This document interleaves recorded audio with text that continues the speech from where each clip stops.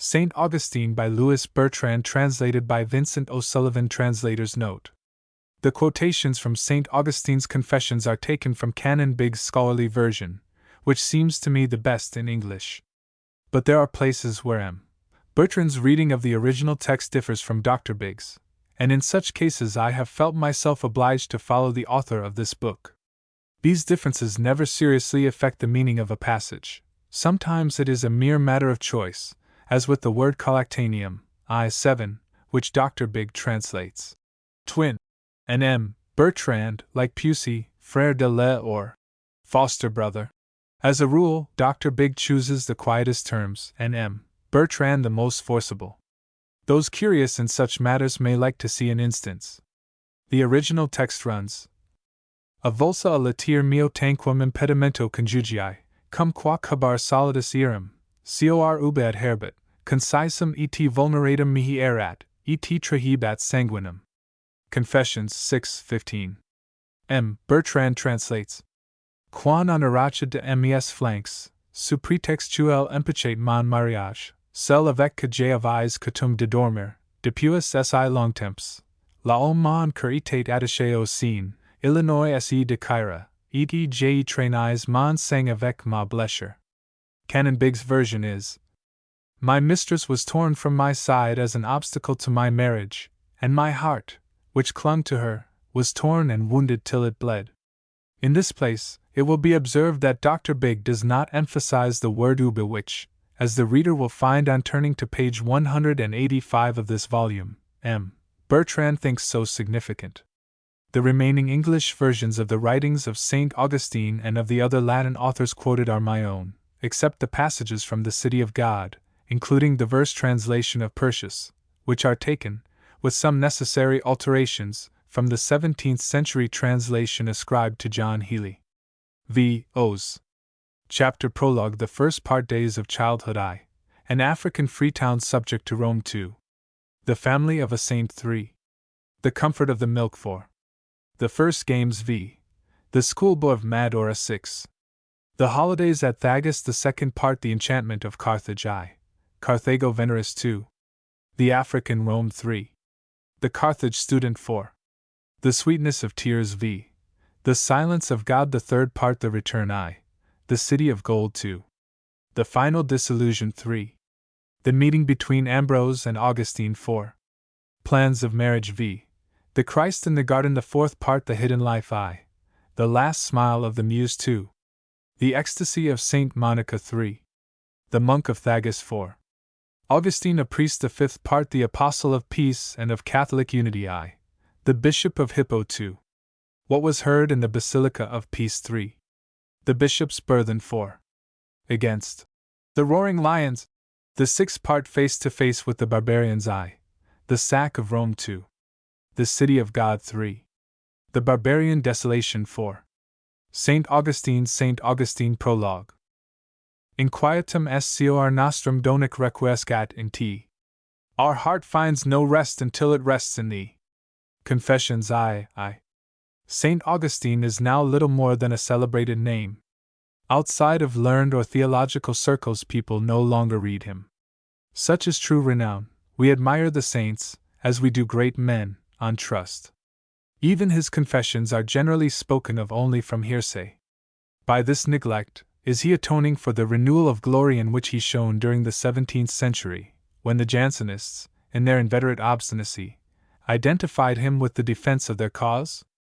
The reputation of sour austerity and of argumentative and tiresome prolixity which attaches to the remembrance of all the writers of Port Royal, save Pascal, has that affected too the work of Augustine, enlisted in spite of himself in the ranks of these pious schismatics?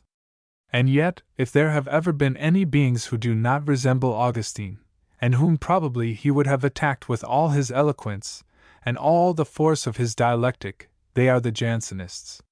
Doubtless he would have said with contempt, the party of Jansen, even as in his own day, with his devotion to Catholic unity, he said, the party of Donatus. It must be acknowledged also that the very sight of his works is terrifying, whether we take the enormous folios in 2 columns of the Benedictine edition, or the volumes, almost as compact, and much more numerous, of recent editions. Behind such a rampart of printed matter he is well defended against profane curiosity. It needs courage and perseverance to penetrate into this labyrinth of text, all bristling with theology and exegesis and metaphysics.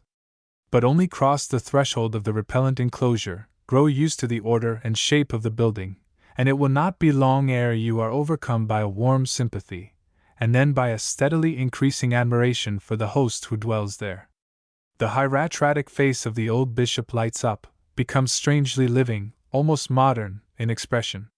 You discover under the text one of the most passionate lives, most busy and richest in instruction, that history has to shew. What it teaches is applicable to ourselves, answers to our interests of yesterday and today. This existence, and the century in which it was passed, recall our own century and ourselves. The return of similar circumstances has brought similar situations and characters. It is almost our portrait. And we feel half ready to conclude that at the present moment there is no subject more actual than St. Augustine. At least he is one of the most interesting. What, indeed, is more romantic than this wandering life of rhetorician and student that the youthful Augustine led, from Thagus to Carthage, from Carthage to Milan and to Rome, begun in the pleasures and tumult of great cities, and ending in the penitence, the silence, and recollection of a monastery? And again, what drama is more full of color and more profitable to consider than that last agony of the empire, of which Augustine was a spectator, and with all his heart faithful to Rome, would have prevented if he could? And then, what tragedy more stirring and painful than the crisis of soul and conscience which tore his life? Well may it be said that, regarded as a whole, the life of Augustine was but a continual spiritual struggle, a battle of the soul. It is the battle of every moment, the never-ceasing combat of body and spirit, which the poets of that time dramatized, and which is the history of the Christian of all times. The stake of the battle is a soul. The upshot is the final triumph, the redemption of a soul. What makes the life of Augustine so complete and so truly typical is that he fought the good fight, not only against himself, but against all the enemies of the Church and the Empire. If he was a doctor and a saint, so was he too the type of the man of action in one of the most disheartened periods. That he triumphed over his passions, this, in truth, concerns only God and himself. That he preached, wrote, shook crowds, disturbed minds, may seem without importance to those who reject his doctrine. But that across the centuries his soul, afire with charity, continues to warm our own, that without our knowledge he still shapes us, and that, in a way more or less remote, he is still the master of our hearts, and in certain aspects of our minds, there is what touches each and all of us, without distinction. Not only has Augustine always his great place in the living communion of all Christian people, but the Western soul is marked with the stamp of his soul. First of all, his fate is confused with that of the dying empire. He witnessed, if not the utter disappearance, at least the gradual swooning away of that admirable thing called the Roman Empire, image of Catholic unity. Well, we are the wreckage of the empire. Usually, we turn away with contempt from those wretched centuries which underwent the descents of the barbarians. For us, that is the lower empire, a time of shameful decadence which deserves nothing but our scorn. However, it is out of this chaos and this degradation that we have arisen. The wars of the Roman Republic concern us less than the outlawry of the barbarian chiefs who separated our Gaul from the empire, and without knowing it, prepared the dawn of France. After all, what are the rivalries of Marius and Sylla to us? The victory of Aetius over the Huns in the plains of Chalons concerns us a good deal more. Further, it is unfair to the lower empire to view it only as a time of feebleness and cowardice and corruption. It was also an epoch of immense activity, prolific of daring and high-flying adventurers, some of them heroic. Even the most degenerate of the last emperors never lost the conviction of Roman majesty and grandeur. Unto the very end, they employed all the ruses of their diplomacy to prevent the barbarian chiefs from imagining themselves anything else but vassals of the empire. Honorius, at bay in Ravenna, persisted in refusing Alaric the title of commander of the cohorts Urbani, even though his refusal were to lead to the sack of Rome and imperil his own life.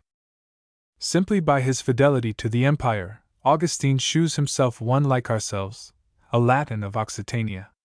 but still closer resemblances draw him near to us. His time was very like our own time. Upon even a slight familiarity with his books, we recognize in him a brother soul who has suffered, felt, thought, pretty nearly like us.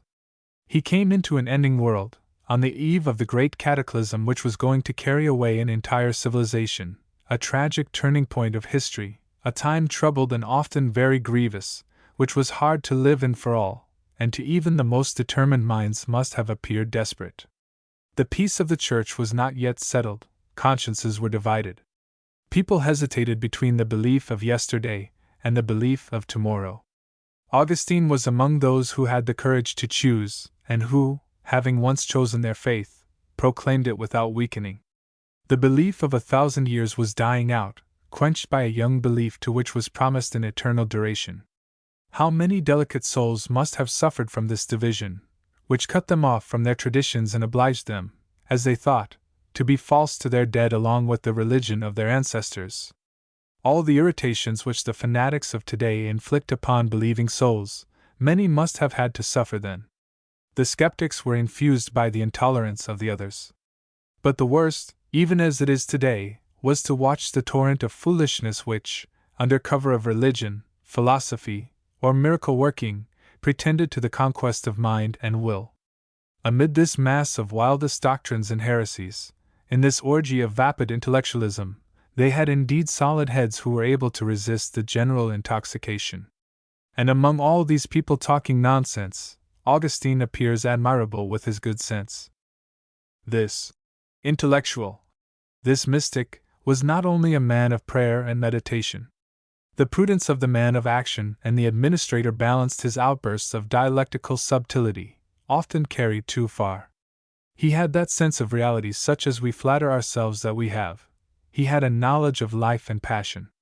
Compared to the experience of, say, Bossuet, how much wider was Augustine's! And with all that, a quivering sensitiveness which is again like our own, the sensitiveness of times of intense culture, wherein the abuse of thought has multiplied the ways of suffering and exasperating the desire for pleasure. The soul of antiquity was rude and vain. It was, above all, limited. The soul of Augustine is tender and serious, eager for certainties and those enjoyments which do not betray. It is vast and sonorous.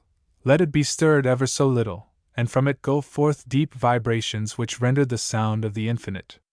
Augustine, before his conversion, had the apprehensions of our romantics, the causeless melancholy and sadness, the immense yearnings for anywhere but here, which overwhelmed our fathers. He is really very close to us. He has broadened our Latin souls by reconciling us with the barbarian. The Latin, like the Greek, only understood himself. The barbarian had not the right to express himself in the language of the empire. The world was split into two parts which endeavored to ignore each other. Augustine has made us conscious of the nameless regions, the vague countries of the soul, which hitherto had lain shrouded in the darkness of barbarism. By him the union of the Semitic and the Occidental genius is consummated. He has acted as our interpreter for the Bible. The harsh Hebraic words become soft to our ears by their passage through the cultivated mouth of the rhetorician. He has subjugated us with the Word of God. He is a Latin who speaks to us of Jehovah. Others, no doubt, had done it before him. But none had found a similar emotion, a note of tenderness so moving. The gentle violence of his charity wins the adherence of hearts. He breathes only charity. After St. John, it is he who is the apostle of love. His tireless voice dominated the whole of the West. The Middle Ages still heard it. For centuries his sermons and treatises were copied over and over again. They were repeated in cathedrals, commented in abstracts of theology. People came to accept even his theory of the fine arts. All that we have inherited from the ancients reaches us through Augustine. He is the great teacher. In his hands the doctrinal demonstration of the Catholic religion takes firm shape. To indicate the three great stages of the onward march of the truth, one may say, Jesus Christ, St. Paul, St. Augustine. Nearest to our weakness is the last. He is truly our spiritual father. He has taught us the language of prayer. The words of Augustine's prayers are still upon the lips of the devout. This universal genius, who during 40 years was the speaking trumpet of Christendom, was also the man of one special century and country. Augustine of Thagast is the great African. Well may we be proud of him and adopt him as one of our glories, we who have kept up, for now almost a century, a struggle like to that which he maintained for the unity of the Roman Empire, we who consider Africa as an extension of France. More than any other writer, he has expressed the temperament and the genius of his country. This motley Africa, with its eternal mixture of races at odds with one another, its jealous sectarianism, the variety of its scenery and climate, the violence of its sensations and passions, its seriousness of character and its quick-changing humor, its mind at once practical and frivolous, its materialism and its mysticism, its austerity and its luxury, its resignation to servitude and its instincts of independence, its hunger to rule, all that comes out with singularly vivid touches in the work of Augustine. Not only was he his country's voice, but, as far as he could, he realized its old dream of dominion. The supremacy in spiritual matters that Carthage disputed so long and bitterly with Rome, it ended by obtaining, thanks to Augustine.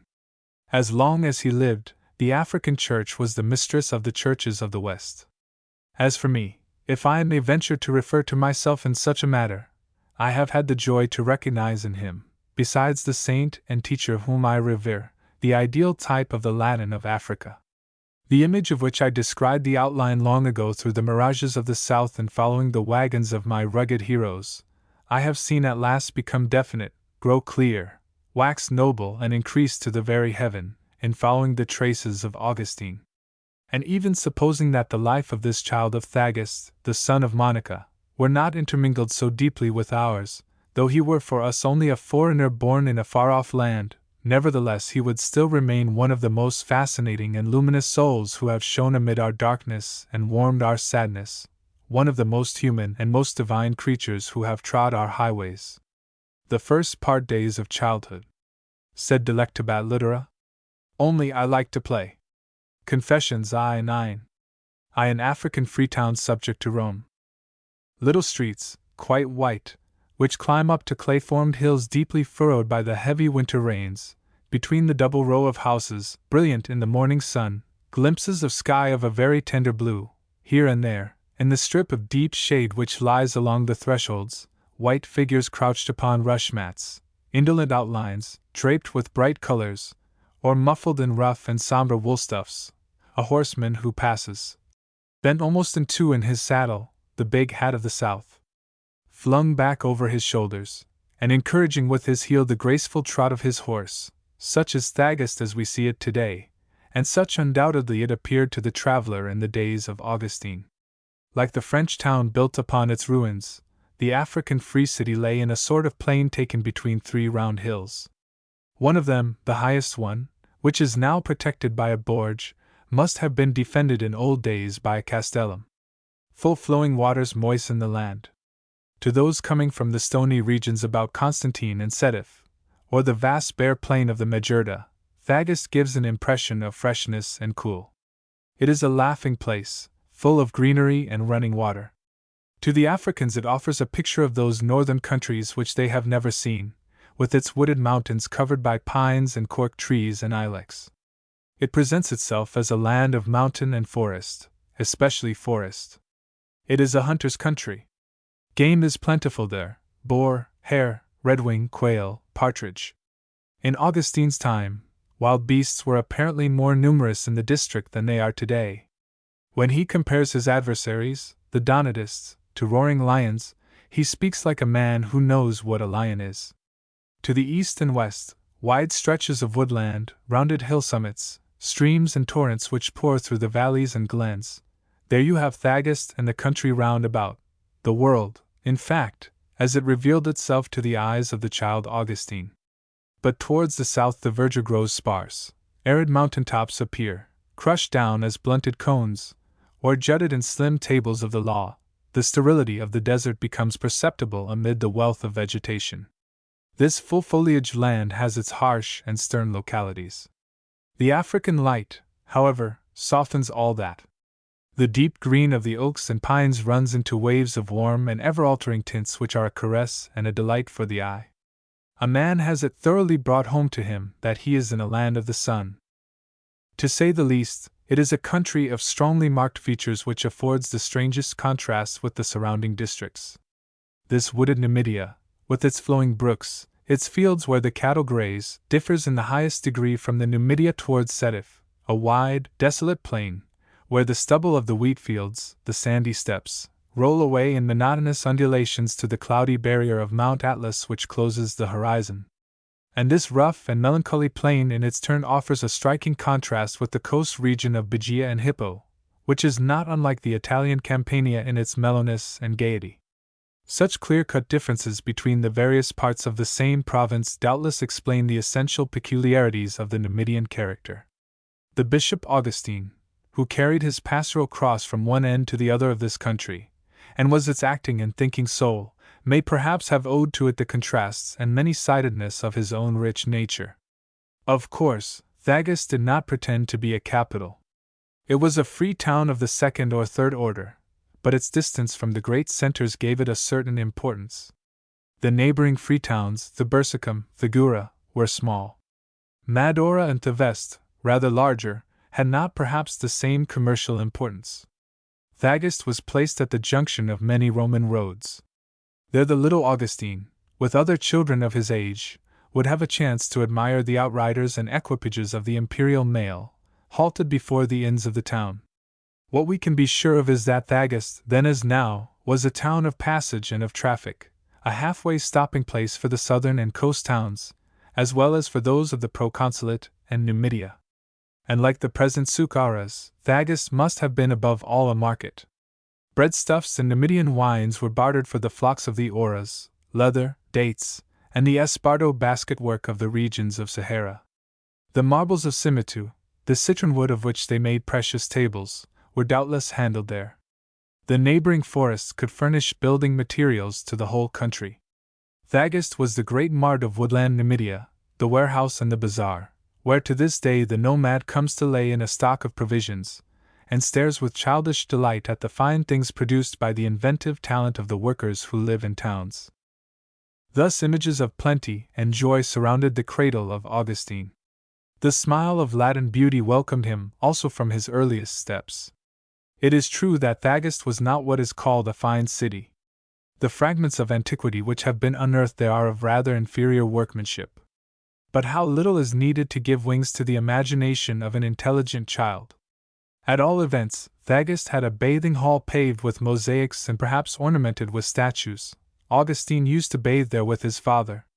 And again, it is probable that, like the neighboring Thebursicum and other free cities of the same level, it had its theatre, its forum, its nymph fountains, perhaps even its amphitheatre. Of all that nothing has been found. Certain inscribed stone tablets, capitals and shafts of columns, a stone with an inscription which belonged to a Catholic church, that is all which has been discovered up to this present time. Let us not ask for the impossible. Thagust had columns, nay, perhaps a whole street between a double range of columns, as at Thimgad. That would be quite enough to delight the eyes of a little wondering boy. A column, even injured, or scarcely cleansed from rack and rubbish, has about it something impressive. It is like a free melody singing among the heavy masses of the building. To this hour, in our Algerian villages, the mere sight of a broken column entrances and cheers us, a white ghost of beauty streaming up from the ruins among the modern hovels. There were columns at Thagust. To the family of a saint. It was in this pleasant little town, shaded and beautified for many years now by the arts of Rome, that the parents of Augustine lived.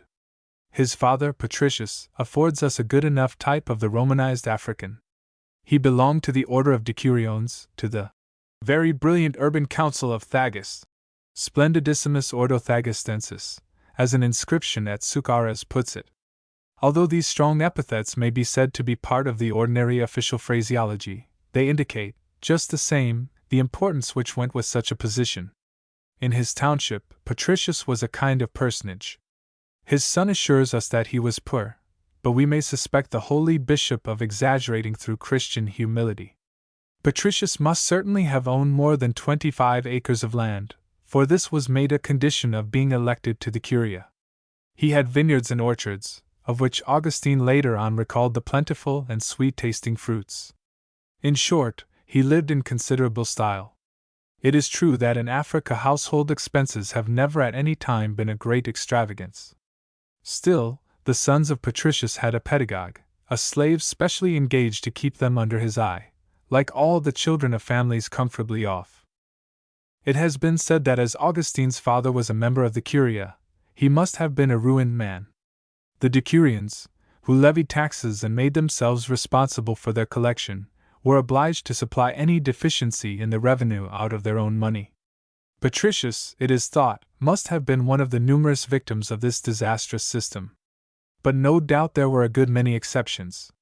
Besides, there is nothing in Augustine's reminiscences which authorizes us to believe that his father ever knew embarrassment, to say nothing of actual poverty. What seems by far the most probable is that he lived as well as he could upon the income of his estate as a small country landowner. In Africa, people are satisfied with very little. Save for an unusually bad year following a time of long drought, or a descent of locusts, the land always gives forth enough to feed its master. To hunt, to ride horseback, now and then to go on parade, to look after his smallholders and agricultural slaves, to drive one of those bargains in which African cunning triumphs, such were the employments of Patricius. In short, he drifted through life on his little domain.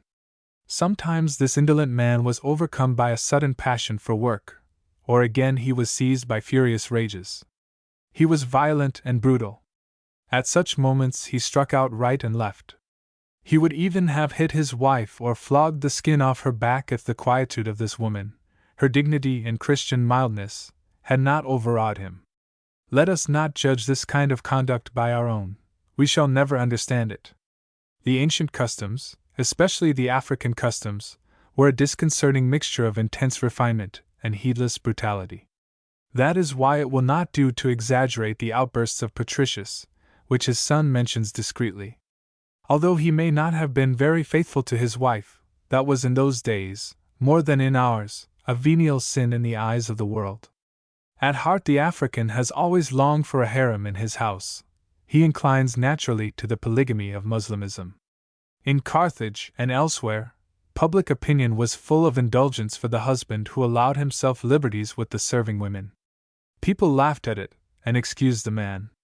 It is true they were rather harder on the matron who took the same kind of liberty with her men slaves. However, that went on too.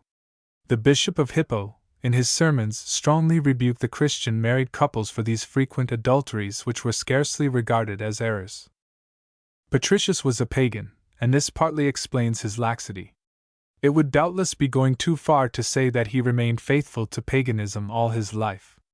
It is not likely that this urban counselor of Thagist was a particularly assured pagan. Speculative and intellectual considerations made a very moderate appeal to him. He was not an arguer like his son. He was pagan from habit, from that instinctive conservatism of the citizen and landowner who sticks obstinately to his class and family traditions. Prudence and diplomacy had also something to do with it. Many great landlords continued to defend and practice paganism, probably from motives similar to those of Patricius himself. As for him, he had no desire to get wrong with the important and influential people of the country. He might have need of their protection to save his small property from the ravenous public treasury. Moreover, the best paid posts were still controlled by the pagan priesthood. And so Augustine's father thought himself very wise in dealing cautiously with a religion which was always so powerful, and rewarded its adherents so well. But for all that, it is undeniable that paganism about this time was in an awkward position from a political point of view. The government eyed it with disapproval. Since the death of Constantine, the accursed emperors had waged against it a furious war. In 353, just before the birth of Augustine, Constantius promulgated an edict renewing the order for the closing of the temples and the abolition of sacrifices, and that too under pain of death and confiscation. But in distant provinces, such as Numidia, the action of the central power was slow and irregular. It was often represented by officials who were hostile or indifferent to Christianity. The local aristocracy and their following scoffed at it more or less openly. In their immense villas, behind the walls of their parks, The rich landowners offered sacrifices and organized processions and feasts as if there were no law at all. Patricius knew all that. And on the other side, he could take note of the encroachments of the new religion. During the first half of the 4th century, Thagaste had been conquered by the Donatists. Since the Edict of Constance against these schismatics, the inhabitants of the little city had come back to Catholicism out of fear of the severity of the imperial government. But the settlement was far from being complete and final. As a consequence of the edict, the whole region of the Auras had been in revolution. The Bishop of Bagaï, fortified in his episcopal city and basilica, had stood an actual siege from the Roman troops. Almost everywhere the struggle between Donatists and Catholics still went on below the surface. There cannot be the least doubt that Thagaste took its share in these quarrels. To those who urged him to be baptized, the father of Augustine might well answer with ironic politeness, "I am only waiting till you agree among yourselves, to see where the truth lies." In his heart this rather lukewarm pagan had no inveterate dislike to Christianity. What proves it at once is that he married a Christian. How did Monica become the wife of Patricius? How did these two beings, so little alike, between whom there was such a great difference of age, not to mention all the rest, come to join their fate? Those are questions which it would never have occurred to the people of Thagaste to ask. Patricius married to be like everybody else, and also because he was well over 40, and his mother an old woman who would soon be no longer able to run his house. Monica also had her mother. The two old women had a meeting, with many politenesses and ceremonious bowings, and because the thing appeared to them reasonable and most suitable, they settled the marriage. Had Patricius ever seen the girl that he was going to take, according to custom, so as to have a child-bearer and housewife? It is quite likely he had not. Was she pretty, rich, or poor? He considered such matters as secondary, since the marriage was not a love match but a traditional duty to fulfill. If the union was respectable, that was quite enough. But however the matter fell out, what is certain is that Monica was very young. She was 22 when Augustine was born, and he was probably not her first child. We know that she was hardly marriageable when she was handed over, as Arab parents do today with their adolescent or little girls, to the man who was going to marry her. Now in Africa girls become marriageable at a very early age. They are married at 14, sometimes even at 12. Perhaps she was 17 or 18 at most when she married Patricius. She must have had first a son, Navigius, whom we shall meet later on at Milan, and also a daughter, of whom we do not even know the name, but who became a nun and superior of a convent in the diocese of Hippo. For us the features of these two other children of Monica and Patricius are obliterated. They are concealed by the radiance of their illustrious great brother. Monica was fond of telling stories of her girlhood to her son. He has handed down some of them to us. She was brought up strictly, according to the system of that time. Both her parents came of families which had been Christian, and Catholic Christian, for many generations. They had never been carried away by the Donatist schism. They were people very obstinate in their convictions, a character quite as frequent in Africa as its opposite, the kind of Numidian or Moor, who is versatile and flighty. It is not unimportant that Augustine came from this hard-headed race, for this it was, with the aid of God's grace, that saved him, the energetic temper of his will. Still, if the faith of the young Monica was confirmed from her earliest years, it is not so much to the lessons of her mother that she owed it, as to the training of an old woman-servant of whom she always spoke with gratitude. In the family of her master, this old woman had a place like the one which today in a Turkish family is held by the nurse, the dada, who is respected by all the harem and all the household. Doubtless she herself was born in the house, and had seen all the children born. She had carried Monica's father on her back when he was little, just as the Kabylian women or the Bedouin nomads carry their babies still. She was a devoted slave, just a bit unreasonable, a veritable house dog who in the zeal of guardianship barks more than is necessary at the stranger who passes. She was like the negress in the Arab houses today, who is often a better Muslim, more hostile to the Christian, than her employers. The old woman in Monica's family had witnessed the last persecutions. She had perhaps visited the confessors in prison, perhaps she had seen flow the blood of the martyrs. These exciting and terrible scenes would have been graven on her memory. What inflamed stories the old servant must have told her young mistresses! What vital lessons of constancy and heroism! Monica listened to them eagerly. Because of her great faith, this simple slave was revered as a saint by her owners, who entrusted her with the supervision of their daughters. She proved a stern governess, who would stand no trifling with her rules. She prevented these girls from drinking even water except at meals. Cruel suffering for little Africans! Thagast is not far from the country of thirst. But the old woman said to them, "You drink water now because you can't get at the wine. In time to come, when you are married and have bins and cellars of your own, you'll turn up your nose at water, and your habit of drinking will be too much for you." Monica came near fulfilling the prophecy of the honest woman. It was before she was married. As she was very well behaved and very temperate, she used to be sent to the cellar to draw the wine from the cask. Before pouring it into the flagon, she would sip just a little. Being unaccustomed to wine, she was not able to drink more. It was too strong for her gullet. She did this, not because she liked the wine, but from naughtiness, to play a trick on her parents who trusted her, and also, of course, because it was prohibited. Each time she swallowed a little more, and so it went until she ended by finding it rather nice, and came to drinking greedily one cup after another. One day a slave girl, who went with her to the cellar, began to grumble. Monica gave her a sharp answer. Upon this the girl called Monica a drunkard. Drunkard! This bitter taunt so humiliated the self-respect of the future saint, that she got the better of her taste for drink. Augustine does not say it was through piety she did this, but because she felt the ugliness of such a vice.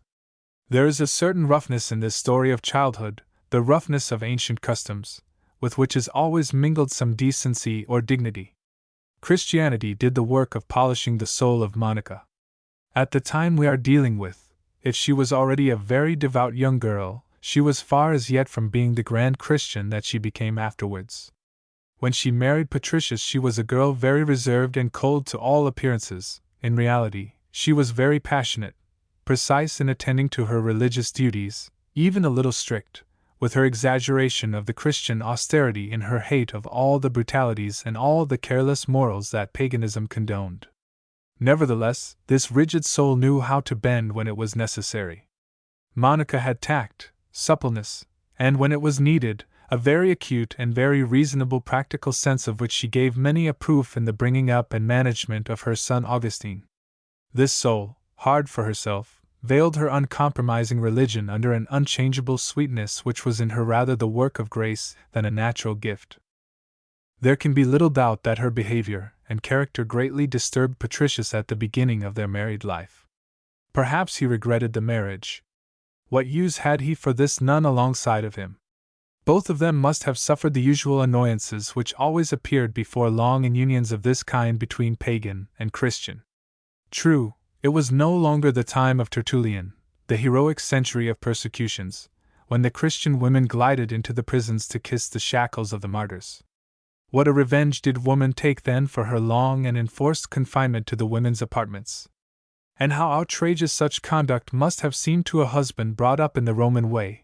But the practices of the Christian life established a kind of intermittent divorce between husbands and wives of different religion. Monica often went out, either alone, or accompanied by a faithful bondwoman. She had to attend the services of the church, to go about the town visiting the poor and giving alms. And there were the fast days which occurred 2 or 3 times a week, and especially the long fast of Lent, a grievous nuisance when the husband wanted to give a dinner party just on those particular days. On the vigil of festivals, Monica would spend a good part of the night in the basilica. Regularly, doubtless on Sundays, she betook herself to the cemetery, or to some chapel raised to the memory of a martyr who was often buried there. In fact, they called these chapels memorials, memoriae. There were many of these chapels, even too many in the opinion of austere Christians. Monica went from one to another carrying in a large basket made of willow branches some pieces of minced meat, bread, and wine mixed with water. She met her friends in these places. They would sit down around the tombs, of which some were shaped like tables, unpack the provisions, and eat and drink piously in honor of the martyr. This was a residue of pagan superstition among the Christians. These pious agape, or love feasts, often turned into disgusting orgies. When Augustine became Bishop of Hippo, he had considerable trouble to get his people out of the habit of them. Notwithstanding his efforts, the tradition still lasts. Every Friday the Muslim women keep up the custom of visiting the cemeteries and the marabouts. Just as in the time of St. Monica, they sit around the tombs, so cool with their casing of painted tiles, in the shade of the cypress and eucalyptus. They gobble sweetmeats, they gossip, they laugh, they enjoy themselves. The husbands are not there. Monica made these visits in a really pious state of mind, and was far from trying to find in them opportunities for lewdness or carouse. She was content to drink a little wine very carefully. She always bore in mind her youthful sin. Besides, this wine, weakened with water that she brought from the house, was tepid by the time she reached the cemetery. It would be a drink of very moderate relish, little likely to stimulate the senses. She distributed what was left of it among the needy, together with the contents of her basket, and came back modestly to her house. But however staid and reserved she might be, still these outings gave rise to scandalous talk. They annoyed a suspicious husband. All the Africans are that. Marital jealousy was not invented by Islam. Moreover, in Monica's time men and women took part in these funeral love feasts, and mingled together disturbingly. Patricius got cross about it, and about a good many other things too. His old mother chafed his suspicions by carrying to him the ugly gossip and even the lies of the servants about his wife. By dint of patience and mildness and attentions, Monica ended by disarming her mother-in-law and making it clear that her conduct was perfect. The old woman flew into a rage with the servants who had lied to her, and denounced them to her son. Patricius, like a good head of a household, had them whipped to teach them not to lie any more. Thanks to this exemplary punishment, and the good sense of the young wife, peace reigned once more in the family. Women, friends of Monica, were amazed that the good understanding was not oftener upset, at least in an open manner, between husband and wife. Everybody in Thagus knew the quick-tempered and violent character of Patricius. And yet there were no signs that he beat his wife. Nor did anyone say he did. Other women who had less passionate husbands were nevertheless beaten by them. When they came to Monica's house they shewed her the marks of the whacks they had got, their faces swollen from blows, and they burst out in abuse of men, clamoring against their lechery, which, said these matrons, was the cause of the ill treatment they had to endure. "Blame your own tongue," retorted Monica. According to her, women should close their eyes to the infidelities of their husbands, and avoid arguing with them when they were angry. Silence, submissiveness, were the all-powerful arms. And since, as a young woman, she had a certain natural merriment, she added, laughing, "Remember what was read to you on your wedding day. You were told that you are the handmaids of your husbands. Don't rebel against your masters." Possibly this was a keen criticism of the pagan code, so hard in its rules. Still, in this matter, the Roman law was in agreement with the gospel. Sincere Christian as she was, the wife of Patricius never had any quarrel with him on account of his infidelities. So much kindness and resignation touched the dissolute and brutal husband, who besides was an excellent man and warm-hearted. The modesty of his wife, after a while, made her attractive in his eyes. He loved her, so to speak, on the strength of his respect and admiration for her. He would indeed have been a churl to find fault with a wife who interfered with him so little and who was a perfect housekeeper, as we shall see later on when we come to her life at Cassisium. In one point, where even she did not intend it, she forwarded the interests of her husband by gaining him the goodwill of the Christians in Thagus, while he, on his side, could say to the pagans who looked askance at his marriage, "Am I not one of yourselves?" In spite of all the differences between him and Monica, Patricius was a contented husband. 3. The comfort of the milk. Augustine came into this world the 13th of November of the year of Christ 354. It was just one little child more in this sensual and pleasure-loving Africa, land of sin and of carnal productiveness, where children are born and die like the leaves. But the son of Monica and Patricius was predestined. He was not to die in the cradle like so many other tiny Africans. Even if he had not been intended for great things, if he had been only a head in the crowd, the arrival of this baby ought, all the same, to affect us, for to the Christian, the destiny of the obscurest and humblest of souls is a matter of importance. 40 years afterwards, Augustine, in his Confessions, pondered this slight ordinary fact of his birth, which happened almost unnoticed by the inhabitants of Thagist, and in truth it seems to him a great event, not because it concerns himself, bishop and father of the Church, but because it is a soul which at this imperceptible point of time comes into the world. Let us clearly understand Augustine's thought. Souls have been ransomed by a victim of infinite value. They have themselves an infinite value. Nothing which goes on in them can be ignored.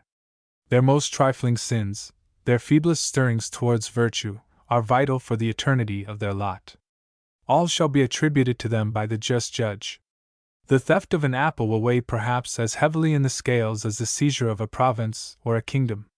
The evil of sin is in the evil intention. Now the fate of a soul, created by God, on him depends. Hence everything in a human life assumes an extreme seriousness and importance.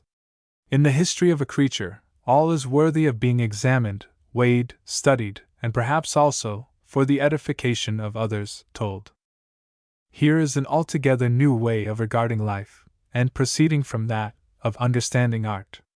Even as the slaves, thanks to Christianity, came into the spiritual city, so the most minute realities by this outlook are to be included in literature. The Confessions will be the first model of the art of the new era.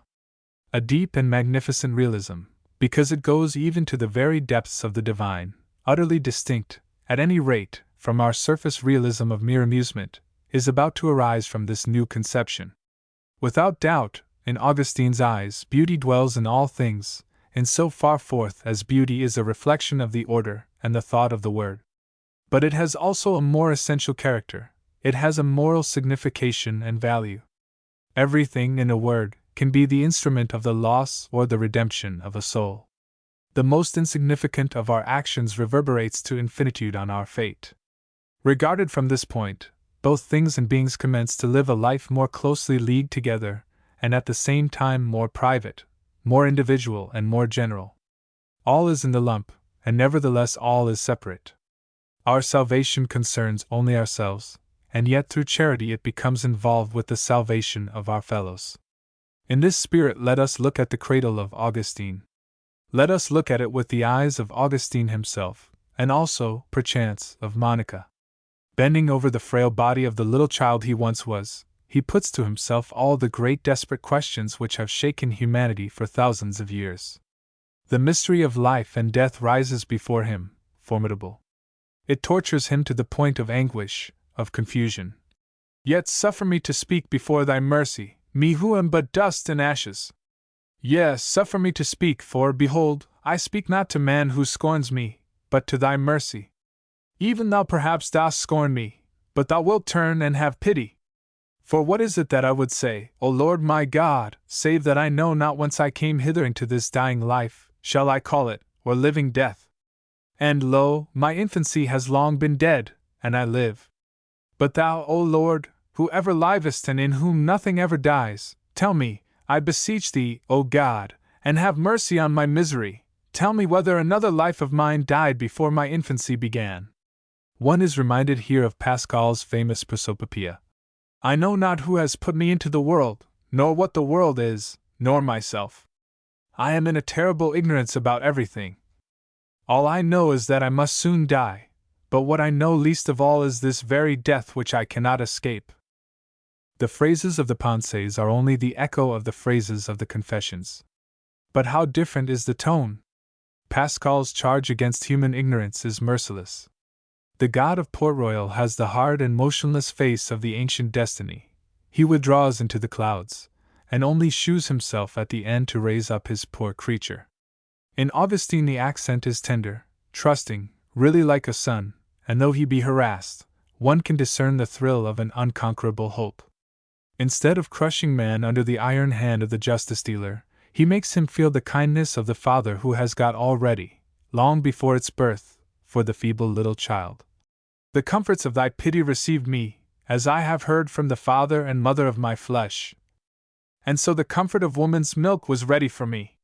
For my mother and my nurses did not fill their own bosoms, but thou, O Lord, by their means gavest me the food of infancy, according to thy ordinance.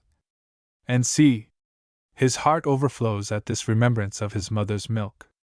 The great doctor humbles his style, makes it simple and familiar, to tell us of his first mewlings, and of his baby angers and joys. He too was a father. He knew what is a newborn child, and a young mother who gives it suck, because he had seen that with his own eyes close beside him. All the small bothers which mingle with the pleasures of fatherhood he had experienced himself. In his own son he studied himself. This child, born of a Christian mother, and who was to become the great defender of the faith, was not christened at his birth. In the early church, and especially in the African church, it was not usual to do so. The baptismal day was put as far off as possible, from the conviction that the sins committed after the sacrament were much more serious than those which went before. The Africans, very practical folk, clearly foresaw that they would sin again even after baptism, but they wanted to sin at a better rate, and lessen the inflictions of penance. This penance in Augustine's time was far from being as hard as in the century before.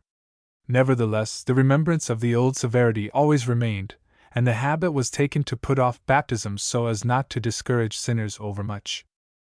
Monica, always sedulous to conform with the customs of her country and the traditions of her church, fell in with this practice.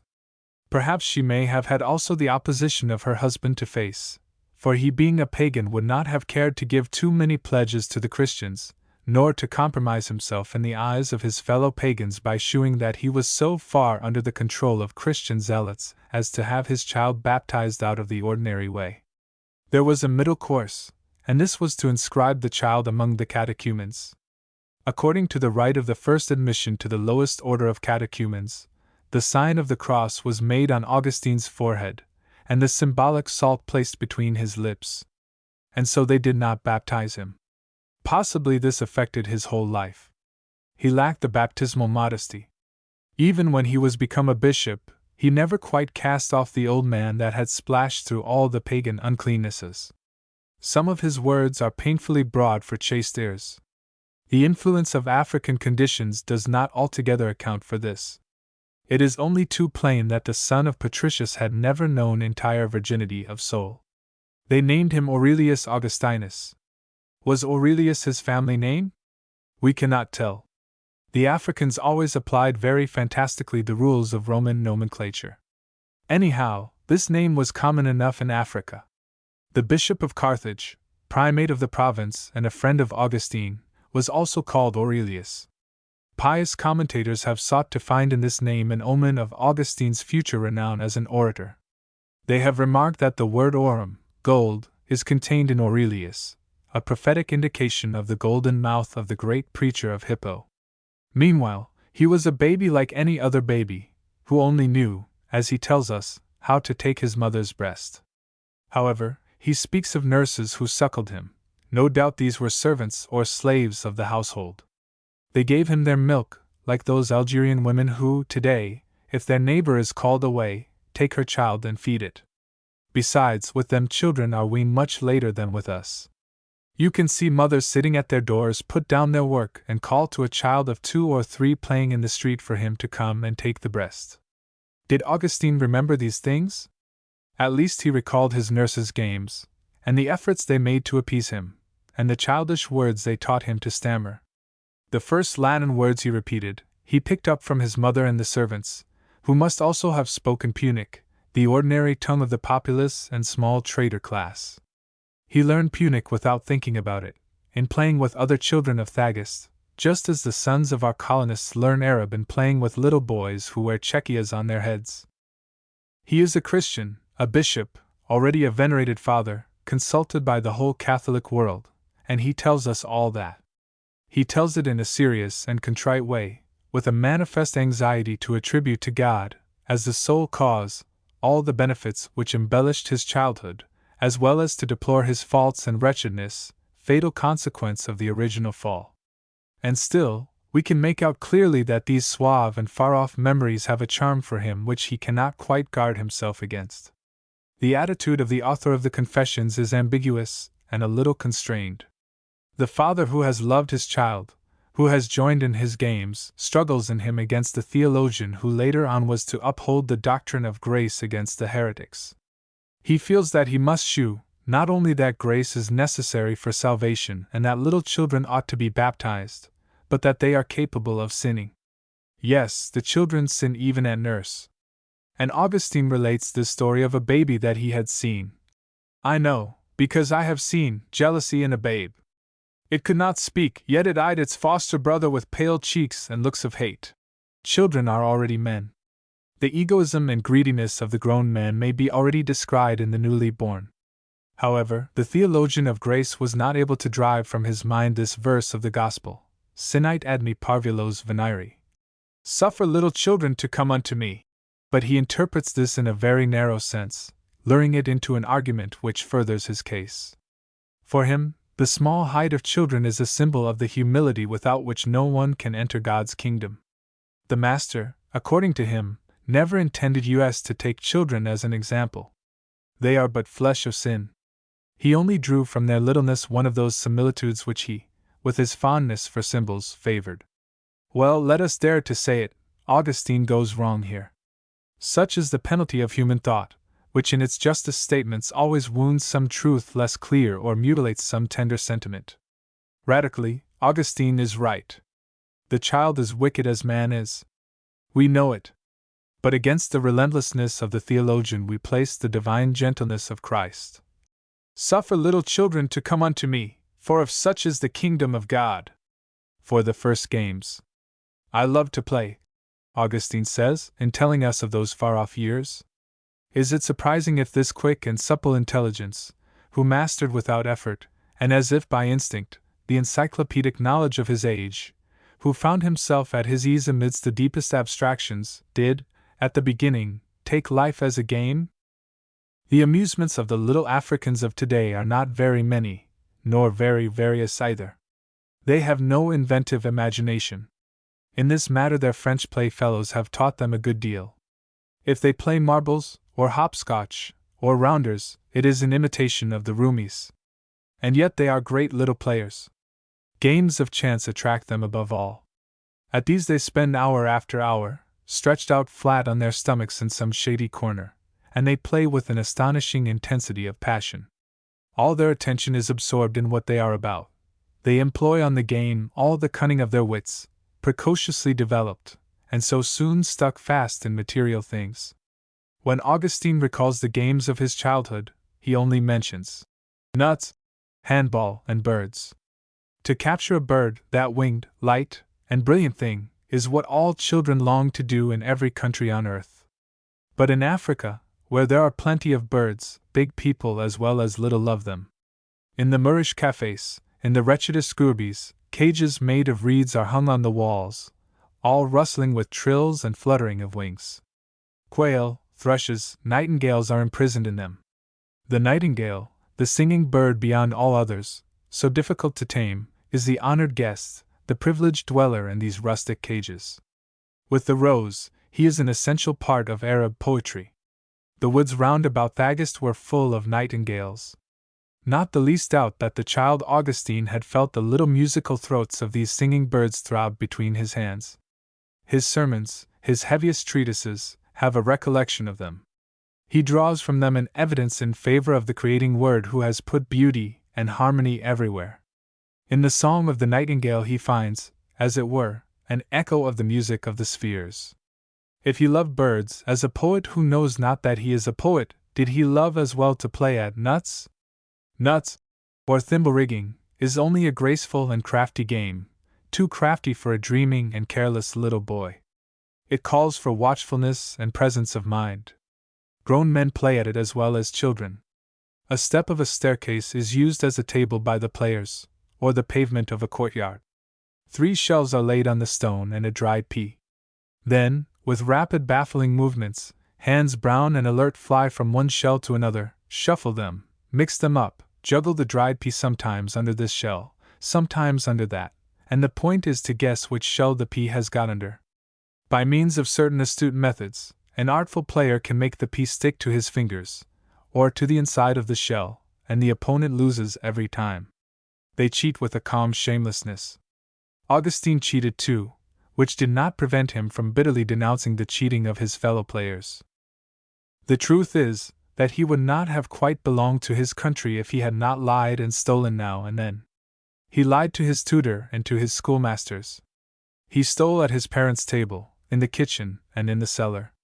But he stole like a man of quality, to make presents and to win over his playfellows. He ruled the other boys by his presence, a noteworthy characteristic in this future ruler of souls. Morals like these, a little rough, shaped free and bold natures. Those African children were much less coddled, much less scolded, than today. Monica had something else to do than to look after the boys. So for them it was a continual life in the open air, which makes the body strong and hard. Augustine and his companions should be pictured as young wildcats. This roughness came out strong at games of ball, and generally at all the games in which there are two sides, conquerors and prisoners, or fights with sticks and stones. Stone throwing is an incurable habit among the little Africans. Even now in the towns our police are obliged to take measures against these ferocious children. In Augustine's time, at Churchill, which is the ancient Caesarea Mauritanii, the childish population was split into two hostile camps which stoned each other. On certain holidays the fathers and big brothers joined the children, blood flowed, and there were deaths. The Bishop Augustine recalls with severity the superb victories he won in justs of this kind. But I find it hard to believe that such a delicate child, he was sickly almost all his life, could have got much pleasure out of these brutal sports. If he was drawn into them by the example of others, it must have been through the imagination they appealed to him. In these battles, wherein sides took the field as Romans against Carthaginians, Greeks against Trojans, he believed himself Scipio or Hannibal, Achilles or Hector. He experienced beforehand, as a rhetorician, the intoxication of a triumph which playfellows who were stronger and better provided with muscles gave him a hard fight for. He did not always get the upper hand, except perhaps when he bribed the enemy. But an eager young soul, such as he was, can hardly be content with half-victories. He wants to excel. Accordingly, he sought his revenge in those games wherein the mind has the chief part. He listened to stories with delight, and in his turn repeated them to his little friends, thus trying upon an audience of boys that charm of speech by which later he was to subdue crowds. They also played at acting, at gladiators, at drivers and horses. Some of Augustine's companions were sons of wealthy citizens who gave splendid entertainments to their fellow countrymen. As these dramatic representations, or games of the arena or circus, drew near, the little child world was overcome by a fever of imitation.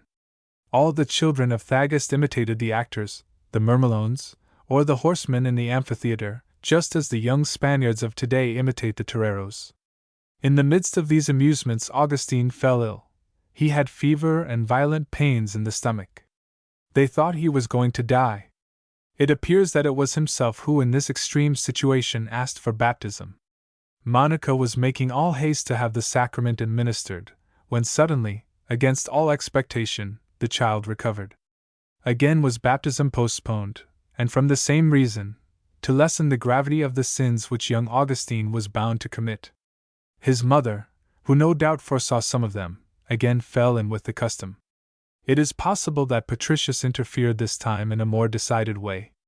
Just at this period Catholicism was in an unfavorable situation. The short reign of Julian had started a violent pagan reaction. Everywhere the temples were reopening, the sacrifices beginning again.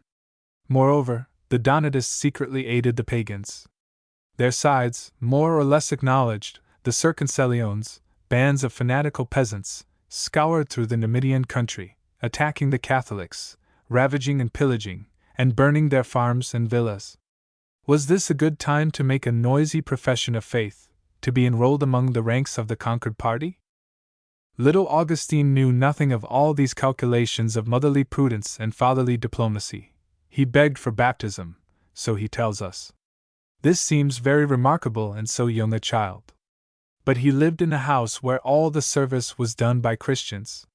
He heard the talk of Monica's friends, perhaps, too, of his grandparents, who were Catholics faithful and austere. And then, His soul was naturally religious. That explains everything. He asked for baptism to be like grown-up people, and because he was predestined. Among children, the chosen have these sudden flashes of light. At certain moments they feel what one day they shall be. Anyhow, Monica must have seen this sign with joy. He got well, and took up again his little boy's life, divided between play, and dawdling, and school.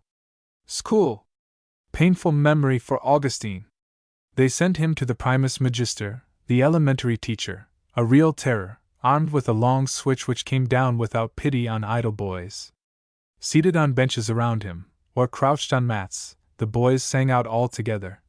1 and 1 are 2, 2 and 2 are 4. Horrible refrain which deafened the whole neighborhood. The school was often a mere shed, or a pergola in the fields which was protected fairly well from sun and rain by cloths stretched overhead, a hut rented for a trifle, wide open to the winds, with a mosquito net stretched out before the entrance.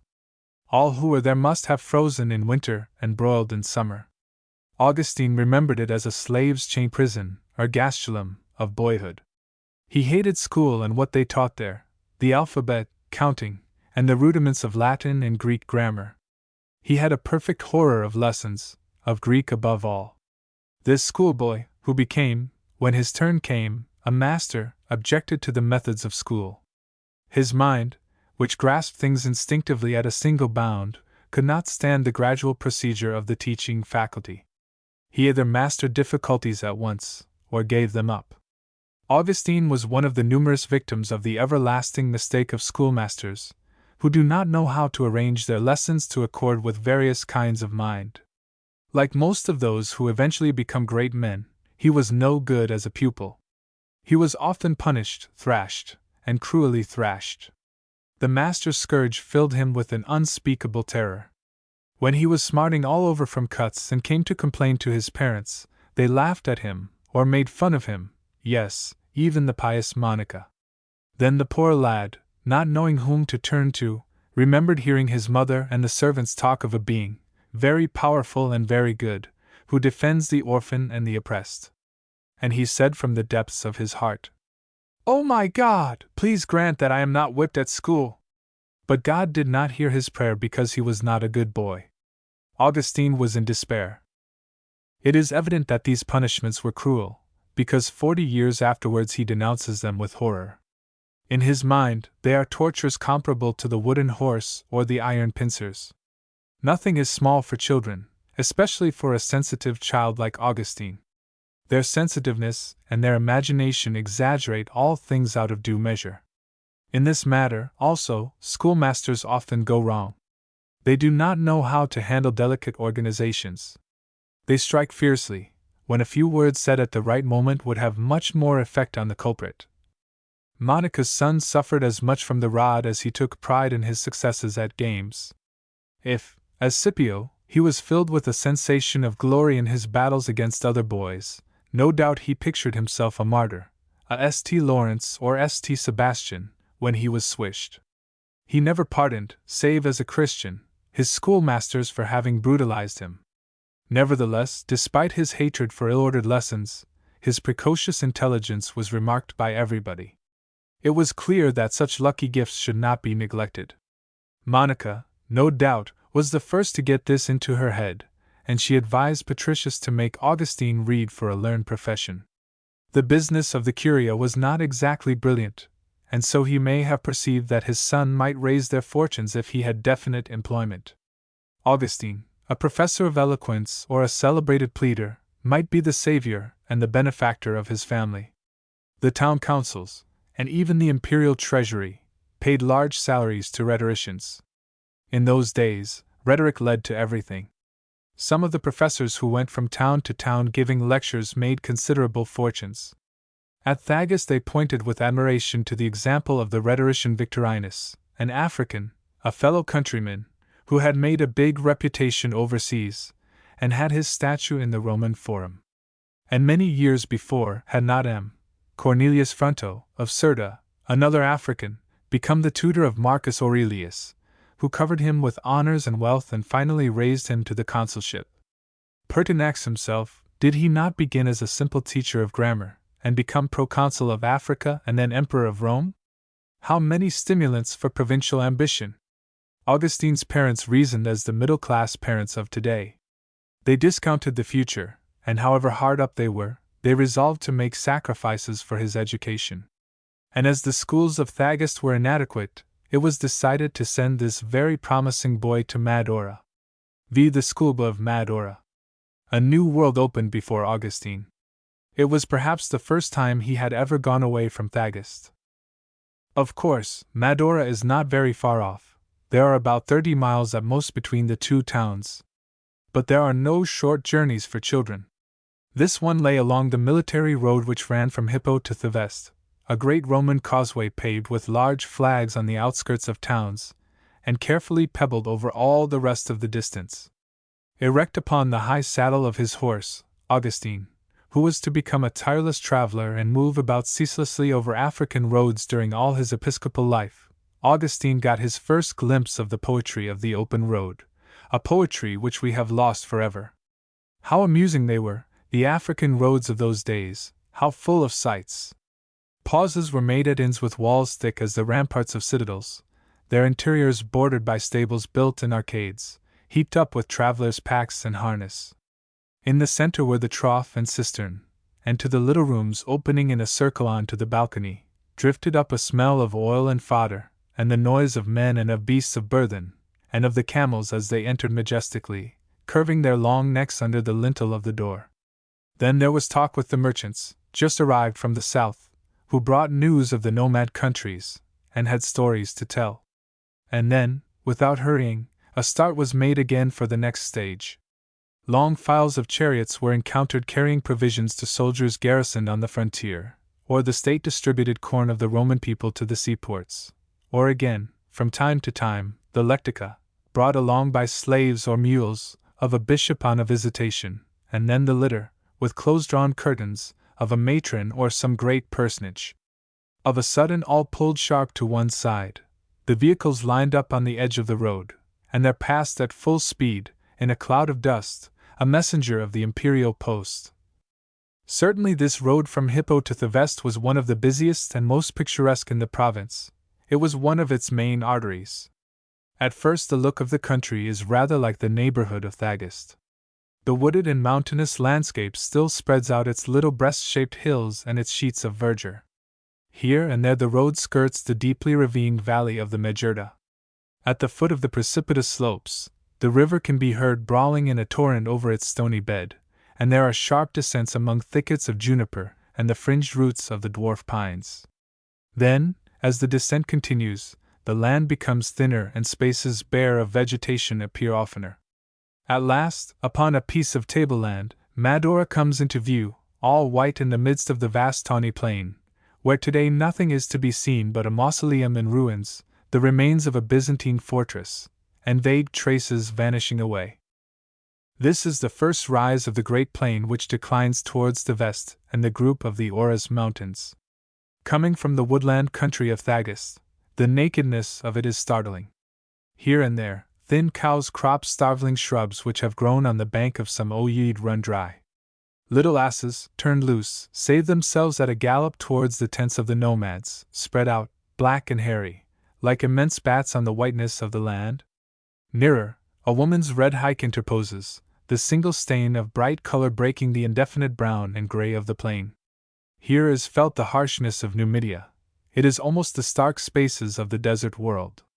But on the side towards the east, the architecture of mountains, wildly sculptured, stands against the level reaches of the horizon. Upon the clear background of the sky, shew, distinctly, lateral spurs and a cone like to the mystic representation of Tanit. Towards the south, crumbling isolated crags appear, scattered about like gigantic pedestals uncrowned of their statues, or like the pipes of an organ raised there to capture and attune the cry of the great winds of the steppe. This country is characterized by a different kind of energy from Thagist. There is more air and light and space. If the plantation is sparse, the beautiful shape of the land may be observed all the better. Nothing breaks or lessens the grand effects of the light. And let no one say that Augustine's eyes care not for all that, he who wrote after his conversion, and in all the austerity of his repentance. If sentient things had not a soul, we should not love them so much.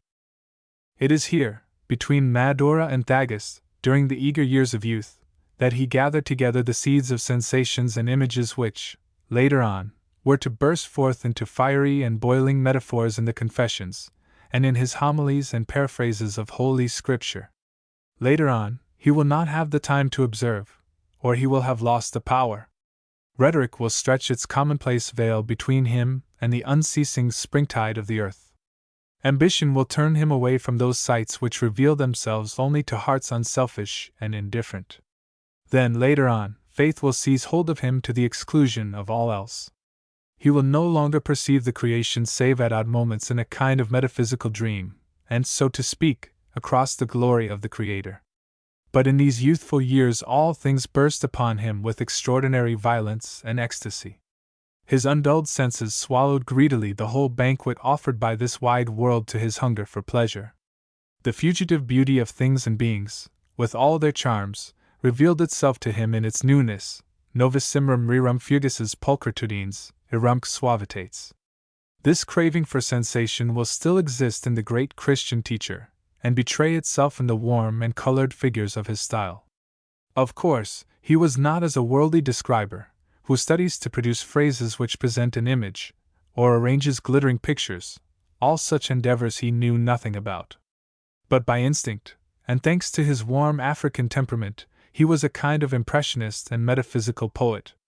If the rural landscape of Thagus is reflected in certain passages, the pleasantest and most well-known, of the Confessions, all the intellectual part of Augustine's work finds its symbolical commentary here in this arid and light-splashed plain of Madora. Like it, the thought of Augustine has no shadows. Like it, too, it is lightened by strange and splendid tints which seem to come from far off, from a focal fire invisible to human eyes. No modern writer has better praised the light, not only the immortal light of the blessed, but that light which rests on the African fields, and is on land and sea, and nobody has spoken of it with more amplitude and wonder. The truth is, that in no country in the world, not even in Egypt, in the rose-colored lands of Karnak and Luxor, is the light more pure and admirable than in these great bare plains of Numidia and the region of the Sahara.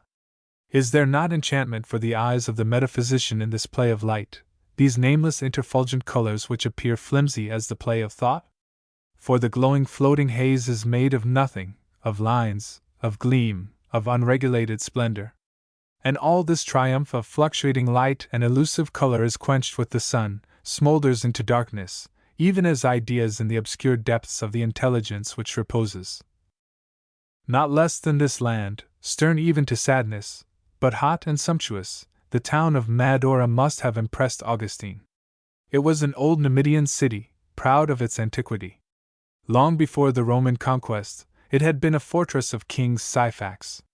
Afterwards, the conquerors settled there, and in the 2nd century of our era, Apuleius, the most famous of its children, could state before a proconsul, not without pride, that Madora was a very prosperous colony.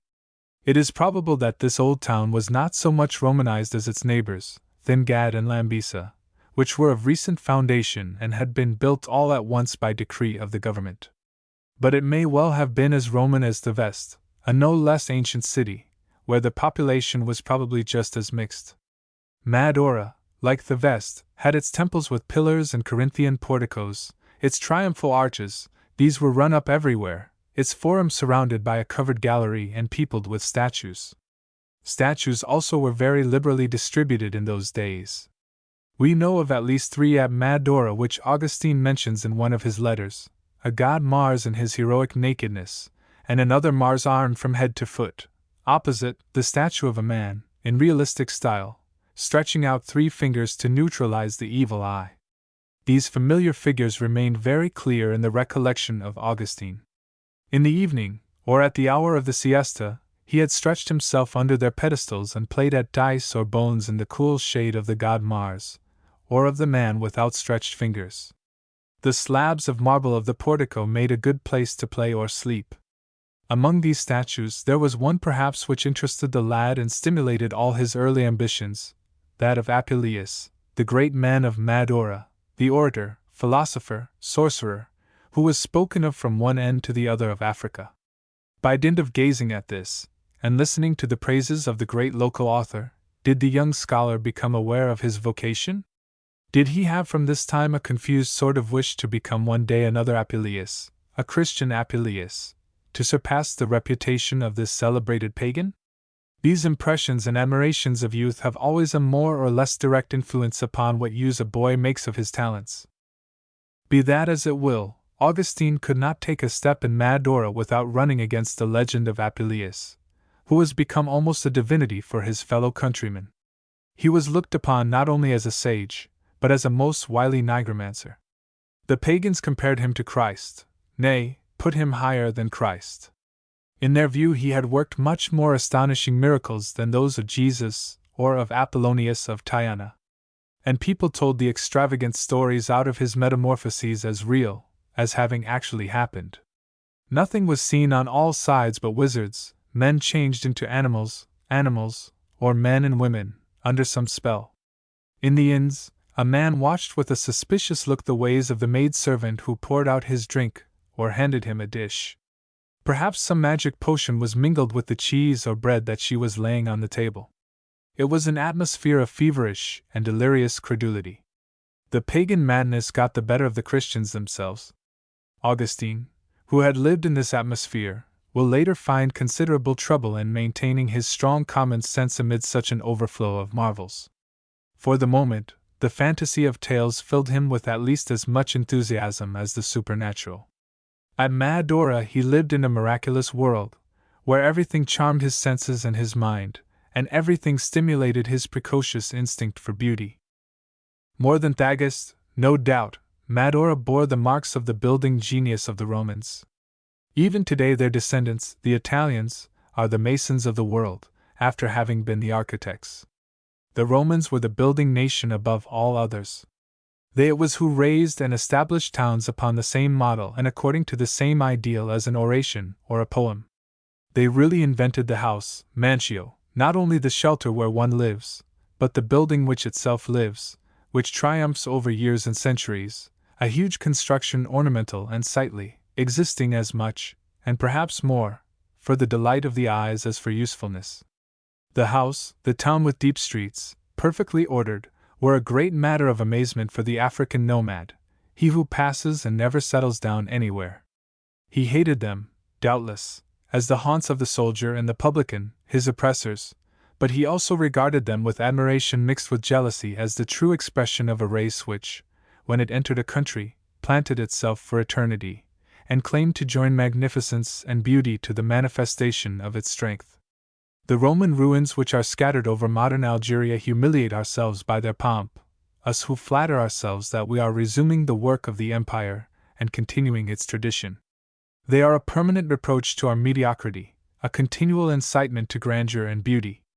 Of course, the Roman architecture could not have had on Augustine, this still unformed young African, the same effect as it has today on a Frenchman, or a man from northern Europe. But it is certain that it formed, without his knowledge, his thought and his power of sensation, and extended for him the lessons of the Latin rhetoricians and grammarians. All that was not exactly very Christian. But from these early school years Augustine got further and further away from Christianity, and the examples he had under his eyes, at Madura were hardly likely to strengthen him in his faith. It was hardly an edifying atmosphere there for a Catholic youth who had a lively imagination, a pleasure-loving temperament, and who liked pagan literature. The greatest part of the population were pagans, especially among the aristocrats. The decurions continued to preside at festivals in honor of the old idols. These festivals were frequent. The least excuse was taken to engarland piously the doors of houses with branches, to bleed the sacrificial pig, or slaughter the lamb. In the evening, squares and street corners were illuminated. Little candles burned on all the thresholds. During the mysteries of Bacchus, the town councillors themselves headed the popular rejoicings. It was an African carnival, brutal and full of color. People got tipsy, pretended they were mad. For the sport of the thing, they assaulted the passers and robbed them. The dull blows on tambourines, the hysterical and nasal preludes of the flutes, excited and immense elation, at once sensual and mystic. And all quieted down among the cups and leather flagons of wine, the grease and meats of banquets in the open air. Even in a country as sober as Africa, the pagan feasts were never much else than excuses for gorging and orgies. Augustine, who after his conversion had only sarcasms for the carnival of Mad Ora, doubtless went with the crowd, like many other Christians. Rich and influential people gave the example. There was danger of annoying them by making a group apart. And then, there was no resisting the agreeableness of such festivals. Perhaps he was even brought to these love feasts by those in whose charge he was. For, in fact, to whom had he been entrusted? Doubtless to some host of patricius, a pagan like himself. Or did he lodge with his master, a grammarian, who kept a boarding house for the boys? Almost all these schoolmasters were pagan too. Is it wonderful that the Christian lessons of Monica and the nurses at Thagus became more and more blurred in Augustine's mind? Many years after, an old Mador grammarian, called Maximus, wrote to him in a tone of loving reproach. Thou hast drawn away from us. A secta nostra deviasti. Did he wish to hint that at this time Augustine had glided into paganism? Nothing is more unlikely. He himself assures us that the name of Christ remained always graven on his heart. But while he was at Madora, he lived indifferently with pagans and Christians. Besides that, the teaching he got was altogether pagan in tone. No doubt he picked out, as he always did, the subjects which suited him. Minds such as his fling themselves upon that which is likely to nourish them, they throw aside all the rest, or suffer it very unwillingly. Thus Augustine never wavered in his dislike for Greek. He was a poor Greek scholar. He detested the Greeks by instinct. According to Western prejudice, these men of the East were all rascals or amusers. Augustine, as a practical African, always regarded the Greeks as vain, discoursing wits. In a word, they were not sincere people whom it would be safe to trust. The entirely local patriotism of the classical Greek authors further annoyed this Roman citizen who was used to regard the world as his country. He thought them very narrow-minded to take so much interest in the history of some little town. As for him, he looked higher and farther. It must be remembered that in the second half of the 4th century the Greek attitude, broadened and fully conscious of itself, set itself more and more against Latinism, above all, politically. There it lay, a hostile and impenetrable block before the Western peoples. And here was a stronger reason for a Romanized African to dislike the Greeks. So he painfully construed the Iliad and Odyssey, very cross at the difficulties of a foreign language which prevented him from grasping the plots of the fine, fabulous narratives. There were, however, abridgments used in the schools, a kind of summaries of the Trojan War, written by Latin grammarians under the odd pseudonyms of Dares the Phrygian and Dictys of Crete. But these abridgments were very dry for an imagination like Augustine's. He much preferred the Aeneid, the poem admired above all by the Africans, on account of the episode devoted to the foundation of Carthage. Virgil was his passion. He read and reread him continually. He knew him by heart. To the end of his life, in his severest writings, he quoted verses or whole passages out of his much-loved poet. Dido's adventure moved him to tears. They had to pluck the book out of his hands. Now the reason is that there was a secret harmony between Virgil's soul and the soul of Augustine. Both were gracious and serious. One, the great poet, and one, the humble schoolboy, they both had pity on the Queen of Carthage. They would have liked to save her, or at any rate to mitigate her sadness, to alter a little the callousness of Aeneas and the harshness of the Fates. But think of it. Love is a divine sickness, a chastisement sent by the gods. It is just, when all's said, that the guilty one should endure her agony to the very end.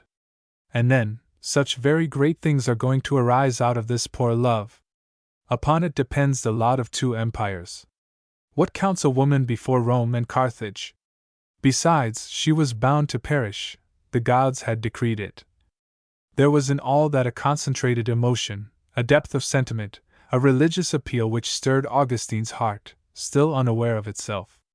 This obedience of the Virgilian hero to the heavenly will was already an adumbration of the humility of the future Christian.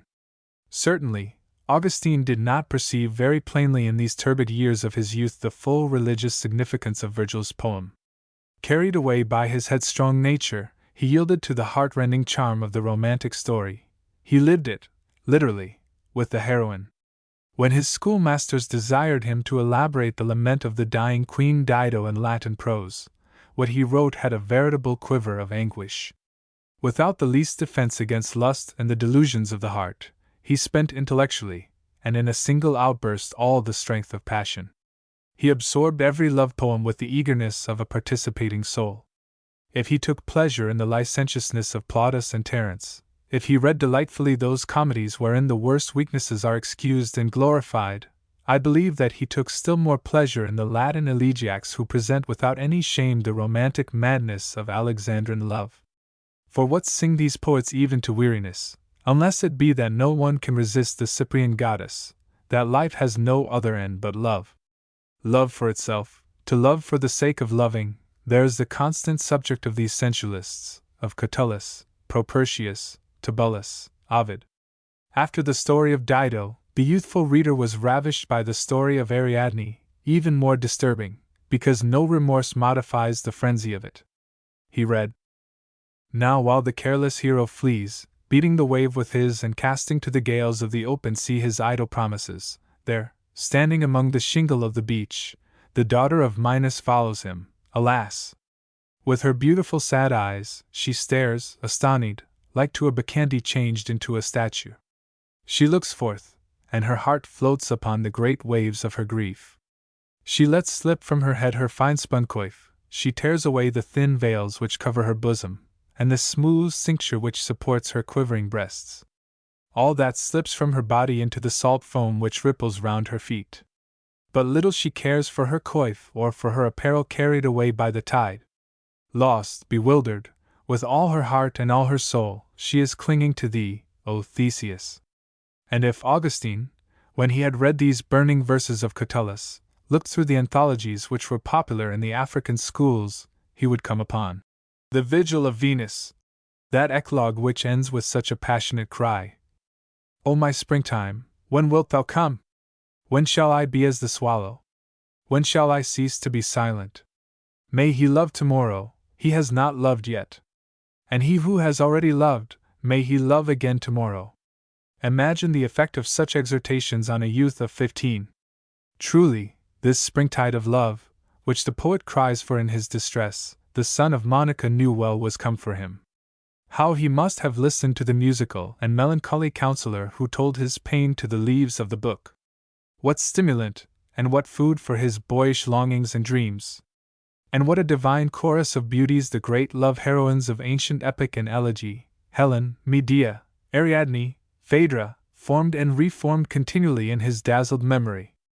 When we of today read such verses at Augustine's age, some bitterness is mixed with our delight. These heroes and heroines are too far from us. These almost chimerical beings withdraw from us into outlying lands, to a vanished world which will never come again. But for Augustine, this was the world he was born into. It was his pagan Africa where pleasure was the whole of life, and one lived only for the lusts of the flesh. And the race of fabulous princesses, they were not dead, those ladies. They were ever waiting for the well-beloved in the palaces at Carthage. Yes, the scholar of Madora lived wonderful hours, dreaming thus of love between the pages of the poets. These young dreams before love comes are more bewitching than love itself. A whole unknown world suddenly discovered and entered with a quivering joy of discovery at each step. The unused strength of illusion appears inexhaustible, space becomes deeper and the heart more strong. A long time afterwards, when, recovered from all that, Augustine speaks to us of the divine love, he will know fully the infinite value of it from having gone through all the painful entrancements of the other. And he will say to us, with the sureness of experience, "The pleasure of the human heart in the light of truth and the abundance of wisdom, yea, the pleasure of the human heart, of the faithful heart, and of the heart which is holy, stands alone. You will find nothing in any voluptuousness fit to be compared to it. I say not that this other pleasure is less, for that which is called less hath only to increase to become equal. No, I shall not say that all other pleasure is less.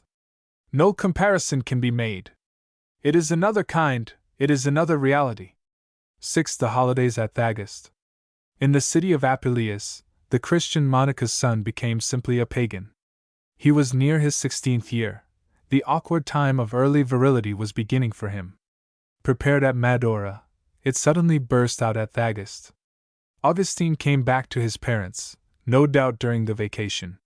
But this vacation lasted perhaps a whole year. He had come to the end of his juvenile studies. The grammarians at Madora could teach him nothing more. To round off his acquirements, it would be necessary to attend the lectures of some well-known rhetorician. Now there were very good rhetoricians only at Carthage. Besides, it was a fashion, and point of honor, for Numidian families to send their sons to finish their education in the provincial capital. Patricius was most eager to do this for his son, who at Madora had shown himself a very brilliant pupil and ought not therefore to be pulled up halfway down the course. But the life of a student cost a good deal, and Patricius had no money. His affairs were always muddled. He was obliged to wait for the rents from his farms, to grind down his tenants, and ultimately, despairing of any other way out of it, to ask for an advance of money from a rich patron. That needed time and diplomacy. Days and months went by, and Augustine, with nothing to do, joined in with easily made friends and gave himself up to the pleasures of his time of life, like all the young townsmen of Thagast, pleasures rather rough and little various, such as were to be got in a little free town of those days, and as they have remained for the natives of today, whether they live a town or country life. To hunt, to ride horseback, to play at games of chance, to drink, eat, and make love, they wanted nothing beyond that. When Augustine in his Confessions accuses himself of his youthful escapades, he uses the most scathing language. He speaks of them with horror and disgust. Once more we are tempted to believe that he exaggerates through an excess of Christian remorse. There are even some who, put on their guard by this vehement tone, have questioned the historical value of the Confessions. They argue that when the Bishop of Hippo wrote these things his views and feelings had altered. He could no longer judge with the same eye and in the same spirit the happenings of his youth. All this is only too certain. When he wrote, it was as a Christian he judged himself, and not as a cold historian who refuses to go beyond the brutal fact. He tried to unravel the origin and to trace the consequences of the humblest of his actions, because this is of the highest importance for salvation. But however severe his judgment may be, it does not impair the reality of the fact itself. Moreover, in natures like his, acts which others would hardly think of have a vibration out of all proportion with the act itself. The evil of sin depends upon the consciousness of the sin and the pleasure taken in it. Augustine was very intelligent and very sensual. In any case, young Africans develop early, and the lechery of the race is proverbial. It must have been a good deal stronger at a time when Christianity still had to fight against pagan slackness in these matters, ere Islam had imposed its hypocritical austerity upon the general conduct.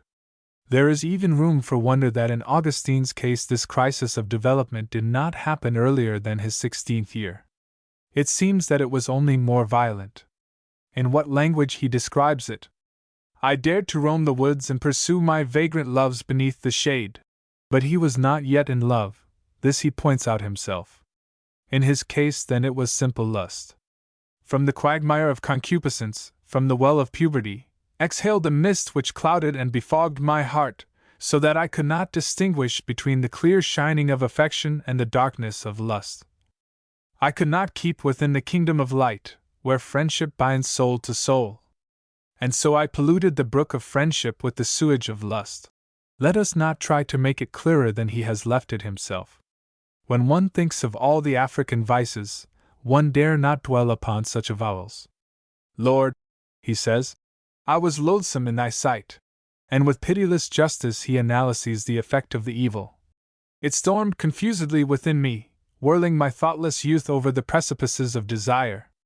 And I wandered still further from thee, and thou didst leave me to myself. The torrent of my fornications tossed and swelled and boiled and ran over.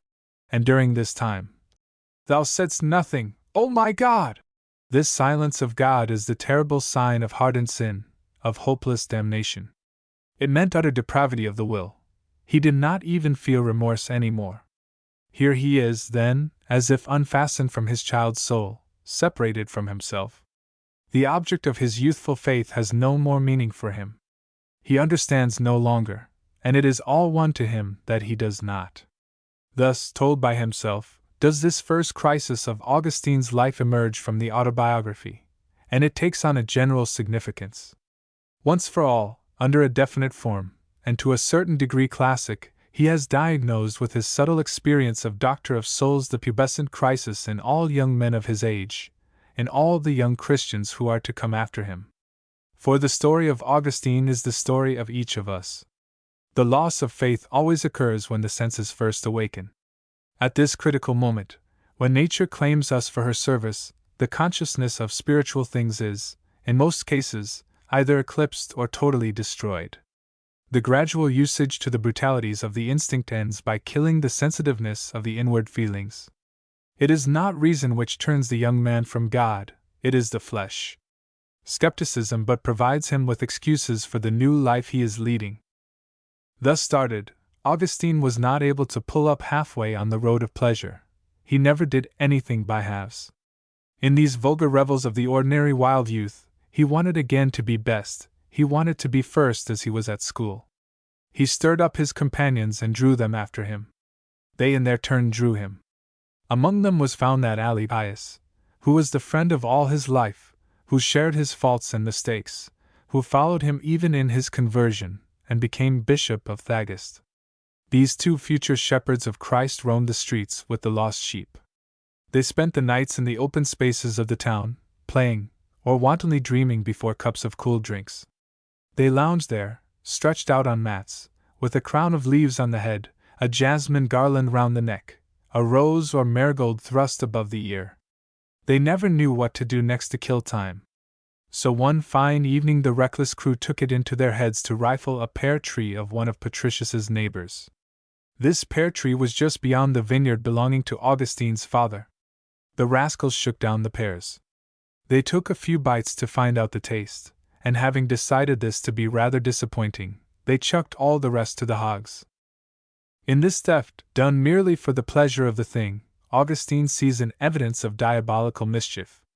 Doubtless he committed many another misdeed where, like this, the whole attraction lay in the satanic joy of breaking the law.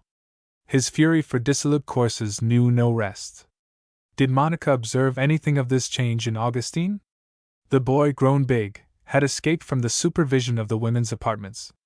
If the mother guessed anything, she did not guess all. It fell to her husband to open her eyes. With the freedom of manners among the ancients, Augustine relates the fact quite plainly. That took place in the bath buildings at Thagast. He was bathing with his father, probably in the piscina of cold baths. The bathers who came out of the water with dripping limbs were printing wet marks of their feet upon the mosaic flooring, when Patricius, who was watching them, suddenly perceived that his son had about him the signs of manhood that he was already bearing, as Augustine says himself in his picturesque language, the first signs of turbulent youth, like another toga praetexta. Patricius, as a good pagan, welcomed with jubilation this promise of grandchildren, and rushed off joyously to brag of his discovery to Monica. She took the news in quite another way. Frightened at the idea of the dangers to which her son's virtue was exposed, she lectured him in private. But Augustine, from the height of his 16 years, laughed at her. "A lot of old women's gossip! Why does she want to talk about things she can't understand?" Tired out at last, Monica tried to get a promise from her son that he would at least have some restraint in his dissipation, that he would avoid women of the town, and above all, that he would have nothing to do with married women. For the rest, she put him in God's hands. It may be wondered, Augustine himself wonders, that she did not think of finding him a wife. They marry early in Africa. Even now any Arab laborer buys a wife for his son, hardly turned 16, so that the fires of a too warm youth may be quenched in marriage. But Monica, who was not yet a saint, acted in this matter like a foreseeing and practical woman of the prosperous class. A wife would be a drag for a young man like Augustine, who seemed likely to have such a brilliant career. A too early marriage would jeopardize his future. Before all things, it was important that he should become an illustrious rhetorician and raise the fortunes of the family. For her, all else yielded to this consideration. But she hoped at least that the headstrong student might consent to be good into the bargain. This was also Patricius's way of looking at the matter. And so, says Augustine, my father gave himself no concern how I grew towards thee, or how chaste I was, provided only that I became a man of culture, however destitute of thy culture, O God. My mother and he slackened the curb without regard to due severity, and I was suffered to enjoy myself according to my dissolute fancy. Meanwhile, Patricius was now become, very tardily, a catechumen. The entreaties of his wife had won him to the Catholic faith. But his sentiments were not much more Christian. He hardly thought of thee, my God, acknowledges his son, who nevertheless was pleased at this conversion. If Patricius decided to get converted, it was probably from political reasons. Since the death of Julian the Apostate, paganism appeared finally conquered. The Emperor Valentinianus had just proclaimed heavy penalties against night sacrifices. In Africa, the Count Romanus persecuted the Donatists. All the Christians in Thagaste were Catholic. What was the good of keeping up a useless and dangerous resistance? Perhaps the end of Patricius, which was near, was as edifying as Monica could wish. But at all events, at the present moment, he was not the man to interfere with Augustine's pleasures. He only thought of the eventual fortune of the young man. Alone, Monica might have had some influence on him, and she herself was fascinated by his future career in the world. Perhaps, to quiet her conscience, she said to herself that this frivolous education would be more or less of a help to her son towards bringing him back to God, that a day would come when the famous rhetorician would plead the cause of Christ. Scandalized though she might be at his conduct, it is however apparent that it was about this time she began to get fonder of him, to worry over him as her favorite child. But it was not till much later that the union between mother and son became quite complete. Too many old customs still remain preventing close intercourse between the men and women of a family. And it will hardly do to picture such intimacy from the intimacy which may exist between a mother and son of our own time. There was none of the spoiling, or indulgence, or culpable weakness which enervates maternal tenderness and makes it injurious to the energy of a manly character. Monica was severe and a little rough. If she let her feelings be seen, it was solely before God. And yet it is most certain that in the depth of her heart she loved Augustine, not only as a future member of Christ, but humanly, as a woman frustrated of love in a badly assorted marriage may spend her love on her child. The brutality of pagan ways revolted her, and she poured on this young head all her stored-up affection. In Augustine she loved the being she wished she could love in her husband. A number of personal considerations were no doubt involved in the deep and unselfish attachment she had for her son. Instinctively, she looked for him to protect her against the father's violence. She felt that he would be the support of her old age, and also, she foresaw dimly what one day he would be. All this aided to bring about the tie, the understanding, which grew more and more close between Augustine and Monica. And so from this time they both appear to us as they were to appear to all posterity, the pattern of the Christian mother and son. Thanks to them, the hard law of the ancients has been abrogated. There shall be no more barriers between the mother and her child. No longer shall it be vain exterior rites which draw together the members of the same family. They shall communicate in spirit and truth. Heart speaketh to heart. The fellowship of souls is founded, and the ties of the domestic hearth are drawn close, as they never were in antiquity. No more shall they work in concert only for material things. They will join together to love, and to love each other more. The son will belong more to his mother. At the time we have now come to, Monica was already undertaking the conquest of Augustine's soul. She prayed for him fervently. The young man cared very little. Gratitude came to him only after his conversion. At this time he was thinking of nothing but amusement. For this he even forgot his career. But Monica and Patricius thought of it constantly, especially Patricius, who gave himself enormous trouble to enable this student on a holiday to finish his studies. Eventually he got together the necessary money, possibly borrowed enough to make up the sum from some rich landowner who was the patron of the people of small means in Thagaste. Say, that gorgeous Romanianus, to whom Augustine, in acknowledgment, dedicated one of his first books. The young man could now take the road for Carthage. He left by himself, craving for knowledge and glory and pleasure, his heart full of longing for what he knew not, and melancholy without cause. What was going to become of him in the great unknown city? The second part, The Enchantment of Carthage. Amare et amare. To love and to be loved. Confessions 3 I Carthago veneris. I went to Carthage, where shameful loves bubbled round me like boiling oil. This cry of repentance, uttered by the converted Augustine 25 years later, does not altogether stifle his words of admiration for the old capital of his country. One can see this patriotic admiration stirring between the lines. Carthage made a very strong impression on him. He gave it his heart and remained faithful to the end. His enemies, the Donatists, called him the Carthaginian ardour. After he became Bishop of Hippo, he was continually going to Carthage to preach, or dispute, or consult his colleagues, or to ask something from men in office. When he is not there, he is ever speaking of it in his treatises and plain sermons. He takes comparisons from it. You who have been to Carthage, he often says to his listeners. For the boy from Little Thagus to go to Carthage was about the same as for our youths from the provinces to go to Paris. Veni Carthaginem. In these simple words there is a touch of naive emphasis which reveals the bewilderment of the Numidian student just landed in the great city. And in fact, it was one of the 5 great capitals of the empire. There were Rome, Constantinople, Antioch, Alexandria, Carthage.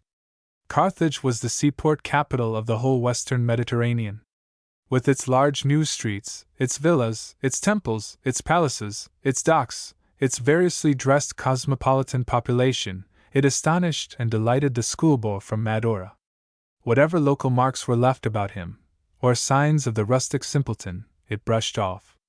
At first, Augustine must have felt himself as good as lost there. There he was, his own master, with nobody to counsel and direct him.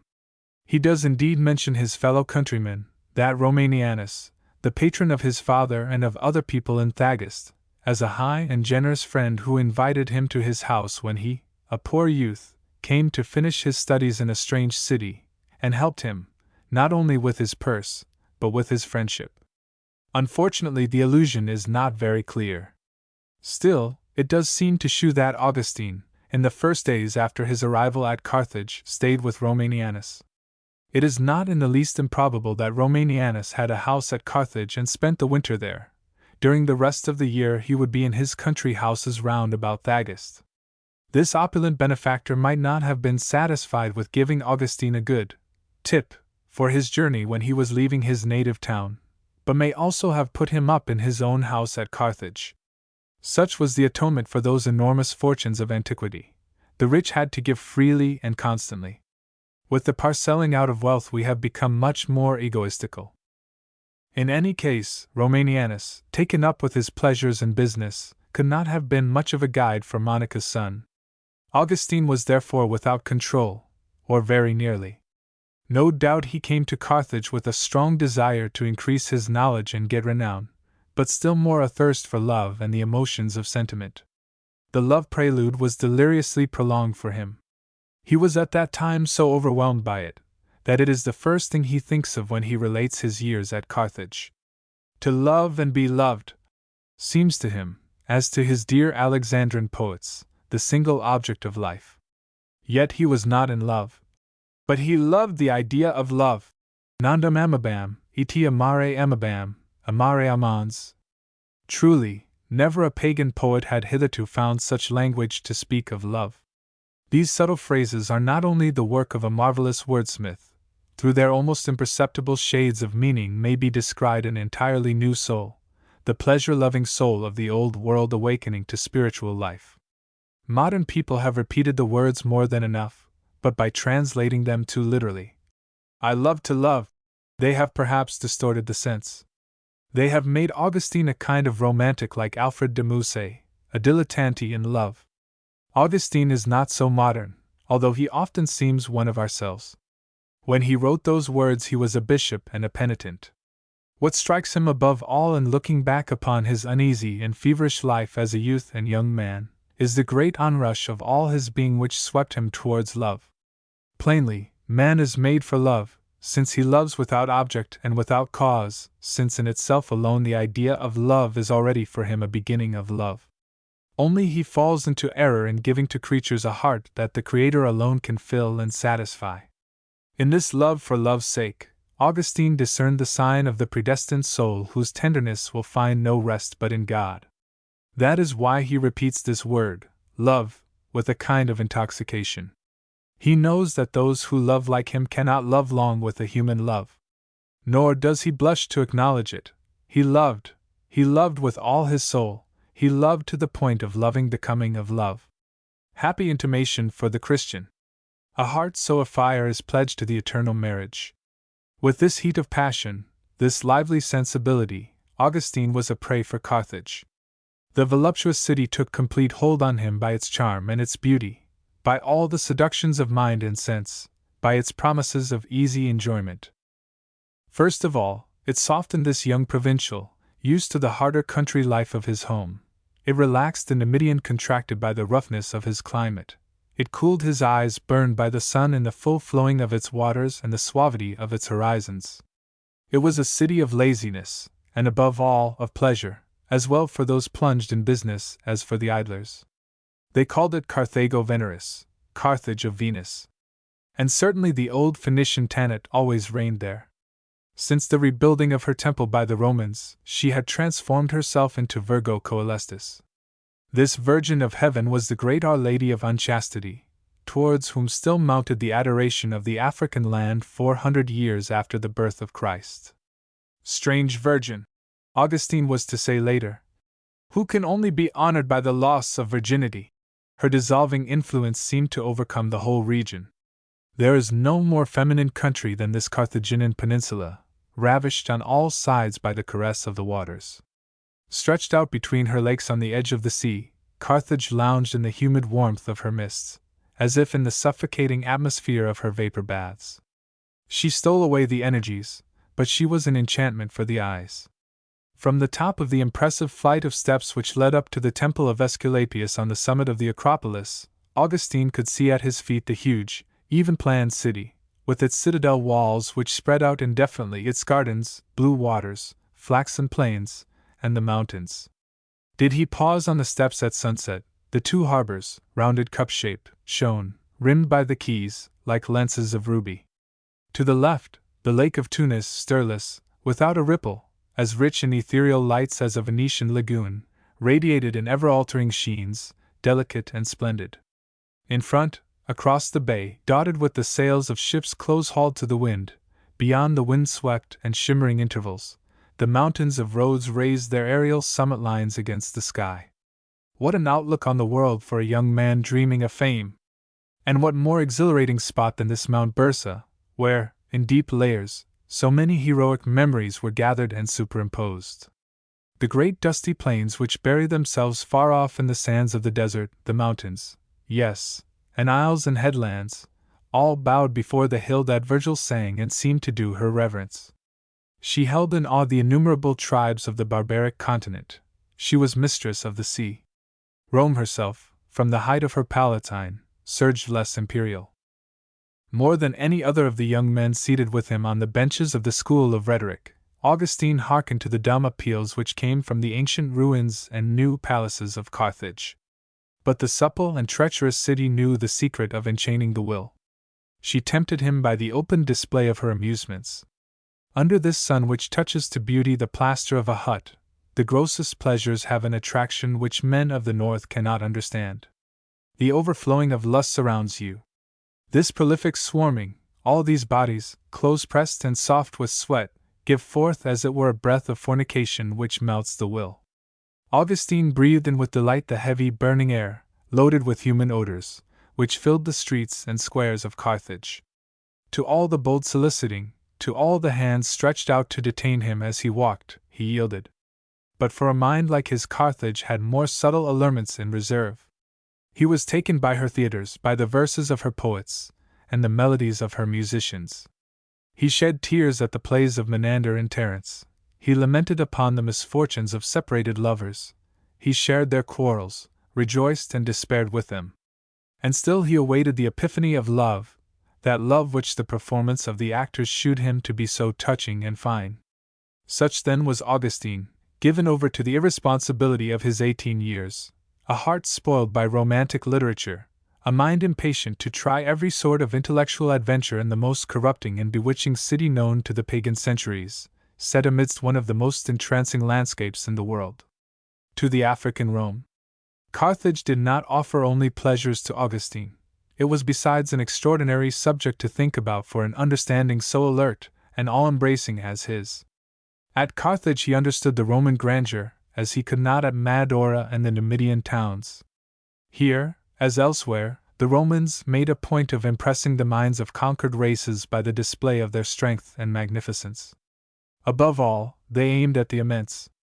The towns built by them offered the same decorative and monumental character of the Greek cities of the Hellenistic period, which the Romans had further exaggerated, a character not without emphasis and over-elaboration, but which was bound to astonish, and that was the main thing in their view.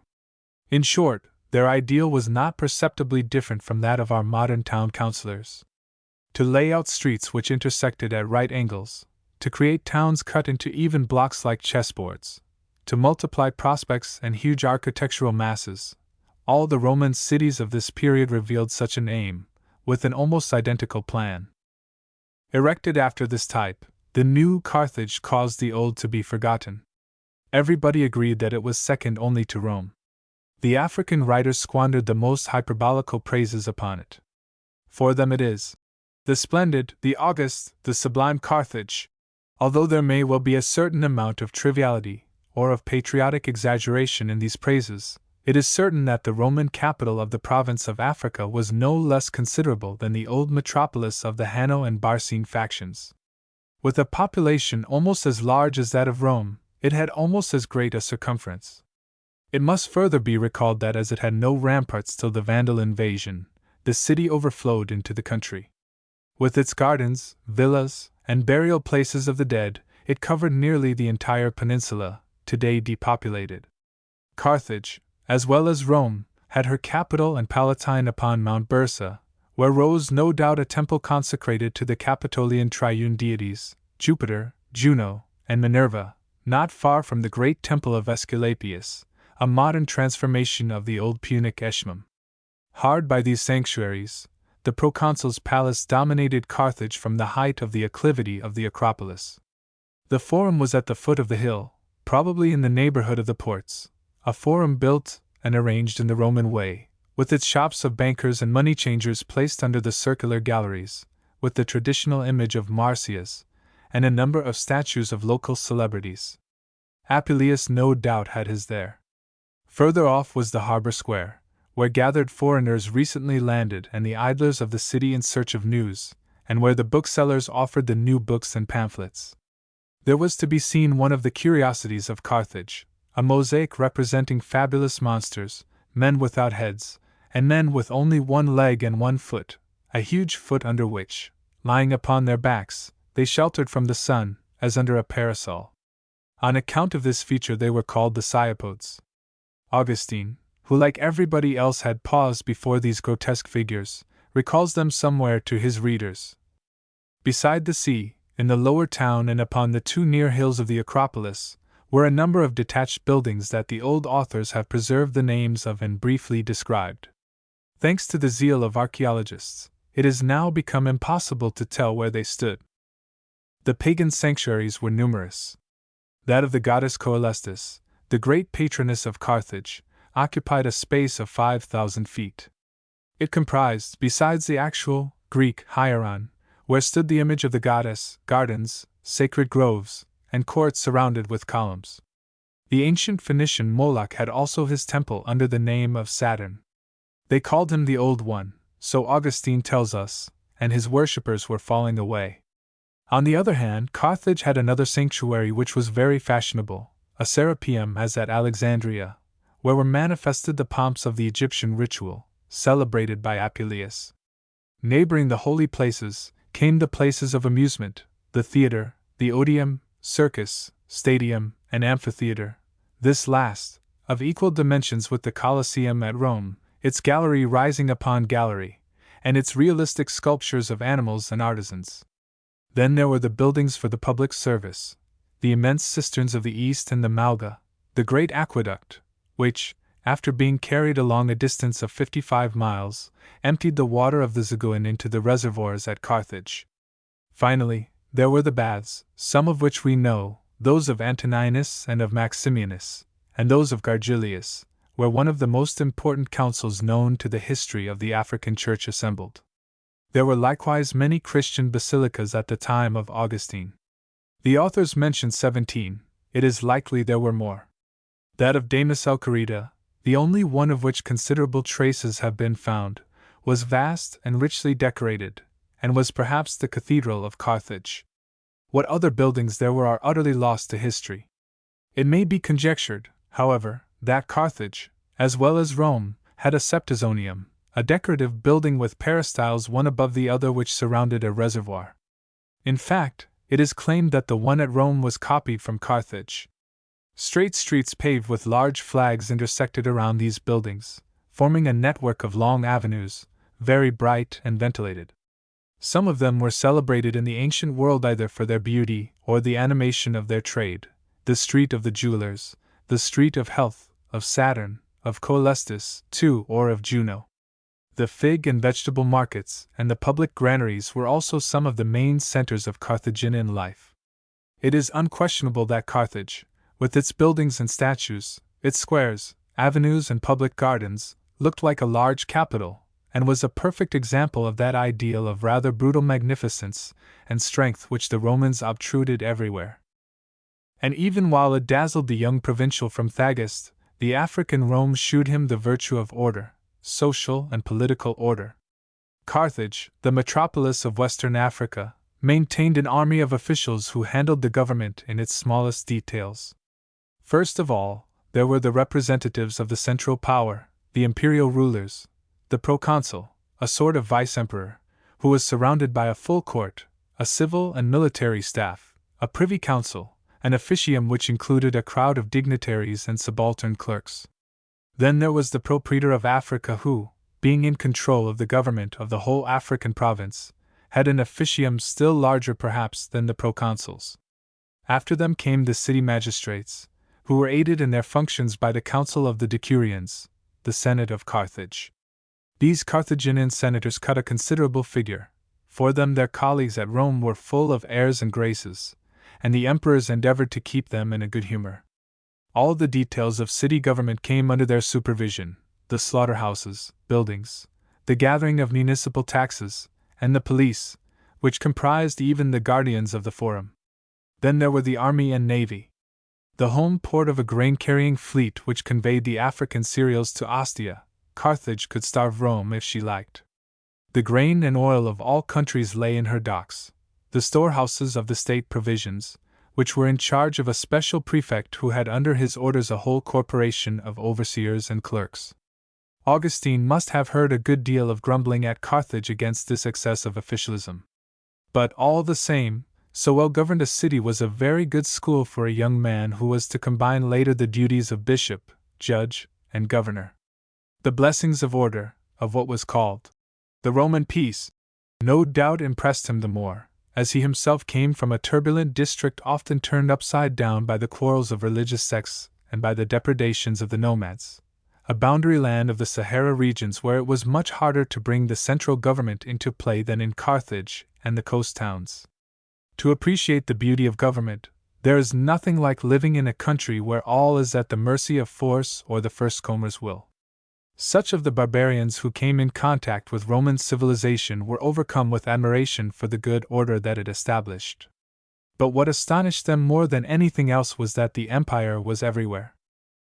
No man, whatever his race or country, could help feeling proud to belong to the Roman city. He was at home in all the countries in the world subject to Rome. Our Europe, split into nationalities, can hardly understand now this feeling of pride, so different from our narrow patriotisms. The way to feel something of it is to go to the colonies. Out there the least of us may believe himself a sovereign, simply from the fact that he is a subject of the governing country. This feeling was very strong in the Old World. Carthage, where the striking effect of the empire appeared in all its brilliancy, would increase it in Augustine. He had only to look around him to value the extent of the privilege conferred by Rome on her citizens. Men coming from all countries, without exception of race, were, so to speak, made partners of the empire and collaborated in the grandeur of the Roman scheme.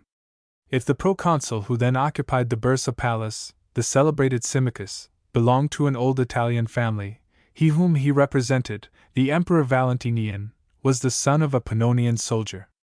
The Count Theodosius, the general who suppressed the insurrection of Firmus in Mauritania, was a Spaniard, and the army he led into Africa was made up, for the most part, of Gauls. Later on, under Arcadius, another Gaul, Rufinus, shall be master of the whole of the East. An active mind like Augustine's could not remain indifferent before this spectacle of the world thrown open by Rome to all men of talent. He had the soul of a poet, quick to enthusiasm. The sight of the eagles planted on the Acropolis at Carthage moved him in a way he never forgot. He acquired the habit of seeing big, and began to cast off race prejudices and all the petty narrowness of a local spirit. When he became a Christian, he did not close himself up, like the Donatists, within the African Church. His dream was that Christ's empire upon earth should equal the empire of the Caesars. Still, it is desirable not to fall into error upon this Roman unity. Behind the imposing frontitude from one end to the other of the Mediterranean, the variety of peoples, with their manners, traditions, special religions, was always there, and in Africa more than elsewhere. The population of Carthage was astonishingly mixed. The hybrid character of this country without unity was illustrated by the streaks found in the Carthaginian crowds. All the specimens of African races elbowed one another in the streets, from the nigger, brought from his native Sudan by the slave merchant, to the Romanized Numidian. The inflow, continually renewed, of traffickers and cosmopolitan adventurers increased this confusion. And so Carthage was a babel of races, of costumes, of beliefs and ideas. Augustine, who was at heart a mystic, but also a dialectician extremely fond of showy discussions, found in Carthage a lively summary of the religions and philosophies of his day. During these years of study and reflection he captured booty of knowledge and observation which he would know how to make use of in the future. In the Carthage sanctuaries and schools, in the squares and the streets, he could see past the disciples of all the systems, the props of all the superstitions, the devotees of all the religions. He heard the shrill clamor of disputes, the tumult of fights and riots. When a man was at the end of his arguments, he knocked down his opponent. The authorities had a good deal of trouble to keep order. Augustine, who was an intrepid logician, must have longed to take his share in these rows. But one cannot exactly improvise a faith between today and tomorrow. While he awaited the enlightenment of the truth, he studied the Carthaginian Babel. First of all, there was the official religion, the most obvious and perhaps the most brilliant, that of the divinity of the emperors, which was still kept up even under the Christian Caesars. Each year, at the end of October, the elected delegates of the entire province, having at their head the sacerdos province, the provincial priest, arrived at Carthage.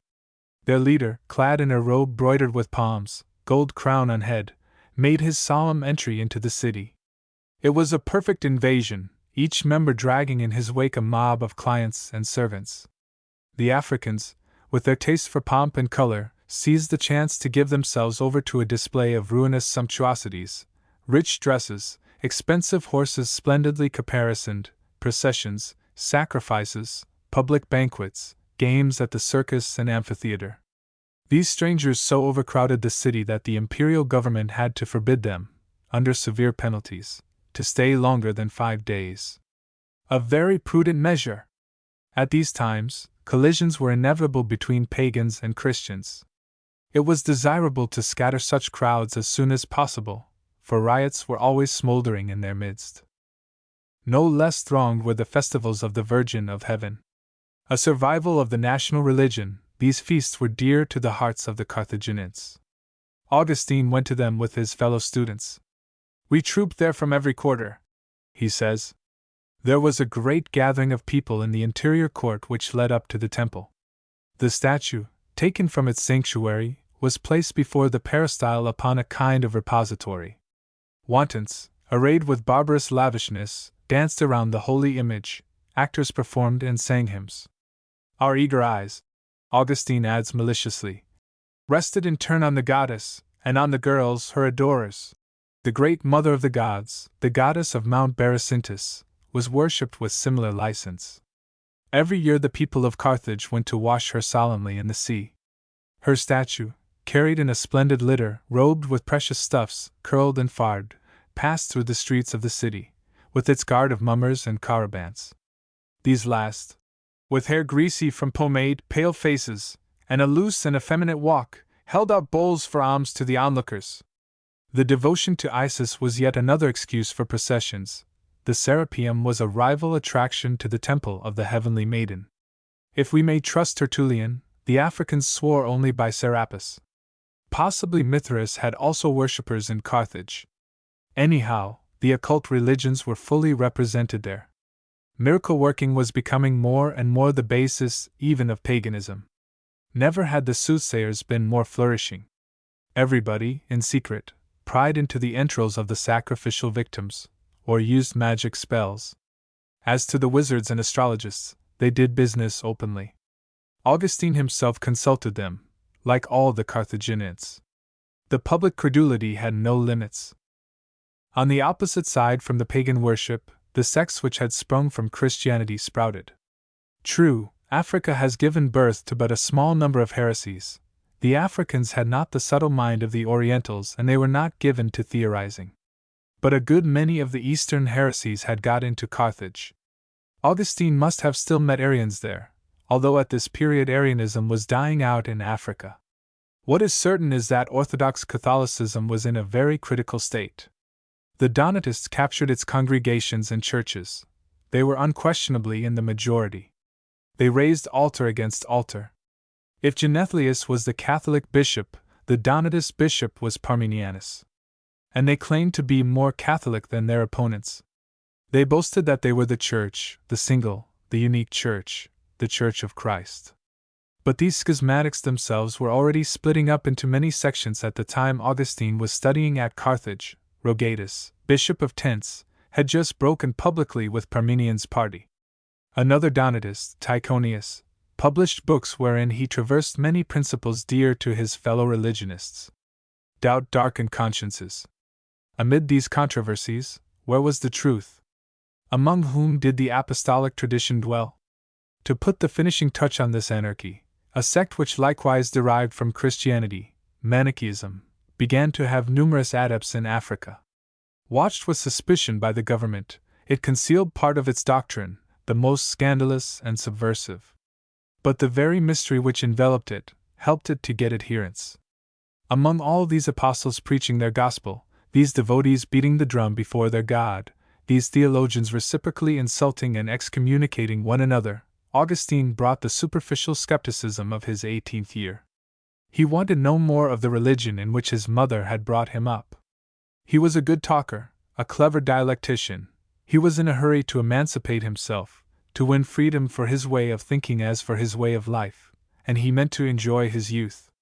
With such gifts, and with such dispositions, he could only choose among all these doctrines that which would help most the qualities of his mind, at once flattering his intellectual pretensions, and leaving his pleasure-loving instincts a loose rein. 3. The Carthage student.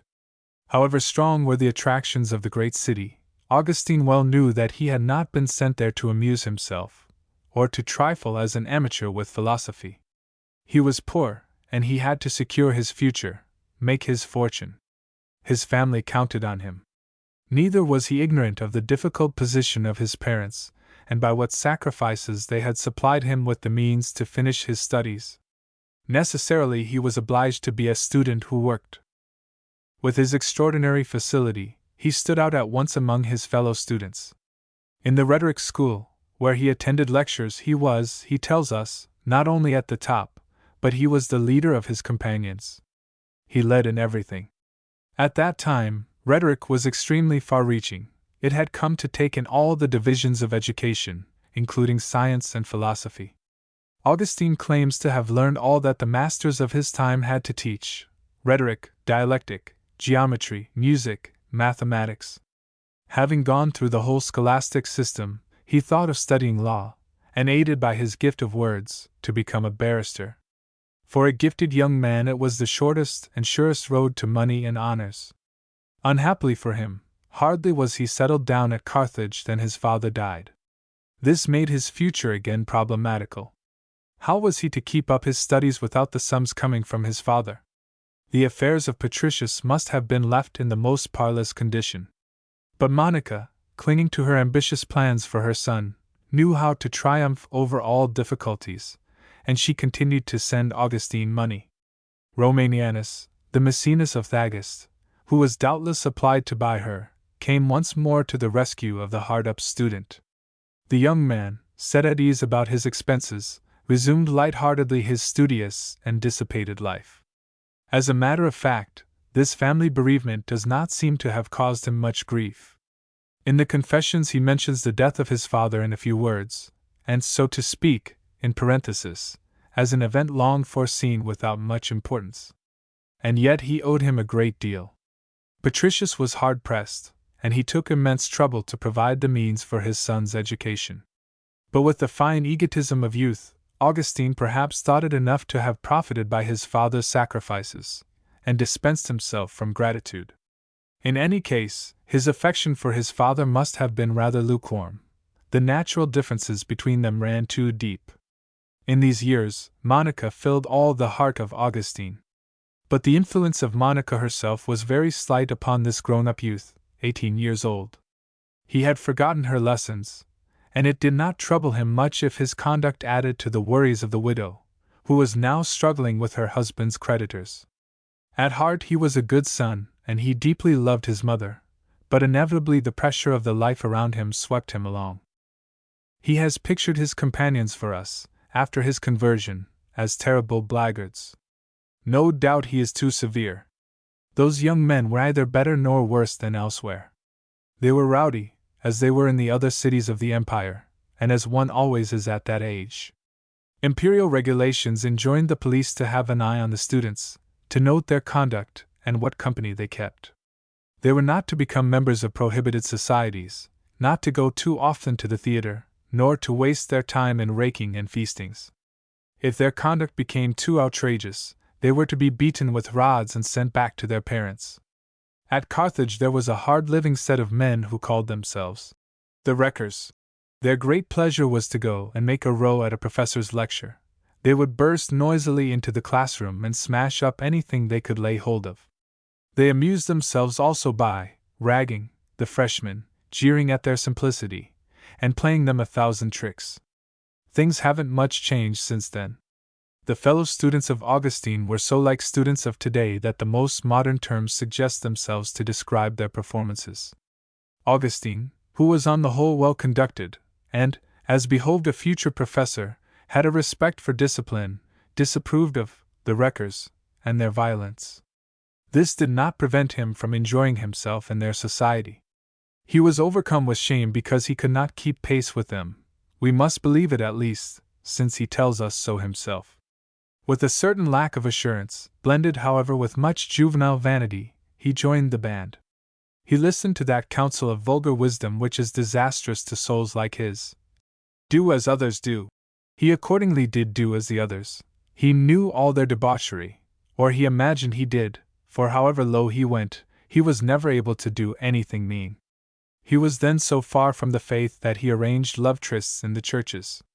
I was not afraid to think of my lust, and plan a scheme for securing the deadly fruit of sin, even within the walls of thy church during the celebration of thy mysteries. We might be reading the confession of a sensualist of today. One grows astonished at these morals, at once so old and so modern. What, already? These young Christian basilicas, but newly sprung out of the earth, where the men were strictly separated from the women, where they already become places of assignation, where love letters were slipped into hands, and procuresses sold their furtive services. At length the great happiness for which Augustine had so long been sighing was granted him. He loved, and he was loved. He loved as he indeed was able to love, with all the impetuosity of his nature and all the fire of his temperament, with all his heart and all his senses. I plunged headlong into love, whose fetters I longed to wear. But as he went at once to extremes, as he meant to give himself altogether, and expected all in return, he grew irritated at not receiving this same kind of love. It was never enough love for him. Yet he was loved, and the very certainty of this love, always too poor to his mind, exasperated the violence and pertinacity of his desire.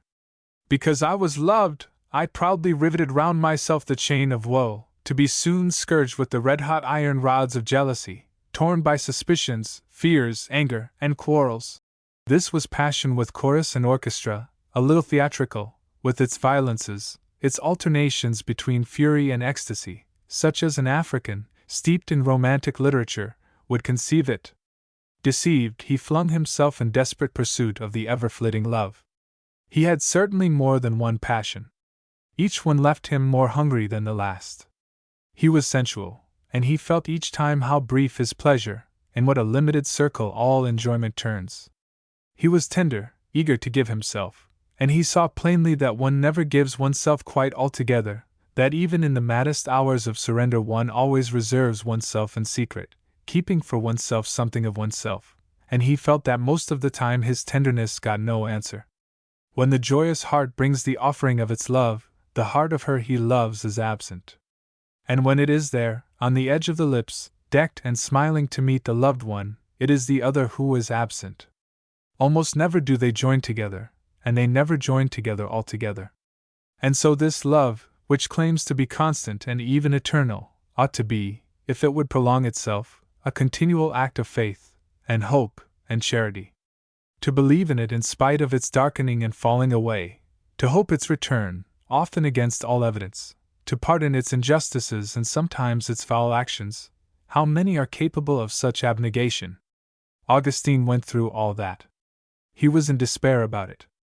And then, the nostalgia of predestined souls took hold of him. He had an indistinct feeling that these human loves were unworthy of him, and that if he must have a master, he was born to serve another master. He had a desire to shake off the platitude of here below, the melancholy from where stagnated what he calls the marsh of the flesh, to escape, in a word, from the wretched huts wherein for a little he had sheltered his heart, to burn all behind him, and so prevent the weakness of a return, and to go and pitch his tent further, higher, he knew not where, upon some unapproachable mountain where the air is icy, but before the eyes, the vasty stretches of light and space. These first loves of Augustine were really too fierce to last. They burned up themselves. Augustine did not keep them up long. There was in him, besides, an instinct which counteracted his exuberant, amorous sentimentality, the sense of beauty. That in itself was enough to make him pause on the downhill of riot. The anarchy and commotion of passion was repellent to a mind devoted to clearness and order. But there was still another thing. The son of the Thagus freeholder had any amount of common sense.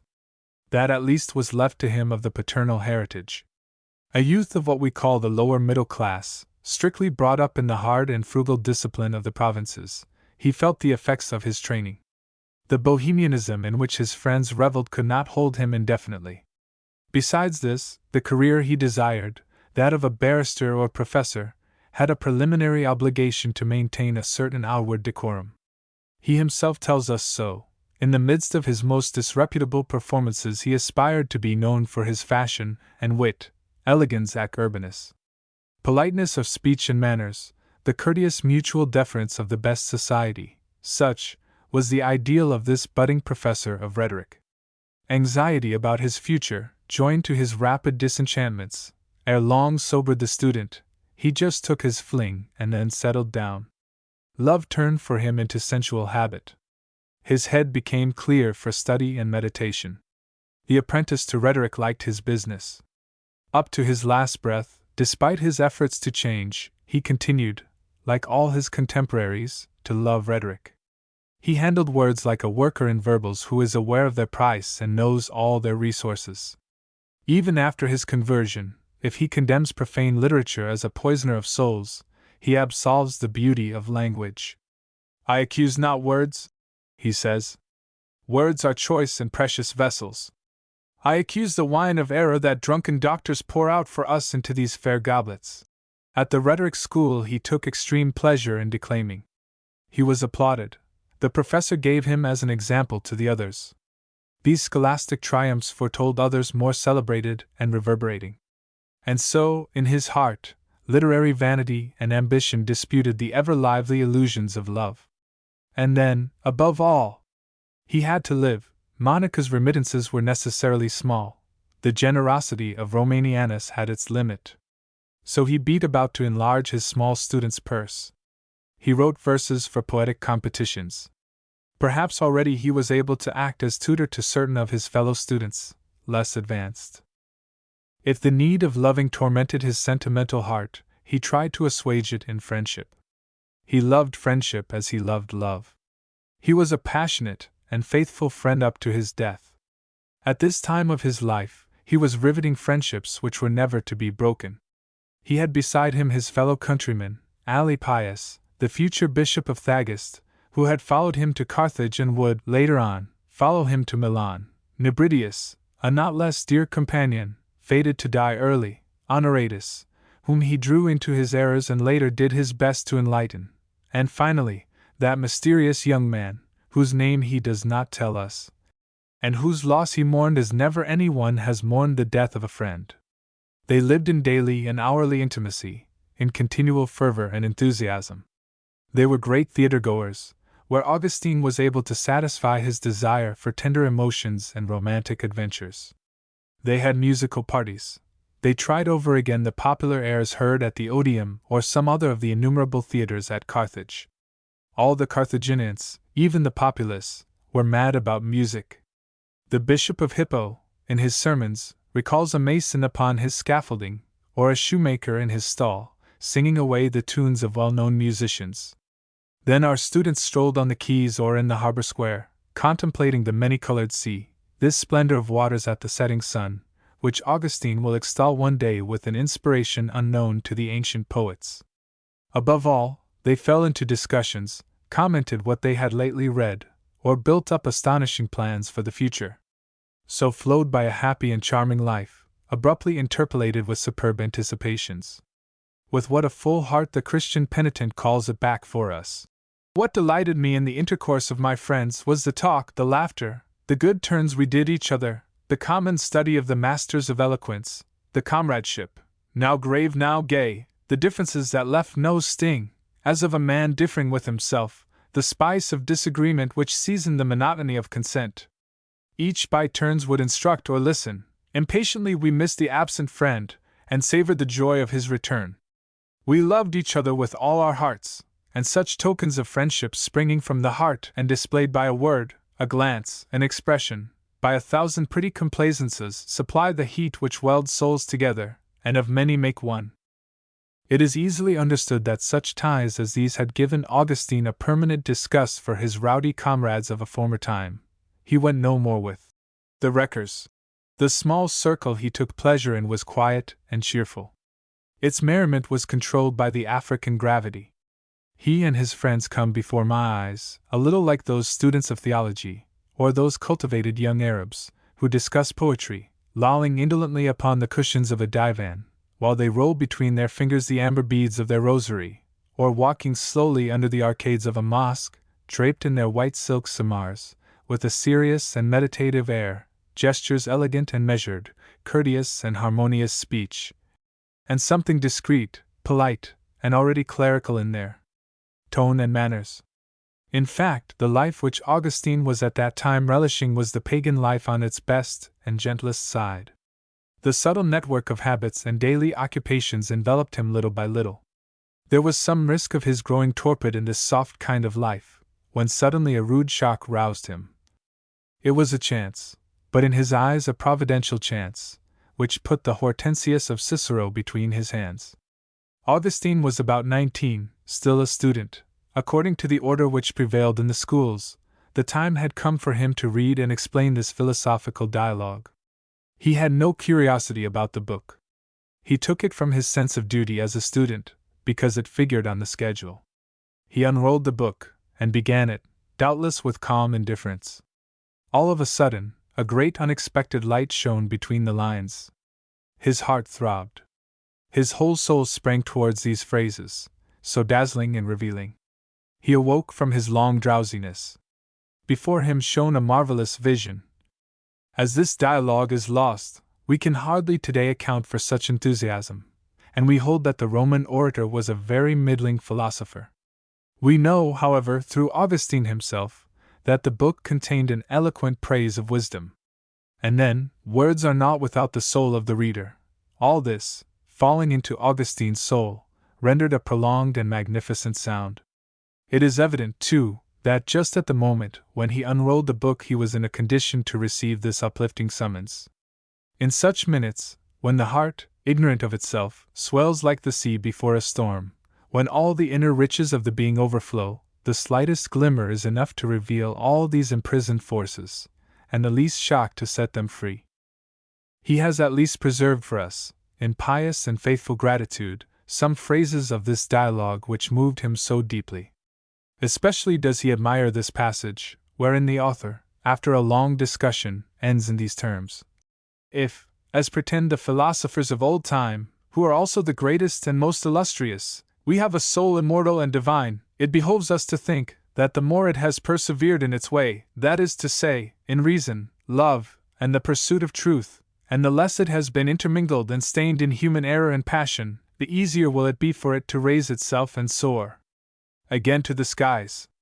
Such phrases, read in a certain state of mind, might well overwhelm this young man, who was ere long to yearn for the cloister and was destined to be the founder of African monasticism. To give his whole life to the study of wisdom, to compel himself towards the contemplation of God, to live here below an almost divine life, this ideal, impossible to pagan wisdom, Augustine was called to realize in the name of Christ. That had dawned on him, all at once, while he was reading the Hortensius. And this ideal appeared to him so beautiful, so well worth the sacrifice of all he had hitherto loved, that nothing else counted for him any more. He despised rhetoric, the vain studies it compelled him to pursue, the honor and glory it promised him. What was all that to the prize of wisdom? For wisdom he felt himself ready to give up the world.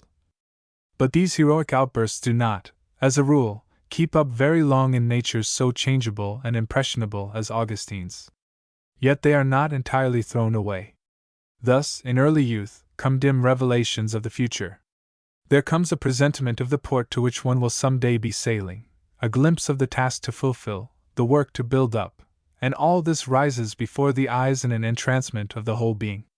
Though the bright image be eclipsed, perhaps for years, the remembrance of it persists amid the worst degradations or the worst mediocrities. He who one single time has seen it pass, can never afterwards live quite like other people. This fever calmed, Augustine set himself to reflect. The ancient philosophers promised him wisdom. But Christ also promised it. Was it not possible to reconcile them? And was not the gospel ideal essentially more human than that of the pagan philosophers? Suppose he tried to submit to that, to bring the faith of his childhood into line with his ambitions as a young man of intellect?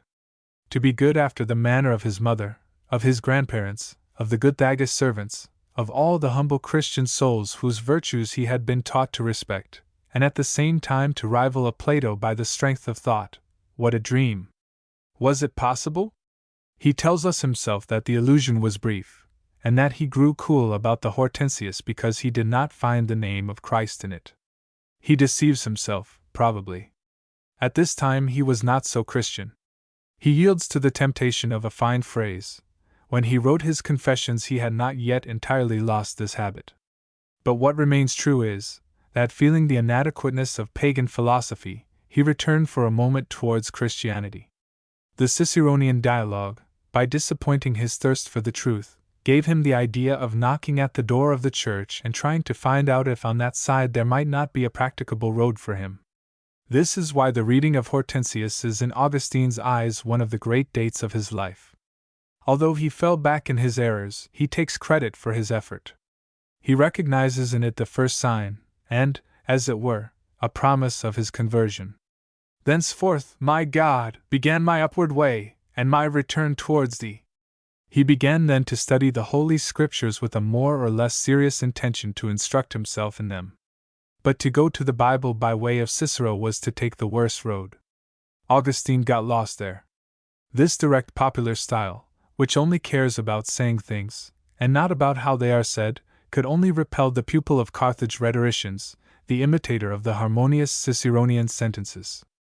Not only had he much too spoiled a taste in literature, but there was also too much literature in this pose of a young man who starts off one fine morning to conquer wisdom. He was punished for his lack of sincerity, and especially of humility. He understood nothing of the Scripture, and I found it, he says, a thing not known to the proud, nor yet laid open to children, but poor in appearance, lofty in operation, and veiled in mysteries.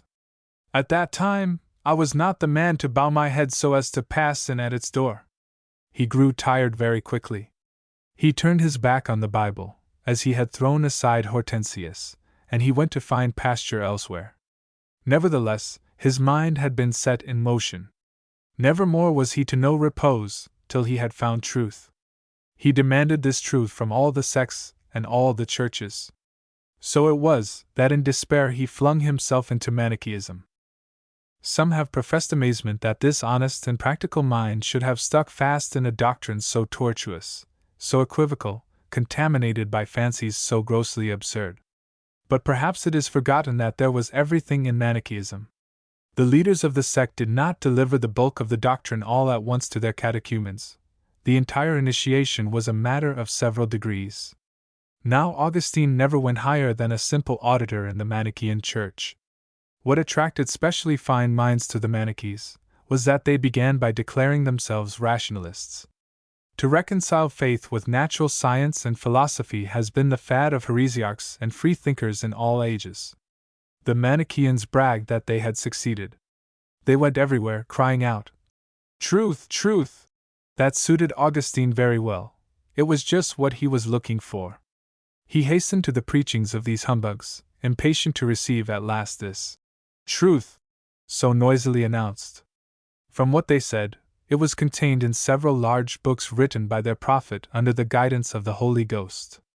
There was quite a library of them. By way of bamboozling the crowd, they produced some of them which looked very important, ponderous as tables of the law, richly bound in vellum, and embellished with striking illuminations. How was it possible to doubt that the entire revelation was contained in such beautiful books? One felt at once full of respect for a religion which was able to produce in its favor the testimony of such a mass of writings. However, the priests did not open them. To allay the impatience of their hearers, they amused them by criticizing the books and dogmas of the Catholics. This preliminary criticism was the first lesson of their instruction. They pointed out any number of incoherences, absurdities, and interpolations in the Bible. According to them, a great part of the Scriptures had been foisted on the world by the Jews. But they triumphed especially in detecting the contradictions of the Gospel narratives. They sapped them with syllogisms. It is easy to understand that these exercises in logic should have at once attracted the youthful Augustine. With his extraordinary dialectical subtlety, he soon became very good at it himself, much better even than his masters. He made speeches in their assemblies, fenced against a text, peremptorily refuted it, and reduced his adversaries to silence. He was applauded, covered with praise. A religion which brought him such successes must be the true one. After he became a bishop, he tried to explain to himself how it was that he fell into Manichaeism, and could find only two reasons. The first, he says, was a friendship which took hold of me under I know not what appearance of kindness, and was like a cord about my neck. The second was those unhappy victories that I almost always won in our disputes. But there is still another which he mentions elsewhere, and it had perhaps the most weight. This was the loose moral code which Manichaeism authorized. This doctrine taught that we are not responsible for the evil we do. Our sins and vices are the work of the evil principle, the god of darkness, enemy of the god of light.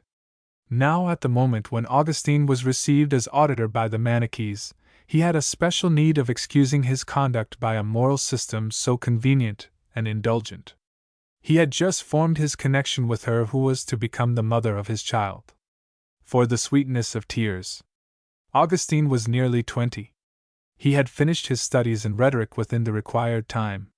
According to the notions of that age, a young man ought to have concluded his course by his 20th year. If not, he was considered past mending and sent back there, and then to his family. It may appear surprising that a gifted student like Augustine did not finish his rhetoric course sooner. But after his terms at Madura, he had lost nearly a year at Thagest. Besides, the life of Carthage had so many charms for him that doubtless he was in no hurry to leave. However that may be, the moment was now come for him to make up his mind about his career. The wishes of his parents, the advice of his masters, as well as his own ambitions and qualities, urged him, as we know, to become a barrister. But now, suddenly, all his projects for the future changed. Not only did he give up the law, but at the very moment when all appeared to smile on him, at the opening of his youth, he left Carthage to go and bury himself as a teacher of grammar in the little free town his birthplace. As he has neglected to give any explanation of this sudden determination, we are reduced to conjectures. It is likely that his mother was bothered about household expenses, and could no longer afford to keep him at Carthage. Besides, she had other children, a son and daughter, to start in life. Augustine was on the point of being, if not poor, at least very hard up. He must do something to earn his living, and as quickly as possible. In these conditions, the quickest way out of the difficulty was to sell to others what he had bought from his masters. To live, he would open a word shop, as he calls it disdainfully. But as he had only just ceased to be a student, he could not dream of becoming a professor in a great city such as Carthage, and setting himself up in rivalry to so many celebrated masters. The best thing he could do, if he did not want to vegetate, was to fall back on some more modest post. Now his protector, Romanianus, wanted him to go to Thagest. This rich man had a son almost grown up, whom it was necessary to put as soon as possible in the hands of a tutor. Augustine, so often helped by the father, was naturally thought of to look after the youth. Furthermore, Romanianus, who appreciated Augustine's talent, must have been anxious to attract him to Thagest and keep him there. With an eye to the interests of his free town, he desired to have such a shining light in the place. So he asked this young man, whom he patronized, to return to his native district and open a grammar school. He promised him pupils, and above all, the support of his influence, which was considerable. Monica, as we may conjecture, added her entreaties to those of the great head of the Thagest municipality. Augustine yielded.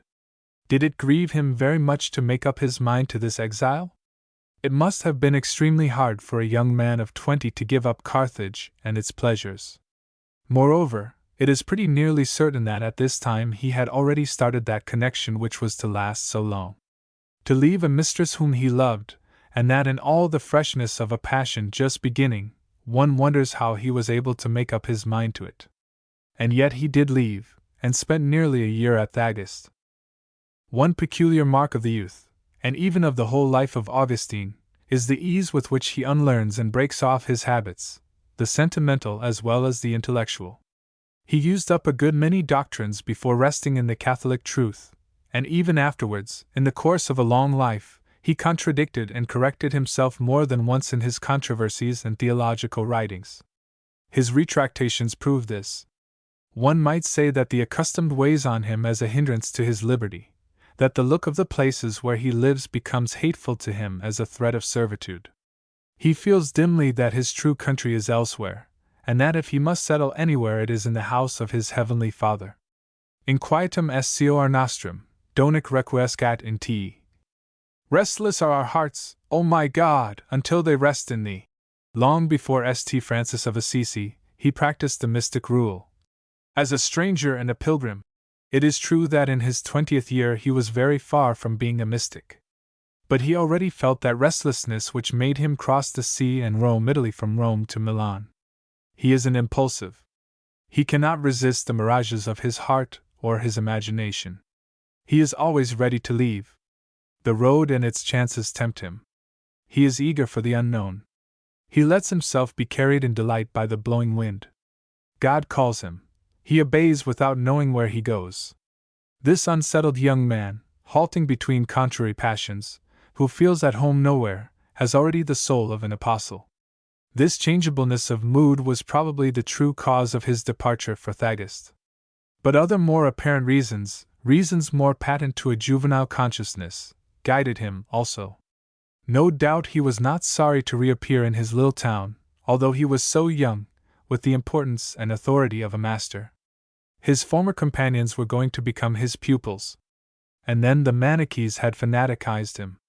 Carried away by the neophyte's bubbling zeal, elevated by his triumphs at the public meetings in Carthage, he meant to shine before his fellow countrymen, and perhaps convert them.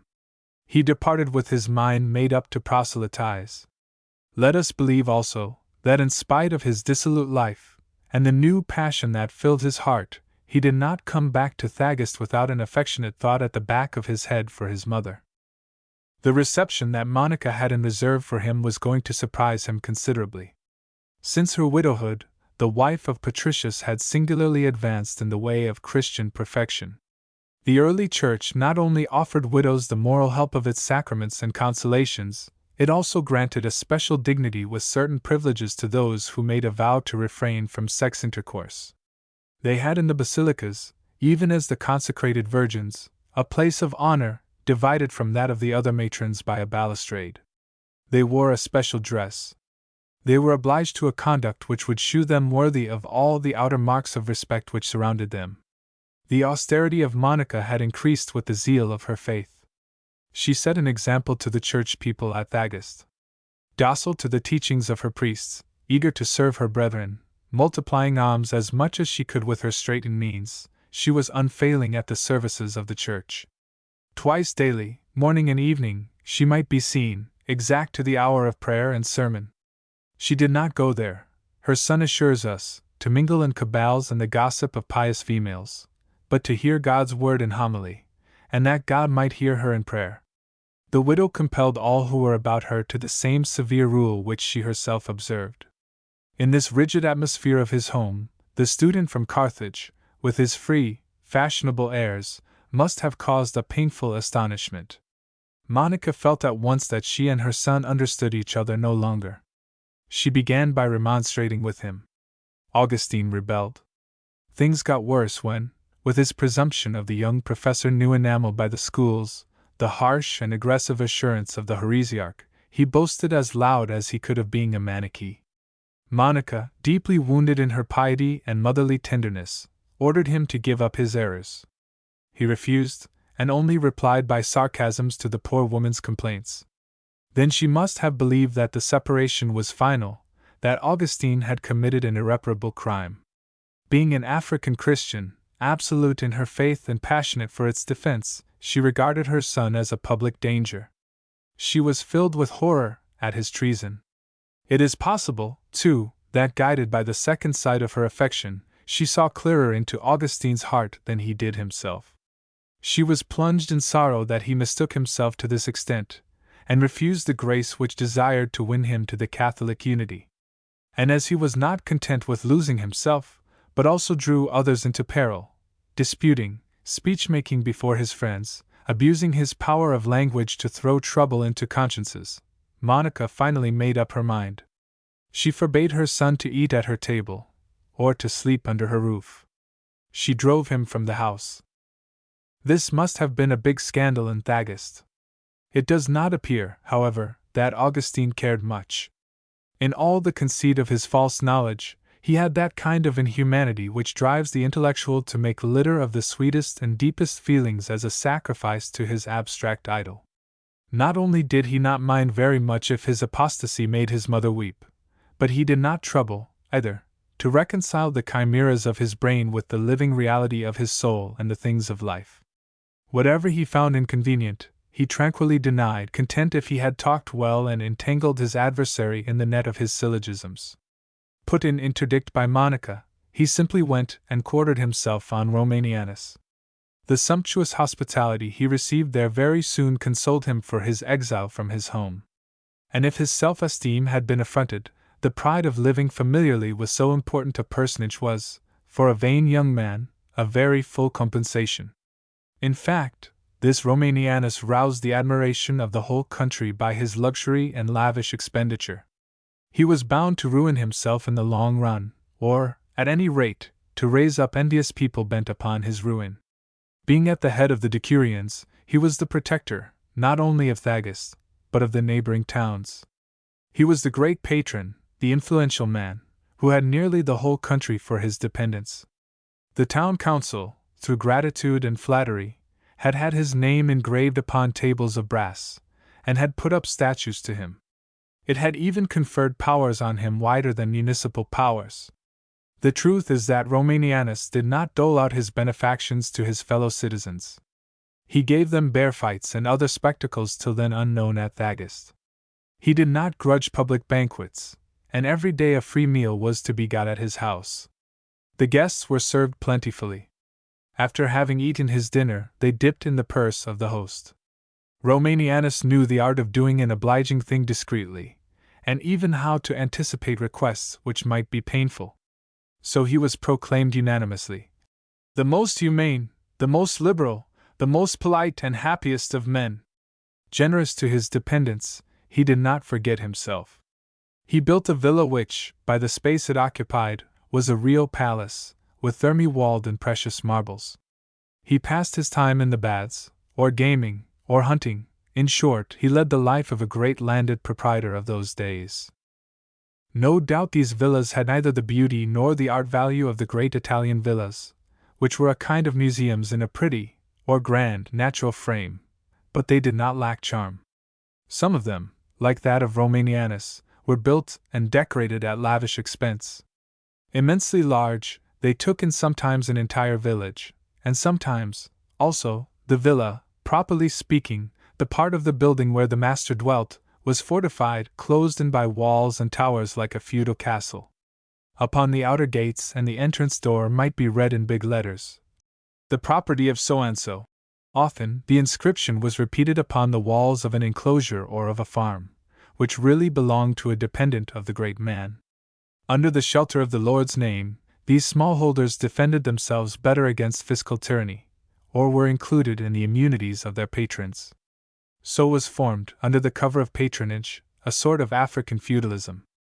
Augustine's father, who owned vineyards, was certainly a vassal of Romanianus. As the African villa was a center of agricultural activity, it maintained on the estate a whole population of slaves, workmen, and smallholders. The chief herdsman's house neighbored that of the forester. Through deer parks, enclosed by latticed fences, wandered gazelles. Oil factories, vats and cellars for wine, ran on from the bath buildings and the offices. Then there was the main building with its immense doorway, its belvedere of many stories, as in the Roman villas, its interior galleries, and wings to the right and left of the atrium. In front lay the terraces, the gardens with straight walks formed by closely clipped hedges of box which led to pools and jets of water, to arbors covered with ivy, to nymph fountains ornamented with columns and statues. In these gardens was a particular place called the Philosopher's Corner. The mistress of the house used to go there to read or dream. Her chair, or folding seat, was placed under the shade of a palm tree. Her philosopher followed her, holding her parasol and leading her little favorite dog. It is easy to realize that Augustine managed to stand his mother's severity without overmuch distress in one of these fine country houses. To be comfortable there, he had only to follow his natural inclination, which was, he tells us, Epicureanism. It is most certain that at this period the only thing he cared about and sought after was pleasure.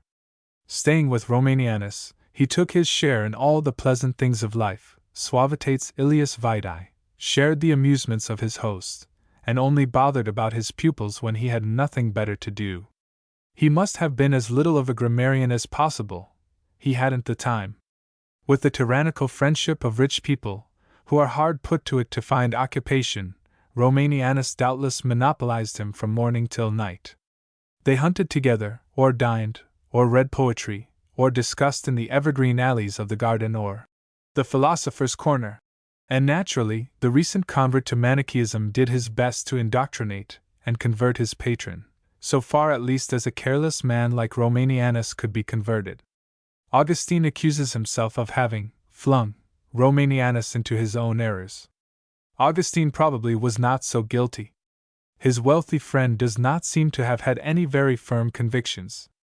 In all likelihood, he was a pagan, a skeptical or hesitating pagan, such as existed in numbers at that time. Led by Augustine, he drew near to Manichaeism. Then, when Augustine gave up Manichaeism for Platonic philosophy, we see Romanianus take the airs of a philosopher. Later, when Augustine came back to Catholicism, he drew Romanianus in his wake towards that religion. This man of fashion was one of those frivolous people who never go deep into things, for whom ideas are only a pastime, and who consider philosophers or men of letters as amusers.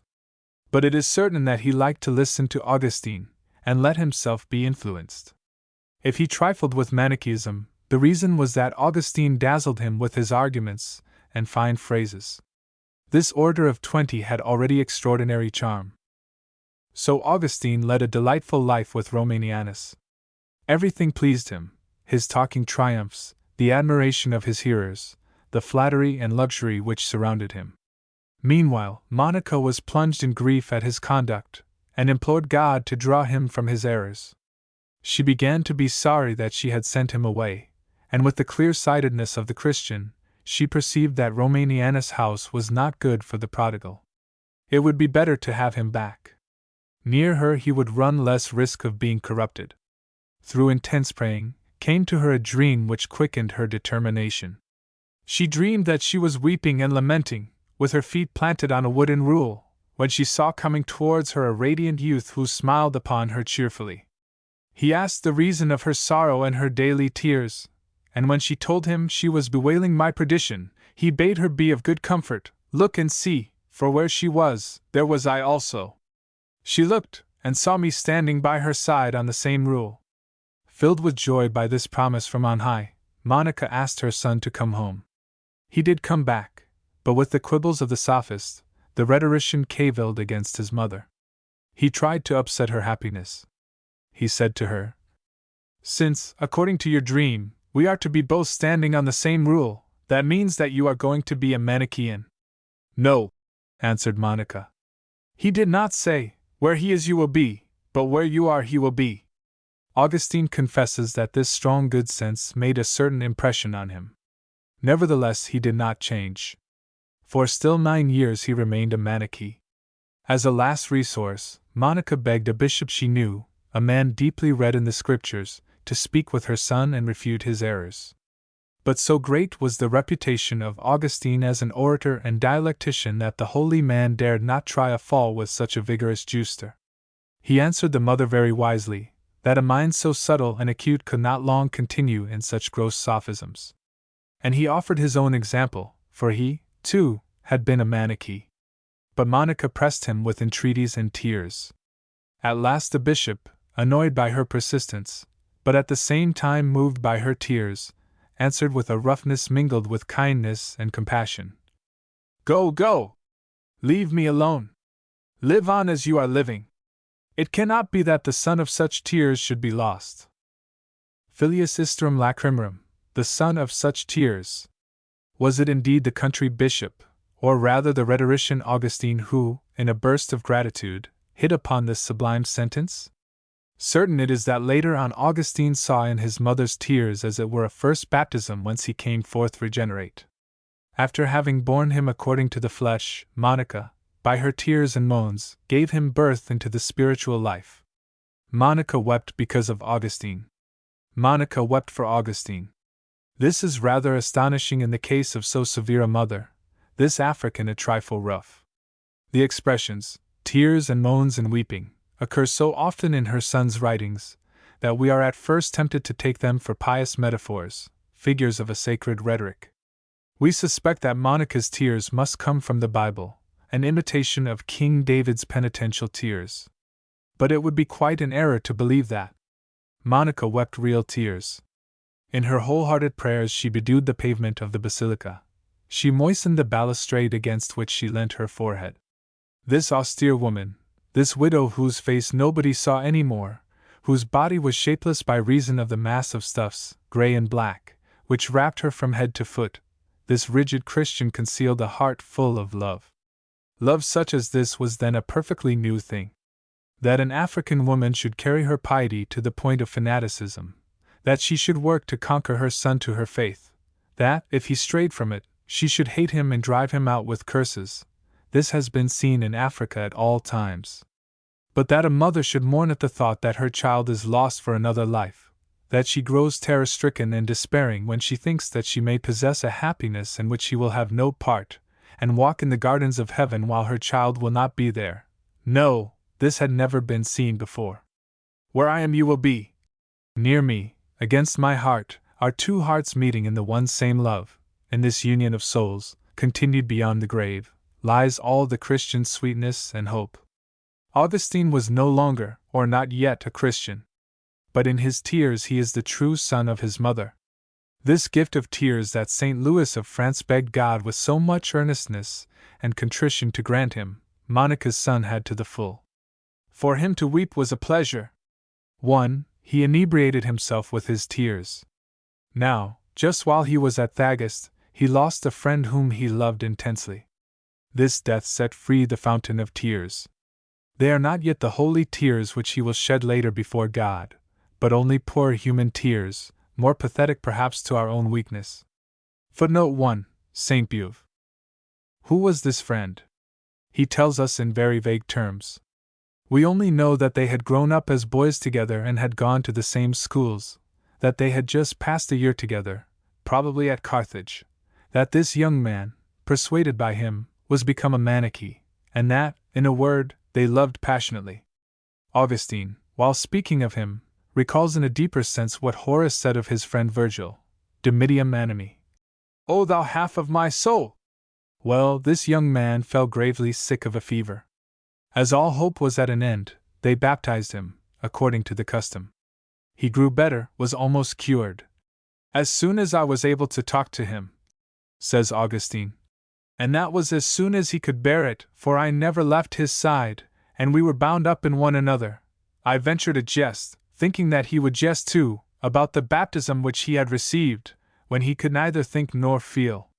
But by this time he had been told of his baptism. He shrank from me as from an enemy, and with a wonderful new-found courage, warned me never to speak so to him again, if I wished to remain his friend.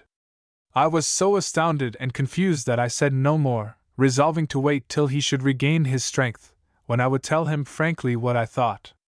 So, at this serious moment, he whom they called the Carthaginian disputer was sorry not to be able to measure himself in a bout of dialectics with his half-dead friend. The intellectual poison had so perverted his mind that it almost destroyed in him the feelings of common decency.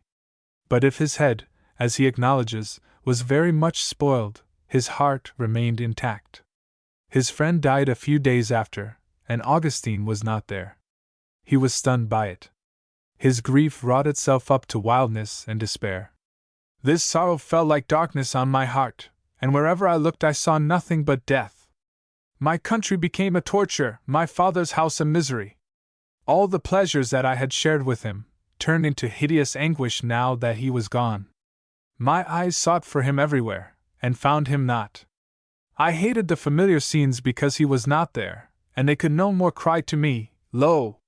He will come, as they used when he was absent but alive. Then Augustine began to weep louder. He prolonged his weeping, finding consolation only in tears. Monica's tenderness was restrained, in him it was given full vent and exaggerated. At that time, the Christian moderation was unknown to him, as well as the measure which the good taste of the ancients prompted. He has often been compared to the most touching geniuses, to Virgil, to Racine, who had also the gift of tears. But Augustine's tenderness is more abandoned, and, so to speak, more romantic. It even works up, sometimes, into an unhealthy excitement. To be full of feeling, as Augustine was then, is not only to feel with excessive sensitiveness the least wounds, the slightest touches of love or hate, nor is it only to give oneself with transport, but it is especially to take delight in the gift of oneself, to feel at the moment of full abandonment that one is communicating with something infinitely sweet, which already has ceased to be the creature loved. It is love for love, it is to weep for the pleasure of tears, it is to mix with tenderness a kind of egoism avid of experiences. Having lost his friend, Augustine loathes all the world. He repeats, tears were my only comfort. I was wretched, and my wretchedness was dear to me, and accordingly, he did not want to be consoled. But as, little by little, the terrors of that parting subsided, he perceived himself that he played with grief and made a joy of his tears. My tears, he says, were dearer to me than my friend had been. By degrees the friend is almost forgotten. Though Augustine may hate life because his friend has gone, he confesses naively that he would not have sacrificed his existence for the sake of the dead. He surmises that what is told of Orestes and Pylades contending to die for each other is but a fable. Ultimately, he comes to write, perhaps I feared to die, lest the other half of him whom I had loved so dearly should perish. He himself, in his retractations, condemns this phrase as pure rhetoric. It remains true that what was perhaps the deepest sorrow of his life, this sorrow so sincere and painful which had rent and bloodied his soul, ended with a striking phrase. It should be added that in a stormy nature like his, grief, like love, wears itself out quickly. It burns up passion and sentiment as it does ideas. When at length he regained his calm, everything appeared drab. Thagis became intolerable. With his impulsive temperament, his changeable humor, he all at once hit upon a plan to go back to Carthage and open a rhetoric school. Perhaps, too, the woman he loved and had abandoned there was pressing him to return. Perhaps she told him that she was about to become a mother. Always ready to go away, Augustine scarcely hesitated. It is more than likely that he did not consult Monica. He only told Romanianus, who, as he had all kinds of reasons for wanting to keep Augustine at Thagis, at first strongly objected. But the young man pointed to his future, his ambition to win fame. Was he going to bury all that in a little town? Romanianus yielded, and with a generosity that is no longer seen, he paid the expenses this time too. The silence of God. Augustine was going to live 9 years at Carthage, 9 years that he squandered in obscure tasks, in disputes sterile or unfortunate for himself and others, briefly, in an utter forgetfulness of his true vocation. And during this time thou wert silent, O my God! He cries, in recalling only the faults of his early youth. Now, the silence of God lay heavy. And yet even in those years his tormented soul had not ceased to appeal. Where wert thou then, O my God, while I looked for thee? Thou wert before me. But I had drawn away from myself, and I could not find myself. How much less, then, could I find thee? This was certainly the most uneasy, and, at moments, the most painful time of his life. Hardly was he got back to Carthage than he had to struggle against ever-increasing money difficulties. Not only had he to get his own living, but the living of others, possibly his mother's and that of his brother and sister. At all events, he had to support his mistress and the child. It is possible that the infant was born before its father left Thagis. If not, the birth must have occurred shortly after.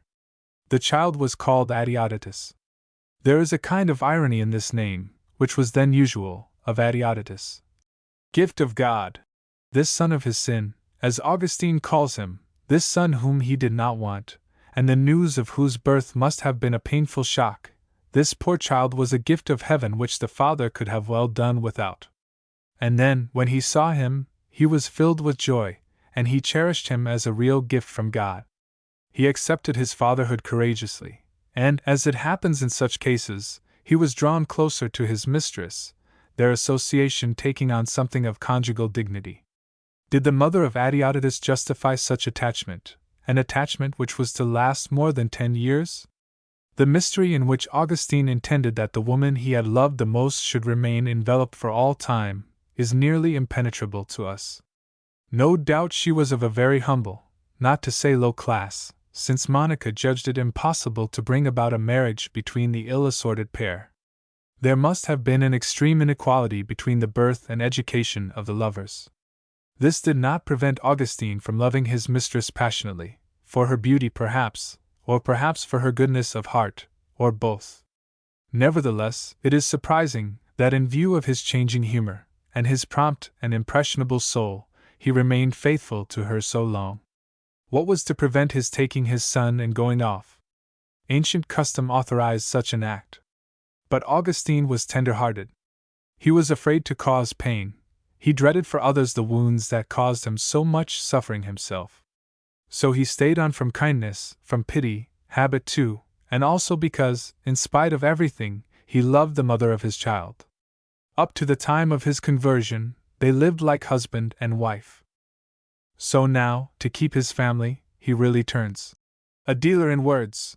In spite of his youth, he was barely 20. The terms he had kept at Thagist as a teacher of grammar allowed him to take his place among the rhetoricians at Carthage. Thanks to Romanianus, he got pupils at once. His protector at Thagist sent his son, that young licentious whose education Augustine had already begun, with one of his brothers, doubtless younger. It seems likely that the two youths lived in Augustine's house. A small fact which their master has preserved looks like a proof of this. A spoon having been lost in the house, Augustine, to find out where it was, told Licentius to go and consult a wizard, one Albicerius, who had, just then, a great name in Carthage.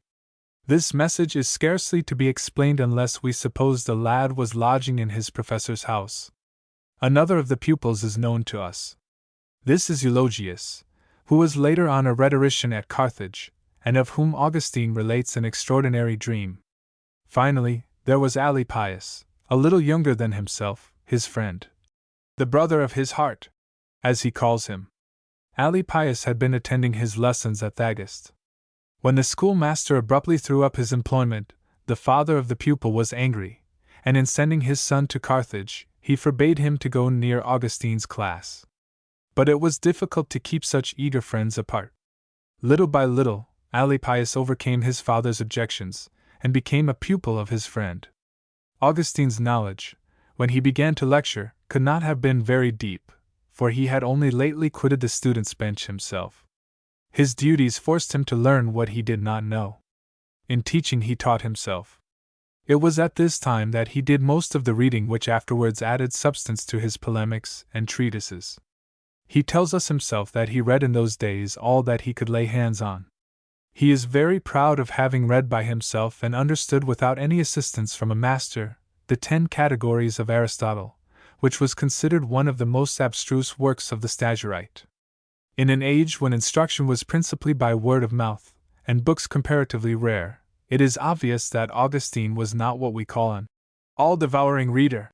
We do not know if Carthage had many libraries, or what the libraries were worth. It is no less true that the author of the City of God is the last of the Latin writers who had a really all-round knowledge. It is he who is the link between modern times and pagan antiquity.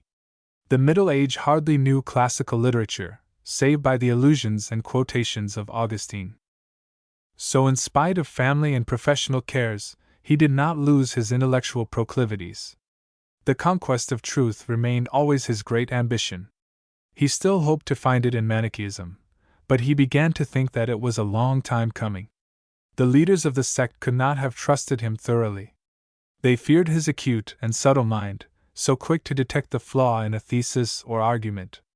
That is why they postponed his initiation into their secret doctrines. Augustine remained a simple auditor in their church.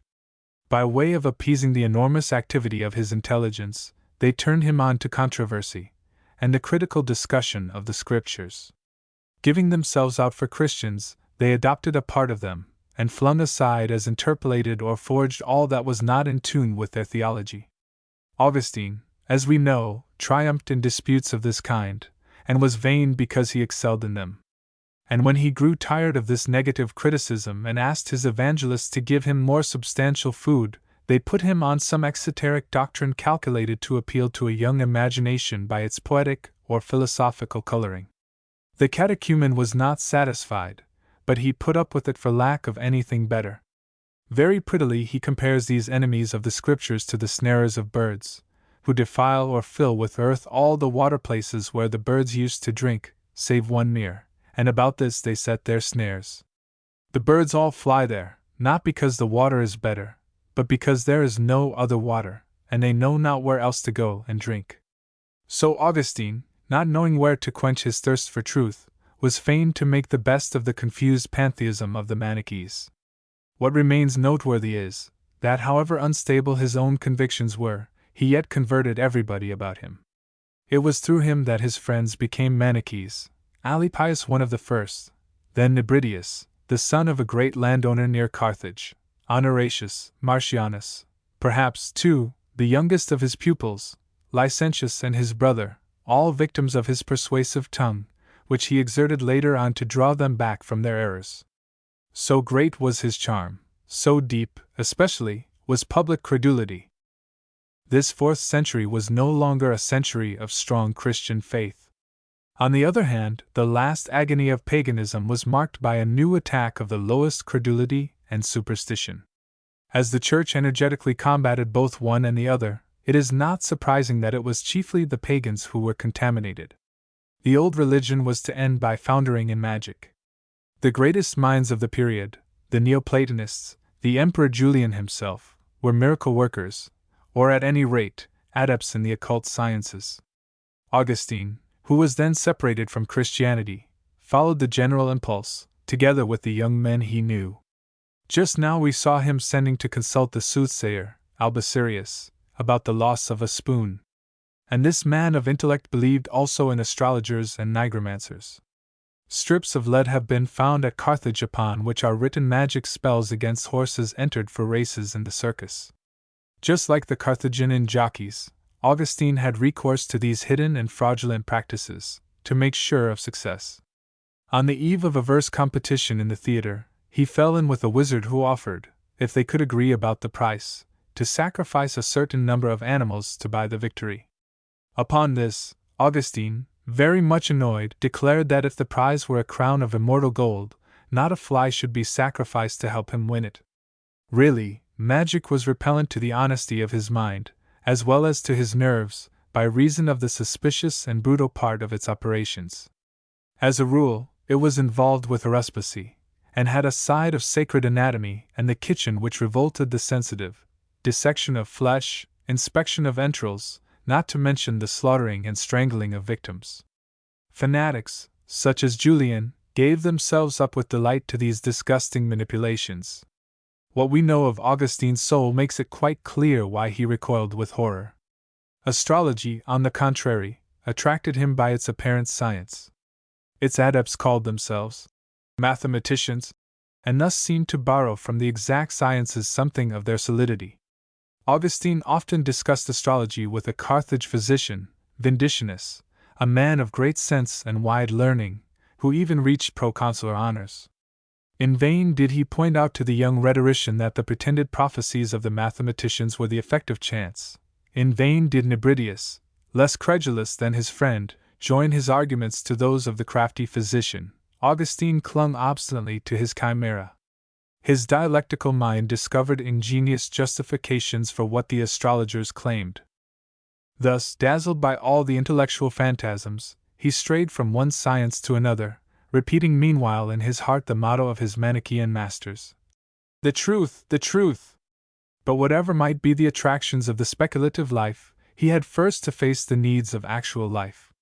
The sight of his child called him back to a sense of his position. To get money, and for that purpose to push himself forward, put himself in evidence, increase his reputation, Augustine worked at that as hard as he could. It led him to enter for the prize of dramatic poetry. He was declared the winner. His old friend, the physician Vindicinus, who was then proconsul, placed the crown, as he says, upon his disordered head. The future father of the church writing for the theatre, and what a theatre it was then, is not the least extraordinary thing in this life so disturbed and, at first sight, so contradictory. It was also from literary ambition that about the same time he wrote a book on aesthetics called Upon the Beautiful and the Fit, which he dedicated to a famous colleague, the Syrian Hierius, orator to the city of Rome, one of the professors of the official education appointed either by the Roman municipality or the imperial treasury. This Levantine rhetorician had an immense success in the capital of the empire. His renown had got beyond academical and fashionable circles and crossed the sea. Augustine admired him on trust, like everybody else. It is clear that, at this time, he could not imagine a more glorious fortune for himself than to become, like Hierius, orator to the city of Rome. Later in life, the Bishop of Hippo, while condemning the vanity of his youthful ambitions, must have made some extremely ironical reflections as to their modesty. How mistaken he was about himself! And Augustine had dreamed of equaling one day this obscure pedagogue, of whom nobody, save for him, would ever have spoken again. Men of instinct, like Augustine, continually go wrong in this way about their object and the means to employ. But their mistakes are only in appearance. A will stronger than their own leads them, by mysterious ways, whither they ought to go. This first book of Augustine's is lost, and we are unable to say whether there be any reason to regret it. He himself recalls it to us in a very indifferent tone and rather vague terms. It would seem, however, that his aesthetic had a basis of Manichaean metaphysics. But what is significant for us, in this youthful essay, is that the first time Augustine wrote as an author it was to define and to praise beauty. He did not yet know, at least not directly from the text, the dialogues of Plato, and he is already inclined to Platonism. He was this by nature. His Christianity will be a religion all of light and beauty. For him, the supreme beauty is identical with the supreme love. Do we love anything, he used to say to his friends, except what is beautiful? Number amamus aliquid, nisi pulchrum? Again, at the end of his life, when he strives in the city of God to make clear for us the dogma of the resurrection of the body, he thinks our bodies shall rise free from all earthly flaws, in all the splendor of the perfect human type. Nothing of the body will be lost. It will keep all its limbs and all its organs because they are beautiful. One recognizes in this passage, not only the Platonist, but the traveler and art lover, who had gazed upon some of the finest specimens of ancient statuary. This first book had hardly any success. Augustine does not even say whether the celebrated Hierius paid him a compliment about it, and he has an air of giving us to understand that he had no other admirer but himself. New disappointments, more serious mortifications, changed little by little his state of mind and his plans for the future. He was obliged to acknowledge that after years of effort he was scarcely more advanced than at the start. There was no chance to delude himself with vain pretenses. It was quite plain to everybody that the rhetorician Augustine was not a success. Now, why was this? Was it that he lacked the gift of teaching? Perhaps he had not the knack of keeping order, which is the most indispensable of all for a schoolmaster. What suited him best no doubt was a small and select audience which he charmed rather than ruled. Large and noisy classes he could not manage. At Carthage, these rhetoric classes were particularly difficult to keep in order, because the students were more rowdy than elsewhere. At any moment, the wreckers might burst in and make a row. Augustine, who had not joined in these rags when he was a student, saw himself obliged to endure them as a professor. He had nothing worse to complain of than his fellow professors, in whose classes the same kind of disturbance took place. That was the custom and, in a manner of speaking, the rule in the Carthage schools. For all that, a little more authoritative bearing would not have harmed him in the eyes of these disorderly boys. But he had still graver defects for a professor who wants to get on. He was not a schemer, and he could not make the most of himself.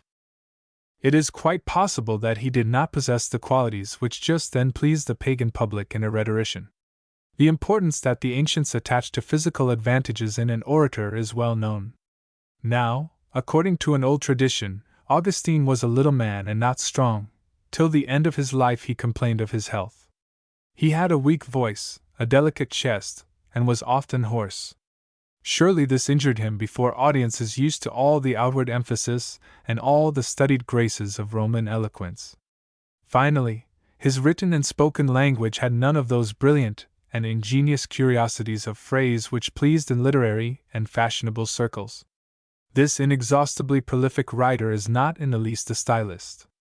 In this respect he is inferior to Apelles or Tertullian, though he leaves them far behind in the qualities of sincere and deep sentiment, poetic flow, color, the vividness of metaphor, and besides, the emotion, the suavity of the tone. With all that, no matter how hard he tried, he could never grasp what the rhetoricians of his time understood by style. This is why his writings, as well as his addresses, were not very much liked. Nevertheless, good judges recognized his value, and guessed the powers, lying still unformed within him, which he was misusing ere they were mature. He was received at the house of the proconsul Vindicianus, who liked to talk with him, and treated him with quite fatherly kindness.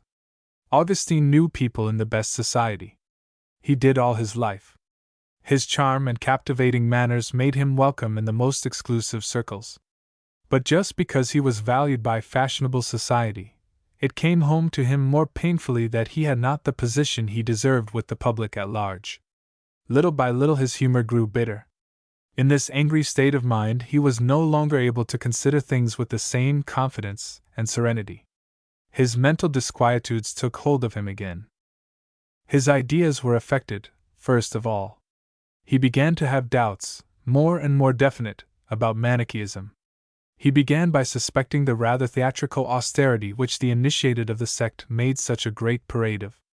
Among other turpitudes, he saw one day in one of the busiest parts of Carthage 3 of the elect whinny after some women or other who were passing, and begin making such obscene signs that they surpassed the coarsest people for impudence and shamelessness. He was scandalized at that, but, after all, it was a small thing. He himself was not so very virtuous then. Generally your intellectual worries very little about squaring his conduct with his principles, and does not bother about the practical part.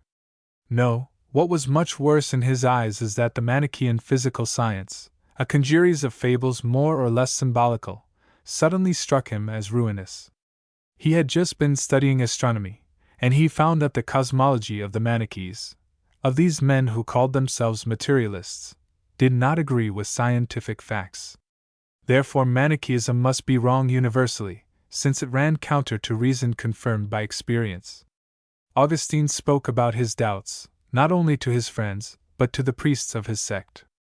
These got out of the difficulty by evasions and the most dazzling promises. A Manichae bishop, a certain Faustus, was coming to Carthage. He was a man of immense learning. Most certainly he would refute every objection without the least trouble. He would confirm the young auditors in their faith. So Augustine and his friends waited for Faustus as for a messiah. Their disappointment was immense. The supposed doctor turned out to be an ignorant man, who possessed no tincture of science or philosophy, and whose intellectual baggage consisted of nothing but a little grammar. A delightful talker and a wit, the most he could do was to discourse pleasantly on literature. This disappointment, joined to the setbacks in his profession, brought about a crisis of soul and conscience in Augustine. So this truth which he had sighed after so long, which had been so much promised to him, was only a decoy. One must be content not to know. Then what was left to do since truth was unapproachable? Possibly fortune and honors would console him for it. But he was far enough from them too. He felt that he was on the wrong road, that he was getting into a rut at Carthage, as he had got into a rut at Thagist. He must succeed, whatever the cost. And then he gave way to one of those moments of weariness, when a man has no further hope of saving himself save by some desperate step. He was sick of where he was and of those about him. His friends, whom he knew too well, had nothing more to teach him, and could not help him in the only search which passionately interested him. And his entanglement became irksome. Here was 9 years that this sharing of bed and board had lasted. His son was at that unattractive age which rather bores a young father than it revives an affection already old. No doubt he did not want to abandon him. He did not intend to break altogether with his mistress. But he felt the need of a change of air, to take himself off somewhere else, where he could breathe more freely and get fresh courage for his task. Then it dawned on him to try his fortune at Rome. It was there that literary reputations were made. He would find there, no doubt, better judges than at Carthage. He would very likely end by getting a post in the public instruction, with a steady salary. This would relieve him of present worries, at all events. Probably he had already this plan in his head when he sent his treatise on the beautiful to Hierius, orator to the city of Rome. He thought that by this politeness he might depend, later, on the backing of the well-known rhetorician. Lastly, his friends, Honorius, Martianus, and the others, earnestly persuaded him to go and find a stage worthy of him at Rome. Alypius, who was at this time finishing his law studies there, and must have felt their separation, pressed him to come to Rome and promised him success. Once more, Augustine was ready to go away. He was not long in making up his mind. He was going to leave all belonging to him, his mistress, his child, till the time when his new position would enable him to send for them. He himself tells us that the chief motive which led him to decide on this journey was that the Roman students were said to be better disciplined and less noisy than the students at Carthage. Evidently, that is a reason which would weigh with a professor who objected to act the policeman in his class. But besides the reasons we have given, there were others which must have influenced his decision. Theodosius had lately ordered very heavy penalties against the Manichees.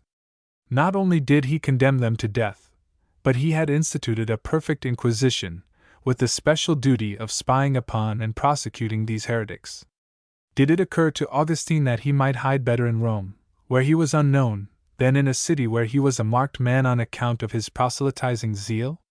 In any case, his departure gave rise to calumnies which his adversaries, the Donatists, did not fail many years later to bring up again and make worse.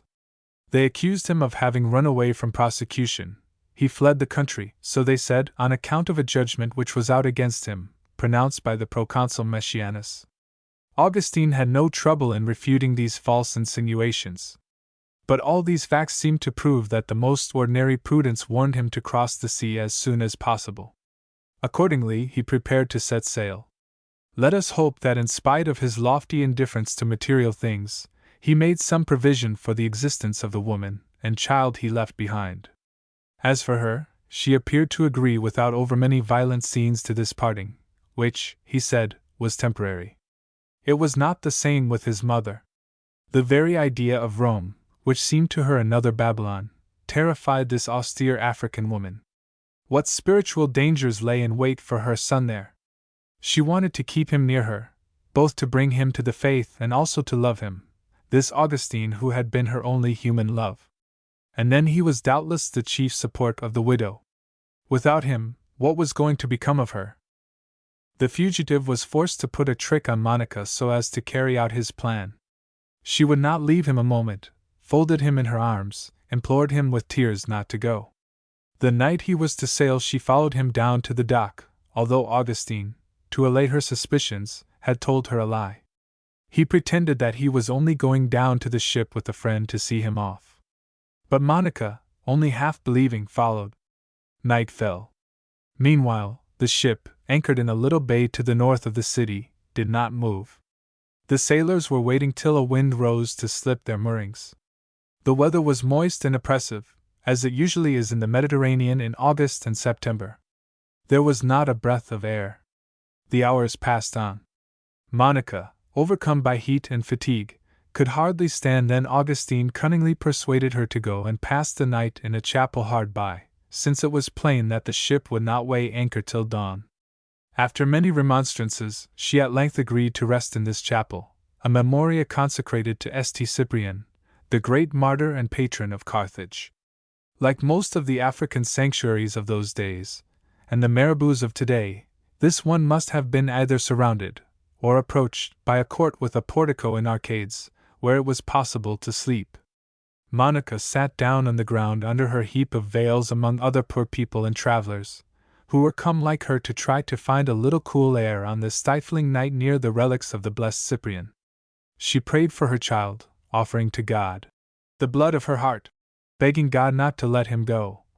For she loved to keep me with her, says Augustine, as mothers are wont, yes, far more than most mothers, and like a true daughter of Eve. Weeping and crying, she sought again with groans the son she had brought forth with groans. She prayed for a long time, then, worn out with sorrow, she slept. The porter of the chapel, without knowing it, watched that night not only the mother of the rhetorician Augustine, but the ancestor of an innumerable line of souls, this humble woman, who slept there on the ground, on the flags of the courtyard, carried in her heart all the yearning of all the mothers of the future. While she slept, Augustine went stealthily on board. The silence and the tempered splendor of the night weighed him down. Sometimes the cry of the sailors on watch took a strange note in the lustrous vaporous spaces.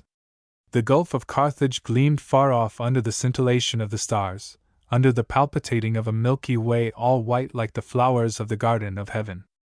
But Augustine's heart was heavy, heavier than the air weighted by the heat and sea damp, heavy from the lie and the cruelty he had just committed. He saw already the awakening and sorrow of his mother. His conscience was troubled, overcome by remorse and forebodings. Meanwhile, his friends tried to cheer him, and urged him to have courage and hope. Marcianus, while embracing him, reminded him of the verses of Terence. "This day which brings to thee another life demands that thou another man shalt be." Augustine smiled sadly. At last the ship began to move. The wind had risen, the wind of the grand voyage which was bearing him to the unknown. Suddenly, at the keen freshness of the open sea, he thrilled. His strength and confidence rushed back. To go away! What enchantment for all those who cannot fasten themselves to a corner of the earth, who know by instinct that they belong elsewhere, who always pass as strangers and as pilgrims, and who go away with relief, as if they cast a burthen behind them. Augustine was of those people, of those who, among the fairest attractions of the road, never ceased to think of the return. But he knew not where God was leading him. Marcianus was right. A new life was really beginning for him, only it was not the life that either of them hoped for. He who departed as a rhetorician, to sell words, was to come back as an apostle, to conquer souls. The third part, the return. Et ecce ibies in cord eram, in cord confitentium tibi, et prejudicientium se in te, et deplorentium in sinitua, post vias suas difficiles. And behold, thou art there in their hearts, in the hearts of that confess to thee, and cast themselves upon thee, and sob upon thy breast, after their weary ways. Confessions v. 2. I. The City of Gold. Augustine fell ill just after he got to Rome. It would seem that he arrived there towards the end of August or beginning of September, before the students reassembled, just at the time of heat and fevers, when all Romans who could leave the city fled to the summer resorts on the coast. Like all the great cosmopolitan centers at that time, Rome was unhealthy. The diseases of the whole earth, brought by the continual inflow of foreigners, flourished there. Accordingly, the inhabitants had a panic fear of infection, like our own contemporaries. People withdrew prudently from those suffering from infectious disorders, who were left to their unhappy fate. If, from a sense of shame, they sent a slave to the patient's bedside, he was ordered to the sweating rooms, and there disinfected from head to foot, before he could enter the house again. Augustine must have had at least the good luck to be well looked after, since he recovered. He had gone to the dwelling of one of his Manichae brethren, an auditor like himself, and an excellent kind of man, whom he stayed with all the time he was in Rome. Still, he had such a bad attack of fever that he very nearly died. "I was perishing," he says, "and I was all but lost." He is frightened at the idea of having seen death so near, at a moment when he was so far from God, so far, in fact, that it never occurred to him to ask for baptism, as he had done, in like case, when he was little. What a desperate blow would that have been for Monica! He still shudders when he recalls the danger. "Had my mother's heart been smitten with that wound, it never could have been healed. For I cannot express her tender love towards me, or with how far greater anguish she travailed of me now in the spirit, than when she bore me in the flesh." But Monica prayed. Augustine was saved. He ascribes his recovery to the fervent prayers of his mother, who, in begging of God the welfare of his soul, obtained, without knowing it, the welfare of his body. As soon as he was convalescent, he had to set to work to get pupils. He was obliged to ask the favors of many an important personage, to knock at many an inhospitable door. This unfortunate beginning, the almost mortal illness which he was only just recovering from, this forced drudgery, all that did not make him very fond of Rome. It seems quite plain that he never liked it, and till the end of his life he kept a grudge against it for the sorry reception it gave him. In the whole body of his writings it is impossible to find a word of praise for the beauty of the Eternal City, while, on the contrary, one can make out through his invectives against the vices of Carthage, his secret partiality for the African Rome. The old rivalry between the two cities was not yet dead after so many centuries. In his heart, Augustine, like a good Carthaginian, and because he was a Carthaginian, did not like Rome. The most annoying things joined together as if on purpose to disgust him with it. The bad season of the year was nigh when he began to reside there. Autumn rains had started, and the mornings and evenings were cold. What with his delicate chest, and his African constitution sensitive to cold, he must have suffered from this damp, cold climate. Rome seemed to him a northern city. With his eyes still full of the warm light of his country, and the joyous whiteness of the Carthage streets, he wandered as one exiled between the gloomy Roman palaces, saddened by the gray walls and muddy pavements. Comparisons, involuntary and continual, between Carthage and Rome, made him unjust to Rome. In his eyes it had a hard, self-conscious, declamatory look, and gazing at the barren Roman Campagna, he remembered the laughing Carthage suburbs, with gardens, villas, vineyards, olivets, circled everywhere by the brilliance of the sea and the lagoons. And then, besides, Rome could not be a very delightful place to live in for a poor rhetoric master come there to better his fortune. Other strangers before him had complained of it. Always to be going up and down the flights of steps and the ascents, often very steep, of the city of the Seven Hills, to be rushing between the Aventine and Sallust's garden, and thence to the Esquiline and Janiculum, to bruise the feet on the pointed cobbles of sloping alleyways. These walks were exhausting, and there seemed to be no end to this city. Carthage was also large almost as Rome. But there Augustine was not seeking employment. When he went for a walk there, he strolled. Here, the bustle of the crowds, and the number of equipages, disturbed and exasperated the southerner with his lounging habits. Any moment there was a risk of being run over by cars tearing at full gallop through the narrow streets. Men of fashion just then had a craze for driving fast. Or again, the passenger was obliged to step aside so that some lady might go by in her litter, escorted by her household, from the handicraft slaves and the kitchen staff, to the eunuchs and house servants, all this army maneuvering under the orders of a leader who held a rod in his hand, the sign of his office. When the street became clear once more, and at last the palace of the influential personage to whom a visit had to be paid was reached, there was no admittance without greasing the knocker.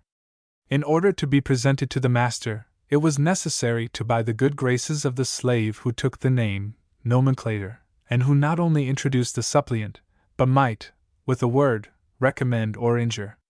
Even after all these precautions, one was not yet sure of the goodwill of the patron.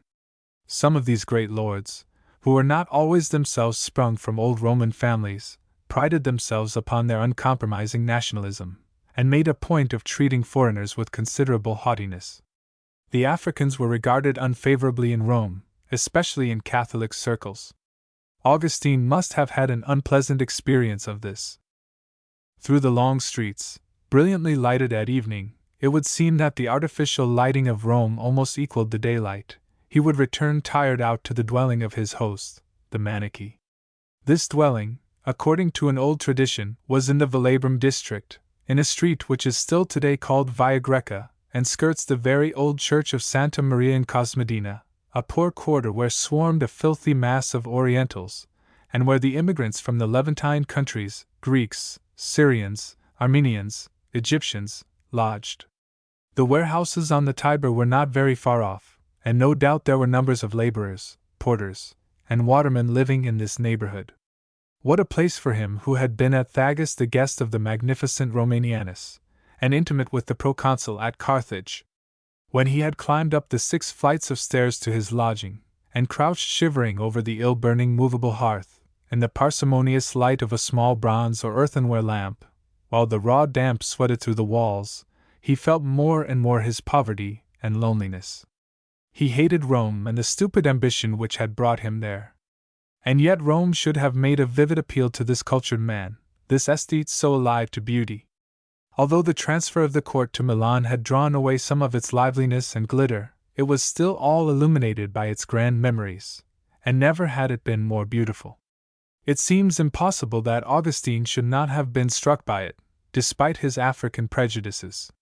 However well built the new Carthage might be, it could not pretend to compare with a city more than 1,000 years old, which at all periods of its history had maintained the princely taste for building, and which a long line of emperors had never ceased to embellish. When Augustine landed at Ostia, he saw rise before him, closing the perspective of the Via Appia, the Septizonium of Septimus Severus, an imitation, doubtless, on a far larger scale, of the one at Carthage. This huge construction, waterworks probably of enormous size, with its ordered columns placed line above line, was, so to speak, the portico whence opened the most wonderful and colossal architectural mass known to the ancient world.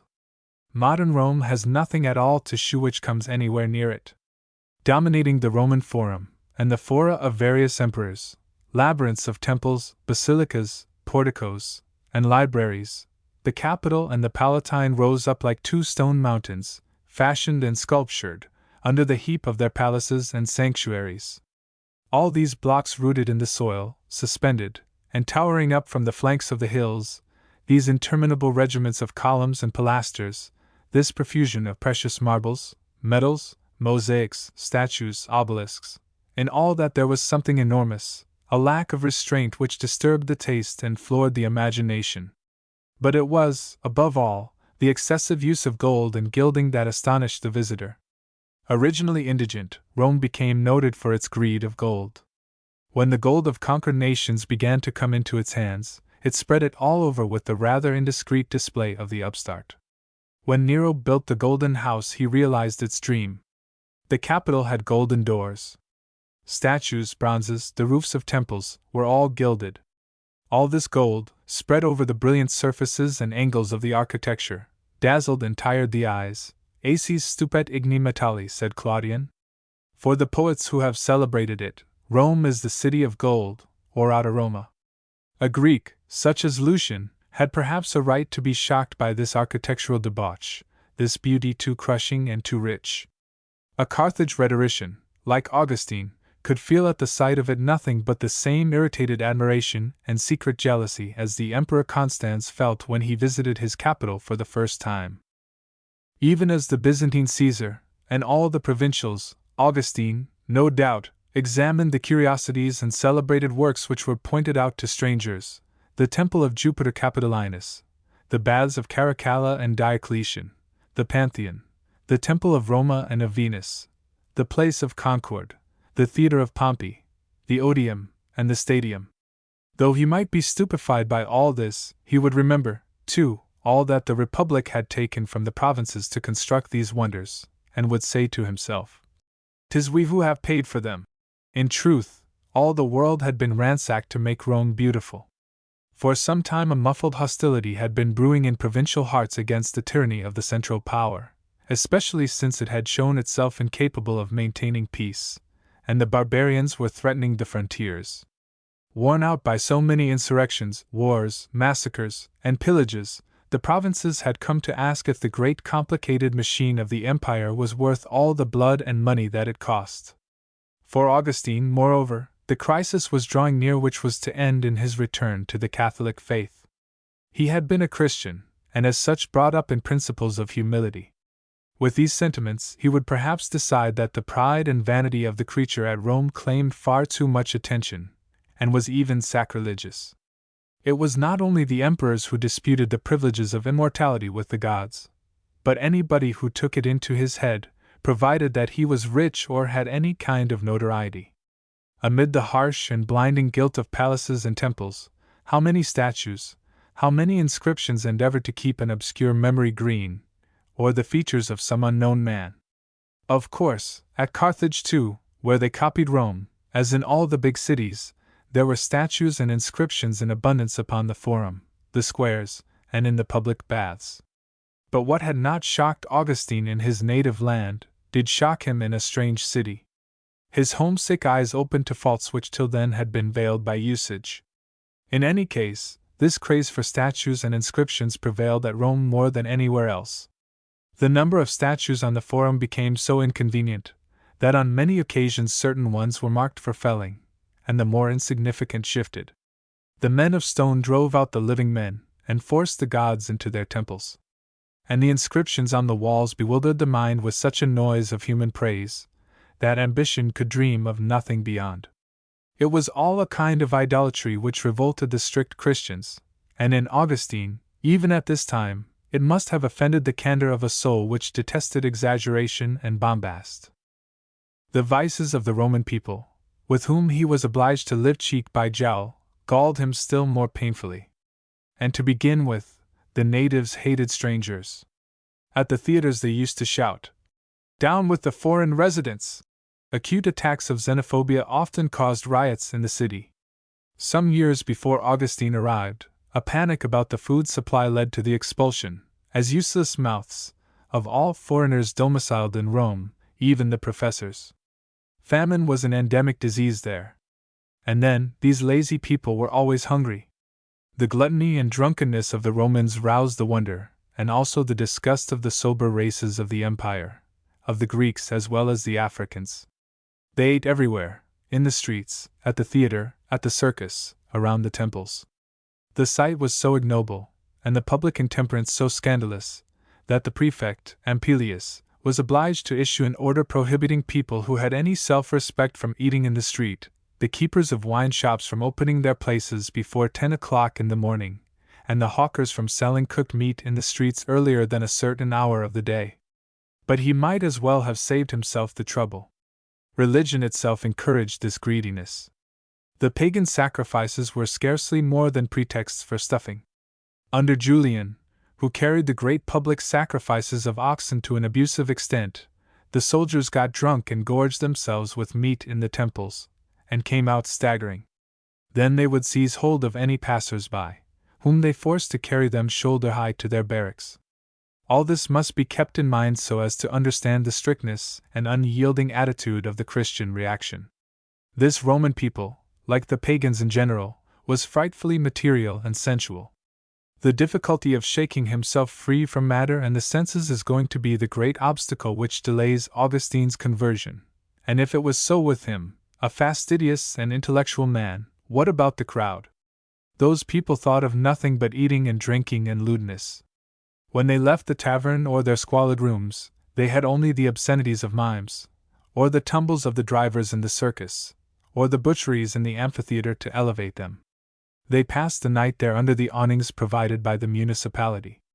Their passion for horse races and actors and actresses, curbed though it was by the Christian emperors, continued even after the sack of Rome by the barbarians.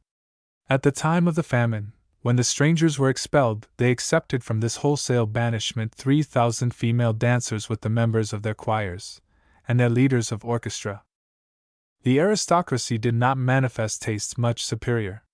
Save a few cultivated minds, sincerely fond of literature, the greatest number only saw in the literary pose an easy way of being fashionable.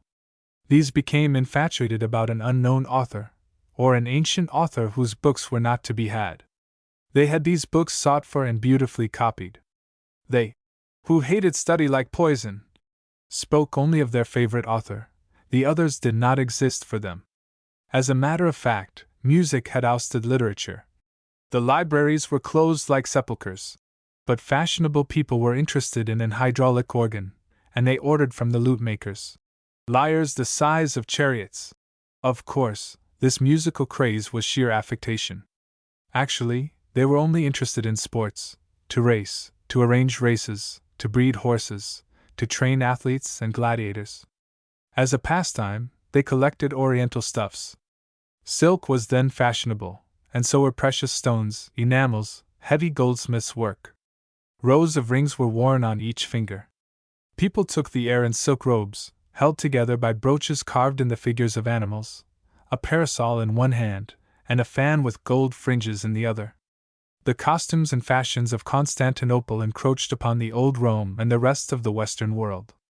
Immense fortunes, which had gathered in the hands of certain people, either through inheritance or swindling, enabled them to keep up a senseless expenditure. Like the American millionaires of today, who have their houses and properties in both hemispheres, these great Roman lords possessed them in every country in the empire. Symmachus, who was prefect of this city when Augustine was in Rome, had considerable estates not only in Italy and in Sicily, but even in Mauritania. And yet, in spite of all their wealth and all the privileges they enjoyed, these rich people were neither happy nor at ease. At the least suspicion of a despotic power, their lives and property were threatened. Accusations of magic, of disrespect to the Caesar, of plots against the emperor, any pretext was good to plunder them. During the preceding reign, that of the pitiless Valentinian, the Roman nobility had been literally decimated by the executioner. A certain vice-prefect, Maximinus, had gained a sinister reputation for cleverness in the art of manufacturing suspects. By his orders, a basket at the end of a string was hung out from one of the windows of the praetorium, into which denunciations might be cast. The basket was in use day and night. It is clear that at the time that Augustine settled in Rome this abominable system was a little moderated. But accusation by detectives was always in the air. And living in this atmosphere of mistrust, hypocrisy, bribery, and cruelty, small wonder if the Carthaginian fell into bitter reflections upon Roman corruption. However impressive from the front, the empire was not nice to look at close at hand. But Augustine was, above all, homesick. When he strolled under the shady trees of the Janiculum or Sallust's gardens, he already said to himself what he would repeat later to his listeners at Hippo. "Take an African, put him in a place cool and green, and he won't stay there. He will feel he must go away and come back to his blazing desert." As for himself, he had something better to regret than a blazing desert. In front of the city of gold, stretched out at his feet, and the horizon of the Sabine hills, he remembered the feminine softness of the twilights upon the lake of Tunis, the enchantment of moonlit nights upon the Gulf of Carthage, and that astonishing landscape to be discovered from the height of the terrace of Byrsa, which all the grandeur of the Roman Campagna could not make him forget. To the final disillusion. The new professor had managed to secure a certain number of pupils whom he gathered together in his rooms. He could make enough to live at Rome by himself, if he could not support there the woman and child he had left behind at Carthage. In this matter of finding work, his host and his Manichae friends had done him some very good turns. Although forced to conceal their beliefs since the edict of Theodosius, there were a good many Manichaes in the city. They formed an occult church, strongly organized, and its adepts had relations with all classes of Roman society. Possibly Augustine presented himself as one driven out of Africa by the persecution. Some compensation would be owing to this young man who had suffered for the good cause. It was his friend Alypius, the brother of his heart, who, having preceded him to Rome to study law at his parents' wishes, now was the most useful in helping Augustine to make himself known and find pupils. Himself a Manichae, converted by Augustine, and a member of one of the leading families in Thagist, he had not long to wait for an important appointment in the imperial administration. He was assessor to the Treasurer General, or Count of the Italian Bounty Office, and decided fiscal questions. Thanks to his influence, as well as to his acquaintances among the Manichaes, he was a valuable friend for the new arrival, a friend who could aid him, not only with his purse, but with advice. Without much capacity for theorizing, this Alypius was a practical spirit, a straight and essentially honest soul, whose influence was excellent for his impetuous friend. Of very chaste habits, he urged Augustine to restraint. And even in abstract studies, the religious controversies which Augustine dragged him into, his strong good sense moderated the imaginative dashes, the overmuch subtlety which sometimes led the other beyond healthy reason. Unhappily they were both very busy, the judge and the rhetorician, and although their friendship became still greater during this stay in Rome, they were not able to see each other as much as they desired. Their pleasures, too, were perhaps not the same. Augustine did not in the least care about being chaste, and Alypius had a passion for the amphitheater, a passion which his friend disapproved of. Some time earlier, at Carthage, Augustine had filled him with disgust of the circus. But hardly was Alypius arrived in Rome, than he became mad about the gladiatorial shows. Some fellow students took him to the amphitheater, almost by force. Thereupon, he said that he would stay, since they had dragged him there, but he bet that he would keep his eyes shut all through the fight, and that nothing could make him open them. He sat down on the benches with those who had brought him, his eyelids pressed down, refusing to look. Suddenly there was a roar of shouting, the shout of the crowd hailing the fall of the first wounded. His lids parted of themselves, he saw the flow of blood. At the sight of the blood, says Augustine, he drank in ruthlessness, no longer did he turn away, but fixed his gaze, and he became mad, and he knew no more. He was fascinated by the criminal atrocity of this battle, and drunk with the pleasure of blood. These breathless phrases of the confessions seemed to throb still with the wild frenzy of the crowd. They conveyed to us directly the kind of sadistic excitement which people went to find about the arena. Really, a wholesome sight for future Christians, for all the souls that the brutality of pagan customs revolted. The very year that Augustine was at Rome, certain prisoners of war, Sarmatian soldiers, condemned to kill each other in the amphitheater, chose suicide rather than this shameful death. There was in this something to make him reflect, him and his friends. The fundamental injustices whereon the ancient world rested, the crushing of the slave and the conquered, the contempt for human life, these things they touched with the finger when they looked on at the butcheries in the amphitheater. All those whose hearts sickened with disgust and horror before these slaughterhouse scenes, all those who longed for a little more mildness, a little more justice, were all recruits marked out for the peaceful army of the Christ. For Alypius, especially, it was not a bad thing to have known this blood-drunkenness at first hand. He shall be only the more ashamed when he falls at the feet of the merciful God. Equally useful was it for him to have personal experience of the harshness of men's justice, and in the fulfillment of his duties as a judge to observe its errors and flaws. While he was a student at Carthage, he just escaped being condemned to death upon a false accusation of theft, the theft of a piece of lead. Already they were dragging him, if not to the place of capital punishment, at least to prison, when a chance meeting with a friend of his who was a senator saved him from the threatening mob. At Rome, while assessor to the Count of the Italian Bounty Office, he had to resist an attempt to bribe him, and by doing so risked losing his appointment, and no doubt, something worse too. Official venality and dishonesty were evils so deeply rooted that he himself nearly succumbed. He wanted some books copied, and he had the temptation to get this done at the charge of the treasury. This peculation had, in his eyes, a good enough excuse, and it was certain to go undetected. Nevertheless, when he thought it over, he changed his mind, and virtuously refrained from giving himself a library at the expense of the state. Augustine, who relates these anecdotes, draws the same moral from them as we do, to wit, that for a man who is going to be a bishop and, as such, administrator and judge, this time spent in the government service was a good preparatory school. Most of the other great leaders of this generation of Christians had also been officials. Before ordination, they had been mixed up in business and politics, and had lived freely the life of their century. So it was with St. Ambrose, with St. Paulinus of Nola, with Augustine himself, and Evodius and Alypius, his friends. And yet, however absorbed in their work the two Africans might be, it is pretty near certain that intellectual questions took the lead of all others. This is manifest in Augustine's case at least. He must have astonished the good Alypius when he got to Rome by acknowledging that he hardly believed in Manichaeism any longer. And he set forth his doubts about their master's cosmogony and physical science, his suspicions touching the hidden immorality of the sect. As for himself, the controversies, which were the Manichees' strong point, did not dazzle him any longer.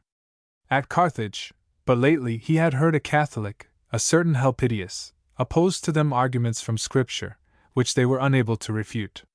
To make matters worse, the Manichee Bishop of Rome made a bad impression on him from the very outset. This man, he tells us, was of rough appearance, without culture or polite manners.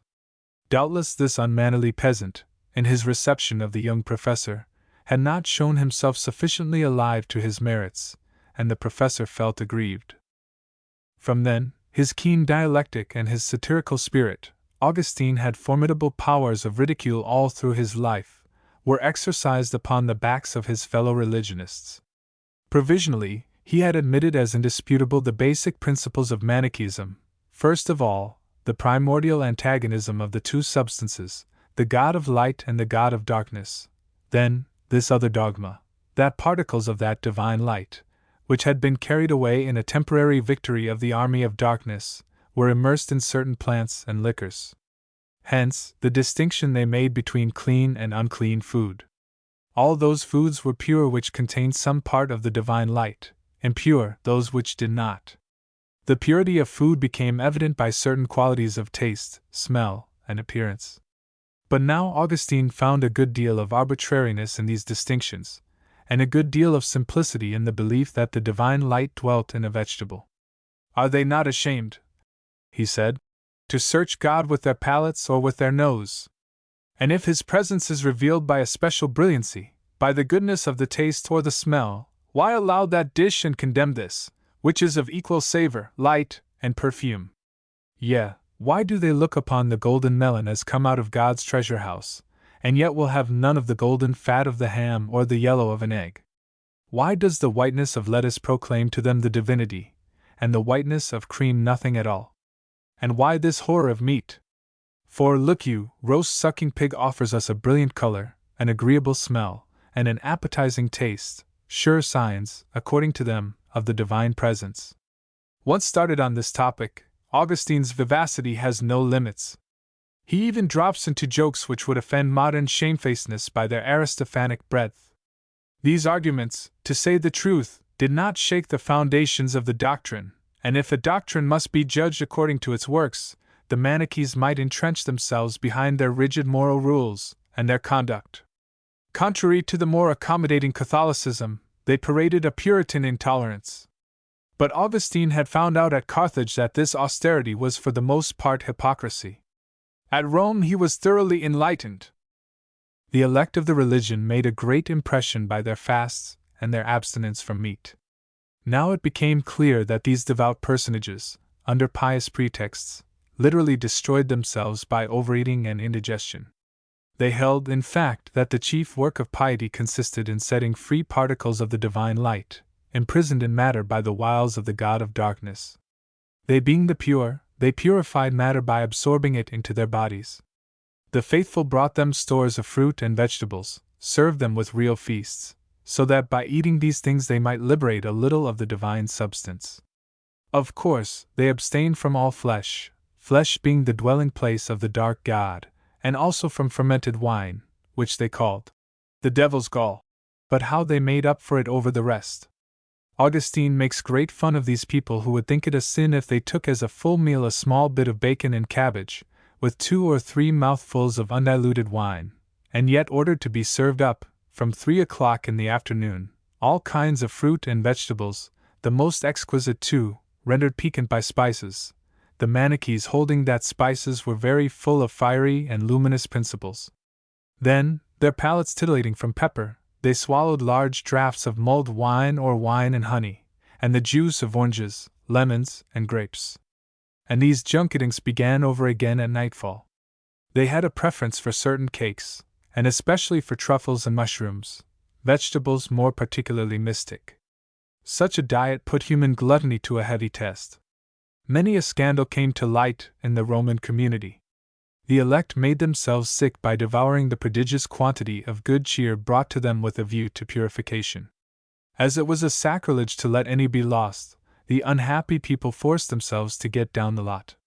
There were even victims, children, gorged with delicacies, died of stuffing. For children, being innocent things, were deemed to have quite special purifying virtues. Augustine was beginning to get indignant at all this nonsense. Still, except for these extravagances, he continued to believe in the asceticism of the elect, asceticism of such severity that the main part of the faithful found it impossible to practice. And see, just at this moment, whom should he discover very strange things about but Bishop Faustus, that Faustus whom he had looked for at Carthage as a Messiah. The holy man, while he preached renunciation, granted himself a good many indulgences. He lay, for one thing, on feathers, or upon soft goatskin rugs. And these Puritans were not even honest. The Manichee Bishop of Rome, that man of rough manners who had so offended Augustine, was on the point of being convicted of stealing the general cash-box. Lastly, there were rumors in the air, accusing the elect of giving themselves over to reprehensible practices in their private meetings. They condemned marriage and childbearing as works of the devil, but they authorized fornication, and even, it is said, certain acts against nature. That, for Augustine, was the final disillusion. In spite of it, he did not separate openly from the sect. He kept his rank of auditor in the Manichee Church. What held him to it were some plausible considerations on the intellectual side. Manichaeism, with its distinction of two principles, accounted conveniently for the problem of evil and human responsibility. Neither God nor man was answerable for sin and pain, since it was the other, the dark principle, who distributed them through the world among men. Augustine, who continued to sin, continued likewise to be very comfortable with such a system of morals and metaphysics. Besides, he was not one of those convinced, downright minds who feel the need to quarrel noisily with what they take to be error. No one has opposed heresies more powerfully, and with a more tireless patience, than he has. But he always put some consideration into the business. He knew by experience how easy it is to fall into error, and he said this charitably to those whom he wished to persuade. There was nothing about him like St. Jerome. Personal reasons, moreover, obliged him not to break with his fellow religionists who had supported him, nursed him even, on his arrival at Rome, and who, as we shall see in a moment, might still do him services. Augustine was not, like his friend Alypius, a practical mind, but he had tact, and in spite of all the impulsiveness and mettle of his nature, a certain suppleness which enabled him to maneuver without too many collisions in the midst of the most embarrassing conjunctures. Through instinctive prudence he prolonged his indecision. Little by little, he who had formerly flung himself so enthusiastically in pursuit of truth, glided into skepticism, the skepticism of the academics in its usual form. And at the same time that he lost his taste for speculative thinking, new annoyances in his profession put the finishing touch on his discouragement. If the Roman students were less noisy than those of Carthage, they had a deplorable habit of walking off and leaving their masters unpaid. Augustine was ere long victimized in this way. He lost his time and his words. As at Carthage, so at Rome, he had to face the fact that he could not live by his profession. What was he to do? Would he have to go back home? He had fallen into despair, when an unforeseen chance turned up for him. The town council of Milan threw open a professorship of rhetoric to public competition.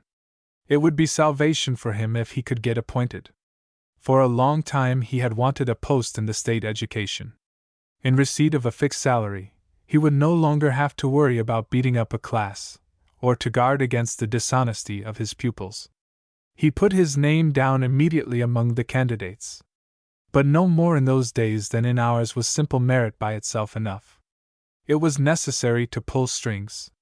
His friends the Manichees undertook to do this for him. They urged his claims warmly on the prefect Symmachus, who doubtless presided at the competitive trials. By an amusing irony of fate, Augustine owed his place to people he was getting ready to separate from, whom even he was soon going to attack, and also to a man who was in a way the official enemy of Christianity. The pagan Symmachus appointing to an important post a future Catholic bishop, there is matter for surprise in that. But Symmachus, who had been proconsul at Carthage, protected the Africans in Rome. Furthermore, it is likely that the Manichees represented their candidate to him as a man hostile to Catholics. Now in this year, AD 384, the prefect had just begun an open struggle with the Catholics.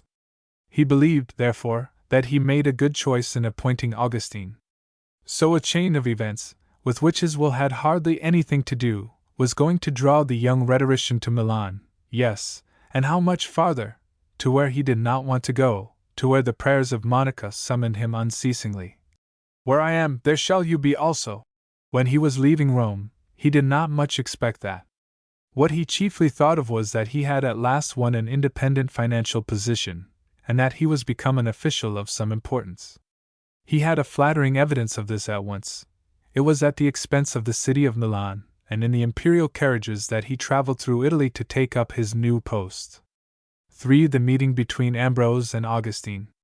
Before he left Rome, and during his journey to Milan, Augustine must have recalled more than once the verses of Terence which his friend Martianus had quoted by way of encouragement and advice the night he set sail for Italy. This day which brings to thee another life demands that thou another man shalt be. He was 30 years old. The time of youthful willfulness was over. Age, disappointments, the difficulties of life, had developed his character.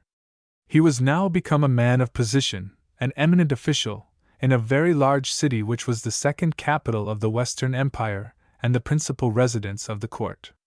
If he wished to avoid further setbacks in his career, it behoved him to choose a line of conduct carefully thought out. And first of all, it was time to get rid of Manichaeism. A Manichae would have made a scandal in a city where the greatest part of the population was Christian, and the court was Catholic, although it did not conceal its sympathy with Arianism. It was a long time now since Augustine had been a Manichae in his heart. Accordingly, he was not obliged to feign in order to re-enter a church which already included him formally among its catechumens. Doubtless he was a very lukewarm catechumen, since at intervals he inclined to skepticism.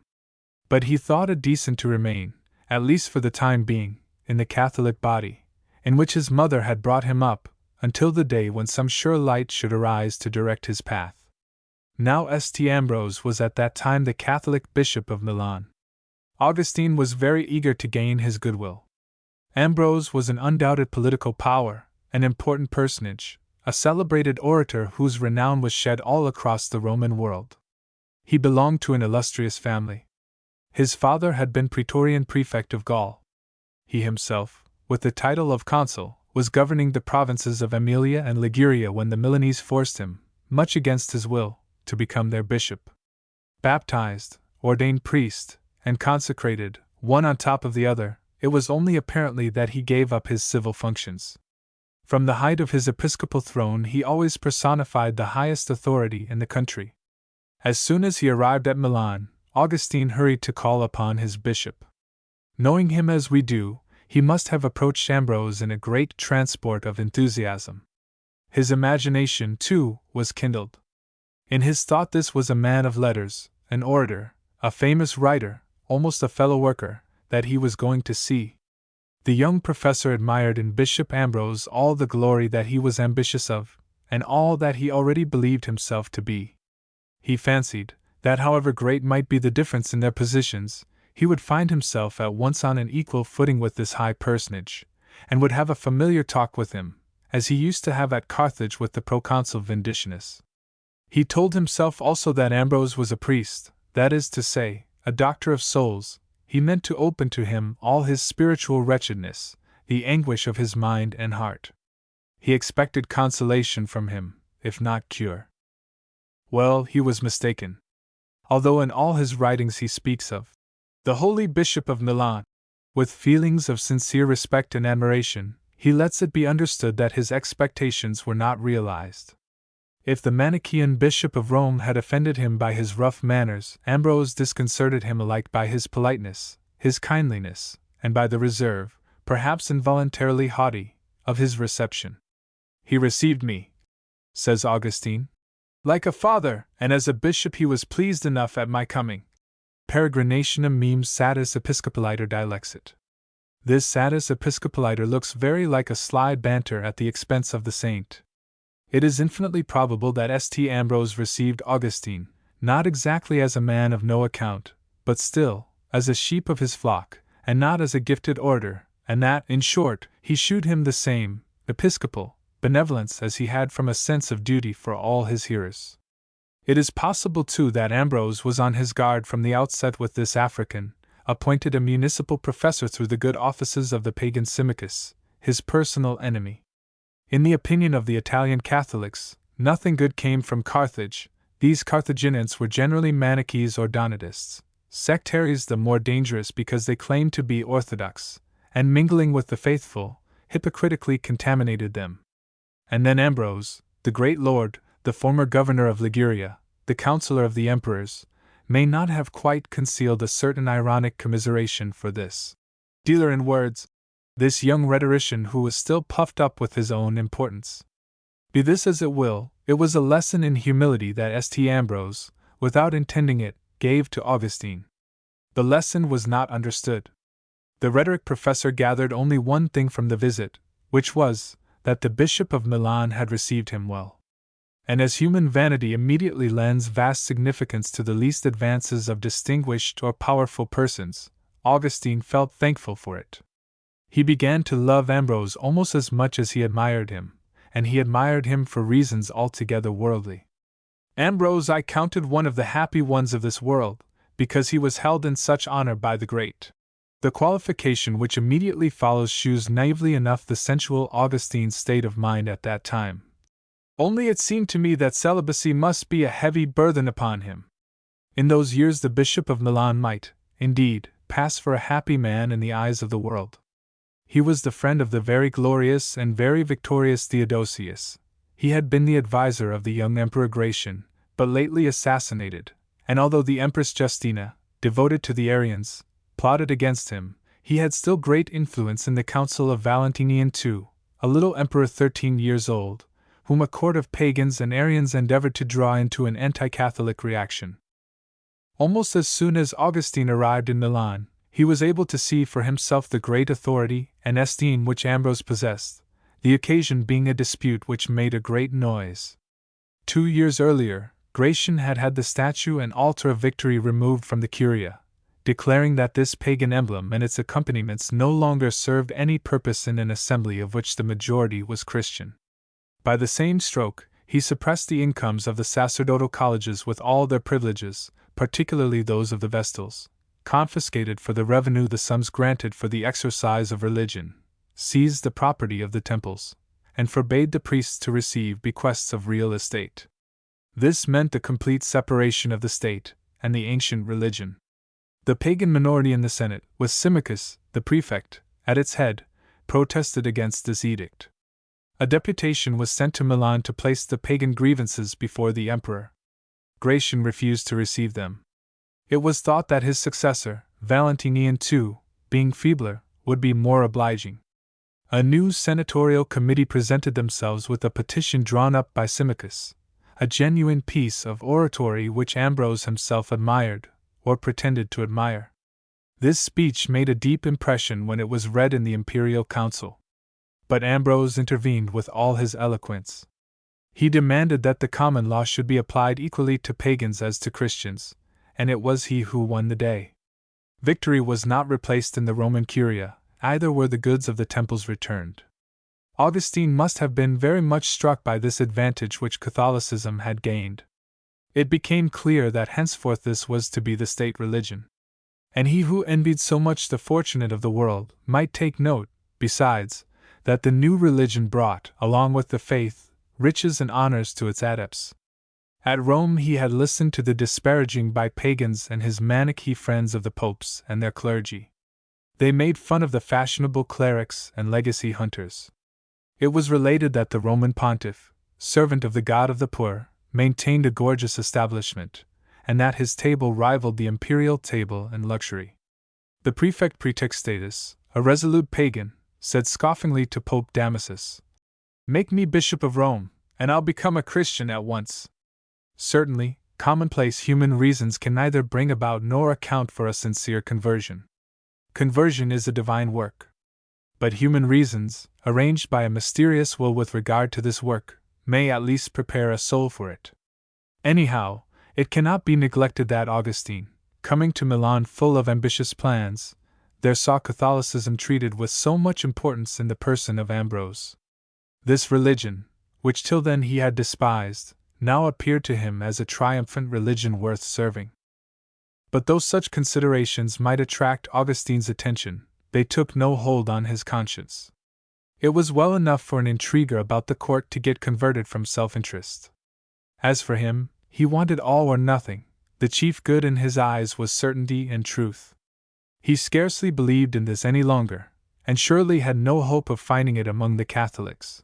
But still he went to hear Ambrose's sermons. He went in the first place as a critic of language, with the rather jealous curiosity of the trained man who watches how another man does it. He wanted to judge himself if the sacred orator was as good as his reputation. The firm and substantial eloquence of this former official, this statesman who was more than anything a man of action, immediately got control of the frivolous rhetorician. To be sure, he did not find in Ambrose's sermons the exhilaration or the verbal caress which had captivated him in those of Faustus the Manichaean, but yet they had a persuasive grace which held him.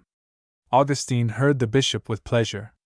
Still, if he liked to hear him talk, he remained contemptuous of the doctrine he preached. Then, little by little, this doctrine forced itself on his meditations. He perceived that it was more serious than he had thought hitherto, or, at least, that it could be defended. Ambrose had started in Italy the exegetical methods of the Orientals. He discovered in Scripture allegorical meanings, sometimes edifying, sometimes deep, always satisfying for a reasonable mind. Augustine, who was inclined to subtlety, much relished these explanations which, if ingenious, were often forced. The Bible no longer seemed to him so absurd. Finally, the immoralities which the Manichees made such a great point of against the Holy Writ were justified, according to Ambrose, by historical considerations. What God did not allow today, He allowed formerly by reason of the conditions of existence. However, though the Bible might be neither absurd nor contrary to morals, this did not prove that it was true. Augustine found no outlet for his doubts. He would have been glad to have Ambrose help him to get rid of them. Many a time he tried to have a talk with him about these things. But the Bishop of Milan was so very busy a personage. I could not ask him, says Augustine, what I wanted as I wanted, because the shoals of busy people who consulted him about their affairs, and to whose infirmities he ministered, came between me and his ear and lips. And in the few moments when he was not thus surrounded, he was refreshing either his body with needful food, or his mind with reading. While he read, his eye wandered along the page and his heart searched out the meaning, but his voice and his tongue were at rest. Often when we attended, for the door was open to all, and no one was announced, we saw him reading silently, but never otherwise, and after sitting for some time without speaking, for who would presume to trouble one so occupied? We went away again. We divined that, for the little space of time which was all that he could secure for the refreshment of his mind, he allowed himself a holiday from the distraction of other people's business, and did not wish to be interrupted, and perhaps he was afraid lest eager listeners should invite him to explain the harder passages of his author, or to enter upon the discussion of difficult topics, and hinder him from perusing as many volumes as he wished. Of course, the reason that guided a man of such remarkable virtue must have been good. Nobody could comment more subtly, nor, be it said also, more maliciously, the attitude of St. Ambrose towards Augustine, than Augustine himself does it here. At the time he wrote this page, the events he was relating had happened a long time ago. But he is a Christian, and in his turn, he is a bishop. He understands now what he could not understand then. He feels thoroughly at heart that if Ambrose withdrew himself, it was because the professor of rhetoric was not in a state of mind to have a profitable discussion with a believer. He lacked the necessary humility of heart and intellect. But at the moment, he must have taken things in quite another way, and have felt rather hurt, not to say more, at the bishop's apparent indifference. Just picture a young writer of today, pretty well convinced of his value, but uneasy about his future, coming to ask advice of an older man already famous. Well, Augustine's advances to Ambrose were not unlike that, save that they had a much more serious character, since it was not a question of literature, but of the salvation of a soul. At this period, what Augustine saw in Ambrose, even when he consulted him on sacred matters, was chiefly the orator, that is to say, a rather older rival. He enters. He is shown into the private room of the great man, without being announced, like any ordinary person. The great man does not lay aside his book to greet him, does not even speak a word to him. What would the official professor of rhetoric to the city of Milan think of such a reception? One can make out clearly enough through the lines of the Confessions. He said to himself that Ambrose, being a bishop, had charge of souls, and he was surprised that the bishop, no matter how great a lord he might be, made no attempt whatever to offer him spiritual aid. And as he was still devoid of Christian charity, no doubt he thought too that Ambrose was conscious that he had not the ability to wrestle with the dialectician of Augustine's strength, and that, into the bargain, the prelate was to seek in knowledge of the Scriptures. And in truth, Ambrose had been made a bishop so suddenly that he must have found himself obliged to improvise a hasty knowledge. Anyhow, Augustine concluded that if he refused to discuss, it was because he was afraid of being at a disadvantage. Very surely St. Ambrose had no notion of what the catechumen was thinking. He soared too high to trouble about miserable stings to self-respect. In his ministry he was for all alike, and he would have thought it against Christian equality to shew any special favor to Augustine. If, In the brief talks he had with the young rhetorician, he was able to gather anything of his character. He could not have formed a very favorable opinion of it. The high-strung temperament of the African, these vague yearnings of the spirit, these sterile melancholies, this continual temporizing before the faith, all that could only displease Ambrose, the practical Roman, the official used all his life to command. However that was, Augustine, in following years, never allowed himself the least reproach towards Ambrose. On the contrary, everywhere he loads him with praise, quotes him repeatedly in his treatises, and takes refuge on his authority. He calls him his father. But once, when he is speaking of the spiritual desolation in which he was plunged at Milan, there does escape him something like a veiled complaint which appears to be aimed at Ambrose. After recalling the eagerness with which he sought truth in those days, he adds, "If any one could have been found then to trouble about instructing me, he would have had a most willing and docile pupil." This phrase, in such marked contrast with so many laudatory passages in the Confessions about St. Ambrose, seems to be indeed a statement of the plain truth. If God made use of Ambrose to convert Augustine, it is nevertheless likely that Ambrose personally did nothing, or very little, to bring about this conversion. 4 plans of marriage. But even as he draws nearer the goal, Augustine would appear, on the contrary, to get farther away from it. Such are God's secret paces, who snatches souls like a thief, he drops on them without warning. Till the very eve of the day when Christ shall come to take him, Augustine will be all taken up with the world and the care of making a good figure in it. Although Ambrose's sermon stimulated him to reflect upon the great historical reality which Christianity is, he had as yet but dim glimpses of it. He had given up his superficial unbelief, and yet did not believe in anything definite. He drifted into a sort of agnosticism compounded of mental indolence and discouragement. When he scrutinized his conscience to the depths, the most he could find was a belief in the existence of God and his providence, quite abstract ideas which he was incapable of enlivening. But whatever was the use of speculating upon truth and the sovereign good? The main thing to do was to live. Now that his future was certain, Augustine endeavored to arrange his life with a view to his tranquility. He had no longer very large ambitions. What he principally wanted to do was to create for himself a nice little existence, peaceful and agreeable, one might almost say, middle class. His present fortune, although small, was still enough for that, and he was in a hurry to enjoy it. Accordingly, he had not been long in Milan ere he sent for his mistress and his son. He had rented an apartment in a house which gave on a garden. The owner, who did not live there, allowed him the use of the whole house. A house, the dream of the sage. And a garden in Virgil's country. Augustine, the professor, should have been wonderfully happy. His mother soon joined him. Gradually a whole tribe of Africans came down on him, and took advantage of his hospitality. Here was his brother Navigius, his 2 cousins, Rusticus and Lastidianus, his friend Alypius, who could not make up his mind to part from him, and probably Nebridius, another of his Carthage friends.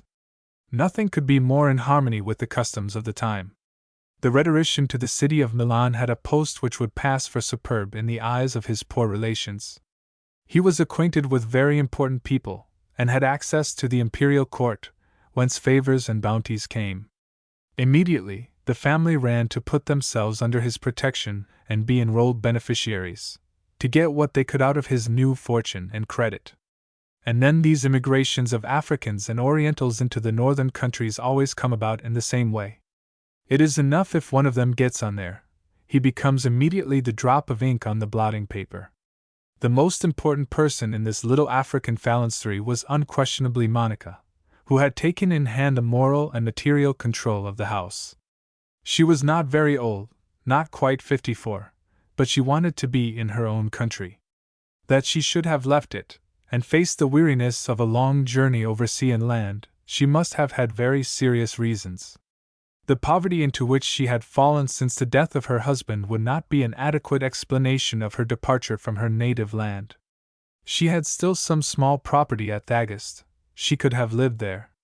The true motives of her departure were of an altogether different order. First of all, she passionately loved her son, to the point that she was not able to live away from him. Let us recall Augustine's touching words. For she loved to keep me with her, as mothers are wont, yes, far more than most mothers. Besides that, she wanted to save him. She completely believed that this was her work in the world. Beginning from now, she is no longer the widow of Patricius, she is already Saint Monica. Living like a nun, she fasted, prayed, mortified her body. By long meditating on the scriptures, she had developed within her the sense of spiritual realities, so that before long she astonished Augustine himself. She had visions, perhaps she had trances. As she came over the sea from Carthage to Ostia, the ship which carried her ran into a wild gale. The danger became extreme, and the sailors themselves could no longer hide their fear. But Monica intrepidly encouraged them. Never you fear, we shall arrive in port safe and sound. God, she declared, had promised her this. If, in her Christian life, she knew other minutes more divine, that was truly the most heroic. Across Augustine's calm narrative, we witnessed the scene. This woman lying on the deck among passengers half dead from fatigue and terror, suddenly flings back her veils, stands up before the maddened sea, and with a sudden flame gleaming over her pale face, she cries to the sailors, "What do you fear? We shall get to port. I am sure of it." The glorious act of faith. At this solemn moment, when she saw death so near, she had a clear revelation of her destiny. She knew with absolute certainty that she was entrusted with a message for her son, and that her son would receive this message, in spite of all, in spite of the wildness of the sea, aye, in spite of his own heart. When this sublime emotion had subsided, it left with her the conviction that sooner or later Augustine would change his ways. He had lost himself, he was mistaken about himself. This business of rhetorician was unworthy of him. The master of the field had chosen him to be one of the great reapers in the time of harvest. For a long while Monica had foreseen the exceptional place that Augustine was to take in the church. Why fritter away his talent and intelligence in selling vain words, when there were heresies to combat, the truth to make shine forth, when the Donatists were capturing the African basilicas from the Catholics? What, in fact, was the most celebrated rhetorician compared to a bishop, protector of cities, counselor of emperors, representative of God on earth? All this might Augustine be. And he remained stubborn in his error. Prayers and efforts must be redoubled to draw him from that. It was also for herself that she struggled, for the dearest of her hopes as a mother. To bear a soul to Jesus Christ, and a chosen soul who would save in his turn souls without number, for this only had she lived. And so it was that on the deck, tired by the rolling of the ship, drenched by the seas that were breaking on board, and hardly able to stand in the teeth of the wind, she cried out to the sailors, "What do you fear? We shall get to port. I am sure of it." At Milan she was regarded by Bishop Ambrose as a model parishioner. She never missed his sermons and hung upon his lips as a fountain of water springing up to eternal life.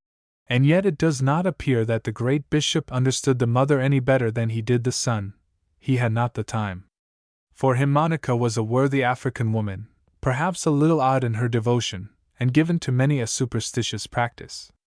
Thus she continued to carry baskets of bread and wine and pulse to the tombs of the martyrs, according to the use at Carthage and Thagist. When, carrying her basket, she came to the door of one of the Milanese basilicas, the doorkeeper forbade her to enter, saying that it was against the bishop's orders, who had solemnly condemned such practices because they smacked of idolatry.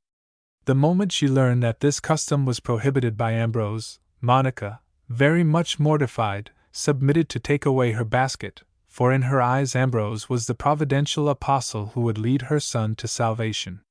And yet it must have grieved her to give up this old custom of her country. Save for the fear of displeasing the bishop, she would have kept it up. Ambrose was gratified by her obedience, her fervor and charity. When by chance he met the son, he congratulated him on having such a mother. Augustine, who did not yet despise human praise, no doubt expected that Ambrose would in turn pay some compliments to himself. But Ambrose did not praise him at all, and perhaps he felt rather vexed. He himself, however, was always very busy. He had hardly any time to profit by the pious exhortations of the bishop. His day was filled by his work and his social duties. In the morning he lectured. The afternoon went in friendly visits, or in looking up men of position whom he applied to for himself or his relations. In the evening, he prepared tomorrow's lecture. In spite of this very full and stirring life, which would seem to satisfy all his ambitions, he could not manage to stifle the cry of his heart in distress. He did not feel really happy. In the first place, it is doubtful whether he liked Milan any better than Rome. He felt the cold there very much. The Milanese winters are very trying, especially for a southerner. Thick fogs rise from the canals and the marsh lands which surround the city. The alpine snows are very near. This climate, damper and frostier even than at Rome, did no good to his chest. He suffered continually from hoarseness. He was obliged to interrupt his lectures, a most disastrous necessity for a man whose business it is to talk. These attacks became so frequent that he was forced to wonder if he could keep on long in this state. Already he felt that he might be obliged to give up his profession. Then, in those hours when he lost heart, he flung to the winds all his youthful ambitions. As a last resort, the voiceless rhetorician would take a post in one of the administrative departments of the empire. The idea of being one day a provincial governor did not rouse any special repugnance. What a fall for him! Yes, but it is the wisest thing, retorted the ill-advising voice, the one we are tempted to listen to when we doubt ourselves. Friendship, as always with Augustine, consoled him for his hopeless thoughts. Near him was the brother of his heart, the faithful Alypius, and also Nebridius, that young man so fond of metaphysical discussions. Nebridius had left his rich estate in the Carthaginian suburbs, and a mother who loved him, simply to live with Augustine in the pursuit of truth. Romanianus was also there, but for a less disinterested reason. The Maecenas of Thagist, after his ostentatious expenditure, found that his fortune was threatened. A powerful enemy, who had started a lawsuit against him, worked to bring about his downfall. Romanianus had come to Milan to defend himself before the emperor, and to win the support of influential personages about the court. And so it came about that he saw a great deal of Augustine. Besides this little band of fellow countrymen, the professor of rhetoric had some very distinguished friends among the aristocracy. He was especially intimate with that Manlius Theodorus whom the poet Claudian celebrates, and to whom he himself later on was to dedicate one of his books. This rich man, who had been proconsul at Carthage, where no doubt he had met Augustine, lived at this time retired in the country, dividing his leisure hours between the study of the Greek philosophers, especially of the Platonists, and the cultivation of his vineyards and olive trees. Here, as at Thagist, in these beautiful villas on the shores of the Italian lakes, the son of Monica gave himself up once more to the sweetness of life. I liked an easy life, he avows in all simplicity. He felt himself to be more Epicurean than ever. He might have chosen Epicureanism altogether, if he had not always kept a fear of what is beyond life. But when he was the guest of Manlius Theodorus, fronting the dim blue mountains of Lake Como, framed in the high windows of the triclinium, he did not think much about what is beyond life. He said to himself, "Why desire the impossible? So very little is needed to satisfy a human soul." The enervating contact of luxury and comfort imperceptibly corrupted him. He became like those fashionable people whom he knew so well how to charm with his talk. Like the fashionable people of all times, these designated victims of the barbarians built, with their small daily pleasures, a rampart against all offensive or saddening realities, leaving the important questions without answer, no longer even asking them. And they said, "I have beautiful books, a well-heated house, well-trained slaves, a delightfully arranged bathroom, a comfortable vehicle. Life is sweet. I don't wish for a better. What's the use? This one is good enough for me." At the moment when his tired intellect gave up everything, Augustine was taken in the snare of easy enjoyment, and desired to resemble these people at all points, to be one of them. But to be one of them he must have a higher post than a rhetorician's, and chiefly it would be necessary to put all the outside forms and exterior respectability into his life that the world of fashion shews.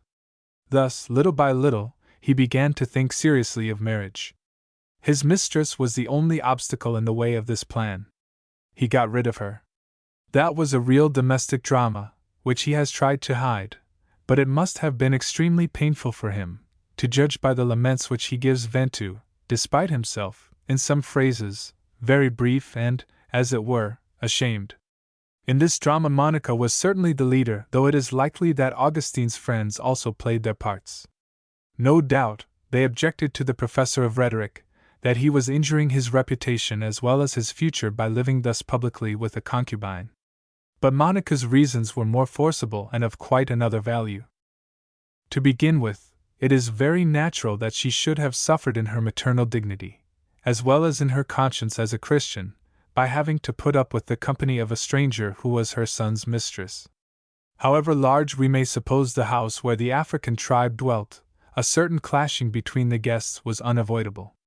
Generally, disputes as to who shall direct the domestic arrangements divide mother-in-law and daughter-in-law who live under one roof. What could be Monica's feelings towards a woman who was not even a daughter-in-law and was regarded by her as an intruder? She did not consider it worth while to make any attempt at regulating the entanglement of her son by marrying them. This person was of far too low a class. It is all very well to be a saint, but one does not forget that one is the widow of a man of curio rank, and that a middle-class family with self-respect does not lower itself by admitting the first comer into its ranks by marriage. But these were secondary considerations in her eyes. The only one which could have really preyed on her mind is that this woman delayed Augustine's conversion. On account of her, as Monica saw plainly, he put off his baptism indefinitely. She was the chain of sin, the unclean past under whose weight he stifled. He must be freed from her as soon as possible. Convinced therefore that such was her bounden duty, she worked continually to make him break off. By way of putting him in some sort face to face with a deed impossible to undo, she searched to find him a wife, with the fine eagerness that mothers usually put into this kind of hunt.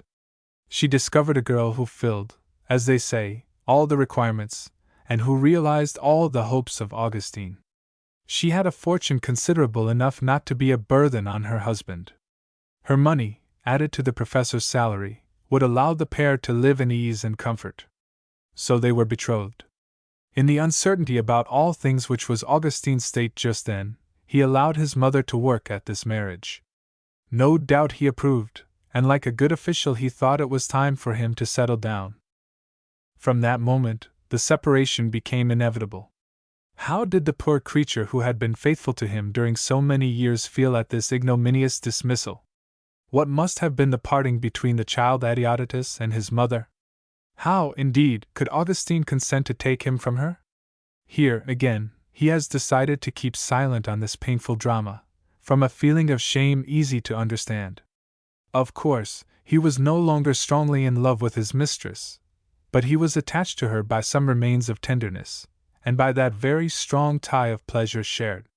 He has said it in words burning with regret. When they took from my side, as an obstacle to my marriage, her with whom I had been used for such a long time to sleep, my heart was torn at the place where it was stuck to hers, and the wound was bleeding. The phrase casts light while it burns. At the place where my heart stuck to hers. Cor ube adherbit.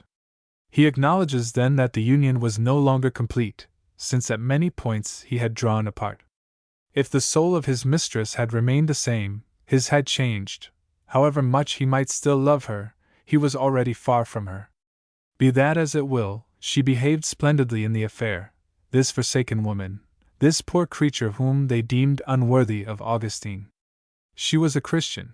Perhaps she perceived, for a loving woman might well have this kind of second sight, that it was a question not only of the salvation of a loved being, but of a divine mission to which he was predestined. She sacrificed herself that Augustine might be an apostle and a saint, a great servant of God. So she went back to her Africa, and to shew that she pardoned, if she could not forget, she vowed that she would never know any other man. She who had slept with Augustine could never be the wife of anyone else. However low she may have been to begin with, the unhappy woman was great at this crisis. Her nobility of soul humiliated Augustine, and Monica herself, and punishment was not slow in falling on them both, on him, for letting himself be carried away by sordid plans for success in life, and upon her, the saint, for having been too accommodating. As soon as his mistress was gone, Augustine suffered from being alone. "I thought that I should be miserable," says he, "without the embraces of a woman." Now his promised bride was too young, 2 years must pass before he could marry her. How could he control himself till then? Augustine did not hesitate. He found another mistress. There was Monica's punishment, cruelly deceived in her pious intentions. In vain did she hope a great deal of good from this approaching marriage. The silence of God shewed her that she was on the wrong track. She begged for a vision, some sign which would reveal to her how this new planned marriage would turn out. Her prayer was not heard. "Meanwhile," says Augustine, "my sins were being multiplied." But he did not limit himself to his own sins, he led others into temptation. Even in matrimonial matters, he felt the need of making proselytes. So he fell upon the worthy Alypius. He, to be sure, guarded himself chastely from women, although in the outset of his youth, to be like everybody else, he had tried pleasure with women, but he had found that it did not suit his taste. However, Augustine put conjugal delights before him with so much heat that he too began to turn his thoughts that way. Not that he was overcome by the desire of pleasure, but out of curiosity. For Alypius, marriage would be a sort of philosophic and sentimental experience. Here are quite modern expressions to translate very old conditions of soul. The fact is, that these young men, Augustine's friends and Augustine himself, were startlingly like those of a generation already left behind, alas! Who will probably keep in history the presumptuous name they gave themselves, the intellectuals. Like us, these young Latins of Africa, pupils of the rhetoricians and the pagan philosophers, believed in hardly anything but ideas. All but ready to affirm that truth is not to be come at, they thought, just the same, that a vain hunt after it was a glorious risk to run, or, at the very least, an exciting game. For them this game made the whole dignity and value of life. Although they had spasms of worldly ambition, they really despised whatever was not pure speculation. In their eyes, the world was ugly, action degrading. They barred themselves within the ideal garden of the sage, the philosopher's corner, as they called it, and jealously they stopped up all the holes through which the painful reality might have crept through to them. But where they differed from us is that they had much less dryness of soul, with every bit as much pedantry, but such ingenuous pedantry. That's what saved them, their generosity of soul, the youth of their hearts. They loved each other, and they ended by growing fond of life and getting in contact with it again. Nebridius journeyed from Carthage to Milan, abandoning his mother and family, neglecting considerable interests, not only to talk philosophy with Augustine, but to live with him as a friend. From this moment they might have been putting in practice those words of the psalm, which Augustine ere long will be explaining to his monks with such tender eloquence. "Behold, how good and how pleasant it is for brethren to dwell together in unity." This is not baseless hypothesis. They had really a plan for establishing a kind of lay monastery, where the sole rule would be the search after truth and the happy life. There would be about a dozen solitaries. They would make a common stock of what means they possessed. The richest, and among these Romanianus, promised to devote their whole fortune to the community. But the recollection of their wives brought this naive plan to nothing. They had neglected to ask the opinions of their wives, and if these, as was likely, should refuse to enter the convents with their husbands, the married men could not face the scheme of living without them. Augustine especially, who was on the point of starting a new connection, declared that he would never find the courage for it. He had also forgotten that he had many dependents. His whole family lived on him. Could he leave his mother, his son, his brother, and his cousins? In company with Alypius and Nebridius, he sincerely lamented that this fair dream of cenobite life was impracticable. "We were 3 famishing mouths," he says, "complaining of our distress one to another, and waiting upon thee that thou mightest give us our meat in due season. And in all the bitterness that thy mercy put into our worldly pursuits, we sought the reason why we suffered, and all was darkness. Then we turned to each other shuddering, and asked, how much longer can this last?" One day, a slight commonplace fact which they happened upon brought home to them still more cruelly their intellectual poverty. Augustine, in his official position as municipal orator, had just delivered the official panegyric of the emperor. The new year was opening, the whole city was given over to mirth. And yet he was cast down, knowing well that he had just uttered many an untruth, and chiefly because he despaired of ever being happy. His friends were walking with him. Suddenly, as they crossed the street, they came upon a beggar, quite drunk, who was indulging in the jolliest pranks. So there was a happy man. A few pence had been enough to give him perfect felicity, whereas they, the philosophers, despite the greatest efforts and all their knowledge, could not manage to win happiness. No doubt, as soon as the drunkard grew sober, he would be more wretched than before. What matters that, if this poor joy, yes, though it be an illusion, can so much cheer a poor creature, thus raise him so far above himself? That minute, at least, he shall have lived in full bliss. And to Augustine came the temptation to do as the beggarman, to throw overboard his philosophical lumber, and set himself simply to live without afterthoughts, since life is sometimes good. But an instinct stronger than the instinct of pleasure said to him, "There is something else. Suppose that were true, perhaps you might be able to find out." This thought tormented him unceasingly. Now eager, now disheartened, he set about trying to find the something else. The Christ in the garden. I was tired of devouring time and of being devoured by it. The whole moral crisis that Augustine is about to undergo might be summed up in these few words so concentrated and so strong. No more to scatter himself among the multitude of vain things, no more to let himself flow along with the minutes as they flowed, but to pull himself together, to escape from the routes so as to establish himself upon the incorruptible and eternal, to break the chains of the old slave he continues to be so as to blossom forth in liberty, in thought, in love. That is the salvation he longs for. If it be not yet the Christian salvation, he is on the road which leads to that. One might amuse oneself by drawing a kind of ideal maproute of his conversion, and fastening into one solid chain the reasons which made him emerge at the act of faith. He himself, perhaps, in his confessions, has given way too much to this inclination. In reality, conversion is an interior fact, and let us repeat it, a divine fact, which is independent of all control by the reason. Before it breaks into light, there is a long preparation in that dark region of the soul which today is called the subconscious. Now nobody has more lived his ideas than did Augustine at this time of his life. He took them, left them, took them up again, persisted in his desperate effort. They reflect in their disorder his variable soul, and the misgivings which troubled it to its depths.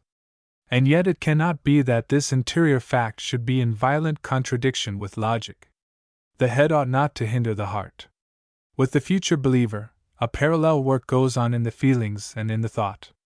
If we are not able to reproduce the marches and countermarches, or follow their repeatedly broken line, we can at least shew the main halting places.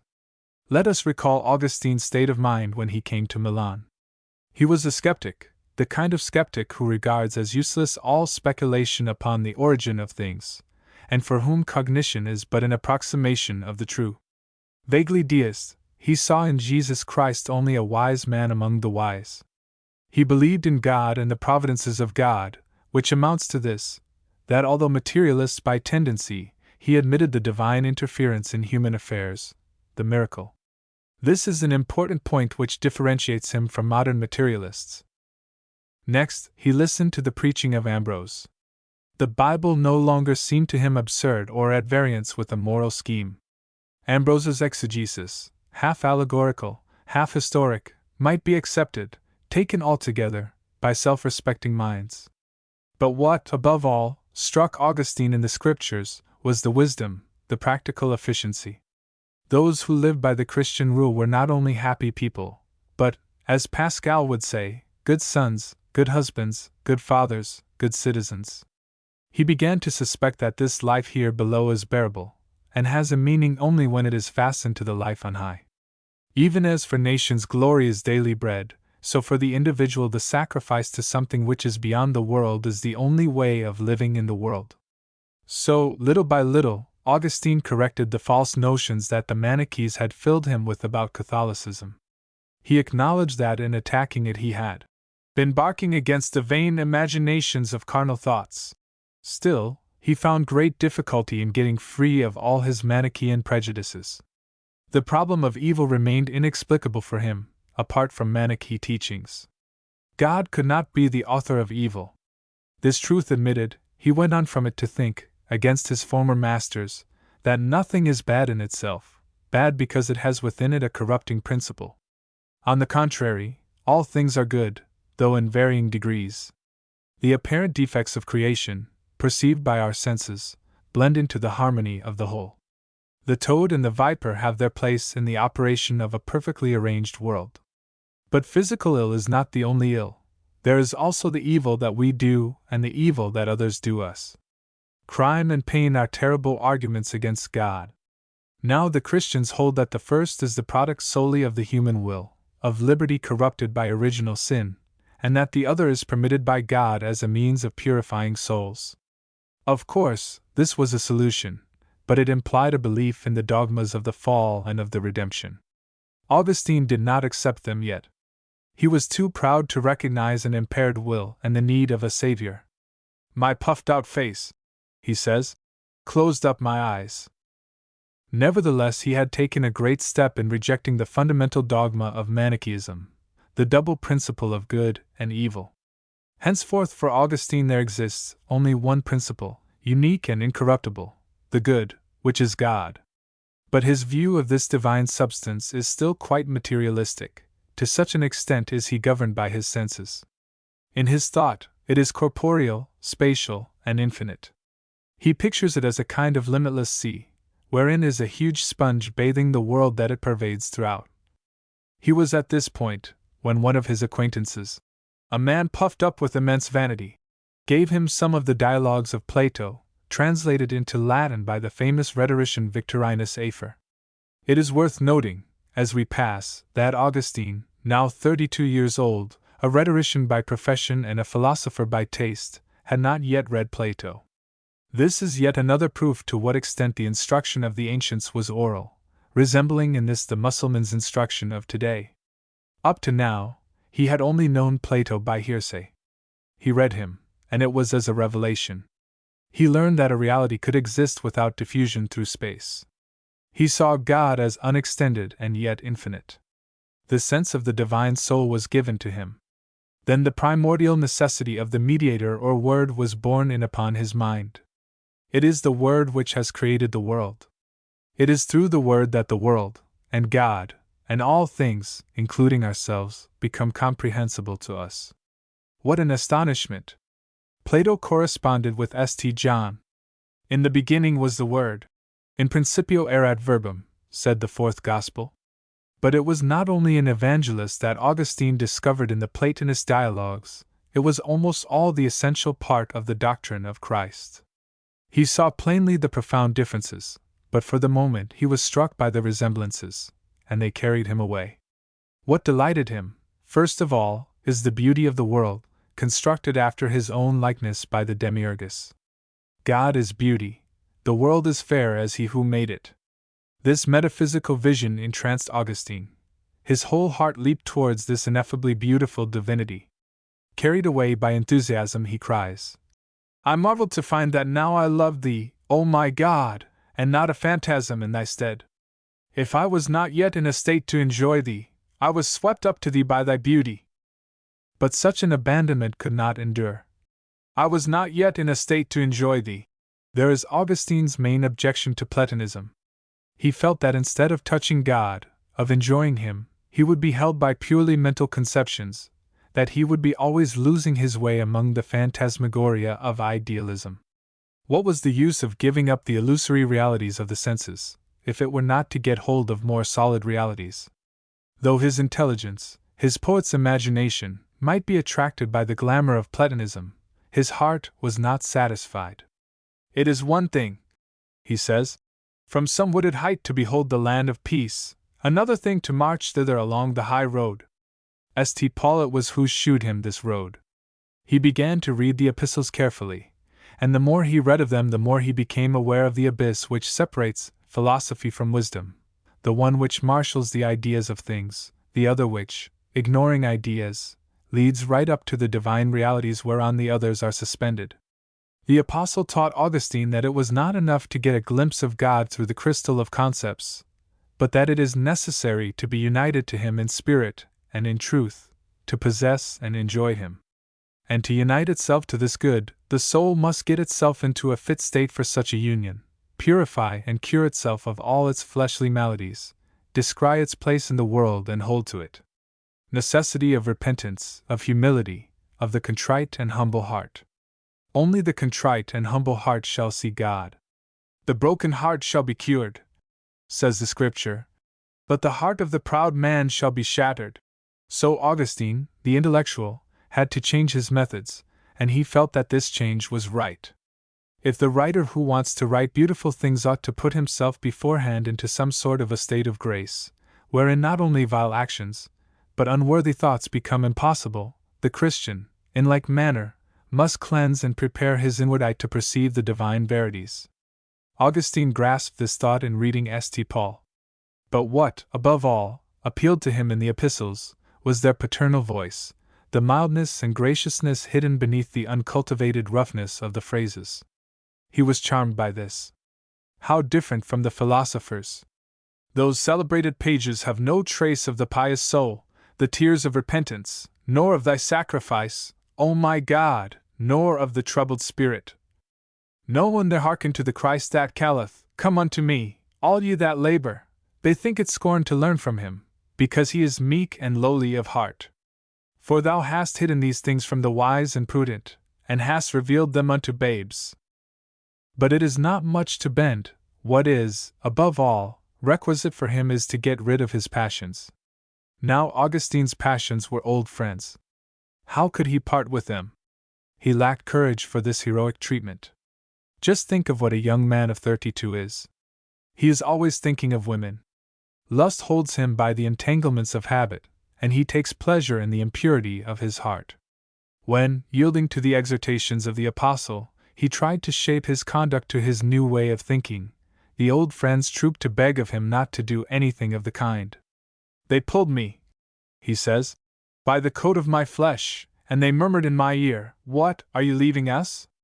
Shall we be no more with you forever? Non eramus tecum ultra in aeternum? And from that instant, the thing you well know, and still another thing, will be forbidden you forever, for eternity. Eternity. Dread word. Augustine shook with fear. Then, calming himself, he said to them, I know you too well. You are desire without hope, the gulf without soundings that nothing can fill up. I have suffered enough because of you. And the anguished dialogue continued. What matters that? If the only possible happiness for you is to suffer on our account, to fling your body into the voracious gulf, without end, without hope, let cowards act so. For me there is another happiness than yours. There is something else, I am certain. Then the friends, put a little out of countenance by this convinced tone, muttered in a lower voice. Still, just suppose you are losing this wretched pleasure for a phantasm still more empty. Besides, you are mistaken about your strength. You cannot, no, you never can exist without us. They had touched the galling spot. Augustine knew his weakness only too well. And his burning imagination presented to him with extraordinary lucidity these pleasures which he could not do without. They were not only embracements, but also those trifles, those superfluous nothings. Those light pleasantnesses which make us fond of life. The perfidious old friends continued to whisper. Wait a bit yet. The things you despise have a charm of their own, they bring even no small sweetness. You ought not to cut yourself off light-heartedly, for it would be shameful to return to them afterwards. He passed in review all the things he was going to give up. He saw them shine before him tinted in the most alluring colors, gaming, elaborate entertainments, music, song, perfumes, books, poetry, flowers, the coolness of forests. He remembered the woods about Thagist, and his hunting days with Romanianus, in a word, all that he had ever cared about, even to that freshness of the light, so kind to human eyes. Augustine was not able to decide in this conflict between temptation and the decree of his conscience, and he became desperate. His will, enfeebled by sin, was unable to struggle against itself. And so he continued to endure life and to be devoured by time. The life of that particular period, if it was endurable for quiet folk who were careful to have nothing to do with politics, this life of the empire near its end, could be nothing but a scandalous spectacle for an honest-minded and high-souled man such as Augustine. It ought to have disgusted him at once with remaining in the world.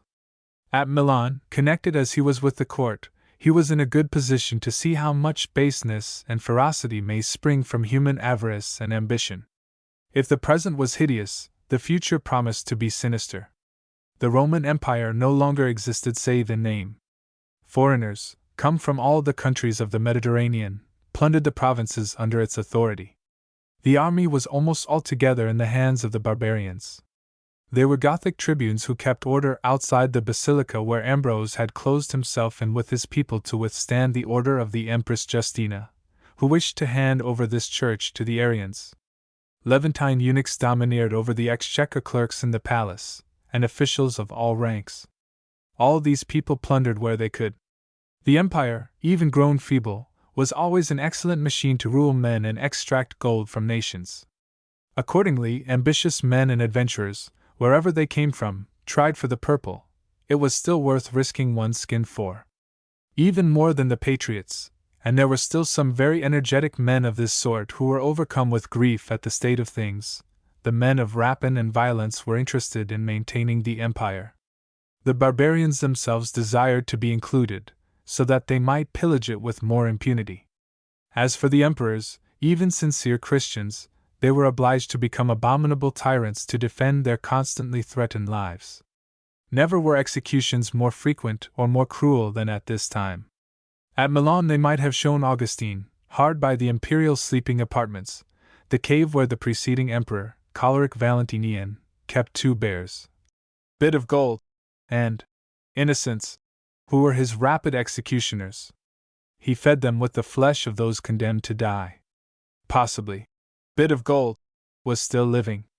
Innocence, observe the atrocious irony of this name, had been restored to the liberty of her native forests, as a reward for her good and loyal services. Was Augustine, who still thought of becoming an official, going to mix in with this lot of swindlers, assassins, and brute beasts? As he studied them near at hand, he felt his goodwill grow weak.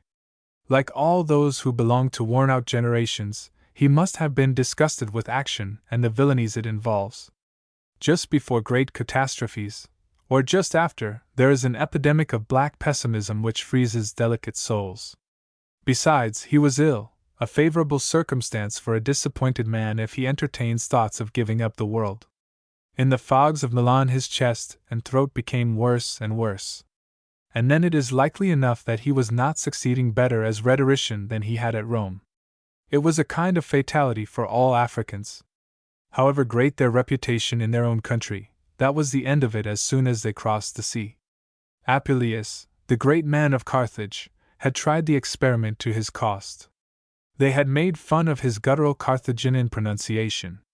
The same kind of thing happened to Augustine. The Milanese turned his African accent into ridicule. He even found among them certain purists who discovered solecisms in his phrases. But these scratches at his self-respect, this increasing disgust of men and things, were small matters compared to what was going on within him. Augustine had a sick soul. The forebodings he had always been subject to were now become the suffering of every moment.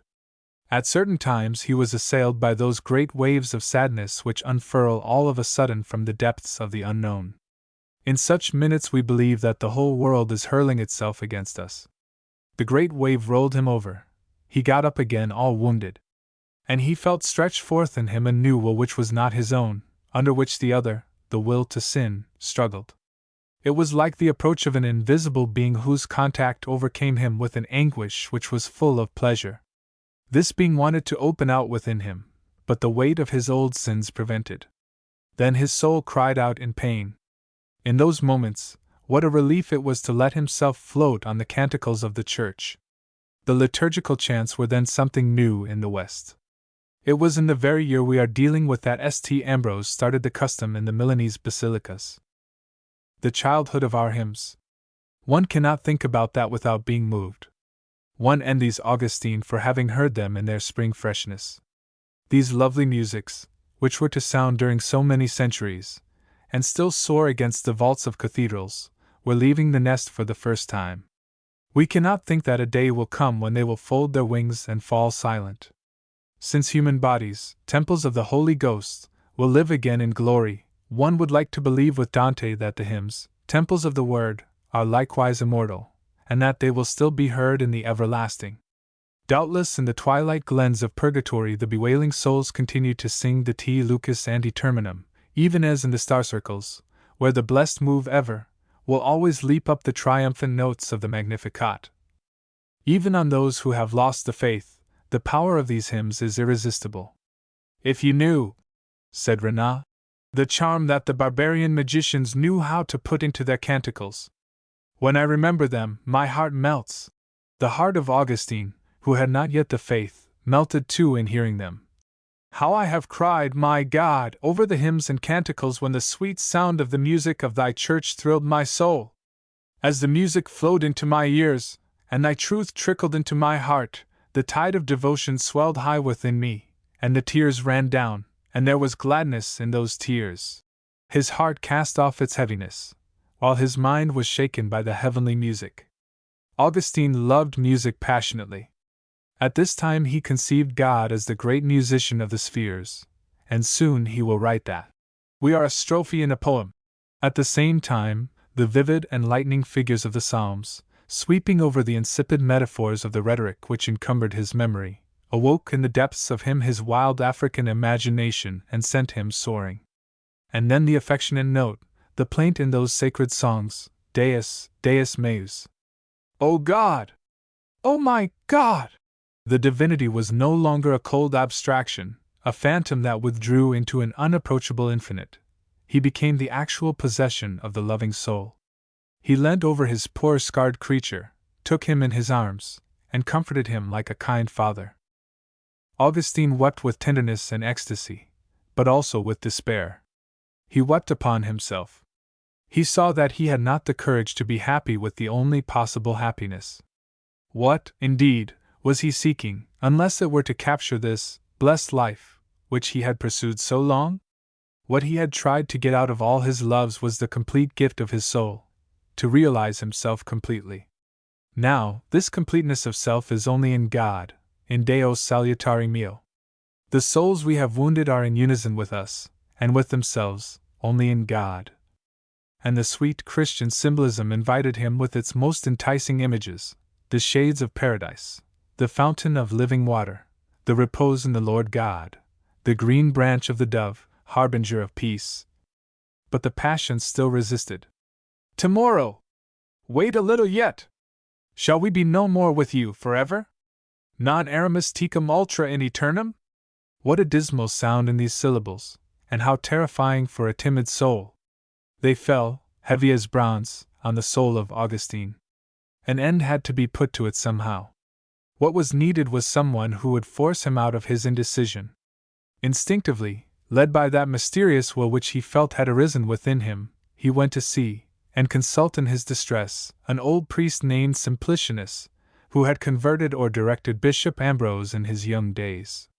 No doubt Augustine spoke to him of what he had lately been reading, and particularly of his Platonist studies, and of all the efforts he made to enter the communion of Christ. He acknowledged that he was convinced, but he could not bend to the practice of the Christian life. Then, very skillfully, as one artful in differentiating souls, perceiving that vanity was not yet dead in Augustine, Simplicianus offered him as an example the very translator of those Platonic books which he had just been reading so enthusiastically, that famous Victorinus Afer, that orator so learned and admired, who had his statue in the Roman Forum. Because of some remains of philosophical pride, and also from fear of offending his friends among the Roman aristocracy, who were still almost altogether pagan, Victorinus was a Christian only in his head. In vain Simplicianus pointed out to him how illogical his conduct was. But suddenly and unexpectedly he decided. The day of the baptism of the catechumens, this celebrated man mounted the platform set up in the basilica for the profession of faith of the newly converted, and there, like the meanest of the faithful, he delivered his profession before all the assembled people. That was a dramatic stroke. The crowd, jubilant over this fine performance, cheered the neophyte. And on all sides they shouted, "Victorinus! Victorinus!" Augustine listened to this little story, whereof all the details were so happily chosen to act on an imagination like his, the statue in the Roman Forum, the platform from the height of which the orator had spoken a language so new and unexpected, the exulting shouts of the crowd. "Victorinus!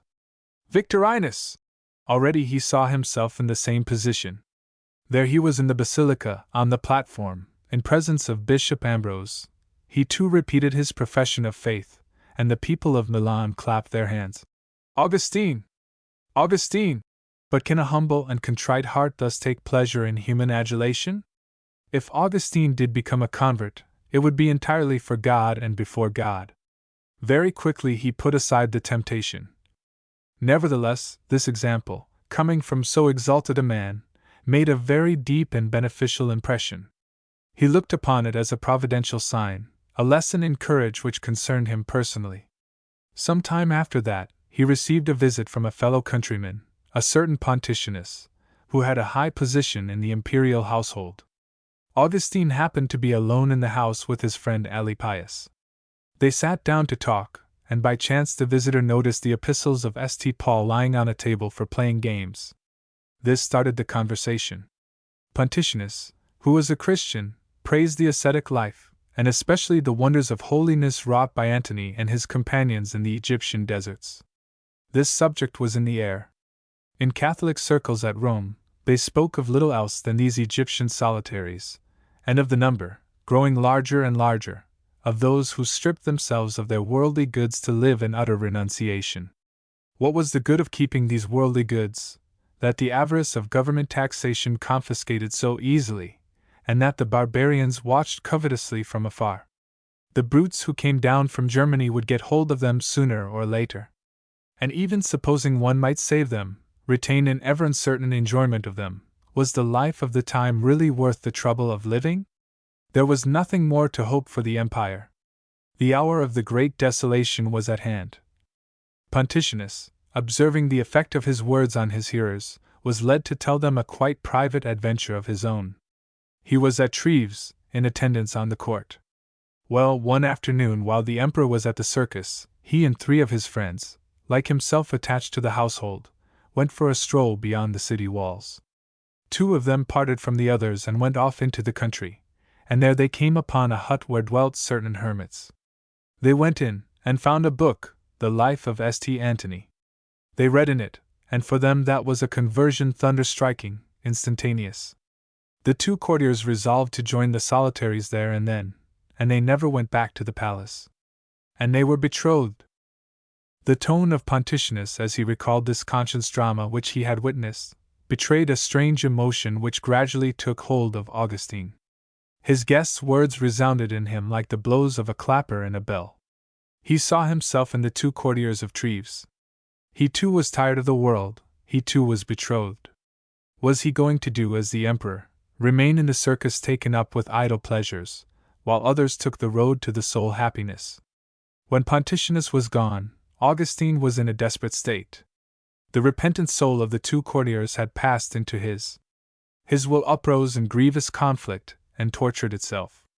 He seized Alypius roughly by the arm and cried out to him in extraordinary excitement. "What are we about? Yes, I say, what are we about? Did you not hear?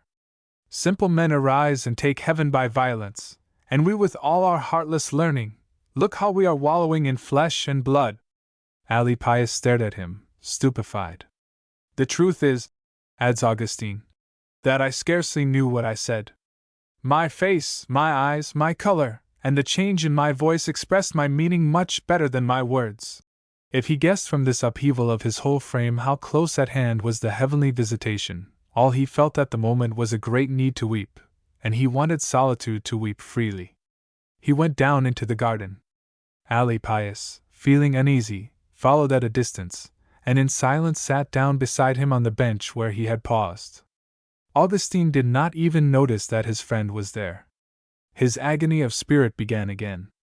All his faults, all his old stains came once more to his mind, and he grew furious against his cowardly feebleness as he felt how much he still clung to them.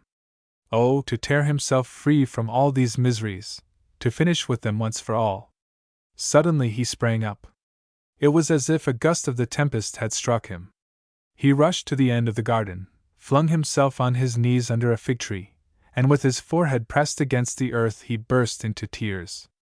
Even as the olive tree at Jerusalem, which sheltered the last watch of the Divine Master, the fig tree of Milan saw fall upon its roots a sweat of blood. Augustine, breathless in the victorious embrace of grace, panted, "How long, how long? Tomorrow and tomorrow? Why not now? Why not this hour make an end of my vileness?" Now, at this very moment, a child's voice from the neighboring house began repeating in a kind of chant, "Take and read, take and read." Augustine shuddered. What was this refrain? Was it a nursery rhyme that the little children of the countryside used to sing? He could not recollect it. He had never heard it before. Immediately, as upon a divine command, he rose to his feet and ran back to the place where Alypius was sitting, for he had left St. Paul's epistles lying there. He opened the book, and the passage on which his eyes first fell was this: "Put ye on the Lord Jesus Christ, and make not provision for the flesh to fulfill the lusts thereof." The flesh. The sacred text aimed at him directly, at him, Augustine, still so full of lust. This command was the answer from on high.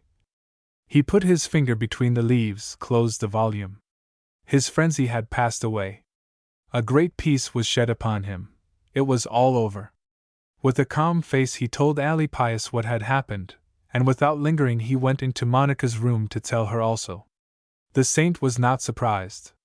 It was long now since she had been told, "Where I am, there shalt thou be also," but she gave way to an outburst of joy.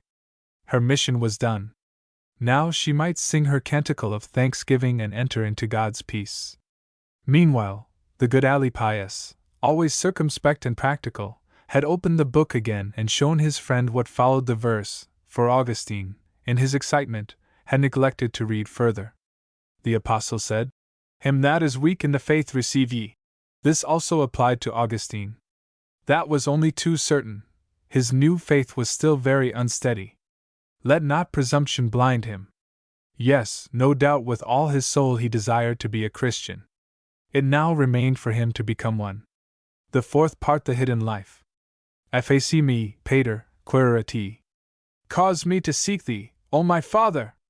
Soliloquies I, the last smile of the muse. Now that Augustine had been at last touched by grace, was he after all going to make a sensational conversion like his professional brother, the celebrated Victorinus? He knew well enough that there is a good example set by these noisy conversions which works on a vast number of people. And however contrite and humble his heart might be, he was quite aware that in Milan he was an important personage. What excitement, if he were to resign his professorship on the ground that he wished to spend the rest of his life in the ascetic way of the Christians. But he preferred to avoid the scandal on one side, and the loud praise on the other. God alone and some very dear friends should witness his repentance. There were now hardly 20 days before the vacation. He would be patient till then. Thus, the parents of his pupils would not have any ground to reproach him for leaving them before the end of term, and as his health was getting worse, he would have a good excuse to give up his post. The dampness of the climate had given him a sort of chronic bronchitis which the summer had not cured. He had difficulty in breathing. His voice was muffled and thin, so much so that he began to think his lungs were attacked. Augustine's health really needed care. This was a quite good enough reason to interrupt his lectures. Having fulfilled his professional duties to the very end, and he assures us that it took some courage, he left the professorial chair with the declared intention of never occupying it again. Here, then, he is free from all worldly ties. From now on he can prepare himself for baptism in silence and retreat. But still he must live somehow. Augustine had more souls depending on him than ever: his son, his mother, his brother, his cousins, a heavy burthen which he had been struggling under for a long time. It is probable that once more Romanianus, who was still in Milan, came to his assistance. It will be remembered that the Maecenas of Thagast had taken up warmly the plan of a lay monastery which Augustine, and his friends had lost their heads over, and he had promised to subscribe a large sum. Augustine's retreat was a first step towards realizing this plan in a new shape. Romanianus, no doubt, approved of it. In any case, he asked Augustine to keep on giving lessons to his son Licentius. Another young man, Trigetius, begged for the same favor. Augustine therefore did not intend to give up his employment altogether. He had changed, for the present at least, from a government professor into a private one. This meant that he had a certain living. All he wanted now was a shelter. A friend, a colleague, the grammarian Verecundus, graciously offered him this. Verecundus thus repaid a favor which Augustine had quite recently done him. It was at Augustine's request that Nebridius, who was a friend of both, agreed to take over the classes of the grammarian, who was obliged to go away. Although rich, full of talent, and very eager for peace and solitude, Nebridius, simply out of good nature, was willing to take the place of Verecundus in his very modest employment. One cannot too much admire the generosity and kindliness of these ancient and Christian manners. In those days, friendship knew nothing of our narrow and shabby egoisms.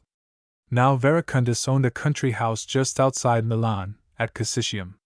He suggested to Augustine to spend the vacation there, and even to live there permanently with all his people, on condition of looking after the property and keeping it up. Attempts have been made to find traces of this hospitable dwelling where the future monk of Thagist and Hippo bade farewell to the world. Cassicium has disappeared. The imagination is free to rebuild it fancifully in any part of the rich country which lies about Milan. Still, if the youthful Licentius has not yielded too much to metaphor in the verses wherein he recalls to Augustine departed sons among Italian mountain heights, it is likely that the estate of Verecundus lay upon those first mountain slopes which roll into the Brianza range. Even today, the rich Milanese have their country houses among those hills. To Augustine and his companions this flourishing Lombardy must have seemed another promised land. The country, wonderfully fertile and cultivated, is one orchard, where fruit trees cluster, and in all ways deep streams wind, slow-flowing and stocked with fish. Everywhere is the tremor of running water, inconceivably fresh music for African ears. A scent of mint and aniseed, fields with grass growing high and straight in which you plunge up to the knees. Here and there, deeply engulfed little valleys with their bunches of green covert, slashed with the rose plumes of the lime trees and the burnished leaves of the hazels, and where already the northern firs lift their black needles. Far off, blended in one violet mass, the Alps, peak upon peak, covered with snow, and nearer in view, sheer cliffs, jutting fastnesses, ploughed through with black gorges which make flare out plainer the bronze gold of their slopes. Not far off, the enchanted lakes slumber. It seems that an emblazonment fluctuates from their waters, and writhing above the crags which imprison them drifts athwart a sky sometimes a little chill, Leonardo's pensive sky of shadowed amethyst, again of a flushed blue, whereupon float great clouds, silken and ruddy, as in the backgrounds of Veronese's pictures. The beauty of the light lightens and beautifies the over-heavy opulence of the land. And wherever the country house of Verecundus may be placed, some bit of this triumphal landscape will be found. As for the house itself, Augustine has said enough about it for us to see it fairly well.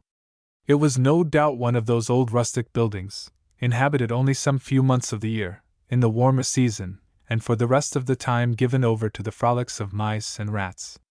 Without any pretense to architectural form, it had been enlarged and renovated simply for the greater convenience of those who lived there. There was no attempt at symmetry. The main door was not in the middle of the building, and there was another door on one of the sides.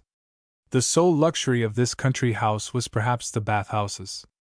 These baths, however simple they might be, nevertheless reminded Augustine of the decoration of gymnasiums.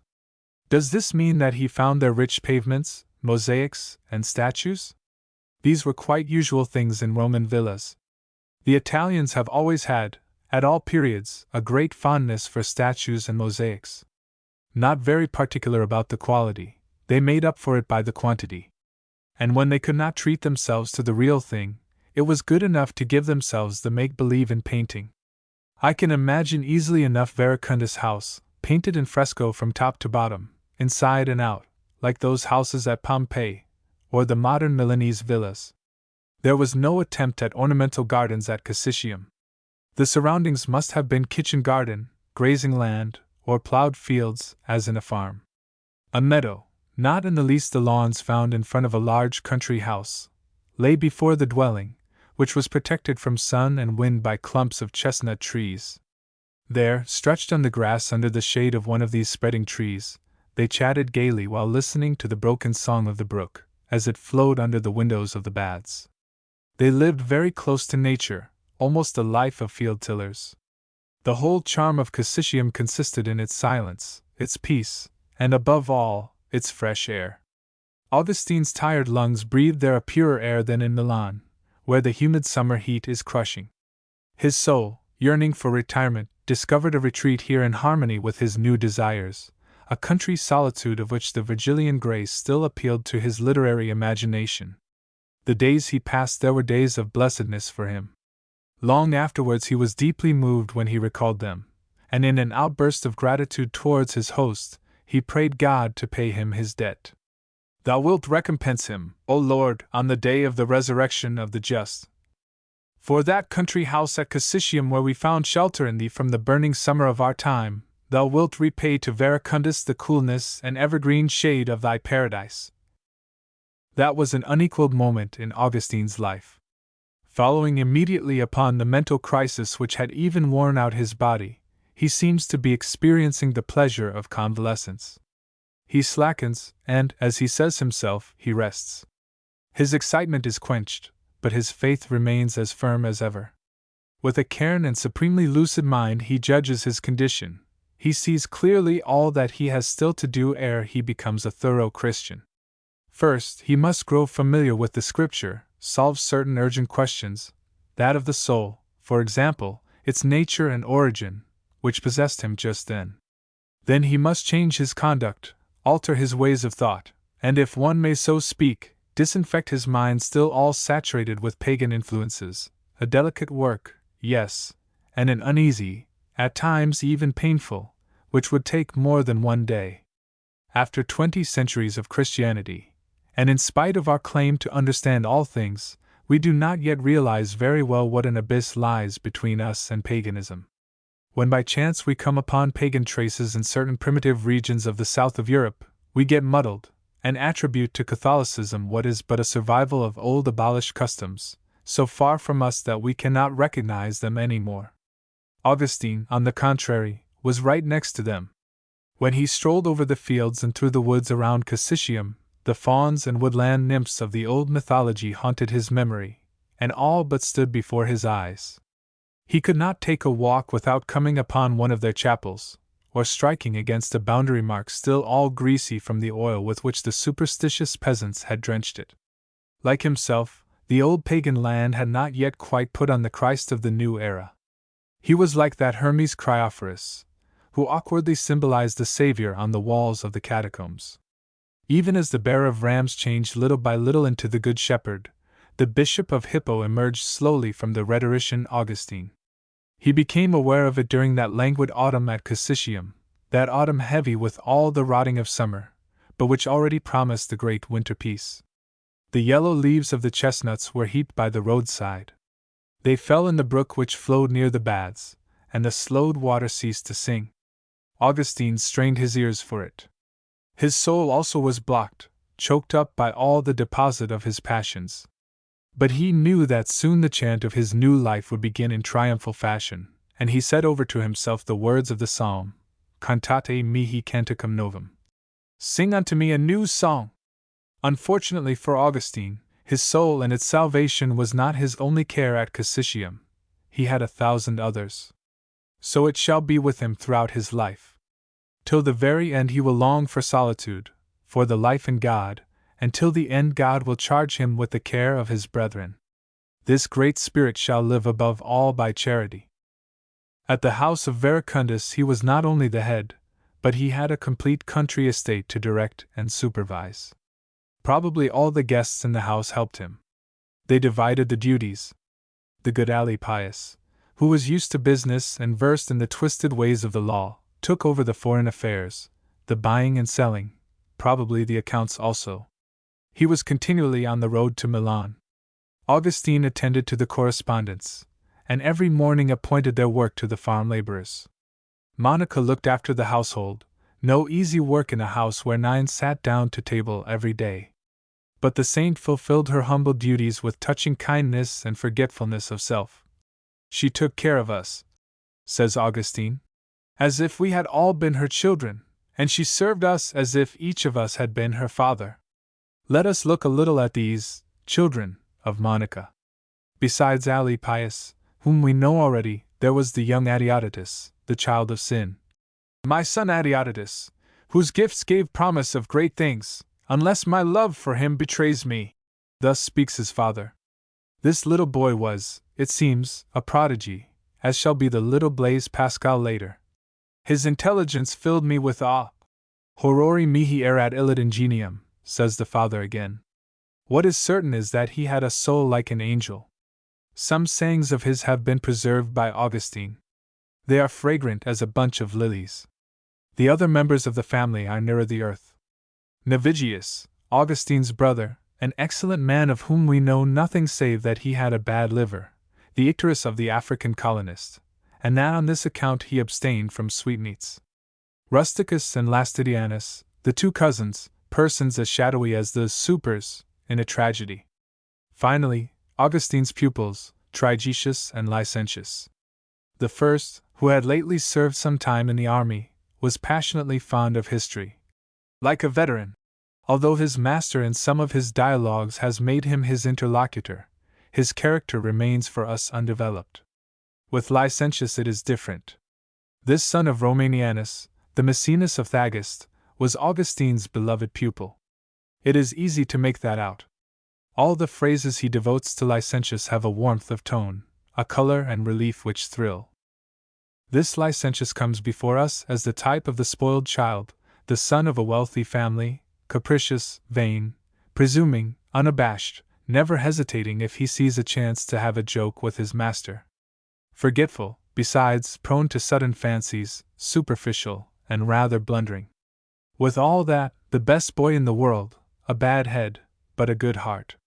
He was a frank pagan, and I believe remained a pagan all his life, in spite of the remonstrances of Augustine and those of the gentle Paulinus of Nola, who lectured him in prose and verse.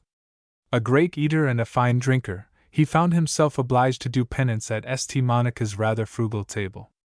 But when the fever of inspiration took hold of him, he forgot eating and drinking, and in his poetical thirst he would have drained, so his master says, all the fountains of Helicon. Licentius had a passion for versifying. He is an almost perfect poet, wrote Augustine to Romanianus. The former rhetorician knew the world, and the way to talk to the father of a wealthy pupil, especially if he is your benefactor. At Cassicium, under Augustine's indulgent eyes, the pupil turned into verse the romantic adventure of Pyramus and Thisbe. He declaimed bits of it to the guests in the house, for he had a fine loud voice. Then he flung aside the unfinished poem and suddenly fell in love with Greek tragedies of which, as it happened, he understood nothing at all, though this did not prevent him from boring everybody he met with them. Another day it was the church music, then quite new, which flung him into enthusiasm. That day they heard Licentius singing canticles from morning till night. In connection with this, Augustine relates with candid freedom an anecdote which today needs the indulgence of the reader to make it acceptable. As it gives light upon that half-pagan, half-Christian way of life which was still Augustine's, I will repeat it in all its plainness. It happened, then, one evening after dinner, that Licentius went out and took his way to a certain mysterious retreat, and there he suddenly began singing this verse of the psalm. Turn us again, O Lord God of hosts, cause thy face to shine, and we shall be saved. As a matter of fact, he had hardly sung anything else for a long time. He kept on repeating this verse over and over again, as people do with a tune they have just picked up.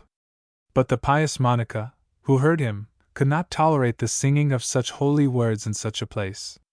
She spoke sharply to the offender. Upon this the young scatterbrains answered rather flippantly. Supposing, good mother, that an enemy had shut me up in that place, do you mean to say that God wouldn't have heard me just the same? The next day he thought no more about it, and when Augustine reminded him, he declared that he felt no remorse. "As far as I am concerned," replied the excellent master, "I am not in the least shocked by it. The truth is that neither that place, which has so much scandalized my mother, nor the darkness of night, is altogether inappropriate to this canticle. For whence, think you, do we implore God to drag us, so that we may be converted and gaze upon his face? Is it not from that jakes of the senses wherein our souls are plunged, and from that darkness of which the error is around us?" And as they were discussing that day the order established by Providence, Augustine made it a pretext to give a little edifying lecture to his pupil. Having heard the sermon to the end, the sharp licentious put in with sly maliciousness, "I say, what a splendid arrangement of events to shew me that nothing happens except in the best way, and for our great good!" This reply gives us the tone of the conversation between Augustine and his pupils.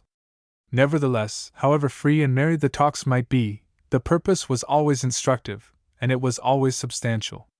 Let us not forget that the Milanese rhetorician is still a professor. The best part of his days was devoted to these two youths who had been put under his charge. As soon as he had settled the business of the farm, talked to the peasants, and given his orders to the workmen, he fell back upon his business of rhetorician. In the morning they went over Virgil's eclogues together. At night they discussed philosophy.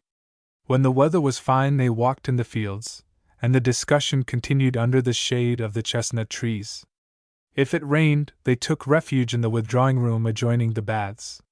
Beds were there, cushions, soft chairs convenient for talking, and the equal temperature from the vapor baths close at hand was good for Augustine's bronchial tubes. There is no stiffness in these dialogues, nothing which smacks of the school. The discussion starts from things which they had under the eyes, often from some slight accidental happening. One night when Augustine could not sleep, he often suffered from insomnia, the dispute began in bed, for the master and his pupils slept in the same room. Lying there in the dark, he listened to the broken murmur of the stream.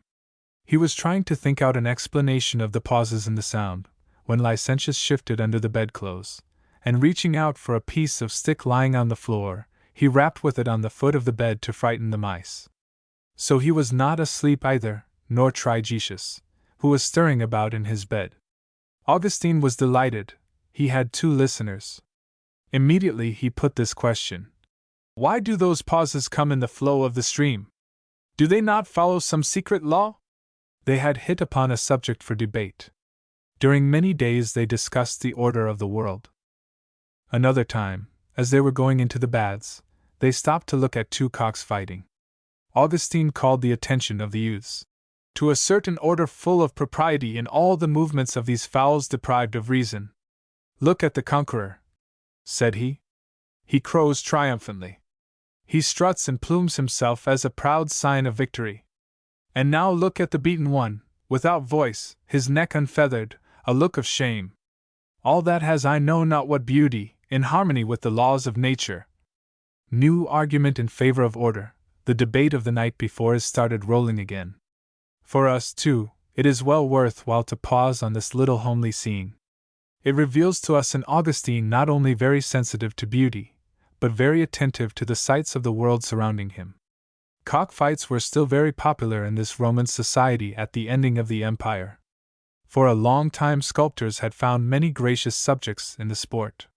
Reading this passage of Augustine's, one recalls, among other similar designs, that funeral urn at the Lateran upon which are represented two little boys, one crying over his beaten cock, while the other holds his tenderly in his arms and kisses it, the cock that one, identified by the crown held in its spurs.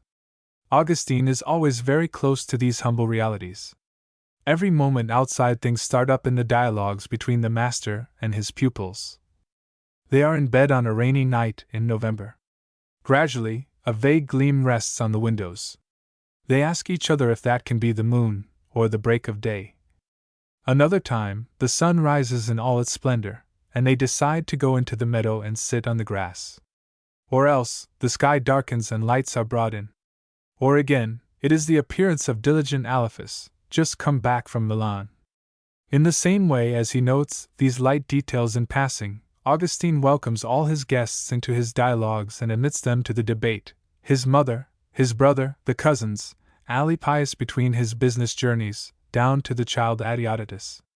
He knew the value of ordinary good sense, the second sight of a pure heart, or of a pious soul strengthened by prayer. Monica used often to come into the room when they were arguing, to let them know that dinner was ready, or for something of the kind. Her son asked her to remain. Modestly she shewed her astonishment at such an honor. "Mother," said Augustine, "do you not love truth? Then why should I blush to give you a place among us? Even if your love for truth were only half-hearted, I ought still to receive you and listen to you. How much more then, since you love it more than you love me, and I know how much you love me. Nothing can separate you from truth, neither fear, nor pain of whatever kind it be, no, nor death itself. Do not all agree that this is the highest stage of philosophy? How can I hesitate after that to call myself your disciple?" And Monica, utterly confused by such praise, answered with affectionate gruffness, "Stop talking! You have never told bigger lies." Most of the time these conversations were simply dialectic games in the taste of the period, games a little pedantic, and fatiguing from subtlety. The boisterous licentious did not always enjoy himself. He was often inattentive, and his master scolded him. But all the same, the master understood how to amuse his two foster children while he exercised their intelligence. At the end of one discussion he said to them laughing, "Just at this hour, the sun warns me to put the playthings I had brought for the children back in the basket. Let us remark in passing that this is the last time, before those centuries which are coming of universal intellectual silence or arid scholasticism, the last time that high questions will be discussed in this graceful light way, and with the same freedom of mind. The tradition begun by Socrates under the plane trees on the banks of the Ilissus is ending with Augustine under the chestnuts of Cassisium. And yet, however gay and capricious the form, the substance of these dialogues, on the academics, on order, and on the happy life, is serious, and even very serious. The best proof of their importance in Augustine's eyes is, that after taking care to have them reported in shorthand, he eventually published them. The notarii attended these discussions and let nothing be lost. The rise of the scrivener, of the notary, dates from this period. The administration of the Lower Empire was frightfully given to scribbling. By contact with it, the Church became so too. Let us not press our complaints about it, since this craze for writing has procured for us, with a good deal of shot rubbish, some precious historical documents. In Augustine's case, these reports of his lectures at Cassisium have at least the value of shewing us the state of soul of the future Bishop of Hippo at a decisive moment of his life. For these dialogues, although they look like school exercises, reveal the intimate thoughts of Augustine on the morrow of his conversion. While he seems to be refuting the academics, he is fighting the errors from which he, personally, had suffered so long. He clarified his new ideal. No, the search for truth, without hope of ever reaching it, cannot give happiness. And genuine happiness is only in God. And if a rhythm is to be found in things, then it is necessary to make the soul rhythmic also, and so enable it to contemplate God. It is necessary to still within it the noise of the passions. Hence, the need of inward reformation, and, at a final analysis, of asceticism. But Augustine knew full well that these truths must be adapted to the weakness of the two lads he was teaching, and also to the common run of mankind. He has not yet in these years the uncompromising attitude which ere long will give him a sterner virtue, an attitude, however, unceasingly tempered by his charity and by the persistent recollections of his reading. It was now that he shaped the rule of conduct in worldly morals and education which the Christian experience of the future will adopt. "If you have always order in your hearts," he said to his pupils, "you must return to your verses. For in knowledge of liberal sciences, but a controlled and exact knowledge forms men who will love the truth. But there are other men, or, to put it better, other souls, who, although held in the body, are sought for the eternal marriage by the best and fairest of spouses. For these souls it is not enough to live, they wish to live happy. But as for you, go, meanwhile, and find your muses. Go and find your muses. What a fine saying! How human and how wise! Here is clearly indicated the double ideal of those who continue to live in the world according to the Christian law of restraint and moderation, and of those who yearn to live in God. With Augustine the choice is made. He will never more look back.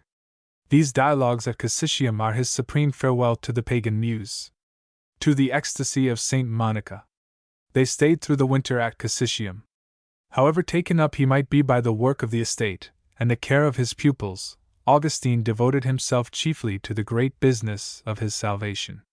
The soliloquies, which he wrote then, render even the passionate tone of the meditations which he perpetually gave way to during his watches and nights of insomnia. He searched for God, moaning, "Fac me, pater, quaere te. Cause me to seek thee, O my Father!" But still, he sought him more as a philosopher than as a Christian. The old man in him was not dead. He had not quite stripped off the rhetorician or the intellectual. The over-tender heart remained, which had so much sacrificed to human love. In those ardent dialogues between himself and his reason, it is plain to see that reason is not quite the mistress. "I love only God and the soul," Augustine states with a touch of presumption. And his reason, which knows him well, answers, "Do you not then love your friends? I love the soul, how therefore should I not love them?" What does this phrase, of such exquisite sensibility, and even already so aloof from worldly thoughts, what does it lack to give forth a sound entirely Christian? Just a slight change of accent. He himself began to see that he would do better not to philosophize so much, and to draw nearer the Scripture, in listening to the wisdom of that with a contrite and humble heart. Upon the directions of Ambrose, whose advice he had asked by letter, he tried to read the prophet Isaiah, because Isaiah is the clearest foreteller of the redemption.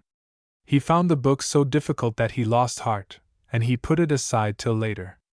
Meanwhile, he had forwarded his resignation as professor of rhetoric to the Milan municipality.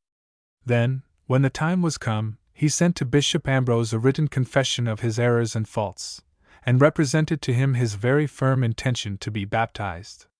He was quietly baptized on the 25th of April, during the Easter season of the year 387, together with his son Adeodatus, and his friend Alypius. Alypius had prepared most piously, disciplining himself with the harshest austerities, to the point of walking barefoot on the frozen soil. So now the solitaries of Cassicium are back in Milan. Augustine's two pupils were gone.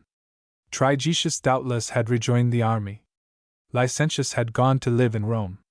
But another fellow countryman, an African from Thagist, Evodius, formerly a clerk in the Ministry of the Interior, came to join the small group of new converts. Evodius, the future bishop of Uzalis, in Africa, and baptized before Augustine, was a man of scrupulous piety and unquestioning faith. He talked of devout subjects with his friend, who, just fresh from baptism, experienced all the quietude of grace. They spoke of the community which St. Ambrose had either founded or organized at the gates of Milan, and in comparison with a life so austere, Augustine perceived that the life he had led at Cassicium was still stained with paganism. He must carry out his conversion to the end and live as a hermit after the manner of Antony and the solitaries of the Thebaid. Then it occurred to him that he still owned a little property at Thagist, a house and fields. There they would settle and live in self-denial like the monks. The purity of the young Adeodatus predestined him to this ascetic existence. As for Monica, who long since had taken the widow's veil, she had to make no change in her ways to lead a saintly life in the company of her son and grandson. It was agreed among them all to go back to Africa, and to start as soon as possible. Thus, just after his baptism, Augustine shews but one desire: to bury himself in a retreat, to lead a humble and hidden life, divided between the study of the Scripture and the contemplation of God. Later on, his enemies were to accuse him of having become a convert from ambition, in view of the honors and riches of the episcopate. This is sheer calumny. His conversion could not have been more sincere, more disinterested, nor more heroic either. He was 33 years old. When we think of all he had loved and all he gave up, we can only bow the head and bend the knee before the lofty virtue of such an example. In the course of the summer the caravan started and crossed the Apennines to set sail at Ostia. The date of this exodus has never been made quite clear. Perhaps Augustine and his companions fled before the hordes of the usurper Maximus, who, towards the end of August, crossed the Alps and marched on Milan, while the young Valentinian with all his court took refuge at Aquileia. In any case, it was a trying journey, especially in the hot weather. When Monica arrived, she was very enfeebled. At Ostia they had to wait till a ship was sailing for Africa. Propitious conditions did not offer every day. At this period, travelers were at the mercy of the sea, of the wind, and of 1,000 other circumstances. Time did not count, it was wasted freely.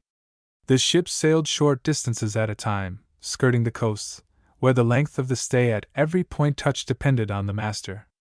On board these ships, feluccas hardly decked over. If the crossing was endless and unsafe, it was, above all, most uncomfortable. People were in no hurry to undergo the tortures of it, and spaced them out as much as possible by frequent stoppages. On account of all these reasons, our Africans made a rather long stay at Ostia. They lodged, no doubt, with Christian brethren, hosts of Augustine or Monica, in a tranquil house far out of earshot of the cosmopolitan crowd which overflowed in the hotels on the quay. Ostia, situated at the mouth of the Tiber, was both the port and bond warehouse of Rome. The government stores ships landed the African oil and corn there. It was a junction for commerce, the point where immigrants from all parts of the Mediterranean disembarked.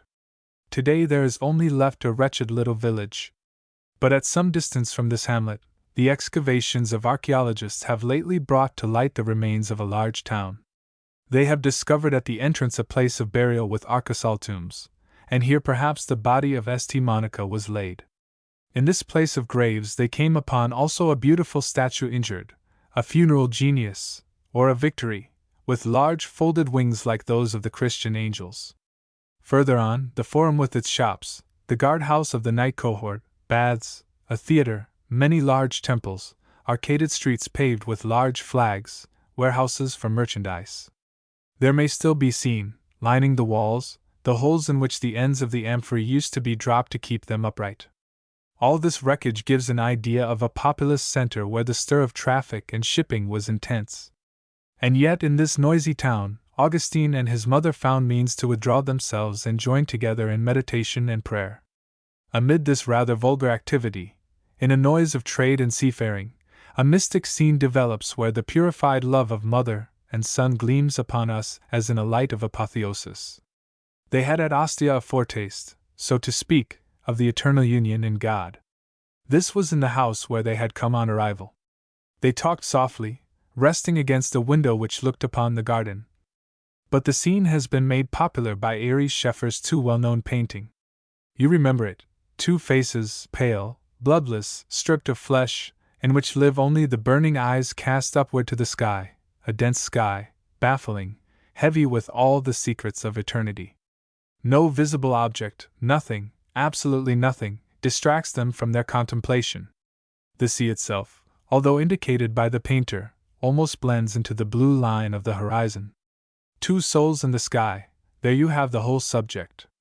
It is living poetry congealed in abstract thought. The attitude of the characters, majestically seated, instead of leaning on the window ledge, has, in Scheffer's picture, I know not what touch of stiffness, of slightly theatrical.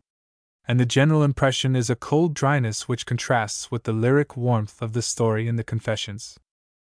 For my part, I always thought, perhaps on the testimony of the picture, that the window of the house at Ostia opened above the garden in view of the sea.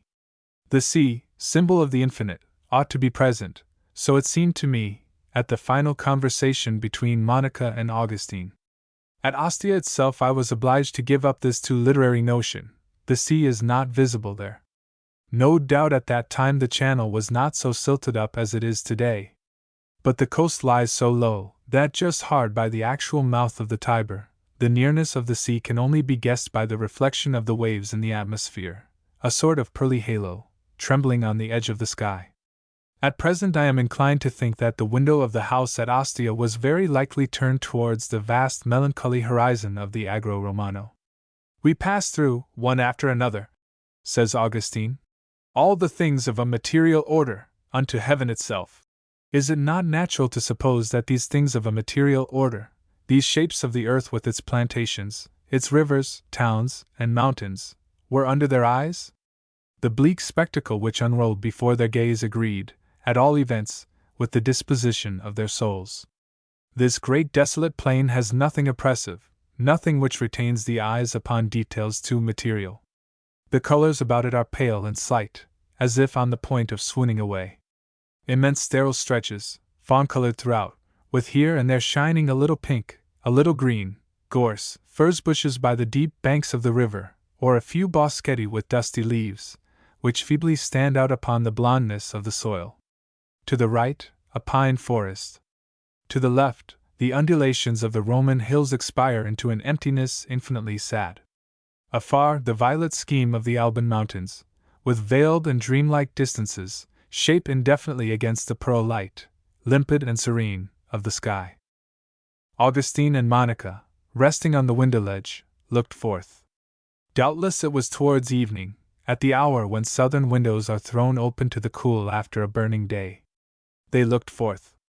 "We marveled," says Augustine, "at the beauty of thy works, O my God!" Rome was back there beyond the hills, with its palaces, its temples, the gleam of its gilding and its marbles. But the far-off image of the imperial city could not conquer the eternal sadness which rises from the Agro. An air of funeral loneliness lay above this plain, ready to be engulfed by the creeping shadows. How easy it was to break free of these vain corporeal appearances which decomposed of themselves. Then, Augustine resumes, we soared with glowing hearts still higher. He speaks as if he and his mother were risen with equal flight to the vision. It is more probable that he was drawn up by Monica, long since familiar with the ways of the Spirit, used to visions, and to mystic talks with God. Where was this God? All the creatures, questioned by their anguished entreaty, answered query super nos. Seek above us! They sought, they mounted higher and higher. And so we came to our own minds, and passed beyond them into the region of unfailing plenty, where thou feedest Israel forever with the food of truth. And as we talked, and we strove eagerly towards this divine region, by a leap with the whole force of our hearts, we touched it for an instant. Then we sighed, we fell back, and left there fastened the first fruits of the Spirit, and heard again the babble of our own tongues, this mortal speech wherein each word has a beginning and an ending. We fell back. The marvelous vision had vanished. But a great silence was about them, silence of things, silence of the soul. And they said to each other, if the tumult of the flesh were hushed, hush these shadows of earth, sea, sky, suppose this vision endured, and all other far inferior modes of vision were taken away, and this alone were to ravish the beholder, and absorb him, and plunge him in mystic joy, so that eternal life might be like this moment of comprehension which has made us sigh with love, might not that be the fulfillment of enter thou into the joy of thy Lord? Ah, when shall this be? Shall it not be, O my God, when we rise again among the dead? Little by little they came down to earth. The dying colors of the sunset tide smoldered into the white mists of the Agro. The world entered into night. Then Monica, impelled by a certain presentiment, said to Augustine, my son, as for me, I find no further pleasure in life. What I am still to do, or why I still linger here, I know not.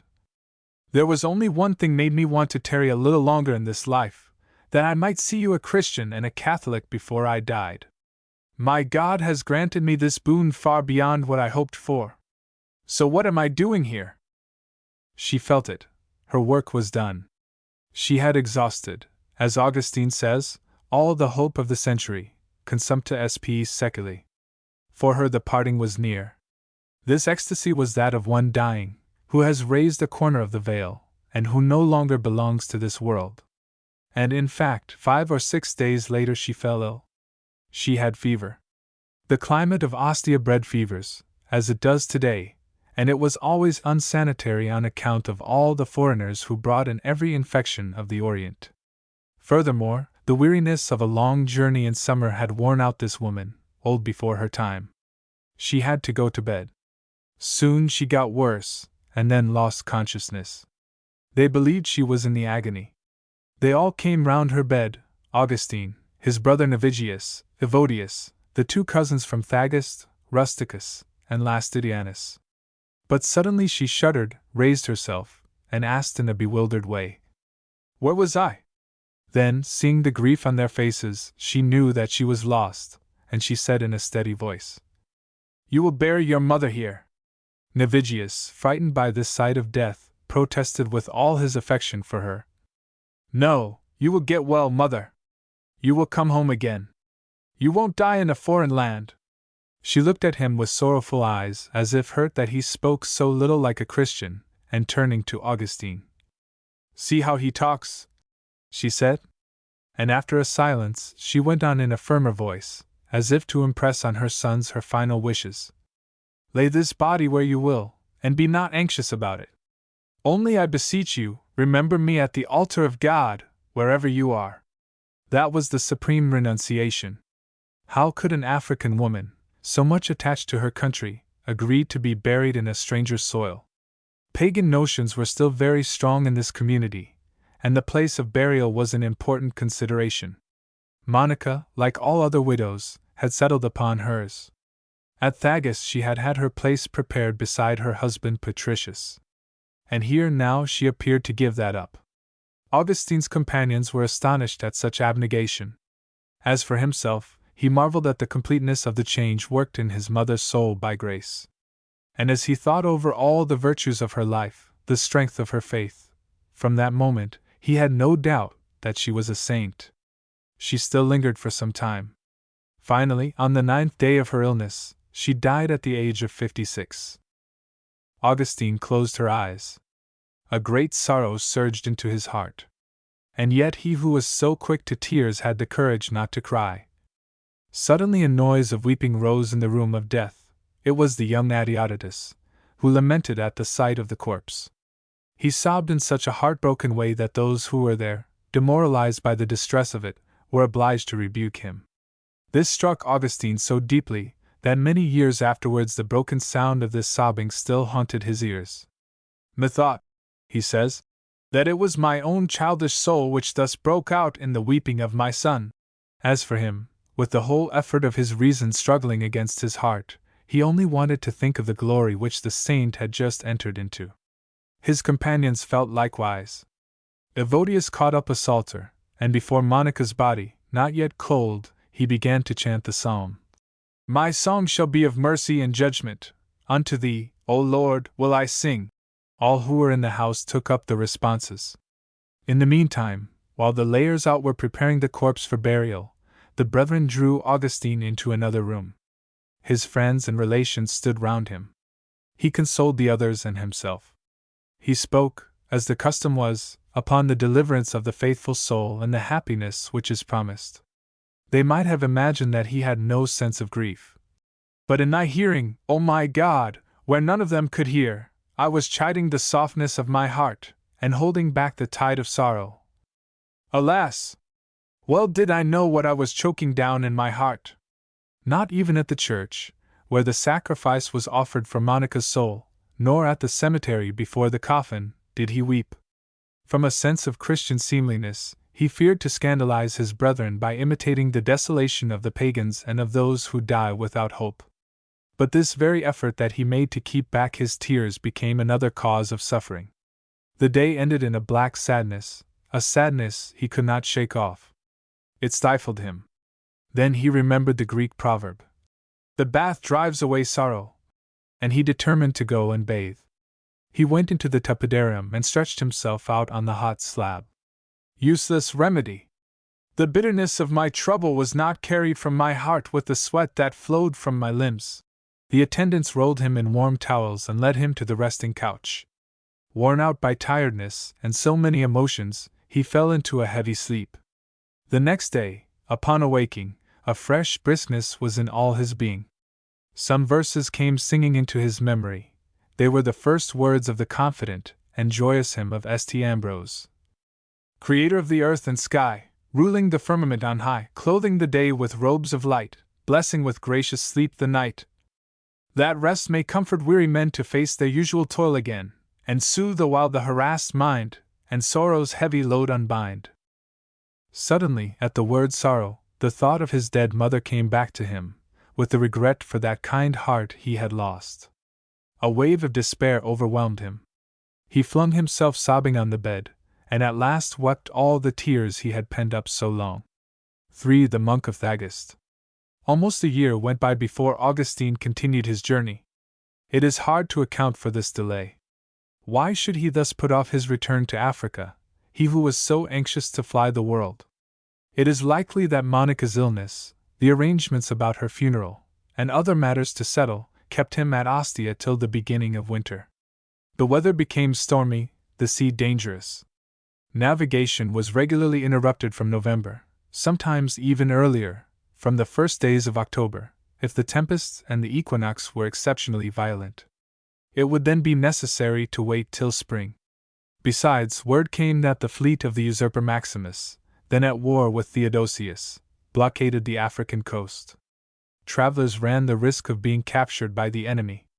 From all these reasons, Augustine would be prevented from sailing before the end of the following summer.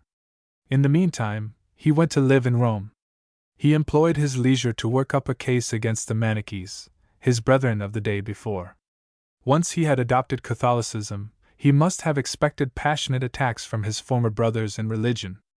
To close their mouths, he gathered against them an elaborate mass of documents, bristling with the latest scandals. He busied himself also with a thorough study of their doctrines, the better to refute them. In him the dialectician never slept. Then, when he had an opportunity, he visited the Roman monasteries, studying their rule and organization, so as to decide on a model for the convent which he always intended to establish in his own country. At last he went back to Ostia sometime in August or September, 388, where he found a ship bound for Carthage. 4 years earlier, about the same time of year, he had made the same voyage, coming the opposite way. He had a calm crossing, hardly could one notice the movement of the ship. It is the season of smooth seas in the Mediterranean. Never is it more ethereal than in these summer months. The vague blue sky is confused with the bleached sea, spread out in a large sheet without creases, liquid and flexible silk, swept by quivering amber glow and orange saffron when the sun falls. No distinct shape, only strange suffusions of soft light, a pearl-like haze, the wistful blue reaching away indefinably. At Carthage, Augustine had grown used to the magnificence of this pageantry of the sea. Now, the sea had the same appeased and gleaming face he had seen 4 years sooner. But how much his soul had since been changed! Instead of the tumult and falsehood which rent his heart and filled it with darkness, the serene light of truth, and deeper than the sea's peace, the great appeasement of grace. Augustine dreamed. Far off the Aeolian Isles were gloomed in the impending shadows. The smoky crater of Stromboli was no more than a black point circled by the double blue of waves and sky. So the remembrance of his passions, of all that earlier life, sank under the triumphant uprising of heavenly peace. He believed that this blissful state was going to continue and fill all the hours of his new life, and he knew of nothing so sweet. This time, again, he was mistaken about himself. Upon the thin plank of the boat which carried him, he did not feel the force of the immense element, asleep now under his feet, but quick to be unchained at the first gust of wind, and he did not feel either the overflowing energy swelling his heart renewed by grace, an energy which was going to set in motion one of the most complete and strenuous existences, one of the richest in thought, charity, and works which have enlightened history. Thinking only of the cloister, amidst the friends who surrounded him, no doubt he repeated the words of the psalm. Behold, how good and how pleasant it is for brethren to dwell together in unity. He pressed the hands of Alypius and Evodius, and tears came to his eyes. The sun was gone. All the cold waste of waters, forsaken by the gleam, blurred gradually in vague anguish beneath the fall of night. After skirting the Sicilian coasts, they arrived at last at Carthage. Augustine did not linger there. He was eager to see Thagist once more, and to retire finally from the world. Favorable omens drew him to the place, and seemed to hearten him in his resolution. A dream had foretold his return to his former pupil, Elogius, the rhetorician. He was present, too, at the miraculous cure of a Carthage lawyer, Innocentius, in whose house he dwelt with his friends. Accordingly, he left for Thagast as soon as he could. There he made himself popular at once by giving to the poor, as the gospel prescribed, what little remained of his father's heritage. But he does not make clear enough what this voluntary privation exactly meant. He speaks of a house and some little meadows, paucis aegelulis, that he sequestrated. Still, he did not cease to live in the house all the time he was at Thagast. The probability is that he did sell the few acres of land he still owned, and bestowed the product of the sale on the poor. As to the house, he must have made it over with the outbuildings to the Catholic body of his native town, on condition of keeping the usufruct, and of receiving for himself and his brethren the necessities of life. At this period many pious persons acted in this way when they gave their property to the church. Church goods being unseizable, and exempt from taxation, this was a roundabout way of getting the better of fiscal extortion, whether in the shape of arbitrary confiscations, or eviction by force of arms. In any case, such souls as were tired of the world and longing for repose, found in these bequests an heroic method of saving themselves the trouble of looking after a fortune, or a landed estate. When these fortunes and lands were extensive, the generous donors felt, we are told, an actual relief in getting rid of them. This financial question settled, Augustine took up the task of turning the house into a monastery, like those he had seen at Rome and Milan. His son Adeodatus, his friends Ali Pius and Evodius Severus, who became Bishop of Malvia, shared his solitude. But it is certain that he had other solitaries with him whom he alludes to in his letters. Their rule was as yet a little easy, no doubt. The brothers of Thagast were not confined in a cloister. They were simply obliged to fasts, to a special diet, to prayers and meditations in common. In this half-rustic retreat, the monastery was situated at the gates of the town. Augustine was happy. He had at last realized the project he had had so long at heart. To enter into himself, pray, above all, to study the Scripture, to fathom even its most obscure places, to comment it with the fervor and piety which the African of all times has brought to what is written down, it seemed to him that he had enough there to fill all the minutes of his life. But no man can teach, lecture, discuss, write, during 20 years, in vain. However much Augustine might be converted, he remembered the school at Thagast, just as he did at Cassicium. Still, it was necessary to finish with this sort of thing once for all. The new monk made what may be called his will as a professor. He finished at this time, or revised his school treatises, which he had begun at Milan, comprising all the liberal arts, grammar, dialectic, rhetoric, geometry, arithmetic, philosophy, music. Of all these books he only finished the first, the treatise on grammar. The others were only summaries, and are now lost. On the other hand, we have still the 6 books on music, likewise begun at Milan, which he finished, almost as an amusement, at Thagast. They are dialogues between himself and his pupil, the poet Licentius, upon meter and scansion. But we know from himself that he intended to make this book longer, and to write a second part upon melody, that is to say, music, properly so called. He never found the time.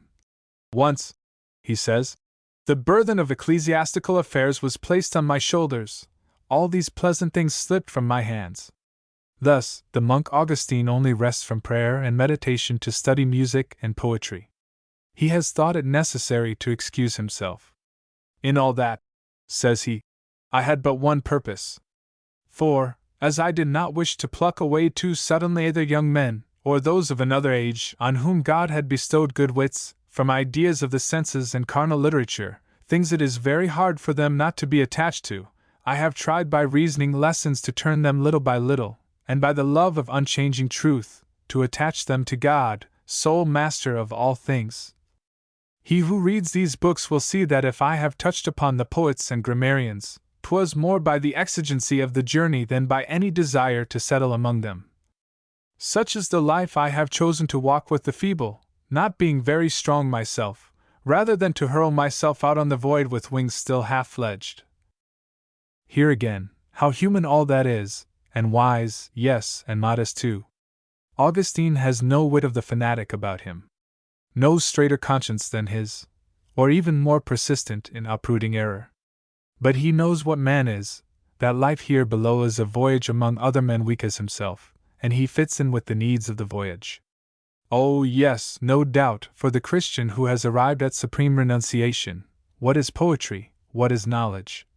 What is everything that is not eternal? But this carnal literature and science are so many steps of a height proportionate to our feebleness, to lead us imperceptibly to the conceptual world. As a prudent guide of souls, Augustine did not wish to make the ascent too rapidly.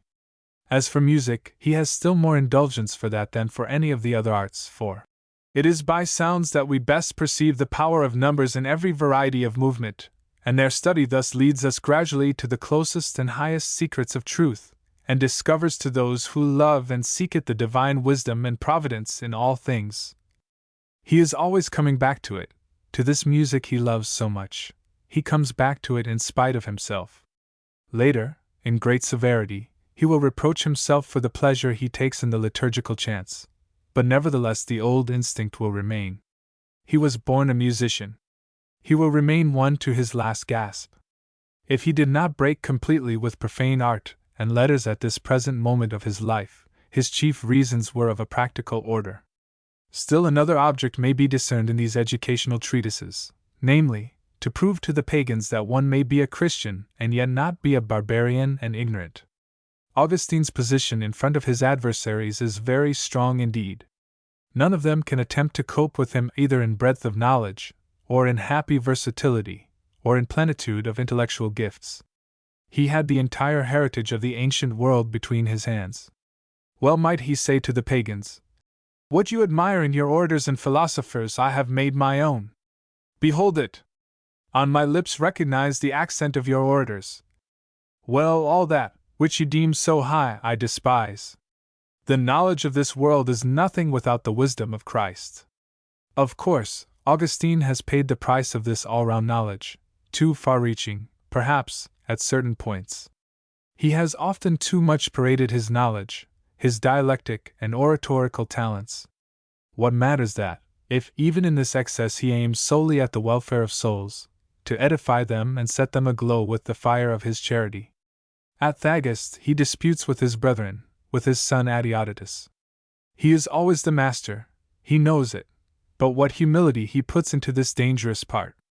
The conclusion of his book, The Master, which he wrote then, is that all the words of him who teaches are useless, if the hidden master reveal not the truth to him who listens.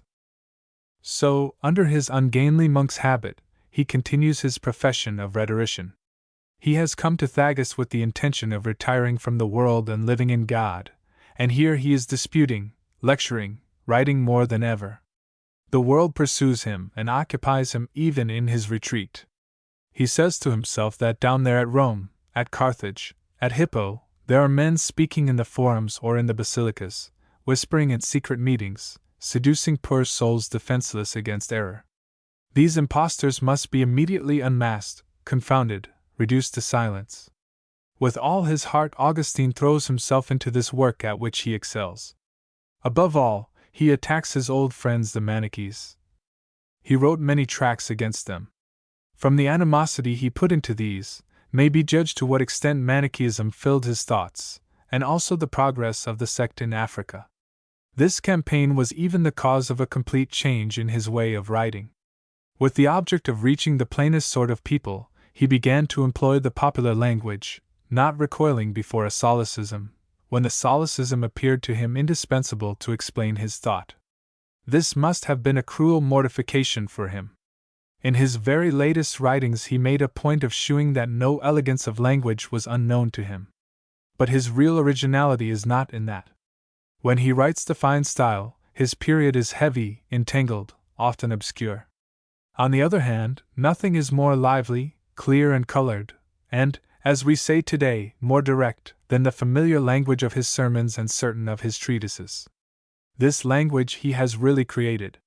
He wanted to clarify, comment, give details, and he felt how awkward classical Latin is to decompose ideas and render shades. And so, in a popular Latin, already very close to the Romance languages, he has thrown out the plan of analytical prose, the instrument of thought of the modern West. Not only did he battle against the heretics, but his restless friendship continually scaled the walls of his cell to fly to the absent ones dear to his heart. He feels that he must expand to his friends, and make them sharers in his meditations. This nervous man, in poor health, spends a part of his nights meditating. The argument he has hit upon in last night's insomnia, his friends must be told that. He heaps his letters on them. He writes to Nebridius, to Romanianus, to Paulinus of Nola, to people unknown and celebrated, in Africa, Italy, Spain, and Palestine. A time will come when his letters will be real encyclicals, read throughout Christendom. He writes so much that he is often short of paper. He has not tablets enough to put down his notes. He asks Romanianus to give him some. His beautiful tablets, the ivory ones, are used up. He has used the last one for a ceremonial letter, and he asks his friend's pardon for writing to him on a wretched bit of vellum. Besides all that, he interests himself in the affairs of his fellow townsmen. Augustine is a personage at Thagast. The good folk of the free town are well aware that he is eloquent, that he has a far-reaching acquaintance, and that he has great influence in high quarters. They ask for his protection and his interference. It is even possible that they obliged him to defend them in the courts. They were proud of their Augustine, and as they were afraid that some neighboring town might steal away their great man, they kept a guard round his house. They prevented him from shewing himself too much in the neighborhood. Augustine himself agreed with this, and lived retired as far as he could, for he was afraid they would make him a bishop or priest in spite of himself. In those days that was a danger incurred by all Christians who were rich or had talent. The rich gave their goods to the poor when they took orders. The men of talent defended the interests of the community, or attracted opulent benefactors. And because of all these reasons, the needy or badly managed churches stalked as a prey the celebrated Augustine. In spite of this supervision, this unremitting rush of business, the work of all kinds which he undertook, he experienced at Thagast a peace which he was never to find again. One might say that he pauses and gathers together all his strength before the great exhausting labor of his apostolate. In this Numidian country, so verdant and cool, where 1,000 memories of childhood encompassed him, where he was not able to take a step without encountering the ever-living image of his mother, he soared towards God with more confidence. He who sought in the things of sense ladder rungs whereby to mount to spiritual realities, still turned kindly eyes on the natural scene. From the windows of his room he saw the forest pines rounding their heads, like little crystal goblets with stems slim and thin. His scarred chest breathed in deliriously the resinous breath of the fine trees. He listened like a musician to the orchestra of birds. The changing scenes of country life always attracted him. It is now that he wrote. Tell me, does not the nightingale seem to you to modulate her voice delightfully? Is not her song, so harmonious, so suave, so well attuned to the season, the very voice of the spring? For Augustine a priest. This halt did not last long. Soon was going to begin for Augustine the time of tribulation, that of his struggles and apostolic journeys. And first, he must mourn his son Audiobook, that young man who seemed destined to such great things. It is indeed most probable that the young monk died at Thagast during the 3 years that his father spent there. Augustine was deeply grieved, but, as in the case of his mother's death, he mastered his sorrow by all the force of his Christian hope. No doubt he loved his son as much as he was proud of him. It will be remembered what words he used to speak of this youthful genius, whose precocity frightened him. Little by little his grief quieted down, and in its place came a mild resignation. Some years later he will write about Audiobook. Lord, early didst thou cut off his life from this earth, but I remember him without a shadow of misgiving. My remembrance is not mixed with any fear for his boyhood, or the youth he was, or the man he would have been. No fear. What a difference between this and the habitual feelings of the Jansenists, who believed themselves his disciples. While Augustine thinks of his son's death with a calm and grave joy which he can scarce hide, those of Port Royal could only think in trembling of the judgment of God. Their faith did not much resemble the luminous and confident faith of Augustine. For him, salvation is the conquest of joy. At Thagast he lived in joy. Every morning in awaking before the forest pines, glistening with the dews of the morning, he might well say with a full heart, My God, give me the grace to live here under the shades of thy peace, while awaiting that of thy paradise. But the Christians continued to watch him. It was to the interest of a number of people that this light should not be hid under a bushel. Perhaps a snare was deliberately laid for him. At any rate, he was imprudent enough to come out of his retreat and travel to Hippo. He thought he might be safe there, because, as the town had a bishop already, they would not have any excuse to get him consecrated in spite of himself. An inhabitant of Hippo, a clerk of the Imperial Ministry of the Interior, begged his spiritual assistance. Doubts, he maintained, still delayed him on the way to an entire conversion. Augustine alone could help him to get clear of them. So Augustine, counting already on a new recruit for the Thagus monastery, went over there at the request of this official. Now, if there was a bishop at Hippo, a certain Valerius, priests were lacking. Furthermore, Valerius was getting on in years. Originally Greek, he knew Latin badly, and not a word of Punic, a great hindrance for him in his duties of judge, administrator, and catechist. The knowledge of the two languages was indispensable to an ecclesiastic in such a country, where the majority of the rural population spoke only the old Carthaginian idiom.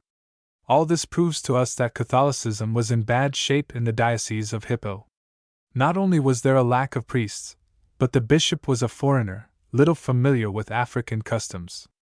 There was a general demand for a native to take his place, one young, active, and well enough furnished with learning to hold his own against the heretics and the schismatics of the party of Donatus, and also sufficiently able to watch over the interests of the church at Hippo, and above all, to make it prosperous. Let us not forget that at this time, in the eyes of a crowd of poor wretches, Christianity was first and foremost the religion which gave out bread. Even in those early days, the Church did its best to solve the eternal social question. While Augustine was at Hippo, Valerius preached a sermon in the basilica in which, precisely, he deplored this lack of priests the community suffered from. Mingled with the congregation, Augustine listened, sure that he would be unrecognized. But the secret of his presence had leaked out. People pointed to him while the bishop was preaching. The next thing was that some furious enthusiasts seized hold of him and dragged him to the foot of the episcopal chair, yelling, "Augustine a priest! Augustine a priest!" Such were the democratic ways of the church in those days. The inconveniences are plain enough. What is certain is that if Augustine had resisted, he might have lost his life, and that the bishop would have provoked a riot in refusing him the priesthood. In Africa, religious passions are not to be trifled with, especially when they are exasperated by questions of profit or politics. In his heart, the bishop was delighted with this brutal capture which gained him the distinction of such a well-known fellow-worker. There and then he ordained the Thagus monk. And so, as Augustine's pupil, Placidius, the future bishop of Guelma, puts it, this shining lamp, which sought the darkness of solitude, was placed upon the lampstand. Augustine, who saw the finger of God in this adventure, submitted to the popular will. Nevertheless, he was in despair, and he wept at the change they were forcing on him. Then, some of those present, mistaking the significance of his tears, said to console him, "Yes, you are right. The priesthood is not good enough for your merits. But you may be certain that you will be our bishop." Augustine well knew all that the crowd meant by that, and what it expected of its bishop. He who only thought of leaving the world, grew frightened at the practical cares he would have to take over. And the spiritual side of his jurisdiction frightened him no less. To speak of God, proclaim the word of God, he deemed himself unworthy of so high a privilege. He was so ill-prepared. To remedy this fault of preparation, as well as he could, he desired that he might be given a little leisure till the following Easter. In a letter addressed to Valerius, and no doubt intended to be made public, he humbly set forth the reasons why he asked for delay. They were so apposite and so creditable, that very likely the bishop yielded. The new priest received permission to retire to a country house near Hippo. His flock, who did not feel at all sure of their shepherd, would not have let him go too far off. He took up his duties as soon as possible. Little by little he became, to all intents, the coadjutor of the bishop, who charged him with the preaching and the baptism of catechumens. These were the two most important among the episcopal prerogatives. The bishops made a point of doing these things themselves. Certain colleagues of Valerius even grew scandalized that he should allow a simple priest to preach before him in his own church. But soon other bishops, struck by the advantages of this innovation, followed the example of Valerius, and allowed their clerks to preach even in their presence. The priest of Hippo did not lose his head among so many honors. He felt chiefly the perils of them, and he regarded them as a trial sent by God. "I have been forced into this," he said, "doubtless in punishment of my sins, for from what other motive can I think that the second place at the helm should be given to me who do not even know how to hold an oar?" Meanwhile, he had not relinquished his purpose of monastic life. Though a priest, he meant to remain a monk. It was heartbreaking for him to be obliged to leave his monastery at Thagast. He spoke of his regret to Valerius, who, perceiving the usefulness of a convent as a seminary for future priests, gave him an orchard belonging to the Church of Hippo, that he might found a new community there. So was established the monastery which was going to supply a great number of clerks and bishops to all the African provinces. Among the ruins of Hippo, that old Roman and Phoenician city, they searched for the place where Augustine's monastery stood, without much hope of ever finding it. Some have thought to locate it upon that hill where the water brought from the near mountains by an aqueduct used to pour into immense reservoirs, and where today rises a new basilica which attracts all eyes out at sea. Behind the basilica is a convent where the little sisters of the poor lodge about 100 old people. So is maintained among the African Mussulmans the remembrance of the grand Christian Marabout. One might possibly wish to see there a building more in the pure and quiet taste of antiquity. But after all, the piety of the intention is enough. This hospital serves admirably to call up the memory of the illustrious bishop who was charity itself. As for the basilica, Africa has done all she can to make it worthy of him. She has given her most precious marbles, and one of her fairest landscapes as a frame. It is chiefly in the evening, in the closing dusk, that this landscape reveals all its special charm and its finer values. The roseate glow of the setting sun throws into sharp relief the black profile of the mountains, which command the Seabows Valley. Under the mustering shadows, the pallid river winds slowly to the sea. The gulf, stretching limitless, shines like a slab of salt strangely bespangled. In this atmosphere without mists, the sharp outlines of the coast, the dense movelessness of the aspect, has an indescribable effect. It is like a hitherto unknown and virginal revelation of the earth. Then the stars bloom out, with a flame, an hallucinating palpability. Charles's Wain, burning low on the gorges of the Edoag, seems like a golden wagon rolling through the fields of heaven. A deep peace settles upon farmland and meadow country, only broken by a watchdog's bark now and then. But it matters not which spot is chosen in the surroundings of Hippo to place Augustine's monastery, the view will be equally beautiful. From all parts of the plain, mounded by heaps of ruins, the sea can be seen, a wide bay circled in soft bland curves, like at Naples. All around, an arena of mountains, the green ravines of the Edoag and its wooded slopes. Along the Surbase roads rise the great sonorous pines, and through them wanders the Aeolian complaint of the sea winds. Blue of the sea, blue of the sky, noble foliage of Italy's ancient groves, it is one of Lamartine's landscapes. Under a more burning Sunday, the gaiety of the mornings, there is a physical luxury for heart and eyes, when the newborn light laughs upon the painted cupolas of the houses, and dark blue veils float between the walls, glaring white, of the steep streets. Among the olives and orange trees of Hippo, Augustine must have seen happy days pass by, as at Thagast. The rule he had given the convent, which he himself obeyed like any one else, was neither too slack nor too strict, in a word, such as it should be for men who have lived in the culture of letters and works of the mind. There was no affectation of excessive austerity. Augustine and his monks wore very simple clothes and shoes, but suitable for a bishop and his clerks. Like laymen, they wore the baris, a garment with a hood, which seems very like the ancestor of the Arab burnous. To keep an even line between daintiness and negligence in costume, to have no exaggeration in anything, is what Augustine aimed at. The poet Rutilius Nemesianus, who about that time was attacking the sordid and culture-hating monks with somber irony, would have had a chance to admire a restraint and decorum in the Hippo monastery which recalled what was best in the manners of the ancient world. At table, a like moderation. Vegetables were generally provided, and sometimes meat when any one was sick or guests arrived.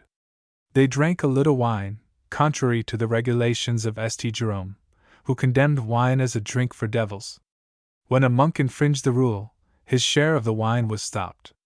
Through some remains of fastidious habits in Augustine, or perhaps because he had nothing else, the table service he used himself was silver. On the other hand, the pots and dishes were of earthenware, or wood, or common alabaster. Augustine, who was very temperate in eating and drinking, seemed at table to pay attention only to what was being read or talked about. He cared very little what he ate, provided the food was not a stimulant to lubricity. He used to say to those Christians who paraded a Pharisaic severity, "It is the pure heart which makes pure food." Then, with his constant desire for charity, he prohibited all spiteful gossip in the conversation in the refectory. In those times of religious struggle, the clerics ferociously blackened each other's characters. Augustine caused to have written on the walls a distich, which ran thus: "He who takes pleasure in slandering the life of the absent should know he is unworthy to sit at this table." One day, says Pacidius, some of his intimate friends, even other bishops, having forgotten this sentence, he reproached them warmly, and very much perturbed, he cried out that he was going to remove those verses from the refectory, or rise from table and withdraw to his cell. I was present with many others when this happened. It was not only slanderous talk or interior dissensions which troubled Augustine's peace of mind. He combined the duties of priest, of a head of a convent, and of an apostle. He had to preach, instruct the catechumens, battle against the disaffected. The town of Hippo was very unruly, full of heretics, schismatics, pagans. Those of the party of Donatus were triumphant, driving the Catholics from their churches and lands. When Augustine came into the country, Catholicism was very low. And then the ineradicable Manichees continued to recruit proselytes. He never stopped writing tracts, disputing against them, overwhelming them under the close logic of his arguments. At the request of the Donatists themselves, he had an argument with one of their priests, a certain Fortunatus, in the baths of Saucius at Hippo. He reduced this man to silence and to flight. Not in the least discouraged were the Manichees. They sent another priest. If the enemies of the Church shewed themselves stubborn, Augustine's own congregation were singularly turbulent, hard to manage. The weakness of old Valerius must have allowed a good many abuses to creep into the community. Ere long the priest of Hippo had a foretaste of the difficulties which awaited him as bishop. Following the example of Ambrose, he undertook to abolish the custom of feasts in the basilicas and on the tombs of the martyrs. This was a survival of paganism, of which the festivals included gluttonous eating and orgies. At every solemnity, and they were frequent, the pagans ate in the courts and under the porticos around the temples. In Africa, above all, these public repasts gave an opportunity for repugnant scenes of stuffing and drunkenness. As a rule, the African is very sober, but when he does let himself go he is terrible. This is quite easily seen today, in the great Muslim feasts, when the rich distribute broken bits of meat to the poor of their district. As soon as these people, used to drink water and to eat a little boiled rice, have tasted meat, or drunk only 1 cup of wine, there is no holding them. There are fights, stabbing matches, a general brawl in the hovels. Just picture this popular debauch in full blast in the cemeteries and the courts of the basilicas, and it will be understood why Augustine did his best to put an end to such scandals. For this purpose, he joined hands first of all with his bishop, Valerius, and then with the primate of Carthage, Aurelius, who shall be henceforth his firmest support in his struggle against the schismatics. During Lent, the subject fitting in naturally with the season, he spoke against these pagan orgies, and this gave rise to a good deal of discontent outside. Easter went by without trouble. But the day after the Ascension, the people of Hippo were used to celebrate what they called the Joy Day, by a traditional good feed and drink. The day before, which was the religious festival, Augustine intrepidly spoke against the Joy Day. They interrupted the preacher.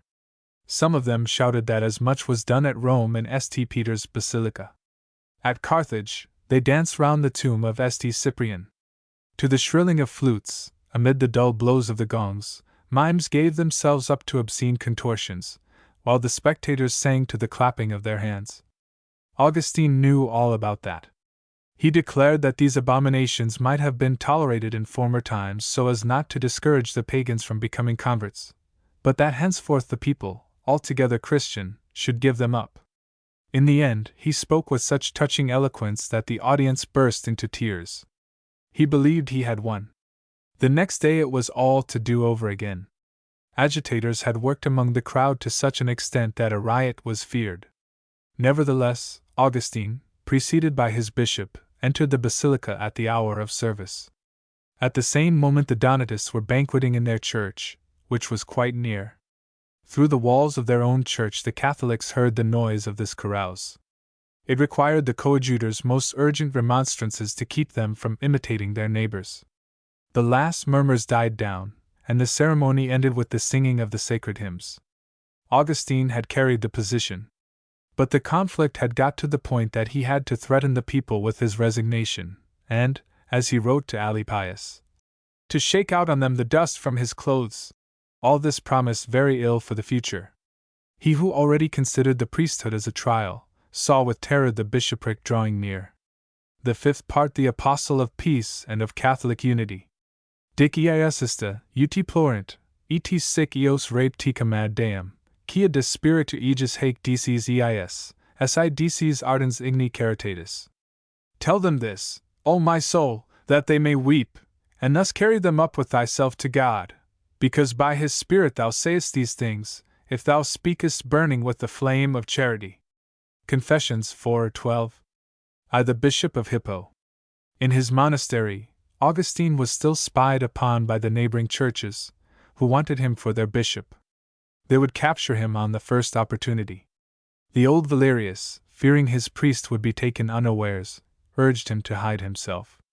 But he knew by the very case of Augustine, forced into the priesthood in spite of himself, that the greatest precautions are useless against those determined to gain their ends by any means. It would be safest to anticipate the danger. He determined therefore to share the bishopric with Augustine, to have him consecrated during his own lifetime, and to indicate him as his successor. This was against the African usage, and what was more, against the canons of the Council of Nice, though it is true that Valerius, like Augustine himself, was unaware of this latter point. But surely the rule could be waived in view of the exceptional merits of the priest of Hippo. The old bishop began by sounding Aurelius, the primate of Carthage, and when he was satisfied as to the agreement and support of this high personage, he took the opportunity of a religious solemnity to make known his intentions to the people. Some of the neighboring bishops, Megalius, bishop of Guelma and primate of Numidia, among them, being gathered at Hippo to consecrate a new bishop, Valerius announced publicly in the basilica that he wished Augustine to be consecrated at the same ceremony. This had been the wish of his people for a long time. Really, in demanding this honor for his priest, the old bishop did no more than follow the wish of the public. Immediately his words were received with cheers. The faithful with loud shouts demanded Augustine's consecration. Megalius alone objected. He even made himself the voice of certain calumnies, so as to have the candidate put aside as unworthy. There is nothing astonishing in such an attitude. This Megalius was old, he died a short time after, and, like all old men, he took the gloomiest view of innovations. Already, in the face of settled custom, had Valerius granted Augustine the right to preach in his presence. And see now, by a new sinking, he was attempting to place two bishops at once in the see of Hippo. Whatever this young priest's talents might be, enough had been done for him, a recent convert into the bargain, and what was still more serious, a refugee from the Manichaeans.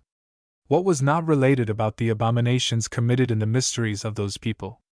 Just how far had Augustine dipped into them? They snarled against him everywhere at Hippo, and at Carthage too, where he had compromised himself by his excessive zeal. Catholics and Donatists alike gossiped. Megalius, a punctilious defender of discipline and the hierarchy, no doubt gathered up these malevolent rumors with pleasure. He used them as an excuse for making Augustine mark time, so to speak. Commonplace people always feel a secret delight in humiliating to the common rule those whom they can feel are beings of a different quality from themselves. One of the slanders said abroad about Valerius' priest, Megalius seems to have believed. He allowed himself to be persuaded that Augustine had given a philtre to a woman, one of his penitents, whom he wished to possess. It was then the fashion among the pious to exchange eulogies, or bits of holy bread, to signify a spiritual communion. Augustine was said to have mixed certain magic potions with some of these breads and offered them hypocritically to the woman he was in love with. This accusation started a big scandal, and the remembrance of it persisted long, because 5 or 6 years later the Donatist Petilian was still repeating it. Augustine cleared himself victoriously. Megalius avowed his mistake. He did better. Not only did he apologize to him he had slandered, but he solemnly asked forgiveness from his fellow bishops for having misled them upon false rumors. It is probable that sometime during the inquiry he had got to know Valerius Coadjutor better. Augustine's charm, taken with the austerity of his life, acted upon the vexed old man and altered his views. Be that so or not, it was at any rate by Megalius, Bishop of Guelma and Primate of Numidia, that Augustine was consecrated Bishop of Hippo. He was in consternation over his rise. He has said it again and again. We may take his word for it. Yet the honors and advantages of the episcopate were then so considerable that his enemies were able to describe him as an ambitious man. Nothing could agree less with his character. In his heart, Augustine only wished to live in quiet.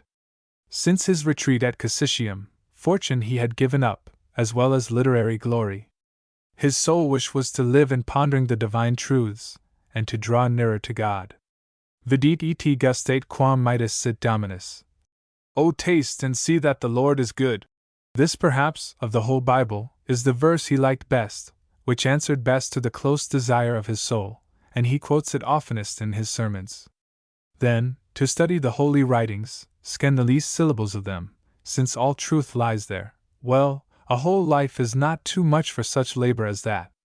And to do it, one should sever all ties with the world, take refuge forbiddingly in the cloister. But this sincere Christian analyzed himself too skillfully not to perceive that he had a dangerous tendency to isolation. He took too much pleasure in cutting himself off from the society of mankind to enshroud himself in study and meditation. He who acknowledged a secret tendency to the Epicurean indolence, was he going to live a life of the dilettante and the self-indulgent under cover of holiness? Alone could action save him from selfishness. Others doubtless fulfilled the laws of charity in praying, in mortifying themselves for their brethren. But when, like him, a man has exceptional faculties of persuasion and eloquence, such vigor in dialectics, such widespread culture, such power to bring to naught the wrong, would it not be insulting to God to let such gifts lie idle, and a serious failure in charity to deprive his brethren of the support of such an engine? Besides that, he well knew that no man draws near to truth without a purified heart. Might not his passions, which were so violent, begin to torment him again after this respite with greater frenzy than before his conversion? Against that, too, action was the main antidote. In the duties of the bishopric he saw a means of asceticism, a kind of courageous purification. He would load himself of his own will with so many anxieties and so much work that he would have no time left to listen to the insidious voice of his old friends. Could he manage to silence them at once? This unheard of grace, would it be granted to him? Or would not rather the struggle continue in the depths of his conscience? What comes out as certain is that those terrible passions which turned his youth upside down, never more play any part in his life. From the moment he fell on his knees under the fig tree at Milan, his sinful heart is a dead heart. He has been freed from almost all the weaknesses of the old nature, not only from its vices and carnal affections, but from its most pardonable lapses, save, perhaps, some old sediment of intellectual and literary vanity. His books, at the first glance, shew us him no more save as the doctor, and already the saint. What is seen at once is an entirely bare intelligence, an entirely pure heart, fired only by the divine love. And yet the affectionate and tender heart which his had been, always warms his discussions and his most abstract exegesis. It does not take long to feel the heat of them, the power of pouring forth emotion. Augustine takes no heed of that. Of himself he no longer thinks. He no longer belongs to himself. If he has accepted the episcopate, it is so as to give himself altogether to the Church, to be all things to all men. He is the man-word, the man-pen, the sounding board of the truth. He becomes the man of the miserable crowds which the Saviour covered with his pity. He is theirs, to convince them and cure them of their errors. He is a machine which works without ever stopping for the greater glory of Christ. Bishop, pastor, leader of souls, he has no desire for anything else. But it was a heavy labor for this intellectual, who till then had lived only among books and ideas. The day after his consecration, he must have regarded it with more terror than ever. During his nights of insomnia, or at the recreation hour in the monastery garden, he thought over it with great distress. His eyes wide open in the darkness of his cell, he sought to define a theory upon the nature and origin of the soul, or else, at the fall of day, he saw between the olive branches the sea put on fluctuating shades like veils of 1,000 colors, sometimes green, a green of infinite tints, sometimes purple, blue sometimes. And his soul, easily stirred to poetry, at once arose from these material splendors to the invisible region of ideas. Then, immediately, he caught himself up. It was not a question of all that. He said to himself that he was henceforth the Bishop Augustine, that he had charge of souls, that he must work for the needs of his flock. He would have to struggle in a combat without a moment's respite. Thereupon he arranged his plans of attack and defense. With a single glance he gauged the huge work before him. A crushing work, truly. He was Bishop of Hippo, but a bishop almost without a flock, in comparison with the rival community of Donatists. The bishop of the Dissentients, Proculayanus, boasted that he was the true representative of orthodoxy, and as he had on his side the advantage of numbers, he certainly cut a much greater figure in the town than the successor of Valerius, with all his knowledge and all his eloquence. The schismatics' church, as we have seen, was quite near the Catholic Church. Their noise interfered with Augustine's sermons. Possibly the situation had become slightly better in Hippo since the edict of Theodosius. But it was not so long ago that those of the Donatist party had the upper hand. A little before the arrival of the new bishop, the Donatist clergy forbade their faithful to bake bread for Catholics. A fanatical baker had even refused a Catholic deacon who was his landlord. These schismatics believed themselves strong enough to put those who did not belong to them under interdict. The rout of Catholicism appeared to be an accomplished fact from one end to the other of Africa. Quite recently a mere fraction of the Donatist party had been able to send 310 bishops to the Council of Bagi, who were to judge the recalcitrants of their own sect. Among these bishops, the terrible Optatus of Thimgad became marked on account of his bloody zeal, rambling round Numidia and even the proconsulate at the head of armed bands, burning farms and villas, rebaptizing the Catholics by main force, spreading terror on all sides. Augustine knew all this, and when he sought help from the local authorities he was obliged to acknowledge sadly that there was no support to be expected from Count Gildo, who had tyrannized over Carthage and Africa for nearly 10 years.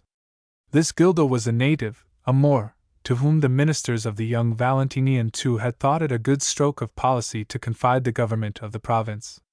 Knowing the weakness of the empire, the Moor only thought of cutting out for himself an independent principality in Africa. He openly favored Donatism, which was the most numerous and influential party. The bishop of Thimgad, Optatus, swore only by him, regarding him as his master and his God. In consequence, he was called the Gildonian. Against such enemies, the imperial authority could only act irregularly. Augustine was well aware of it. He knew that the Western Empire was in a critical position. Theodosius had just died, in the midst of war with the usurper Eugenius. The barbarians, who made up the greater part of the Roman armies, shewed themselves more and more threatening. Alaric, entrenched in the Peloponnesus, was getting ready to invade Italy. However, the all-powerful minister of the young Honorius, the half-barbarian Stilicho, did his best to conciliate the Catholics, and assured them that he would continue the protection they had had from Theodosius. Augustine therefore turned to the central power. It alone could bring about a little order in the provinces, and then, besides, the new emperors were firmly attached to the defense of Catholicism. The Catholic Bishop of Hippo did his best, accordingly, to keep on good terms with the representatives of the metropolitan government, the proconsuls, the propraetors, the counts, and the tribunes, or the secretaries, sent by the emperor as government commissioners. There was no suspicion of flattery in his attitude, no idolatry of power. At Milan, Augustine had been near enough to the court to know what the imperial functionaries were worth. Now, he simply adapted himself as well as he could to the needs of the moment. And with all that, he could have wished in the depths of his heart that this power were stronger, so as to give the Church more effective support. This cultured man, brought up in the respect of the Roman majesty, was by instinct a faithful servant of the Caesars. A man who held to authority and tradition, he maintained that obedience is due to princes. There is a general agreement, he said, of human society to obey its kings. In one of his sermons he compares thought, which commands the body, to the emperor seated upon his throne, and from the depths of his palace dictating orders which set the whole empire moving, a purely ideal image of the sovereign of that time, but one which pleased his Latin imagination. Alas! Augustine had no illusions about the effect of imperial edicts. He knew too well how little they were regarded, especially in Africa. So he could hardly count upon government support for the defense of Catholic unity and peace. He found he must trust to himself, and all his strength was in his intelligence, in his charity, in his deeply compassionate soul. Most earnestly did he wish that Catholicism might be a religion of love, open to all the nations of the earth, even as its divine founder himself had wished.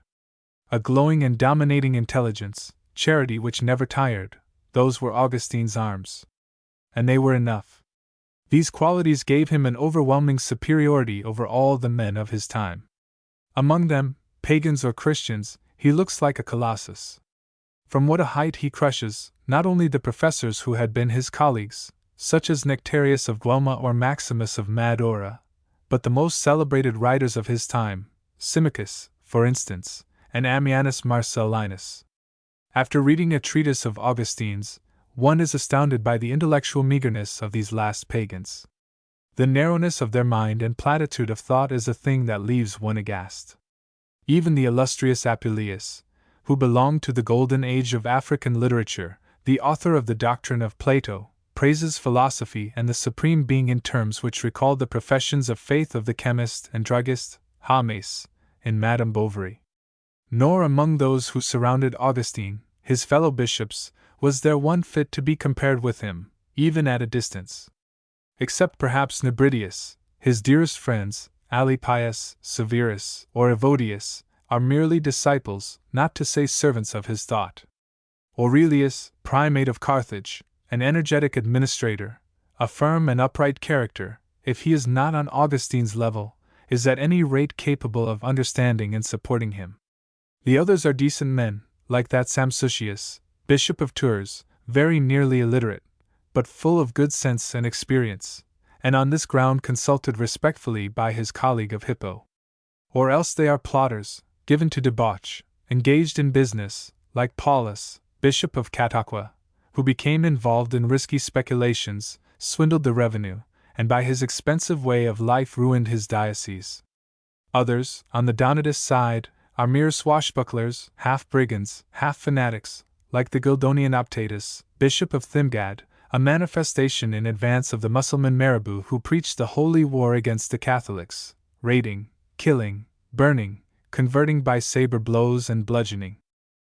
Amid these insignificant or violent men, Augustine will endeavor to realize to the full the admirable type of bishop, at once spiritual father, protector, and support of his people. He had promised himself to sacrifice no whit of his ideal of Christian perfection. As bishop, he will remain a monk, as he did during his priesthood. Beside the monastery established in Valerius' garden, where it is impossible to receive properly his guests and visitors, he will start another in the episcopal residence. He will conform to the monastic rule as far as his duties allow. He will pray, study the scriptures, define dogmas, refute heresies. At the same time, he means to neglect nothing of his material work. He has mouths to feed, property to look after, law cases to examine. He will labor at all that. For this mystic and theorist it means a never-ceasing immolation. First, to give the poor their daily bread. Like all the communities of that time, Hippo maintained a population of beggars. Often enough, the diocesan cashbox was empty. Augustine was obliged to hold out the hand, to deliver from the height of his pulpit pathetic appeals for charity. Then, there are hospitals to be built for the sick, a lodging house for poor wanderers. The bishop started these institutions in houses bequeathed to the Church of Hippo. For reasons of economy, he thought better not to build. That would overload his budget. Next came the greatest of all his cares, the administration of church property. To increase this property, he stipulated that his clergy should give up all they possessed in favor of the community, thus giving the faithful an example of voluntary poverty. He also accepted gifts from private persons. But he also often refused these, for example, the bequest of a father or mother, who, in a moment of anger, disinherited their children. He did not wish to profit by the bad feelings of parents to plunder orphans. On another side, he objected to engage the church in suits at law with the exchequer upon receiving certain heritages. When a businessman at Hippo left to the diocese his share of profits in the service of boats, for carrying government stores, Augustine came to the conclusion that it would be better to refuse. In case of shipwreck, they would be obliged to make good the lost corn to the treasury, or else to put the captain and surviving sailors to the torture to prove that the crew was not responsible for the loss of the ship. Augustine would not hear tell of it. "Is it fit," he said, "that a bishop should be a shipowner? A bishop a torturer? Oh no, that does not agree at all with a servant of Jesus Christ." The people of Hippo did not share his views. They blamed Augustine's scruples. They accused him of compromising the interests of the church. One day he had to explain himself from the pulpit. "Well, I know, my brothers, that you often say between yourselves, 'Why do not people give anything to the Church of Hippo? Why do not the dying make it their heir?' The reason is that Bishop Augustine is too easy. He gives all back to the children. He keeps nothing. I acknowledge it. I only accept gifts which are good and pious. Whoever disinherits his son to make the church his heir, let him find somebody willing to accept his gifts. It is not I who will do it, and by God's grace, I hope it will not be anybody. Yes, I have refused many legacies, but I have also accepted many. Need I name them to you? I will give only one instance. I accepted the heritage of Julian. Why? Because he died without children." The listeners thought that their bishop really put too fine a point on things. They further reproached him with not knowing how to attract and flatter the rich benefactors. Augustine would not allow, either, that they had any right to force a passing stranger to receive the priesthood and consequently to give up his goods to the poor. All this really was very wise, not only according to the spirit of the gospel, but according to human prudence. If Augustine, for the sake of the good fame of his church, did not wish to incur the accusation of grasping and avarice, he dreaded nothing so much as a law case. To accept lightly the gifts and legacies offered was to lay himself open to expensive pettifogging. Far better to refuse than to lose both his money and reputation. So were reconciled, in this man of prayer and meditation, practical good sense with the high disinterestedness of the Christian teaching. The bishop was disinterested. His people were covetous. The people of those times wished the church to grow rich, because they were the first to profit by its riches. Now these riches were principally in houses and land. The diocese of Hippo had to deal with many houses and immense fundi, upon which lived an entire population of artisans and freedmen, agricultural laborers, and even art workers, smelters, embroiderers, chiselers on metals. Upon the church lands, these small people were protected from taxes and the extortions of the revenue officers, and no doubt they found the episcopal government more fatherly and mild than the civil. Augustine, who had made a vow of poverty and given his heritage to the poor, became by a cruel irony a great landowner as soon as he was elected bishop of Hippo. Doubtless he had stewards under him to look after the property of the diocese. This did not save him from going into details of management and supervising his agents. He heard the complaints, not only of his own tenants, but also of those who belonged to other estates and were victimized by dishonest bailiffs. Anyhow, we have 1,000 signs to shew that no detail of country life was unfamiliar to him. On horseback or muleback, he rode for miles through the country about Hippo to visit his vineyards and olivets. He examined, found out things, questioned the workmen, went into the presses and the mills. He knew the grape good to eat, and the grape to make wine with. He pointed out where the ensilage pits had been dug in too marshy land, which endangered the young corn. As a capable landowner, he was abreast of the law, careful about the terms of contracts. He knew the formulas employed for sales or benefactions. He saw to it that charcoal was buried around the landmarks in the fields, so that if the post disappeared, its place could be found. And as he was a poet, he gathered on his course a whole booty of rural images which later on went to brighten his sermons. He made ingenious comparisons with the citron tree, which is seen to give flowers and fruits all the year if it be watered constantly, or else with the goat, who gets upon her 2 hind legs to crop the bitter leaves of the wild olive. These journeys in the open air, however tiring they might be, were after all a rest for his overworked brain. But there was one among his episcopal duties which wearied him to disgust. Every day he had to listen to parties in dispute and give judgment. Following recent imperial legislation, the bishop became judge in civil cases, a tiresome and endless work in a country where tricky quibbling raged with obstinate fury. The litigants pursued Augustine, overran his house, like those fellows in dirty burnous who block our law courts with their rags. In the secretarium of the basilica, or under the portico of the court leading to the church, Augustine sat like a Mussulman cadi in the court of the mosque. The emperors had only regulated an old custom of apostolic times in placing the Christians under the jurisdiction of their bishop. In accordance with St. Paul's advice, the priests did their utmost to settle differences among the faithful. Later, when their number had considerably increased, the government adopted a system not unlike the capitulations in countries under the Ottoman suzerainty.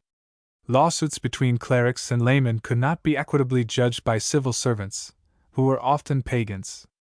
Moreover, the parties based their claims on theological principles or religious laws that the arbitrator generally knew nothing about.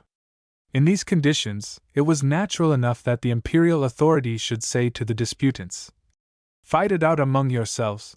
And it happened, just at the moment when Augustine began to fill the see of Hippo, that Theodosius broadened still more the judicial prerogatives of the bishops.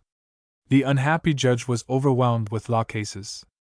Every day he sat till the hour of his meal, and sometimes the whole day when he fasted. To those who accused him of laziness, he answered, "I can declare on my soul that if it were question of my own convenience, I should like much better to work at some manual labor at certain hours of the day, as the rule is in well-governed monasteries, and have the rest of the time free to read or pray or meditate upon the Holy Scripture, instead of being troubled with all the complications and dull talk of lawsuits." The rascality of the litigants made him indignant. From the pulpit he gave them advice full of Christian wisdom, but which could not have been much relished. A suit at law, according to him, was a loss of time and a cause of sorrow. It would be better to let the opponent have the money, than to lose time and be filled with uneasiness. Nor was this, added the preacher in all good faith, to encourage injustice, for the robber would be robbed in his turn by a greater robber than himself. These reasons seemed only moderately convincing. The pettifoggers did not get discouraged. On the contrary, they infested the bishop with their pleas. As soon as he appeared, they rushed up to him in a mob, surrounded him, kissed his hand and his shoulder, protesting their respect and obedience, urging him, constraining him to busy himself about their affairs. Augustine yielded. But the next day in a vehement sermon he cried out to them, "Dissidite me, maligni! Go far from me, ye wicked ones, and let me study in peace the commandments of my God!" To what was heard in the Basilica of Peace. Let us try to see Augustine in his pulpit and in his episcopal city. We cannot do much more than reconstruct them by analogy. Royal Hippo is utterly gone. Bona, which has taken its place, is about 1.5 miles away, and the fragments which have been dug out of the soil of the dead city are very inadequate. But Africa is full of Christian ruins, and chiefly of basilicas. Rome has nothing equal to offer. And that is easily understood. The Roman basilicas, always living, have been changed in the course of centuries, and have put on, time after time, the garb forced upon them by the fashion. Those of Africa have remained just as they were, at least in their principal lines, on the morrow of the Arab invasion, as Augustine's eyes had seen them. They are ruins, no doubt, and some very mutilated, but ruins of which no restoration has altered the plan or changed the features. As the traces of Hippo and its church are swept away or deeply buried, we are obliged, in order to get some approximate idea, to turn towards another African town which has suffered less from time and devastation. Theveste with its basilica, the best preserved, the finest and largest in all Africa, can restore to us a little of the look and color and atmosphere of Hippo in those final years of the 4th century. Ancient Theveste was much larger than the present town, the French Tebessa. This, even reduced to the perimeter of the Byzantine fortress built under Justinian, still surprises the traveler by its singularly original aspect. Amid the wide plains of alfa grass which surround it, with its quadrangular enclosure, its roads on the projection of the walls behind the battlements, its squat turrets, it has a look as archaic, as strange, as our own Aigues Mortes amid its marshy fen. Nothing can be more rich and joyous to the eye than the rust which covers its ruins, a complete gilding that one would say had been laid on by the hand of man. It has a little temple which is a wonder, and has been compared to the ancient Roman temple, the Maison Carrée, at Nîmes. But how much warmer, more living are the stones! The shafts of the columns, and the pilasters of the peristyle, barked by time, seem as scaly and full of sap as the trunks of palm trees. The carved acanthus leaves in the capitals of the pillars droop like bunches of palms reddened by the summer. Quite near, at the end of a narrow street, lined with modern and squalid hovels, the triumphal arch of Septimus Severus and of Caracalla extends its luminous bow, and high above the heavy mass of architecture, resting upon slim aerial little columns, a buoyant aediculus shines like a coral tabernacle or a coffer of yellow ivory. All about, forms and long draperies are huddled. The Numidian burnous has the whiteness of the toga. It has also the same graceful folds. At the sight of them you suddenly feel yourself to be in a strange land, carried back very far across the centuries. No sooner is the vision of antiquity outlined than it grows firm. Down below there, a horseman, clad in white, is framed with his white horse in the molded cincture of a door. He passes, and upon the white wall of the near tower his shadow rests a moment, like a bas-relief upon the marble of a frieze. Beyond the Byzantine enclosure, the basilica, with its minor buildings, forms another town almost as large as the present Theveste, and also closed in by a belt of towers and ramparts. One is immediately struck by the opulent color of the stones, rose, grown pale and thinner in the sun, and next by the solid workmanship and the structural finish. The stones, as in the Greek temples, are placed on top of one another in regular layers. The whole holds together by the weight of the blocks and the polish of the surfaces. The proportions are on a large scale. There was no grudging for the buildings, or the materials, or the land. In front of the basilica is a wide rectangular court bordered with terraces, a portico at the far end, and in the middle 4 large fountains to water the walk. A flagged avenue, closed by 2 gateways, divides this court from the basilica, properly so called, which is reached by a staircase between 2 columns. The staircase leads to the atrium decorated by a Corinthian portico. In the center is the font for purifications, a huge monolithic basin in the shape of a 4-leaved clover. 3 doors give entrance from the atrium to the basilica, which is divided by rows of green marble columns into 3 aisles. The galleries spread out along the side aisles. The floor was in mosaic. In the apse, behind the altar, stood the bishop's throne. Around the main building clustered a great number of others, a baptistry, many chapels, one vaulted in the shape of a 3-leaved clover, dedicated, probably, to local martyrs, a graveyard, a convent with its cells, and its windows narrow as loopholes, stables, sheds, and barns. Sheltered within its walls and towers, amid its gardens and outbuildings. The Basilica of the West thus early resembled one of our great monasteries of the Middle Age, and also in certain ways the great mosques of Islam, the one at Cordova, or that at Damascus, with their vestibules surrounded by arcades, their basins for purification, and their walks bordered with orange trees. The faithful and the pilgrims were at home there. They might spend the day stretched upon the flags of the porticos, in loafing or sleeping in the blue shade of the columns and the cool of the fountains. In the full sense of the word, the church was the house of God, open to all. Very likely the basilicas at Hippo had neither the size nor the splendor of this one. Nor were there very many. At the time Augustine was ordained priest, that is to say, when the Donatists had still a majority in the town, it seems clear that the Orthodox community owned but one single church, the Basilica Major, or Basilica of Peace. Its very name proves this. With the schismatics, peace was the official name for Catholicism. Basilica of Peace meant simply Catholic Basilica. Was not this as much as to say that the others belonged to the dissenters? Doubtless they restored later on, after the promulgations of Honorius, the Leontian Basilica, founded by Leontius, Bishop of Hippo, and a martyr. A third was built by Augustine during his episcopate, the Basilica of the Eight Martyrs of the White Mace. It was in the major, or cathedral, that Augustine generally preached. To preach was not only a duty, but one of the privileges of a bishop. As has been said, the bishop alone had the right to preach in his church. This arose from the fact that the African diocese, although comparatively widespread, had scarcely more people than one of our large parishes today. The position of a bishop was like that of one of our parish priests. There were almost as many as there were villages, and they were counted by hundreds. However that may be, preaching, the real apostolic ministry, was an exhausting task. Augustine preached almost every day, and often many times a day, rough work for a man with such a fragile chest.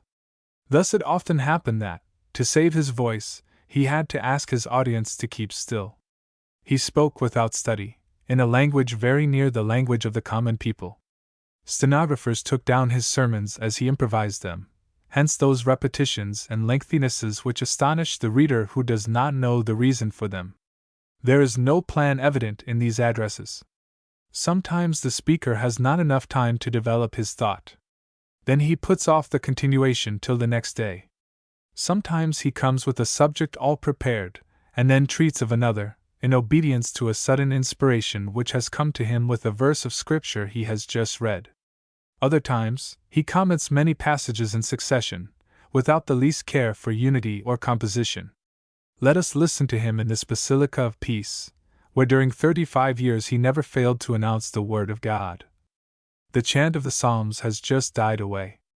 At the far end of the apse, Augustine rises from his throne with its back to the wall, his pale face distinct against the golden hue of the mosaic. From that place, as from the height of a pulpit, he commands the congregation, looking at them above the altar, which is a plain wooden table placed at the end of the great aisle. The congregation is standing, the men on one side, the women on the other. On the other side of the balustrade which separates them from the crowd, are the widows and consecrated virgins, wrapped in their veils black or purple. Some matrons, rather overdressed, lean forward in the front rank of the galleries. Their cheeks are painted, their eyelashes and eyebrows blackened, their ears and necks overloaded with jewels. Augustine has noticed them. After a while he will read them a lesson. This audience is all alive with sympathy and curiosity before he begins.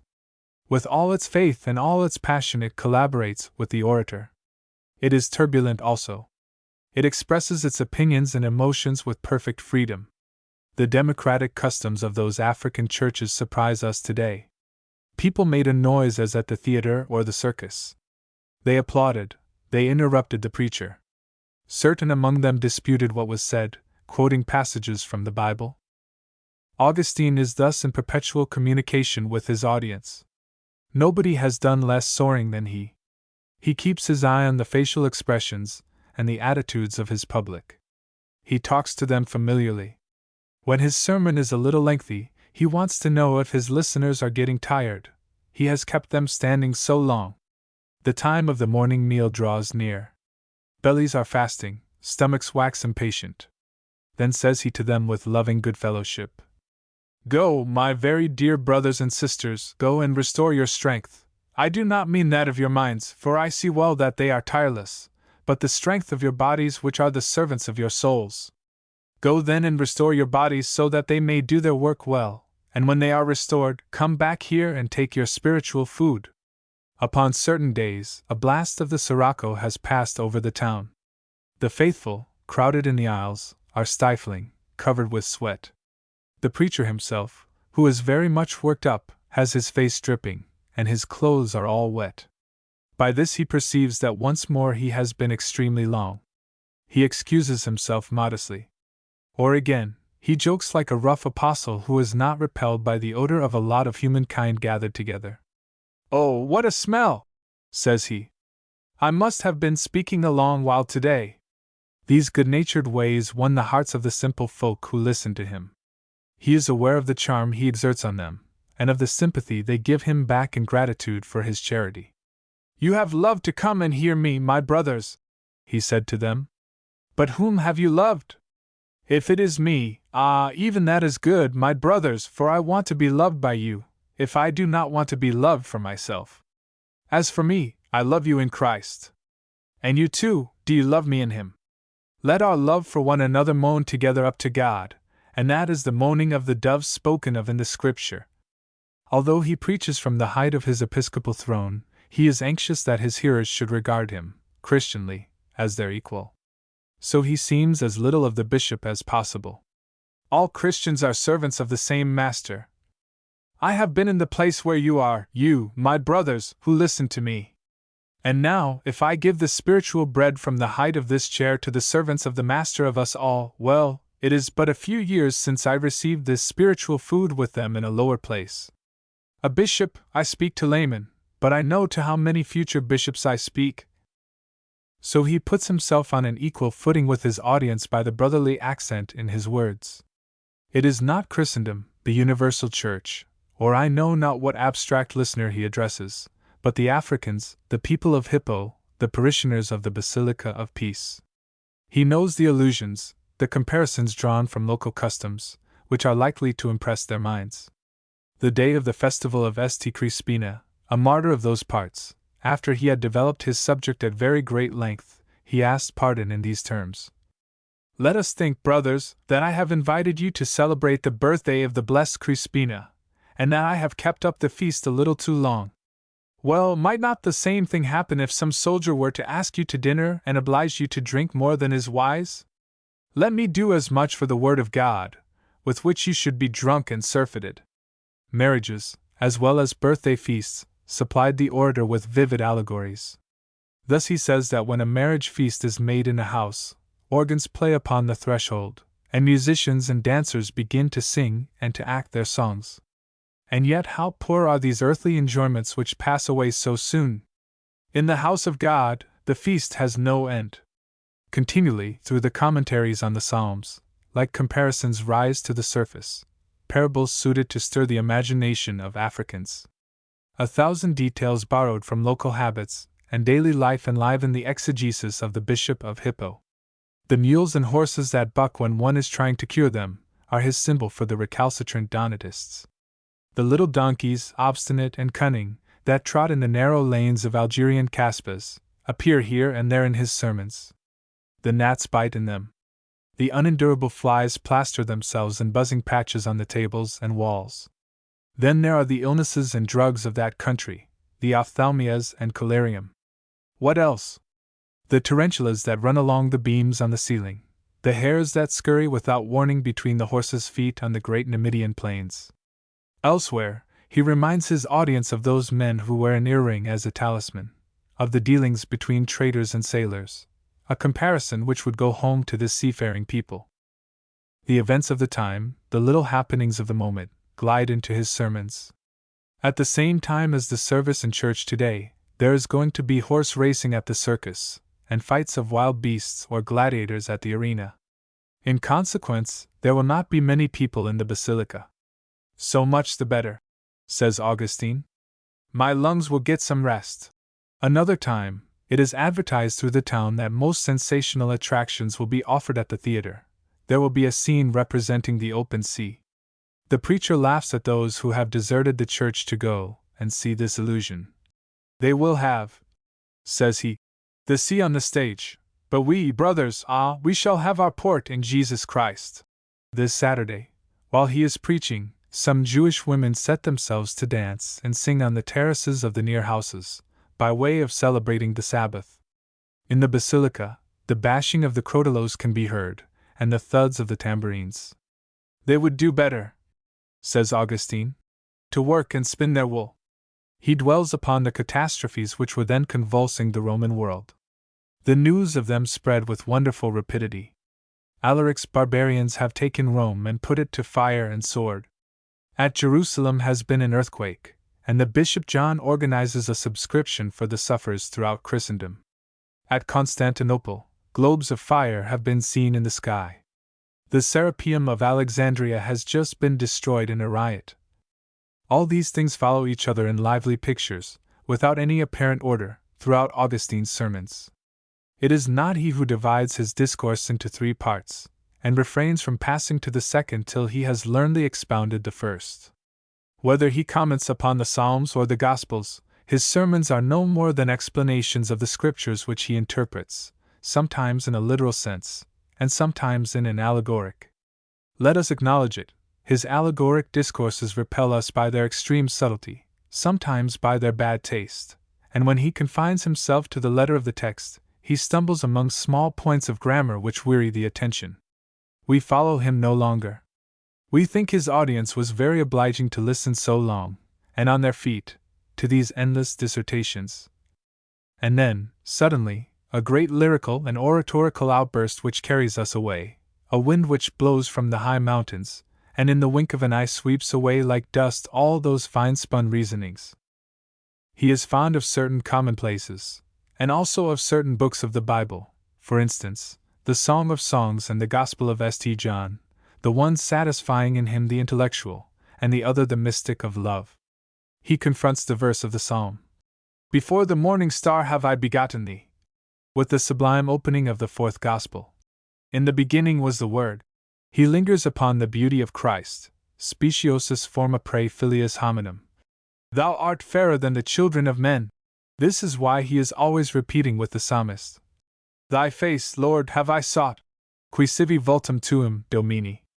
And the orator, carried away by enthusiasm, adds, "Magnificent saying! Nothing more divine could be said. Those feel it who truly love." Another of his favorite subjects is the kindness of God, vidit et gustate quam mitis sit Dominus. "O taste and see that the Lord is good." Naught can equal the pleasure of this contemplation, of this life in God. Augustine conceives it as a musician who has fathomed the secret of numbers. "Let your life," he said, "be one prolonged song." We do not sing only with the voice and lips when we intone a canticle, but in us is an inward singing, because there is also in us someone who listens. To live this rhythmic and divine life we must get free of ourselves, give ourselves up utterly in a great outburst of charity. "Why," he cries, "oh, why do you hesitate to give yourselves lest you should lose yourselves? It is rather by not giving yourselves that you lose yourselves. Charity herself speaks to you by the mouth of wisdom and upholds you against the terror which fills you at the sound of those words, 'Give yourself.' If someone wanted to sell you a piece of land, he would say to you, 'Give me your gold,' and for something else, he would say, 'Give me your silver, give me your money.' Listen to what charity says to you by the mouth of wisdom, 'My son, give me thy heart.' 'Give me,' quoth she. 'Give what?' 'My son, give me thy heart.' Thy heart was not happy when it was governed by thee, and was thine, for it turned this way and that way after gods, after impure and dangerous loves. 'Tis from there thy heart must be drawn. Whither lift it up? Where to place it? Give me thy heart, says wisdom, let it be mine, and it will belong to thee for always." After the chant of love, the chant of the resurrection. "Cantate mihi canticum novum." Sing to me a new song!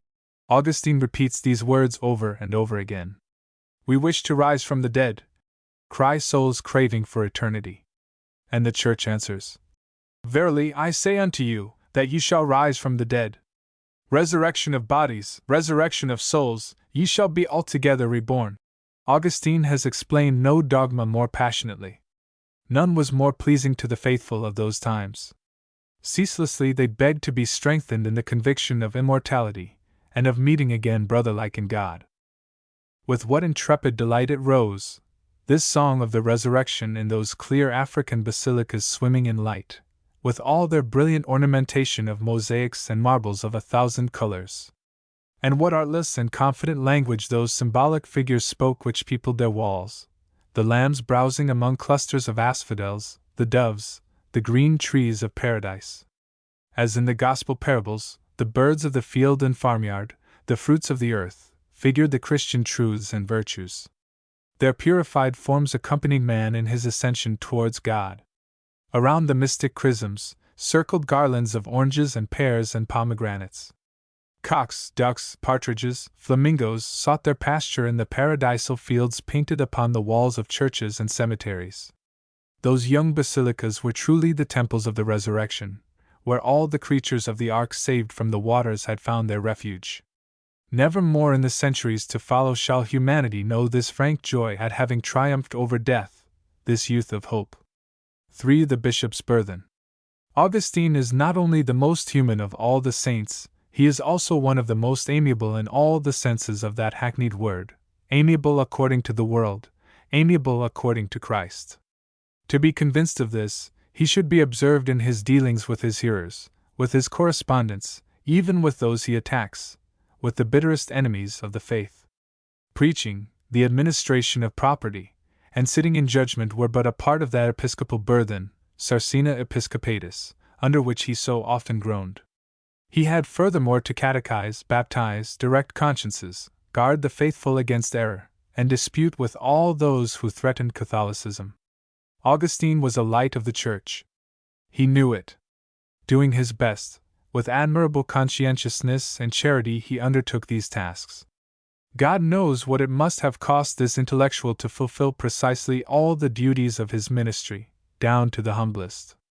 What he would have liked, above all, was to pass his life in studying the Scriptures and meditating on the dogmas, not from a love of trifling with theories, but because he believed such knowledge necessary to whoever gave forth the Word of God. Most of the priests of that age arrived at the priesthood without any previous study. They had to improvise, as quick as they could, a complete education in religious subjects. We are left astounded before the huge labor which Augustine must have given to acquire his. Before long he even dominated the whole exegetical and theological knowledge of his time. In his zeal for divine letters, he knew sleep no more. And yet he did not neglect any of his tasks. Like the least of our parish priests, he prepared the neophytes for the sacraments. He was an incomparable catechist, so clear-sighted and scrupulous that his instructions may still be taken as models by the catechists of today. Neither did he, as an aristocrat of the intelligence, only trouble himself with persons of culture, and leave to his deacons the care of God's common people. All had a right to his lessons, the simple peasants as well as the rich and scholarly. One day, a farmer he was teaching walked off and left him there in the middle of his discourse. The poor man, who had fasted, and now listened to his bishop standing, was faint from hunger and felt his legs tremble under him.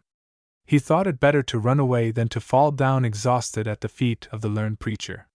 With his knowledge of men, Augustine carefully studied the kind of people his catechumens were, and adapted his instructions to the character of each.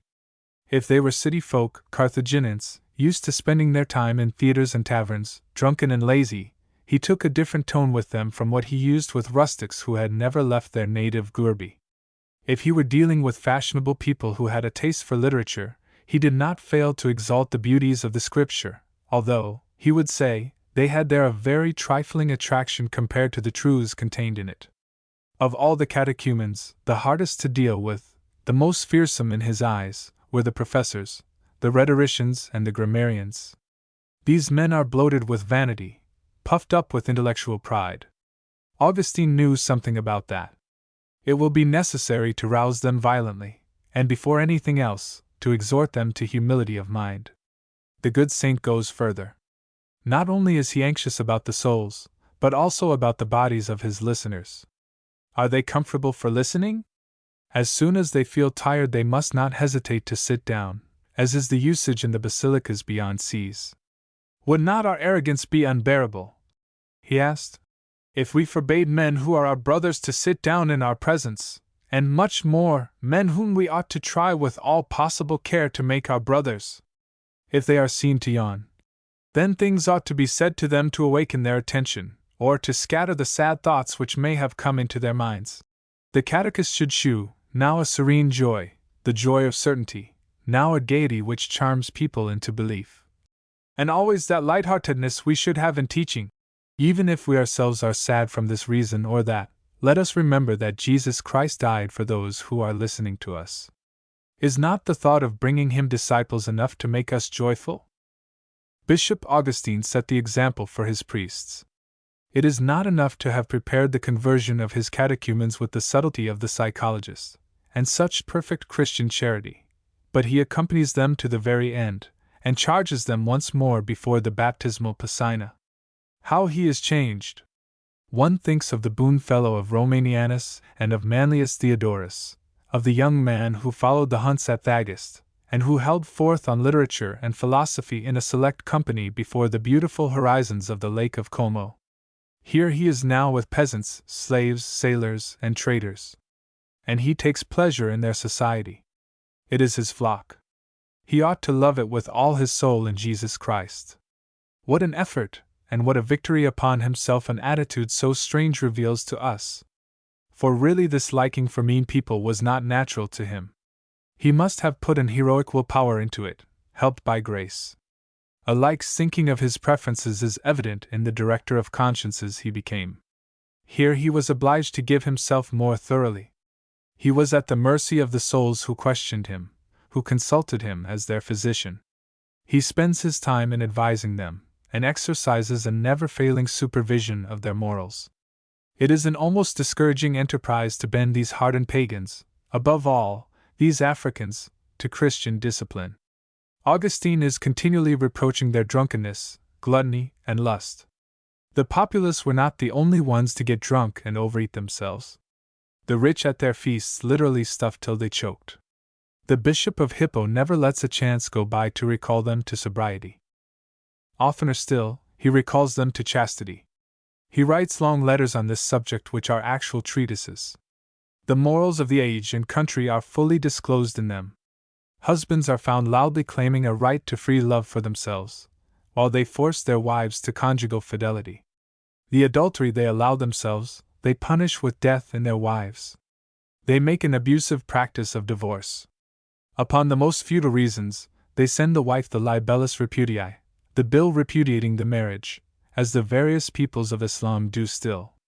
This society in a state of transition was always creating cases of conscience for strict Christians. For example, if a man cast off his wife under pretext of adultery, might he marry again? Augustine held that no marriage can be dissolved as long as both parties are living. But may not this prohibition provoke husbands to kill their adulterous wives, so as to be free to take a new wife? Another problem: a catechumen divorced under the pagan law and since remarried, presents himself for baptism. Is he not an adulterer in the eyes of the Church? A man who lives with a woman and does not hide it, who even declares his firm intention of continuing to live with his concubine, can he be admitted to baptism? Augustine has to answer all these questions, and go into the very smallest details of casuistry. Is it forbidden to eat the meats consecrated to idols, even when a man or woman is dying of hunger? May one enter into agreements with native camel drivers and carriers who swear by their gods to keep the bargain? May a lie be told in certain conditions, say, so as to get among heretics and pretending to be one of themselves, and thus be able to spy on them and denounce them? May adultery be practiced with a woman who promises in exchange to point out heretics? The Bishop of Hippo severely condemns all these devious or shameful ways, all these compromises which are contrary to the pure moral teaching of the Gospel.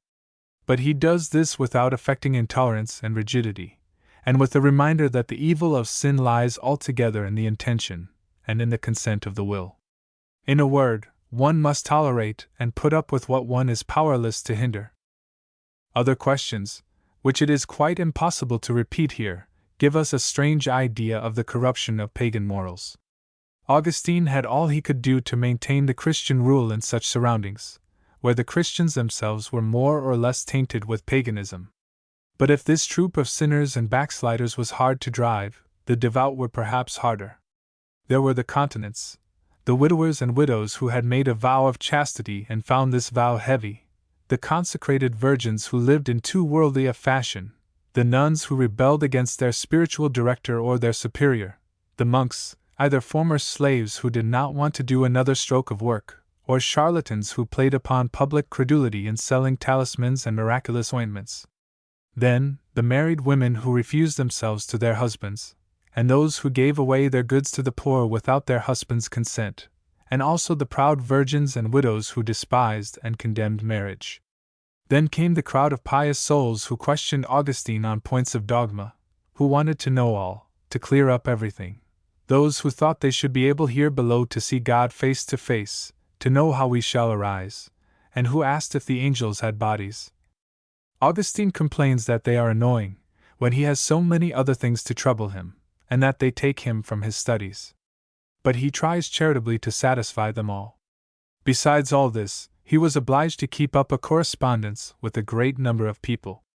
In addition to his friends and fellow bishops, he wrote to unknown people and foreigners, to men in high place and to lowly people, to the proconsuls, the counts and the vicars of Africa, to the very mighty Olympus, master of the household, to the Emperor Honorius, or again, to the Right Honorable Lady Maxima, to the illustrious Ladies Proba and Juliana, to the very holy Lady Albina, women who belonged either to the provincial nobility or to the highest aristocracy of Rome.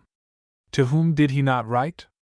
And what is admirable in these letters is that he does not answer negligently to get rid of a tiresome duty. Almost all of them are full of substantial teaching, long thought over. Many were intended to be published, they are practically charges. And yet, however grave the tone of them may be, the cultivated man of the world he had been may be traced. His correspondence, after the fashion of the time, overwhelmed the bishop with the most fulsome praises. These he accepts, with much ceremony indeed, but he does accept them as evidence of the charity of his brethren. Ingenuously he does his best to return them. Let us not grow over-scandalized because our men of letters of today have debased the value of complimentary language by squandering and exaggerating it. The most austere contemporaries of Augustine, and Augustine himself, outdid them by a long way in the art and in the abuse of compliments. Paulinus of Nola, always beflowered and elegant, wrote to Augustine, "Your letters are a luminous collyrium spread over the eyes of my mind." Augustine, who remonstrated with him upon the scarcity of his own letters, replies in language which our own preciouses would not have disowned. "What? You allow me to pass 2 summers, and 2 African summers, in such thirst? Would to God that you would allow enter to the opulent banquet of your book, the long fast from your writings which you have put me upon during all a year. If this banquet be not ready, I shall not give over my complaints, unless, indeed, that in the time between, you send me something to keep up my strength." A certain Audax, who begged the honor of a special letter from the great man, calls him the oracle of the law, protests that the whole world celebrates and admires him, and finally, at the end of his arguments, conjures him in verse to "Let fall upon me the dew of thy divine word." Augustine, with modesty and benignity, returns his compliments, but not without slipping into his reply a touch of banter. "Allow me to point out to you that your 5th line has 7 feet. Has your ear betrayed you, or did you want to find out if I was still capable of judging these things?" Truly, he is always capable of judging these things, nor is he sorry to have it known. A young Greek named Dioscorus, who is passing through Carthage, questions him upon the philosophy of Cicero.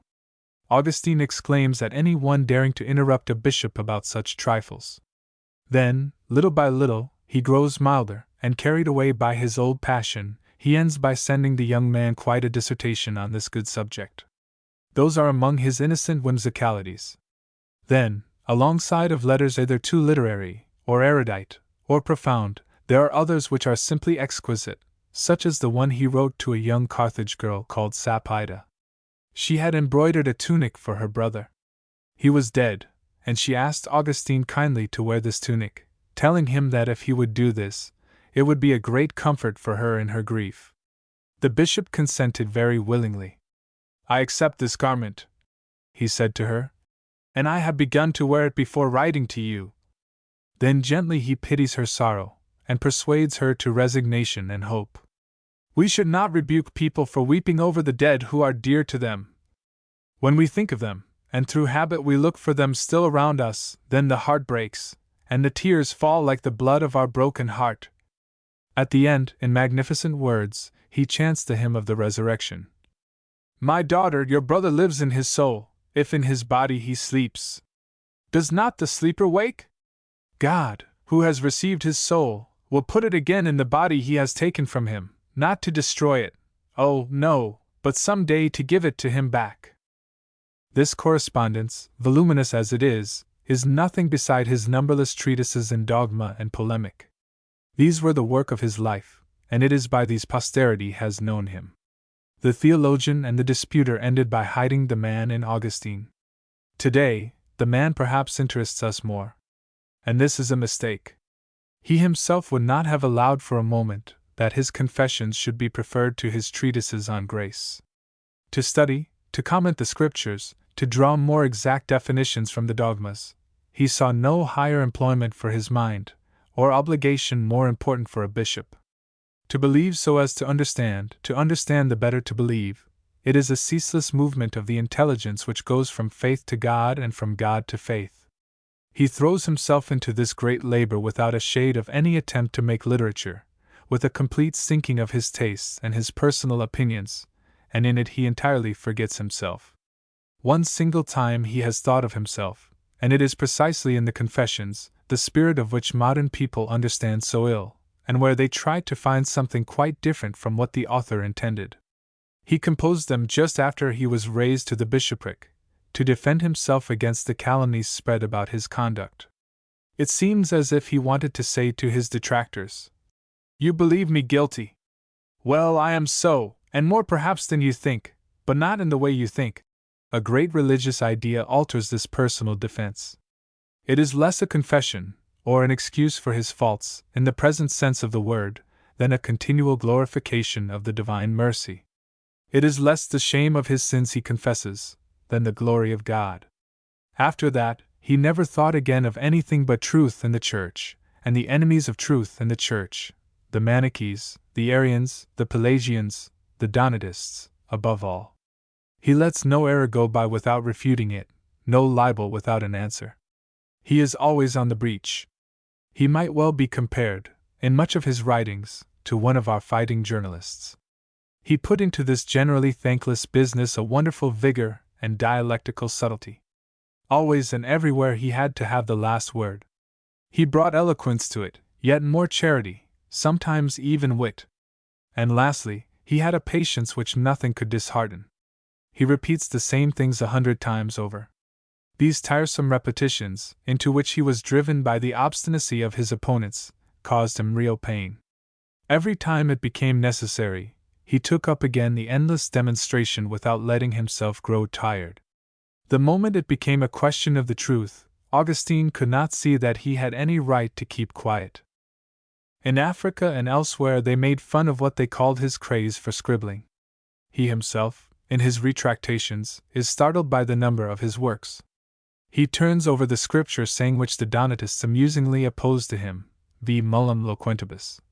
Woe unto them of many words! But calling God to witness, he says to him, vi te sentibus de te. Woe unto those who keep silent upon thee! In the eyes of Augustine, the conditions were such that silence would have been cowardly. And elsewhere he adds, they may believe me or not as they will, but I like much better to read than to write books. In any case, his modesty was evident. I am myself, he acknowledges, almost always dissatisfied with what I say. To the heretics he declares, with a glance back at his own errors, I know by experience how easy it is to be wrong. When there is some doubt in questions of dogma, he does not force his explanations, but suggests them to his readers. How much intellectual humility is in that prayer which ends his great work on the Trinity. Lord my God, one Trinity, if in these books I have said anything which comes from thee, may thou and thy chosen receive it. But if it is from me it comes, may thou and thine forgive me. And again, how much tolerance and charity in those counsels to the faithful of his diocese who, having been formerly persecuted by the Donatists, now burn to get their revenge. It is the voice of your bishop, my brothers, sounding in your ears. He implores you, all of you who are in this church, to keep yourselves from insulting those who are outside, but rather to pray that they may enter with you into communion. Elsewhere, he reminds his priests that they must preach at the Jews in a spirit of friendliness and loving kindness, without troubling to know if they listen with gratitude or indignation. We ought not, said he, to bear ourselves proudly against these broken branches of Christ's tree. This charity and moderation took nothing from the firmness of his character. This he proved in a startling way in the discussion he had with St. Jerome over a passage in the Epistle to the Galatians, and upon the new translation of the Bible which Jerome had undertaken. The solitary of Bethlehem saw a feint on the part of St. Paul in the disputed passage. Augustine said, a lie. What, then, would become of evangelic truth if in such a place the apostle had lied? And would not this be a means of authorizing all the exegetically fantasies of heresiarchs, who already rejected as altered or forged all verses of the holy books which conflicted with their own doctrines? As to the new translation of the Bible, it would bring about trouble in the African churches, where they were accustomed to the ancient version of the Septuagint. The mistranslations pointed out by Jerome in the Old Version would upset the faithful and lead them to suspect that the entire Scripture was false. In this double matter, Augustine defended at once orthodoxy and tradition from very praiseworthy reasons of prudence. Jerome retorted in a most aggressive and offensive tone. He flatly accused the Bishop of Hippo of being jealous of him and of wishing to cut out a reputation for learning at his expense. In front of his younger and more supple adversary, he took on the air of an old wrestler who was still capable of knocking out any one who had the audacity to attack him. He hurled at Augustine this phrase heavy with menaces. The tired ox stands firmer than ever on his 4 legs. For all that, Augustine stuck to his opinion, and he confined himself to replying gently. In anything I say, I am not only always ready to receive your observations upon what you find wounding and contrary to your feelings, but I even ask your advice as earnestly as I can. For against the roaring lions. One day, this was soon after he became bishop, Augustine went to visit a Catholic farmer in the suburbs of Hippo, whose daughter had been lessoned by the Donatists, and had just enrolled herself among their consecrated virgins. The father at first had shouted at the deserter, and flogged her unmercifully by way of improving her state of mind. Augustine, when he heard of the affair, condemned the farmer's brutality, and declared that he would never receive the girl back into the community unless she came of her own free will. He then went out to the place to try and settle the matter. On the way, as he was crossing an estate which belonged to a Catholic matron, he fell in with a priest of the Donatist church at Hippo. The priest at once began to insult him and his companions and yelled, "Down with the traitors! Down with the persecutors!" And he vomited out abominations against the matron herself who owned the land. As much from prudence as from Christian charity, Augustine did not answer. He even prevented those with him from falling upon the insulter. Incidents of this kind happen almost every day.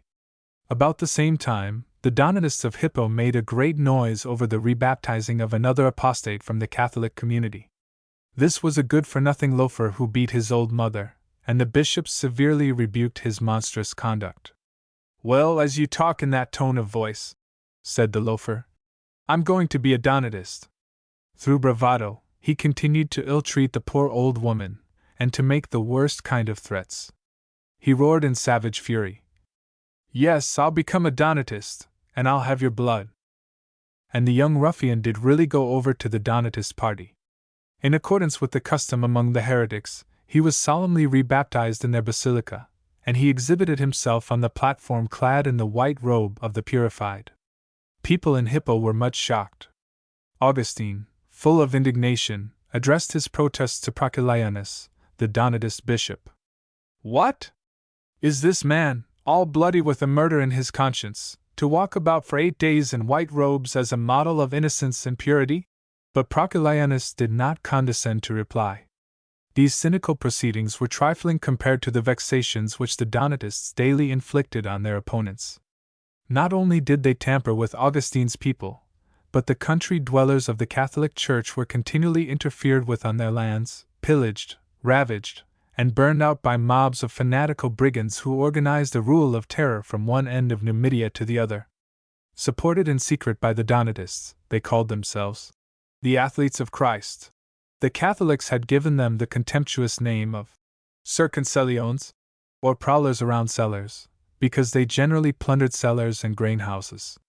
Troops of fanaticized and hysterical women rambled round with them, scouring the country like your true bacchantes, clawing the unfortunate wretches who fell into their hands, burning farms and harvests, broaching barrels of wine and oil, and crowning these exploits by orgies with the Athletes of Christ. When they saw a haystack blazing in the fields, the country folk were panic-stricken. The circumcellions were not far off. Soon they appeared, brandishing their clubs and bellowing their war cry, Deo Laudes! Praise be to God! Your shout, said Augustine to them, is more dreaded by our people than the roaring of lions. Something had to be done to quell these furious monsters, and to resist the encroachments and forcible acts of the heretics. These, by way of frightening the Catholic bishops, told them roundly, "We don't want any of your disputes, and we are going to rebaptize just as it suits us. We are going to lay snares for your sheep and to rend them like wolves. As for you, if you are good shepherds, keep quiet." Augustine was not a man to keep quiet, nor yet to spend his strength in small local quarrels. He saw big. He did not imprison himself within the limits of his diocese. He knew that Numidia and a good part of Africa were in the hands of the Donatists, that they had a rival primate to the Catholic primate at Carthage, that they had even sent a pope of their community to Rome. In a word, they were in the majority. Everywhere a dissenting church rose above the Orthodox Church, when it did not succeed in stifling it altogether. At all costs the progress of this sect must be stopped. In Augustine's eyes there was no more urgent work. For him and his flock it was a question of ensuring their lives, since they were attacked even in their fields and houses. From the moment he first came to Hippo, as a simple priest, he had thrown himself intrepidly into this struggle. He never ceased till Donatism was conquered and trampled underfoot. To establish peace and Catholic unity everywhere was the great labor of his episcopate. Who, then, were these terrible Donatists whom we have been continually striking against since the beginning of this history? It would soon be a century since they had been disturbing and desolating Africa. Just after the great persecution of Diocletian, the sect was born, and it increased with amazing rapidity. During this persecution, evidence had not been wanting of the moral slackness in the African Church. A large number of lay people apostatized, and a good number of bishops and priests handed over to the pagan authorities, besides the devotional objects, the scriptures and the muniments of their communities. In Numidia, and especially at Constantine, scandalous scenes took place. The cowardice of the clergy was lamentable. Public opinion branded with the names of traitors, or traitors, those who had weakened and given over the sacred books to the pagans. The danger once over, the Numidians, whose behavior had been so little brilliant, determined to redeem themselves by audacity, and to prove with superb impudence that they had been braver than the others. So they set themselves to shout traitor against whoever displeased them, and particularly against those of Carthage and the proconsulate. At bottom it was the old rivalry between the two Africas, East and West. Under the reign of Constantine a peace had been patched up, when it fell out that a new bishop of Carthage had to be elected, and the Archdeacon Caecilianus, whose name was put forward, was accused of preventing the faithful from visiting the martyrs in their prisons. The zealots contended that in collusion with his bishop, Mansurius, he had given up the Holy Scriptures to the Roman authorities to be burned. The election promised to be stormy. The supporters of the archdeacon, who feared the hostility of the Numidian bishops, did not wait for their arrival. They hurried things over. Caecilianus was elected and consecrated by 3 bishops of the district, of whom one was a certain Felix of Abthugny. At once the opposite clan, backed up by the Numidians, objected. At their head was a wealthy Spanish woman named Lucilla, an unbalanced devotee, who, it seemed, always carried about her person a bone of a martyr, and a doubtful one at that. She would ostentatiously kiss her relic before receiving the Eucharist. The Archdeacon Caecilianus forbade this devotion as superstitious, and thus made a relentless enemy of the fanatical Spaniard. All the former accusations were renewed against him, and it was added that Felix of Abthugny, who had consecrated him, was a traitor. Hence the election was void by the single fact of the unworthiness of the consecrating bishops.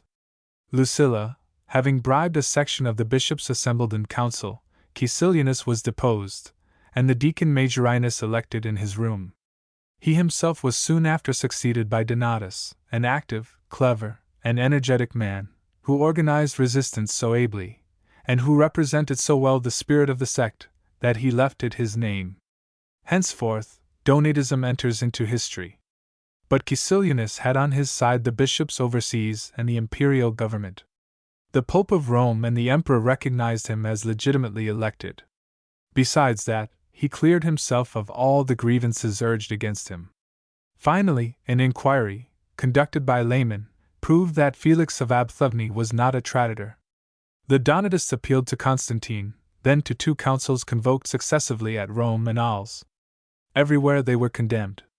Moreover, the Council of Arles declared that the character of him who confers the sacraments has no influence whatever on their validity. Thus, baptism and ordination, even conferred by a traitor, were canonically sound. This decision was regarded as an abominable heresy by the Donatists. As a matter of fact, there was an old African tradition, accepted by St. Cyprian himself, that an unworthy priest could not administer the sacraments. The local prejudice would not yield. All were rebaptized who had been baptized by the Catholics, that is to say, by the supporters of the traitors. The theological question was complicated with a question of property which was all but insoluble. Since the Donatist bishops were resolved to separate from the Catholic communion, did they mean to give up, with their title, their basilicas and the property belonging to their churches?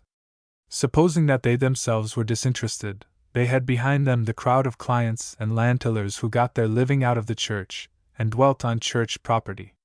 Never would these people allow a rival party to alter the direction of the charities, to plant themselves in their fields and their gourbis, to expel them from their cemeteries and basilicas. Other reasons, still deeper perhaps, induced the Donatists to persevere in the schism. These religious dissensions were agreeable to that old spirit of division which at all times has been the evil genius of Africa.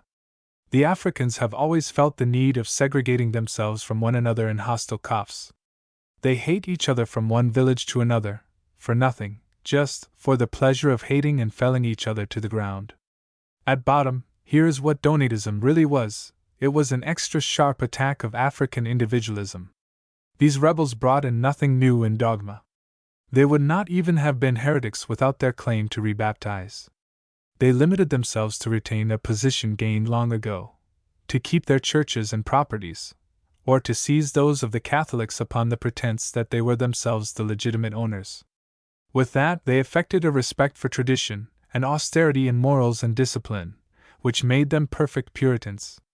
Yes, they were the pure, the irreconcilables, who alone had not bent before the Roman officials.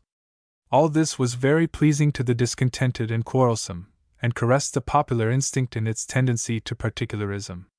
That is why the sect became, little by little, mistress of almost the whole country. Then it subdivided, crumbled up into little churches which excommunicated each other. In southern Numidia, the citadels of orthodox Donatism, so to speak, were Thimgad and Bagai. Carthage, with its primate, was the official center, but in the Byzacena and Tripolitana Regio, there were the Maximianists, and the Rogatists in Mauritania, who had cut themselves off from the great church. These divisions of the schism corresponded closely enough to the natural compartments of North Africa. There must be some incompatibility of temper between these various regions. To this day, Algiers prides itself on not thinking like Constantine, which does not think like Bona or like Tunis. Are we to see in Donatism a nationalist or separatist movement directed against the Roman occupation? That would be to transport quite modern ideas into antiquity. No more in Augustine's time than in our own was there such a thing as African nationality. But if the sectaries had no least thought of separating from Rome, it is none the less true that they were in rebellion against her representatives, temporal as well as spiritual. Supposing that Rome had yielded to them, an impossible event, of course, that would have meant a surrender to the claims of Africans who wished to be masters of their property, as well as of their religious beliefs in their own country. What more could they have wanted? It little mattered to them who was the nominal master, provided that they had the realities of government in their hands. Altogether, Donatism is a regionalist reivindication, very strongly characterized. It is a remarkable fact that it was among the indigenous population, ignorant of Latin, that the most of its adherents were recruited. Such was the position of the Church in Africa when Augustine was named Bishop of Hippo. He judged it at once, with his clear-sightedness, his strong good sense, his broad outlook of a Roman citizen freed from the smallnesses of a local spirit, his Christian idealism which took no heed of the accidents or considerations of worldly prosperity. What? Was Catholicism to become an African religion, a restricted sect, wretchedly tied to the letter of tradition, to the exterior practices of worship? To reign in a little corner of the world, did Christ die for that? Never! Christ died for the wide world. The only limits of his church are the limits of the universe. And besides, in this resolution to exclude, what becomes of the great principle of charity? It is by charity, above all, that we are Christians. Faith without love is a faith stagnant and dead. Augustine also foresaw the consequences of spiritual separation. He had them already under his eyes. The Church is the great spring, not only of love, but of intelligence. Once cut away from this reviving spring, Donatism would become dry and stunted like a branch stripped from a tree. The deep sense of its dogmas would become impoverished as its works emptied themselves of the spirit of charity. Obstinacy, narrowness, lack of understanding, fanaticism, and cruelty, there you had the inevitable fruits of schism. Augustine knew the rudeness and ignorance of his opponents, even of the most cultivated among them. He might well ask himself in anguish what would become of the African Church deprived of the benefit of Roman culture, isolated from the great intellectual current which united all the churches beyond seas. Finally, he knew his fellow countrymen. He knew that the Donatists, even victorious, even sole masters of the land, would turn against themselves the fury they now satisfied against the Catholics, and never stop tearing each other in pieces. Here was now nearly 100 years that they had kept Africa in fire and blood. This meant before very long a return to barbarism. Separated from Catholicism, they would really separate from the empire and even from civilization. And so it was that in fighting for Catholic unity, Augustine fought for the empire and for civilization. Confronted with these barbarians and sectaries, his attitude could not be doubtful for a single moment. He must do his best to bring them back to the Church. It was only a matter of hitting upon the most effectual means. Preaching, for an orator such as he was, should be an excellent weapon. His eloquence, his dialectic, his profane and sacred learning, gave him an immense superiority over the defenders of the opposite side. He certainly kept in the Church many Catholics who were ready to apostatize. But before the crowd of schismatics, all these high gifts were as good as lost. The people were in no wise anxious to know upon which side truth was to be found. They were Donatists, as they were Numidians or Carthaginians, without knowing why, because everybody about them was. Many might have answered like that grammarian of Constantine, who told the inquisitors with astute simplicity, "I am a professor of Roman literature, a teacher of Latin grammar. My father was a decurion at Constantine, my grandfather was a soldier and had served in the guard. Our family is of Moorish blood. As for me, I am quite ignorant about the origin of the schism. I am just one of the ordinary faithful of the people called Christians. When I was at Carthage, Bishop Secundus came there one day. I heard tell that they found out that Bishop Caecilianus had been ordained irregularly by I don't know who, and they elected another bishop against him. That's how the schism began at Carthage. I have no means of knowing much about the origin of the schism, because there has never been more than one church in our city. If there has been a schism here, we know nothing about it. When a grammarian talked thus, what could have been the thoughts of agricultural laborers, city workmen, and slaves? They belonged to an estate, or a quarter of a town, where no other faith than theirs had ever been professed. They were Donatists like their employers, like their neighbors, like the other people of the cough to which they had belonged from father to son. The theological side of the question left them absolutely indifferent. If Augustine tried to debate with them, they refused to listen and referred him to their bishops. That was the word of command. The bishops, on their side, avoided all discussion. Augustine tried in vain to arrange an argument with Proculayanus, his Donatist colleague at Hippo. And if some of them shewed themselves more obliging, the evasions and reticences of the antagonist, and sometimes outside circumstances, made the debate utterly futile. At the Bursicum the audience raised such a noise in the place where Augustine was debating with the Bishop Fortunius, that they were no longer able to hear each other. At other times, the meeting sank to an oratorical joust, wherein they tired themselves out passating against words, instead of attacking the matters at issue. Augustine felt that he was losing his time. Besides, the Donatist bishops presented an obstinate front against which everything smashed. "Leave us in our errors," they said ironically. "If we are lost in your eyes, why follow us about? We don't want to be saved." And they prohibited their flocks from saluting Catholics, from speaking to them, from going into their churches or into their houses, from sitting down in the midst of them. They laid an interdict on their adversaries. Primanius, the Donatist primate of Carthage, upon being invited to a conference, answered proudly, "The sons of the martyrs can have nothing to do with the race of traitors." This being the state of the case, no method of pacification was left but written controversy. Augustine shewed himself tireless at it. It was chiefly in these letters and treatises against the Donatists that he was not afraid to repeat himself. He knew that he was dealing with the deaf, and with the deaf who did not want to hear, he was obliged to raise his voice. With admirable self-denial he reiterated the same arguments 100 times over, 100 times took up the history of the quarrel from the beginning, spreading such a light over the quibbles and refinings of his contradictors, that it should have brought conviction to the bluntest minds.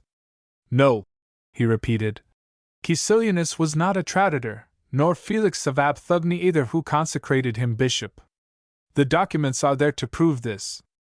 And even supposing they were, can the fault of a single man be charged to the whole church? Then why do you baptize the Catholics under the pretense that their priests are traditors and as such unworthy to administer the sacraments? It is the sacrifice of Jesus Christ and not the virtue of the priest which renders baptism efficacious. If it were otherwise, what was the good of the redemption? It is the fact that by the voluntary death of Christ, all men have been called to salvation.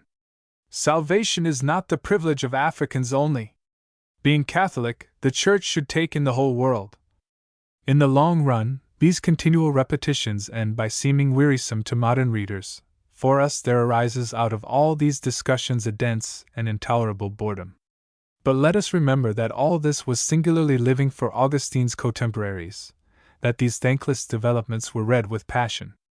And then, too, it was a question of the unity of the Church which involved, as we cannot too often repeat, the interest of the empire and civilization. Against so persuasive a power the Donatists opposed a conspiracy of silence. Their bishops forbade the people to read what Augustine wrote. They did more, they concealed their own libels so that it was impossible to reply to them. But Augustine used all his skill to unearth them. He refuted them, and had his refutations recopied and posted on the walls of the basilicas. The copies circulated through the province and the whole Roman world. This would have had an excellent result if the quarrel had been entirely over questions of theory. But immense property interests came into it, and rancors and terrible hates. Augustine was forced to pass from verbal polemics to direct action, defensive action, at first, and then attack. While he and his fellow bishops did their utmost to preach peace, the Donatist bishops urged their followers to the holy war. Augustine even received threats on his life. During one of his visitations, he was nearly assassinated. Men in ambush lay in wait for him. By a providential chance, he took the wrong road, and owed his life to this mistake. His pupil Pisidius, who was then Bishop of Guelma, was not so lucky. Brought to bay in a house by the Donatist Bishop Crispinus, he defended himself desperately. They set fire to the house to turn him out.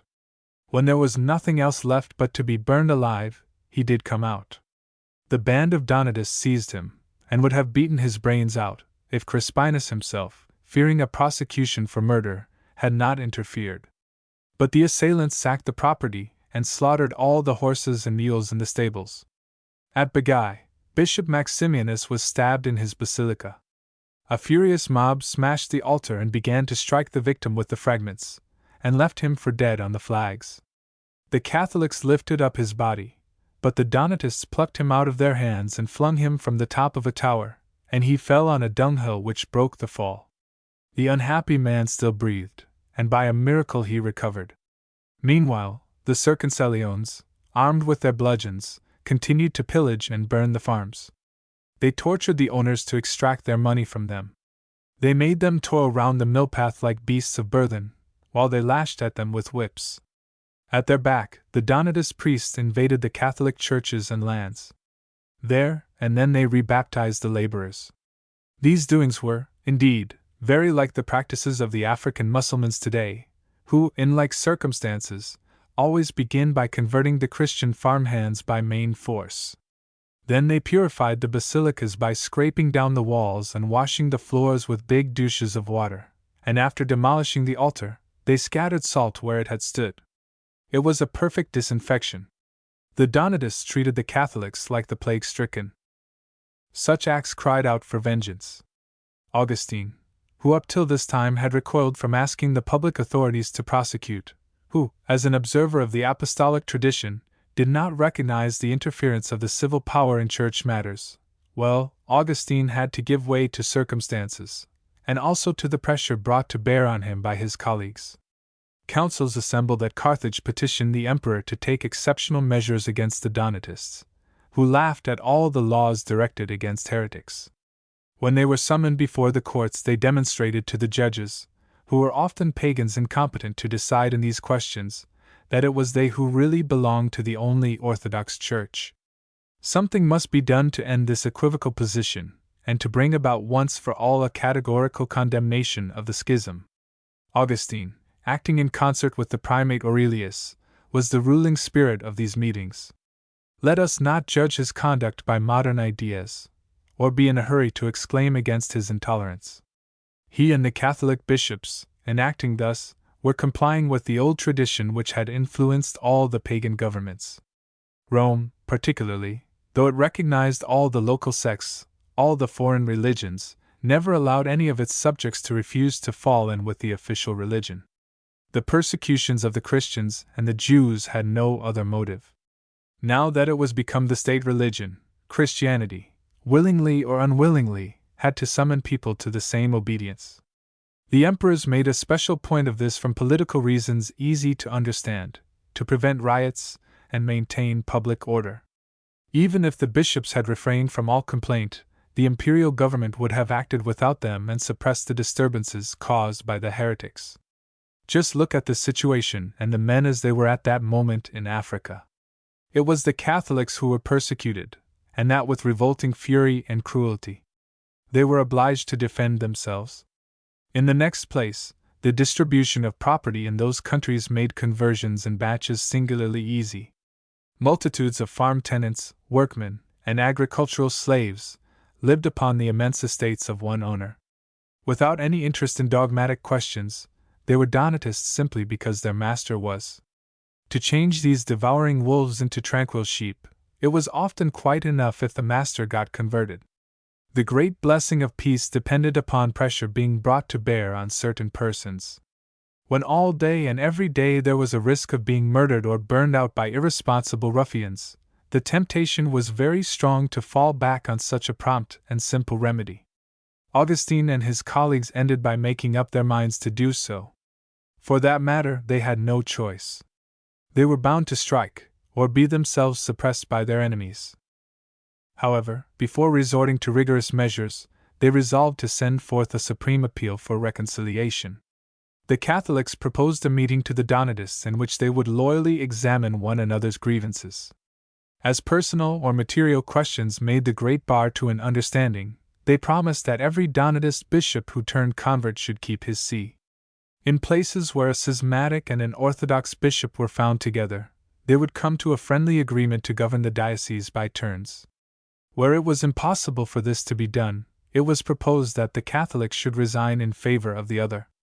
Augustine lent all his eloquence to carry this motion, which was sufficiently heroic for a good number of bishops who were not so detached as he from the goods of this world. And one must allow that it was difficult to go much further in the way of self-denial.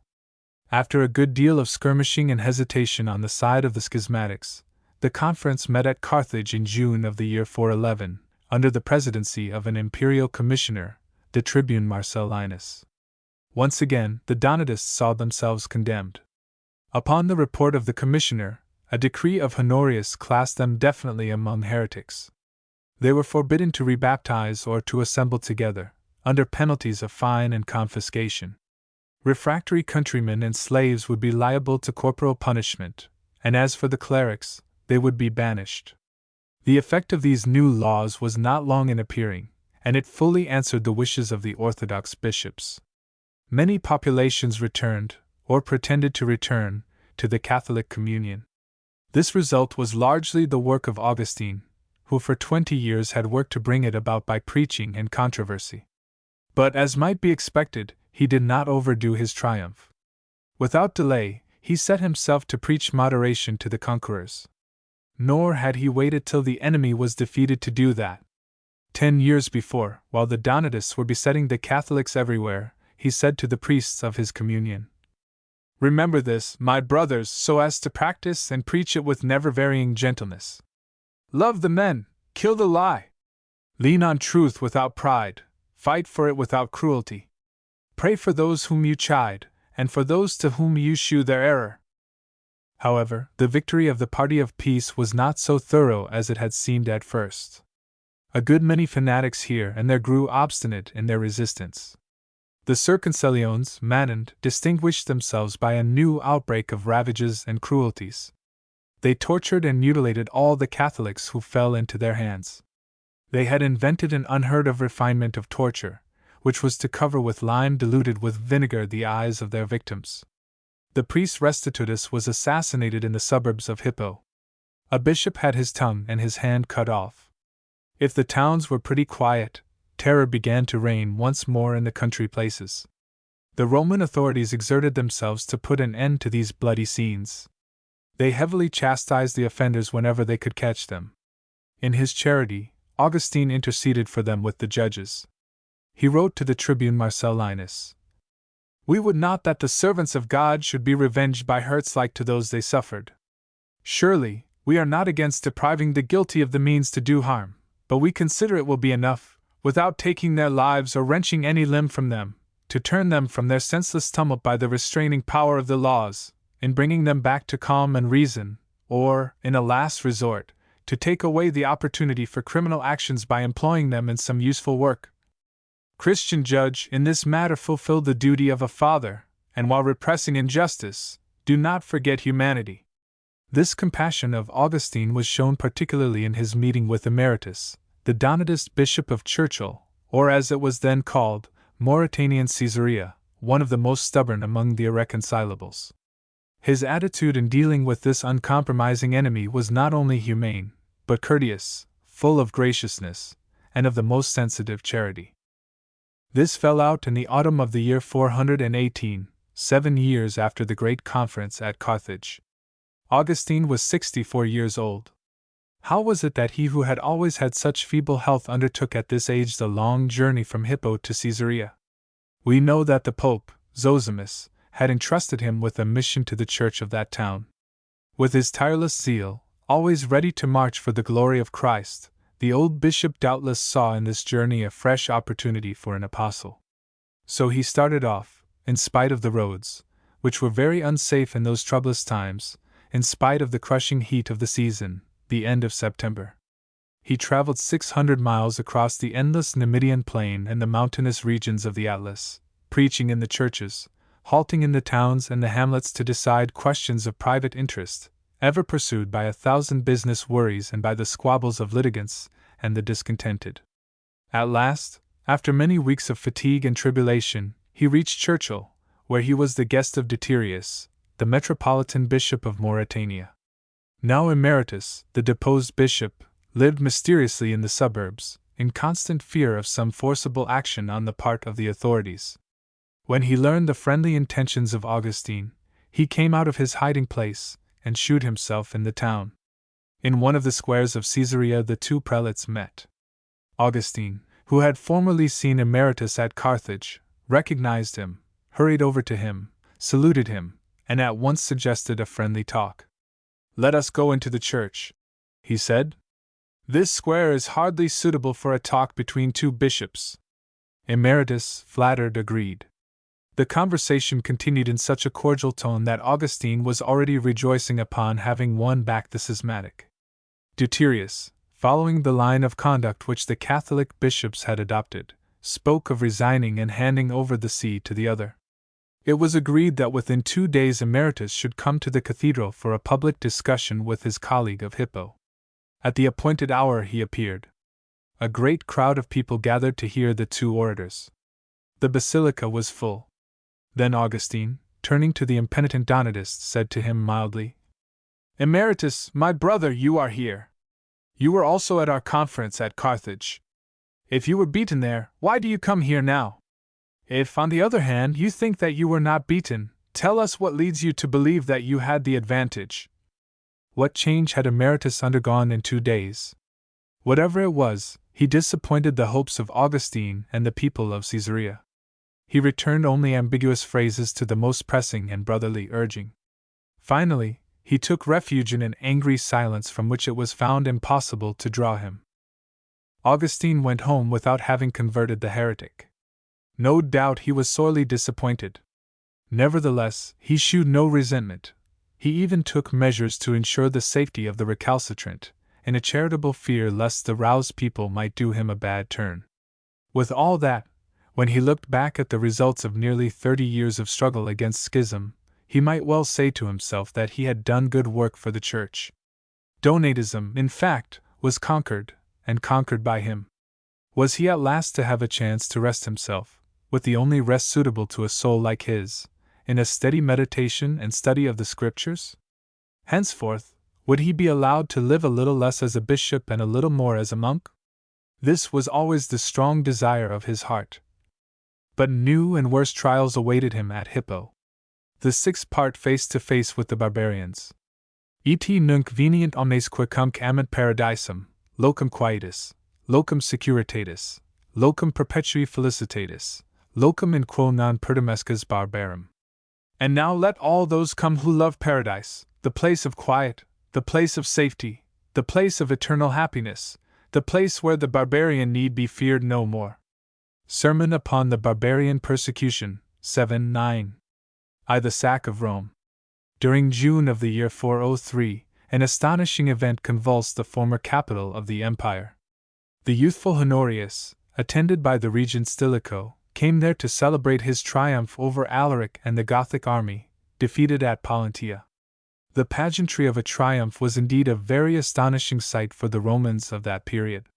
They had got so unused to them. And no less wonderful was the presence of the emperor at the Palatine. Since Constantine's reign, the imperial palaces had been deserted. They had hardly been visited 4 times in a century by their master. Rome had never got reconciled to the desertion of her princes. When the court was moved to Milan, and then to Ravenna, she felt she had been uncrowned. Time after time the Senate appealed to Honorius to shew himself, at least, to his Roman subjects, since political reasons were against his dwelling among them. This journey was always put off. The truth is, the Christian Caesars did not like Rome, and mistrusted her still half-pagan Senate and people. It needed this unhoped for victory to bring Honorius and his counselors to make up their minds. The feeling of a common danger had for the moment drawn the two opposing religions together, and here they were apparently making friends in the same patriotic delight. old hates were forgotten. In fact, the pagan aristocracy had hopes of better treatment from Stilicho. On account of all these reasons, the triumphant Caesar was received at Rome with delirious joy. The court, upon leaving Ravenna, had crossed the Apennines. A halt was called on the banks of the Clitumnus, where in ancient times the great white herds were found which were sacrificed at the Capitol during a triumph. But the gods of the land had fallen. There would be no Oppiman bull this time on their altars. The pagans felt bitter about it. Thence, by Narnia and the Tiber Valley, they made their way down into the plain. The measured step of the legions rang upon the large flags of the Flaminian Way. They crossed the Mulvius Bridge, and old Rome rose like a new city. In anticipation of a siege, the regent had repaired the Aurelian Wall. The red bricks of the enclosure and the fresh mason work of the towers gleamed in the sun. Finally, striking into the Violata, the procession marched to the Palatine. The crowd was packed in this long, narrow street, and overflowed into the nearest alleys. Women, elaborately dressed, thronged the balconies, and even the terraces of the palace. All at once the people remarked that the Senate was not walking before the imperial chariot. Stilicho, who wished to conciliate their good graces, had, contrary to custom, dispensed them from marching on foot before the conqueror. People talked with approval of this wily measure in which they saw a promise of new liberties.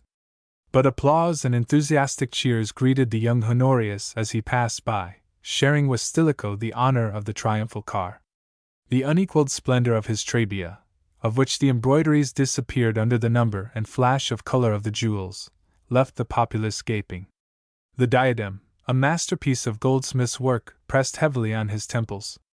Emerald pendants twinkled on each side of his neck, which, as it was rather fat, with almost feminine curves, suggested at once to the onlookers a comparison with Bacchus. They found he had an agreeable face, and even a soldierly air with his square shoulders and stocky neck.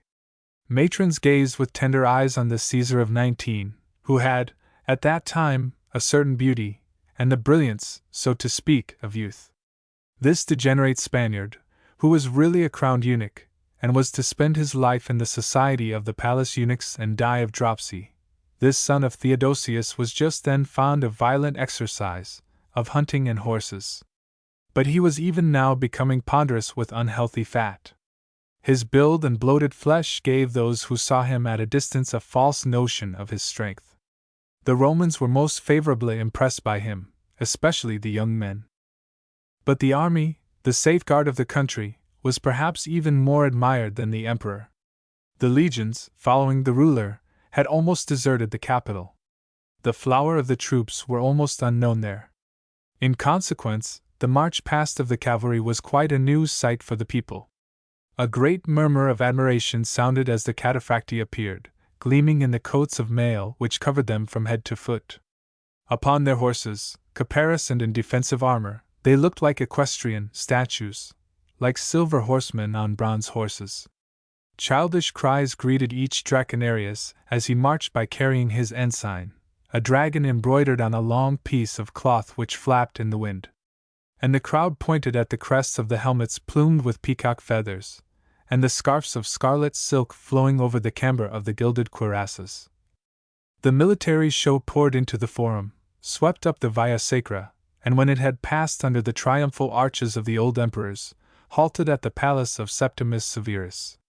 In the stadium, the crowd awaited Honorius. When he appeared on the balcony of the imperial box, wild cheering burst out on all the rows of seats. The emperor, diadem on head, bowed to the people. Upon that the cheers became a tempest. Rome did not know how to express her happiness at having at last got her master back. On the eve of the worst catastrophes she had this supreme day of glory, of desperate pride, of unconquerable faith in her destiny. The public frenzy encouraged them in the maddest hopes. The poet Claudian, who had followed the court, became the mouthpiece of these perilous illusions. "Arise!" he cried to Rome. "I prithee arise, O venerable queen! Trust in the goodwill of the gods. O city, fling away the mean fears of age, thou who art immortal as the heavens!" For all that, the barbarian danger continued to threaten. The victory of Pollentia, which, moreover, was not a complete victory, had settled nothing. Alaric was in flight in the Alps, but he kept his eye open for a favorable chance to fall back upon Italy and wrench concessions of money and honors from the court of Ravenna. Supported by his army of mercenaries and adventurers in the pay of the empire like himself, his dealings with Honorius were a kind of continual blackmail. If the imperial government refused to pay the sums which he protested it owed him for the maintenance of his troops, he would pay himself by force. Rome, where fabulous riches had accumulated for so many centuries, was an obvious prey for him and his men. He had coveted it for a long time, and to get up his courage for this daring exploit, as well as to work upon his soldiers, he pretended that he had a mission from heaven to chastise and destroy the new Babylon.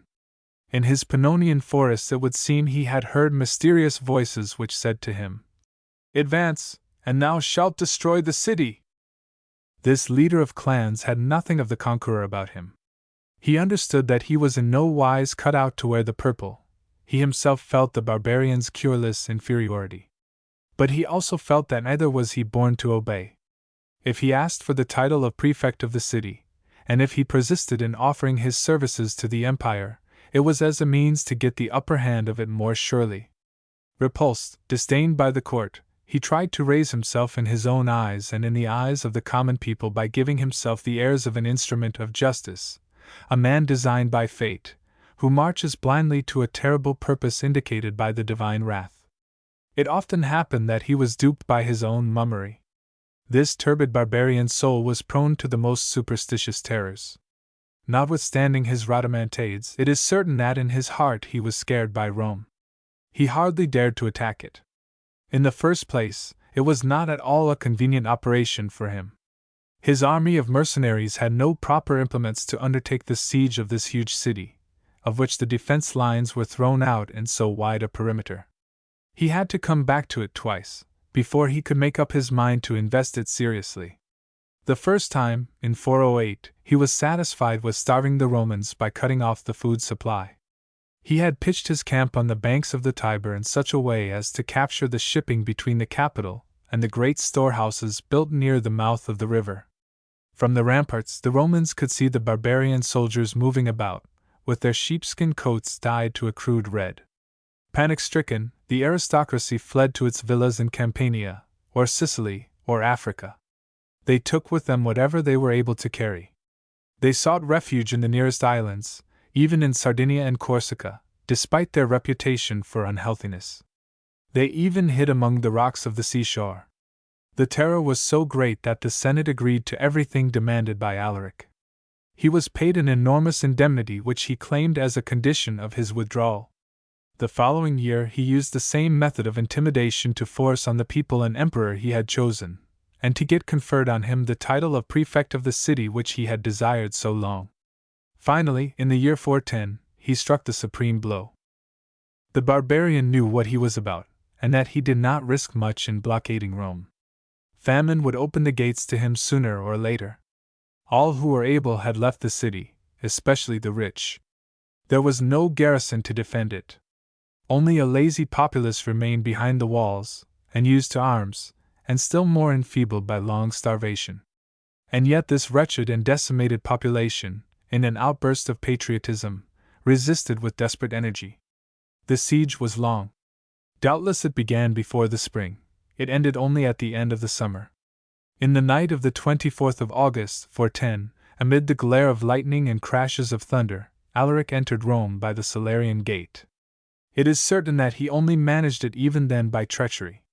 The prey was handed to him. The sack of Rome seems to have lasted for 3 days and 3 nights. Part of the town was burned. The conquered people underwent all the horrors which accompany such events: violent and stupid destruction, rapes, murders of individuals, wholesale slaughter, torture, and mutilation. But in reality the barbarians only wanted the Roman gold. They acted like perfect highway robbers. If they tortured their victims without distinction of age or sex, it was to pluck the secret of their treasure houses out of them. It is even said that in these conditions the Roman avarice produced some admirable examples of firmness. Some let themselves be tortured to their last gasp rather than reveal where their treasures were hid. At last, when Alaric decided that his army was gorged enough with spoil, he gave the order to evacuate the city, and took to the roads with his baggage wagons full. Let us be careful not to judge these doings after our modern notions. The capture of Rome by Alaric was not a national disaster. It was plundering on a huge scale. The Goth had no thought at all of destroying the empire. He was only a mercenary in rebellion, an ambitious mercenary, no doubt, but, above all, a looter. As a consequence of this attack on the Eternal City, one after another caught the disease of plunder, which contaminated even the functionaries and the subjects of Rome. Amid the general anarchy, where impunity seemed certain, nobody restrained himself any longer. In Africa especially, where the old instinct of piracy is always half awake, they applied themselves to ransack the fugitive Romans and Italians. Many rich people were come there, seeking a place of safety in the belief that they would be more secure when they had put the sea between themselves and the barbarians. The report of their riches had preceded them, exaggerated out of all measure by popular rumor. Among them were mentioned patricians such as the Anitii, whose property was so immense and their palaces so splendid that they could not find purchasers. These multimillionaires in flight were a miraculous windfall for the country. They were bled without mercy. Quicker than anyone else, the military governor of Africa, Count Heraclianus, was on the spot to pick the pockets of the Italian immigrants. No sooner were they off the boat than he had very distinguished ladies seized, and only released them when he had extorted a large ransom. He sold those unable to pay to the Greek and Syrian slave merchants who provided human flesh for the Oriental harems. When the example came from such a height, the subordinates doubtless said to themselves that they would be very wrong to have the least shame. From one end of the province to the other, everybody struggled to extract as much as possible from the unfortunate fugitives. Augustine's own parishioners at Hippo undertook to tear a donation from one of those gorgeous Anitii, whose lands stretched further than a kite could fly, from Pinion, the husband of St. Melania the Younger. They wanted to force him to be ordained priest in spite of himself, which, as has been explained, involved the handing over of his goods to the Catholic community. Augustine, who opposed this, had to give in to the crowd. There was almost a riot in the basilica. Such were the far-off reverberations of the capture of Rome by Alaric. Carthaginians and Numidians pillaged the Romans just like the barbarians. Now, how did it come about that this monstrous loot took on before the eyes of contemporaries the magnitude of a world catastrophe?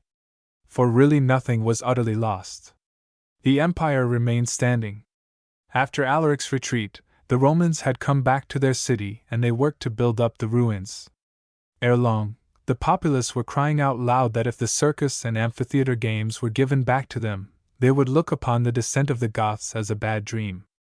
It is no less certain that this sensational occurrence had struck the whole Mediterranean world into a perfect stupor. It seized upon the imaginations of all. The idea that Rome could not be taken, that it was integral and almost sacred, had such a hold on people's minds, that they refused to credit the sinister news.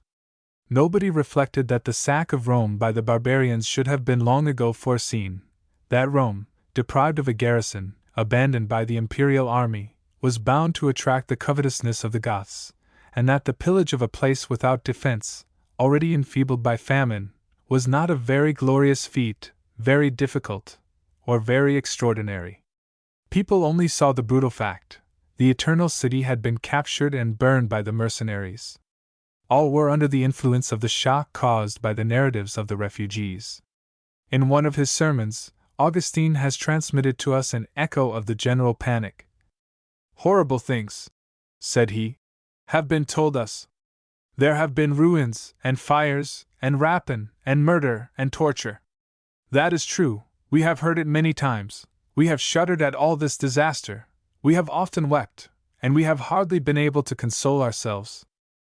This capture of Rome was plainly a terrible warning for the future. But party spirit strangely exaggerated the importance and meaning of the calamity. For pagans and Christians alike it became a subject for speeches, a commonplace of religious polemic. Both saw the event as a manifestation of the wrath of heaven. "While we sacrificed to our gods," the pagans said, "Rome was standing, Rome was happy. Now that our sacrifices are forbidden, you see what has become of Rome." and they went about repeating that Christianism was responsible for the ruin of the empire. On their side, the Christians answered, in the first place, Rome has not fallen, it is always standing. It has been only chastised, and this happened because it is still half pagan. By this frightful punishment, and they heightened the description of the horrors committed, God has given it a warning. Let it be converted, let it return to the virtues of its ancestors, and it will become again the mistress of nations. There is what Augustine and the bishops said. Still, the flock of the faithful were only half convinced. It was all well enough to remonstrate to them that the Christians of Rome, and even a good number of pagans, had been spared at the name of Christ, and that the barbarian leader had bestowed a quite special protection and respect upon the basilicas of the holy apostles. It was impossible to prevent their thinking that many Christians had perished in the sack of the city, that consecrated virgins had experienced the last outrages, and that, as a matter of fact, all the inhabitants had been robbed of their property. Was it thus that God protected His chosen? What advantage was there in being Christian if they had the same treatment as the idolaters?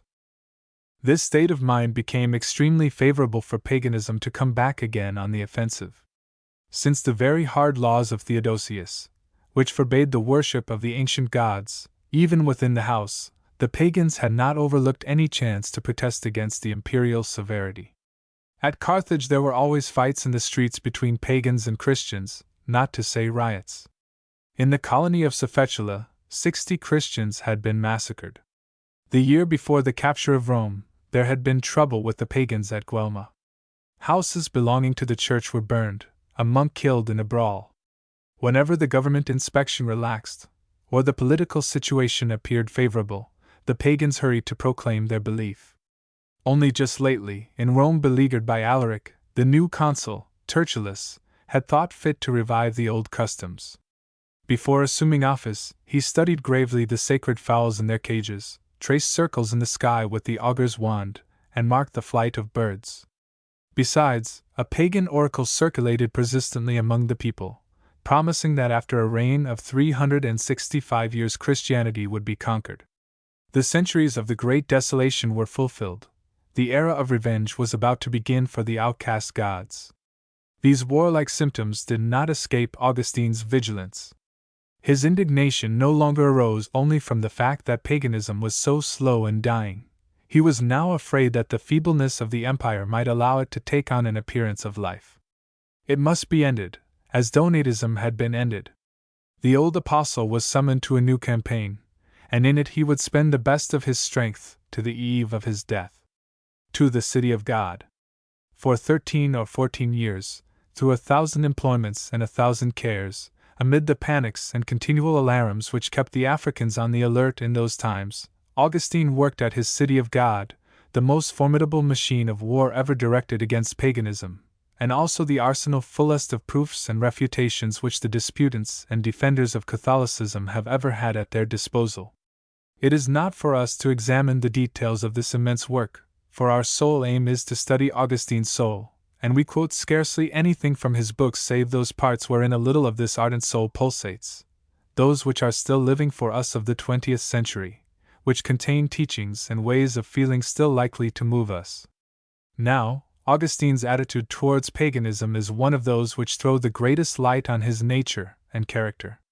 And it may even yet come to be our own attitude when we find opposed to us a conception of life and the world which may indeed be ruined for a time, but is reborn as soon as the sense of spirituality disappears or grows feeble.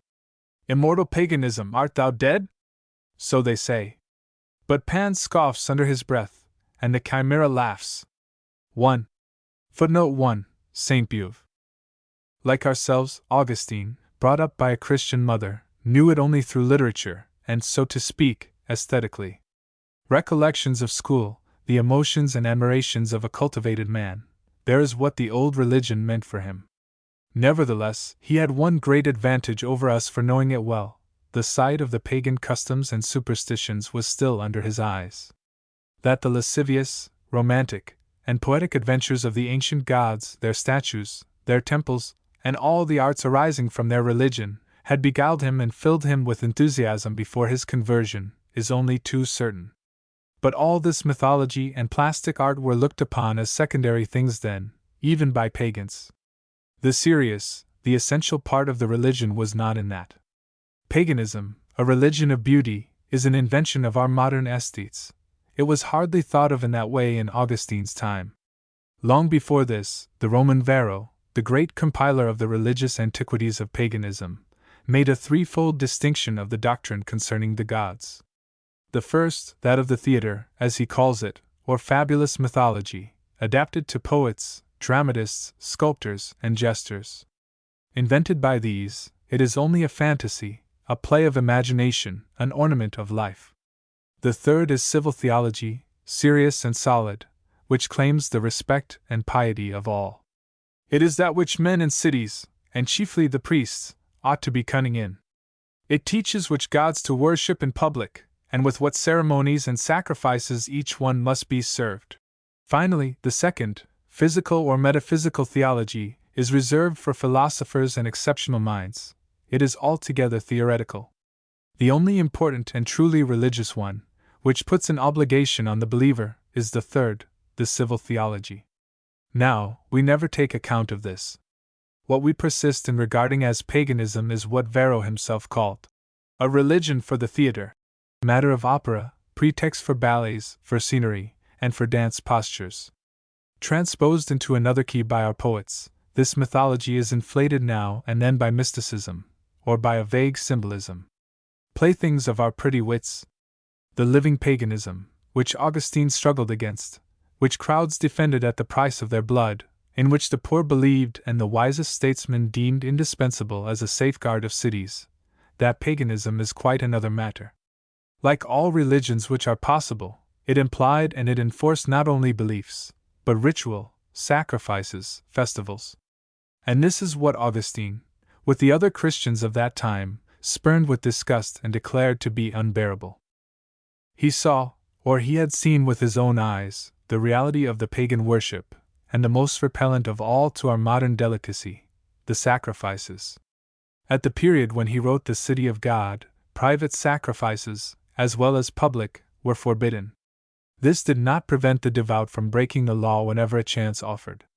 They hid themselves more or less when they sacrificed before a temple, a chapel, or on some private estate.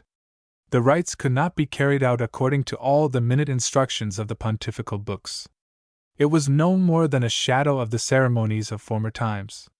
But in his childhood, in the reign of Julian, for instance, Augustine could have attended sacrifices which were celebrated with full pomp and according to all the ritual forms. They were veritable scenes of butchery. For heaven's sake, let us forget the frieze of the Parthenon, and its sacrifices with their graceful lines. If we want to have a literal translation of this sculpture, and find the modern representation of a hecatomb, we must go to the slaughterhouses at La Valette. Among the heaps of broken flesh, the puddles of blood, the mystic Julian was attacked by a kind of drunkenness. There were never enough beasts strangled or slaughtered to suit him. Nothing satisfied his fury for sacred carnage. The pagans themselves made fun of this craze for sacrificing. During the 3 years his reign lasted, the altar streamed with blood. Oxen by hundreds were slain upon the floors of the temples, and the butchers throttled so many sheep and other domestic animals that they gave up keeping count of them. Thousands of white birds, pigeons or seagulls, were destroyed day by the piety of the prince. He was called the Victimarius, and when he started upon his campaign against the Persians, an epigram was circulated once more which had been formerly composed against Marcus Aurelius, the philosophic emperor, who was equally generous of hecatombs. To Marcus Caesar from the white oxen: "It will be all over with us if you come back a conqueror." People said that Julian, on his return, would depopulate stables and pasture lands. The populace, who gathered their very considerable profit from these butcheries, naturally encouraged such an excess of devotion. At Rome, under Caligula, more than 160,000 victims were immolated in 3 months, nearly 2,000 a day. And these massacres took place upon the approaches of the temples, in the middle of the city, on the forums, in narrow squares crowded with public buildings and statues. Just try to call up the scene in summer, between walls at a white heat, with the smells and the flies. Spectators and victims rubbed against one another, pressed close in the restricted space. One day, Caligula, while he was attending a sacrifice, was splashed all over by the blood of a flamingo as they cut its neck. But the August Caesar was not so fastidious. He himself operated in these ceremonies armed with a mallet and clad in the short shirt of the killers. The ignominy of all this revolted the Christians, and whoever had nerves at all sensitive. The bloody mud in which passers slipped, the hissing of the fat, the heavy odor of flesh, were sickening. Tertullian held his nose before the stinking fires, on which the victims were roasting. And St. Ambrose complained that in the Roman Curia the senators who were Christians were obliged to breathe in the smoke and receive full in the face the ashes of the altar raised before the statue of Victory. The manipulations of the haruspicinus seemed an even worse abomination in the eyes of the Christians. Dissection of bowels, examination of entrails, were practices very much in fashion in all classes of society. The pagans generally took more or less interest in magic. One was scarcely a philosopher without being a miracle worker. In this there was a kind of perfidious rivalry to the Christian miracles. The ambitious or the discontented opened the bellies of animals to learn when the emperor was going to die, and who would succeed him. But although it did not pretend to magic, the haruspicina made an essential part of the sacrifices. As soon as the dismemberment was done, the diviners examined the appearance of the entrails. Consulting together, they turned them over frequently with anxious attention. This business might continue for a long time. Plutarch relates that Philip, king of Macedonia, when sacrificing an ox on the Ithomia, with Aratus of Sicyon and Demetrius of Pharos, wished to inquire out from the entrails of the victim concerning the wisdom of a piece of strategy. The haruspex put the smoking mass in his hands. The king shewed it to his companions, who derived contradictory presages from it. He listened to one side and the other, holding meanwhile the ox's entrails in his hands. Eventually, he decided for the opinion of Aratus, and then tranquilly gave the handful back to the sacrificer. No doubt in Augustine's time these rites were no longer practiced openly. For all that, they were of the first importance in the ancient religion, which desired nothing better than to restore them. It is easy to understand the repulsion they caused in the author of the City of God. He who would not have a fly killed to make sure of the gold crown in the contest of poets, looked with horror on these sacred butchers, and manglers, and cooks. He flung the garbage of the sacrifices into the sewer, and shewed proudly to the pagans the pure oblation of the Eucharistic bread and wine. But what, above all, he attacked, because it was a present and permanent scandal, was the gluttony, the drunkenness, and lust of the pagans. Let us not exaggerate these vices, not the two first, at least.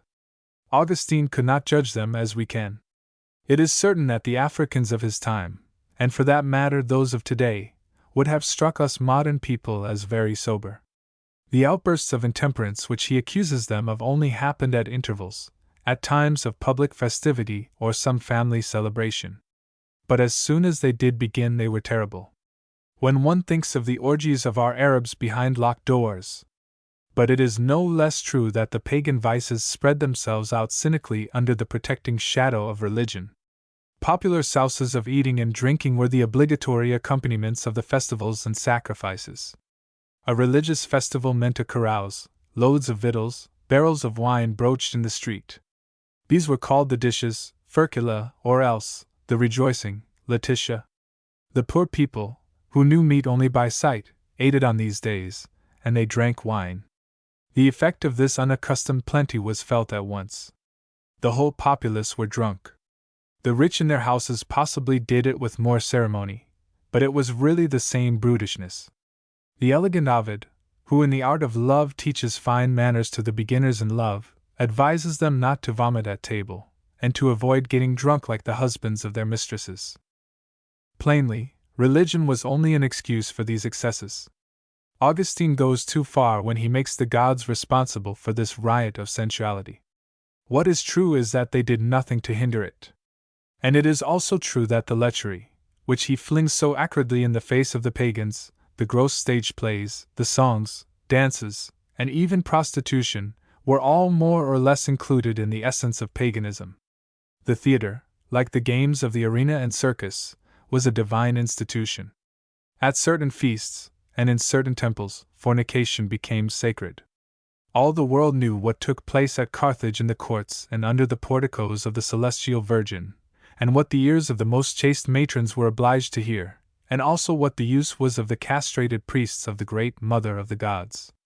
Augustine, who declaims against these filthy sports, has not forced a note of his denunciation to make out a good case.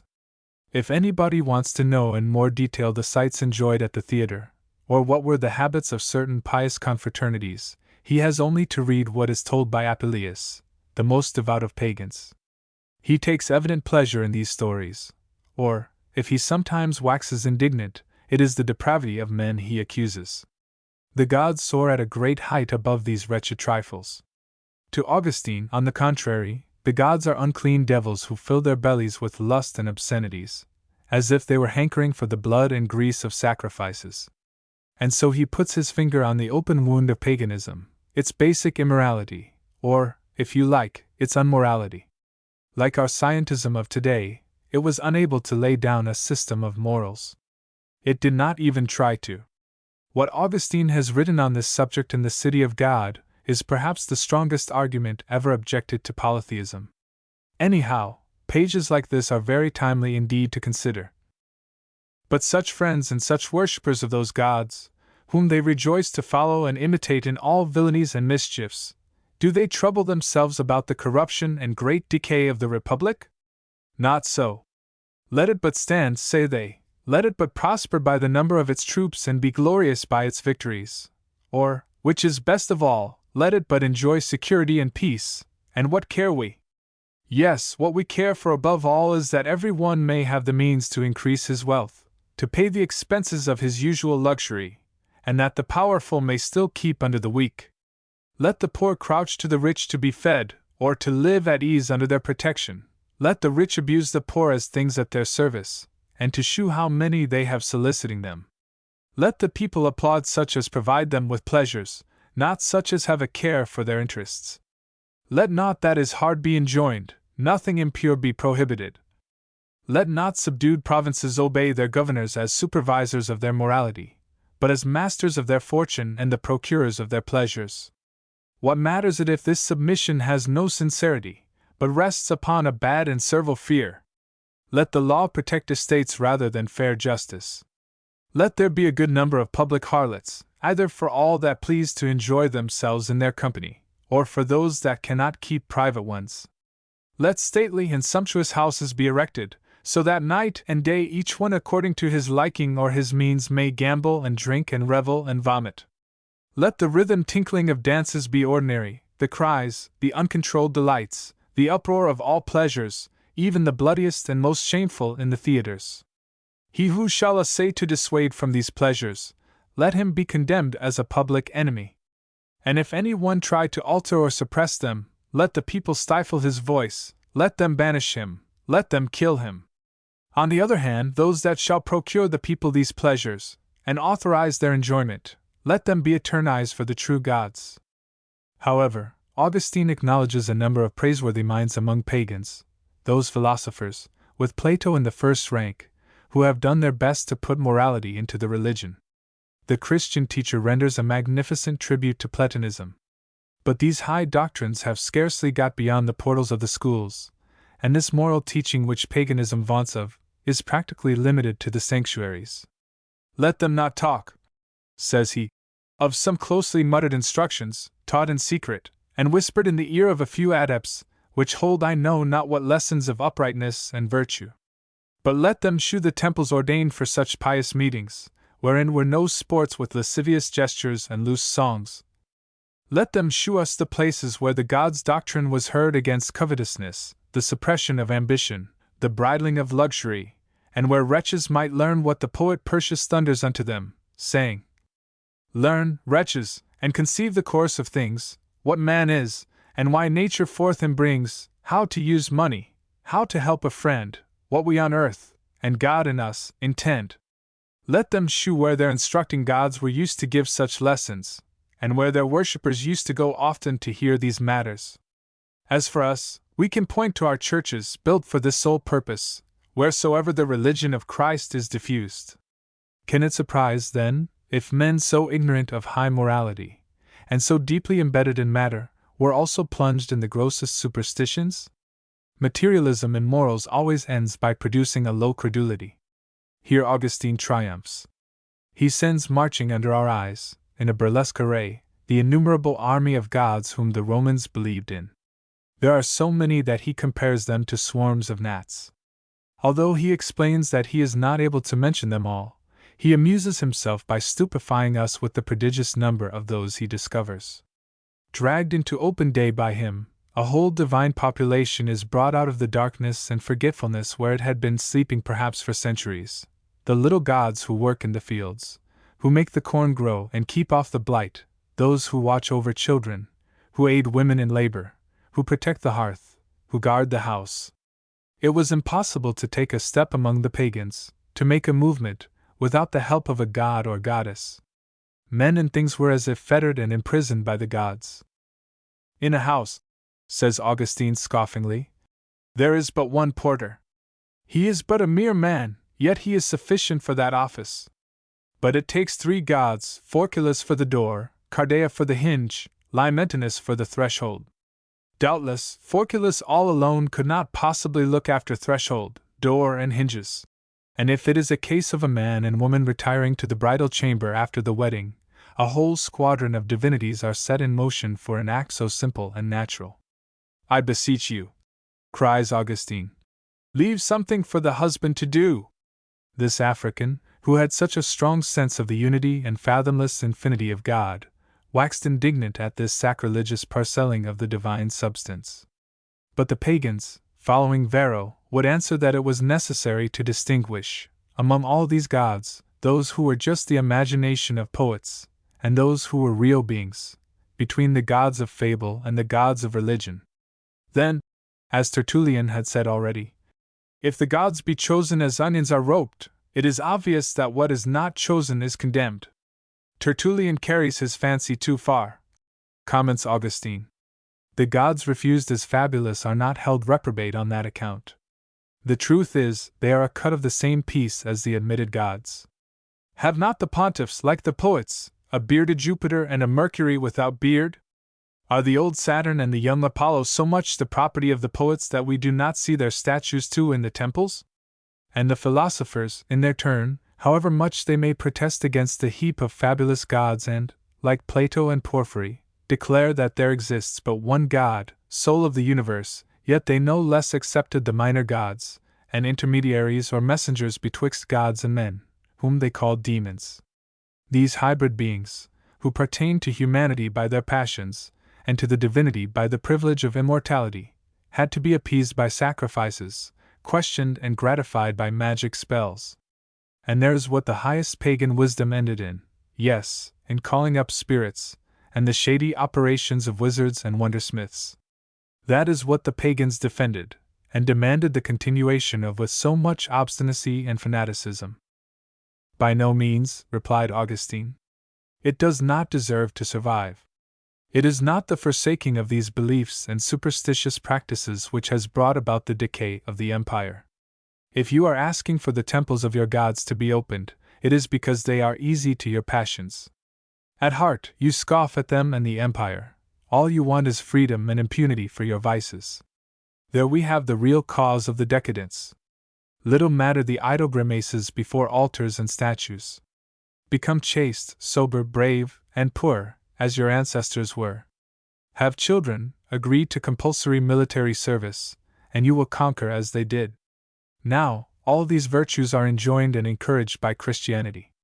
Whatever certain heretics may say, the religion of Christ is not contrary to marriage or the soldier's profession. The patriarchs of the old law were blessed in marriage, and there are just and holy wars. And even supposing that in spite of all efforts to save it, the empire is condemned, must we therefore despair?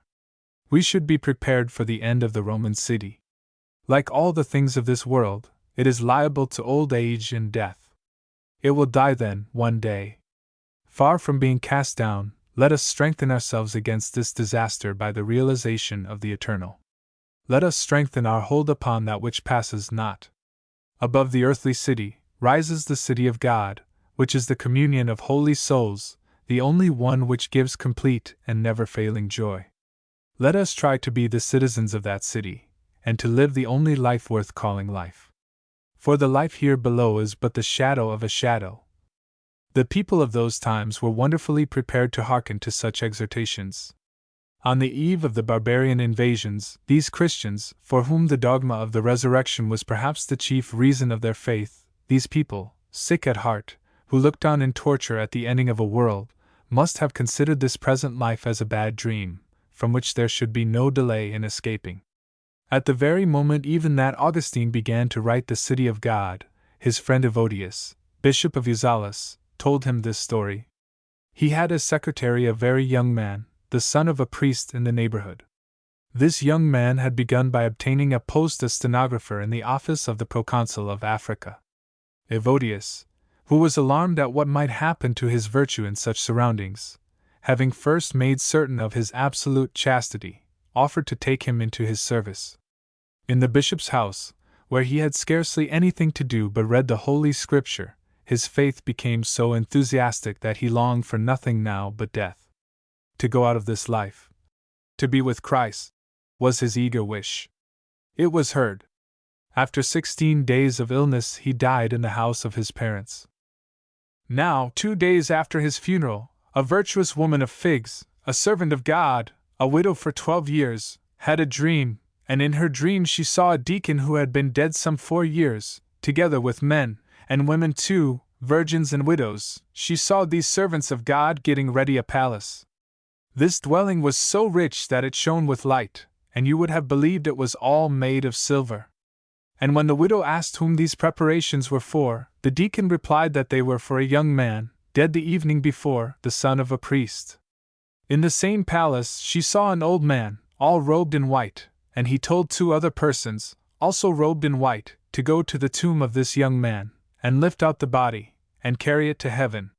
When the body had been drawn from the tomb and carried to heaven, there arose, said she, out of the tomb a bush of virgin roses, which are thus named because they never open. So the son of the priest had chosen the better part. What was the good of remaining in this abominable world, where there was always a risk of being burned or murdered by Goths and Vandals, when, in the other world, angels were preparing for you palaces of light? 3. The barbarian desolation. Augustine was 72 years old when he finished The City of God. This was in 426. That year, an event of much importance occurred at Hippo, and the report of it was inserted in the public acts of the community. The 6th of the calends of October. The acts set forth: the very glorious Theodosius being consul for the 12th time, and Valentinian Augustus for the 2nd, Augustine the bishop, accompanied by Religianus and Martinianus, his fellow bishops, having taken his place in the Basilica of Peace at Hippo, and the priests Saturnius, Leporius, Barnaby, Fortunationus, Lazarus, and Heraclius, being present, with all the clergy and a vast crowd of people, Augustine the bishop said, "Let us without delay look to the business which I declared yesterday to your charity, and for which I desired you to gather here in large numbers, as I see you have done. If I were to talk to you of anything else, you might be less attentive, seeing the expectation you are in. My brothers, we are all mortal in this life, and no man knows his last day. God willed that I should come to dwell in this town in the force of my age. But as I was a young man then, see, I am old now, and as I know that at the death of bishops, peace is troubled by rivalry or ambition, this have I often seen and bewailed it, I ought, so far as it rests with me, to turn away so great a mischief from your city. I am going then to tell you that my will, which I believe also to be the will of God, is that I have as successor the priest Heraclius." At these words all the people cried out, "Thanks be to God! Praise be to Christ!" And this cry they repeated 23 times. "Christ, hear us! Preserve us, Augustine!" This cry they repeated 16 times. "Be our Father! Be our Bishop!" This cry they repeated 8 times. When the people became silent, the Bishop Augustine spoke again in these words: "There is no need for me to praise Heraclius. As much as I do justice to his wisdom, in equal measure should I spare his modesty. As you perceive, the secretaries of the church gather up what we say and what you say. My words and your shouts do not fall to the ground. To put it briefly, these are ecclesiastical decrees that we are now drawing up, and I desire by these means, as far as it is in the power of man, to confirm what I have declared to you. Here the people cried out, Thanks be to God! Praise be to Christ!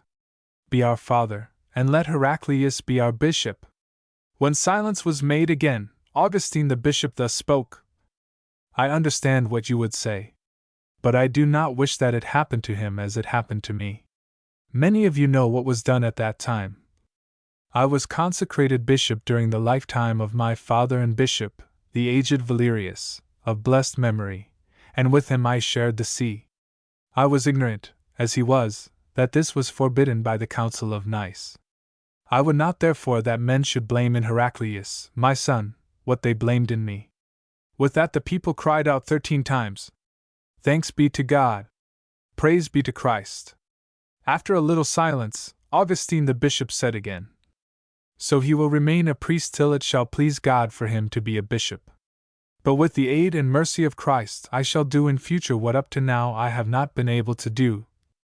You will remember what I wanted to do some years ago, and you have not allowed me. For a work upon the Holy Scriptures, with which my brothers and my fathers the bishops had deigned to charge me in the 2 councils of Numidia and Carthage, I was not to be disturbed by anybody during 5 days of the week. That was a thing agreed upon between you and me. The act was drawn up, and you all approved of it after hearing it read. But your promise did not last long. I was soon encroached upon and overrun by you all. I am no longer free to study as I desire. Morning and afternoon, I am entangled in your worldly affairs. I beg of you and supplicate you in Christ's name to suffer me to shift the burthen of all these cares upon this young man, the priest Heraclius, whom I signal, in his name, as my successor in the bishopric. Upon this the people cried out 26 times, We thank thee for thy choice. And the people having become silent, Augustine the bishop said, I thank you for your charity and goodwill, or rather, I thank God for them. So, my brothers, you will address yourselves to Heraclius upon all the points you are used to submit to me. Whenever he needs counsel, my care and my help will not be wanting. In this way, without any loss to you, I shall be able to devote the remainder of life which it may please God still to leave me, not to laziness and rest, but to the study of the Holy Scriptures. This work will be useful to Heraclius, and hence to yourselves. Let nobody then envy my leisure, for this leisure will be very busy. It only remains for me to ask you, at least those who can, to sign these acts. Your agreement I cannot do without, so kindly let me learn it by your voices. At these words the people shouted, Let it be so! Let it be so! When all there became silent, Augustine the bishop made an end, saying, It is well. Now let us fulfill our duty to God. While we offer him the sacrifice, and during this hour of supplication, I would urge of your charity to lay aside all business and personal cares, and to pray the Lord God for this church, for me, and for the priest Heraclius. The dryness and official wording of the document do not succeed in stifling the vividness and color of this crowded scene. Through the piety of the formal cries, it is easy to see that Augustine's hearers were hard to manage. This flock, which he loved and scolded so much, was no easier to lead now than when he first became bishop. Truly it was no sinecure to rule and administrate the diocese of Hippo. The bishop was literally the servant of the faithful. Not only had he to feed and clothe them, to spend his time over their business and quarrels and lawsuits, but he belonged to them body and soul. They kept a jealous eye on the employment of his time. If he went away, they asked for an explanation. Whenever Augustine went to preach at Carthage or Utica, he apologized to his own people.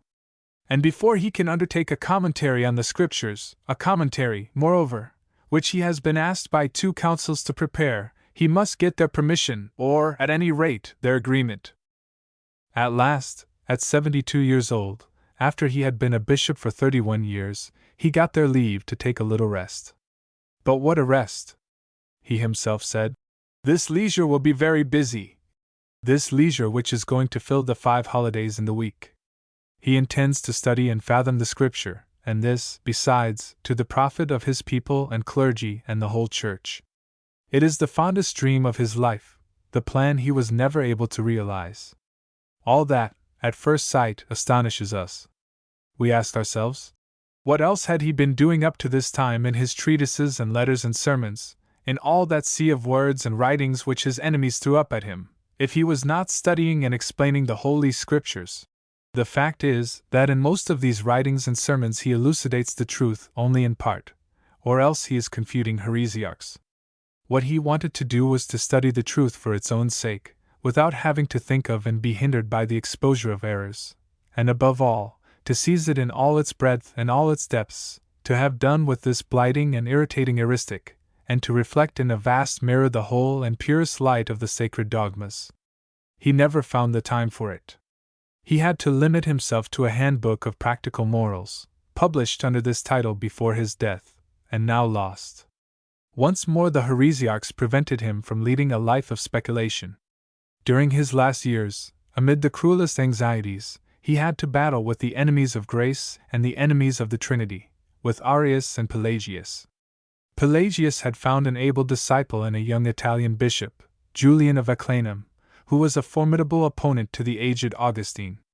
As for Arianism, which had seemed extinguished in the West, here it was given a new life by the barbarian invasion.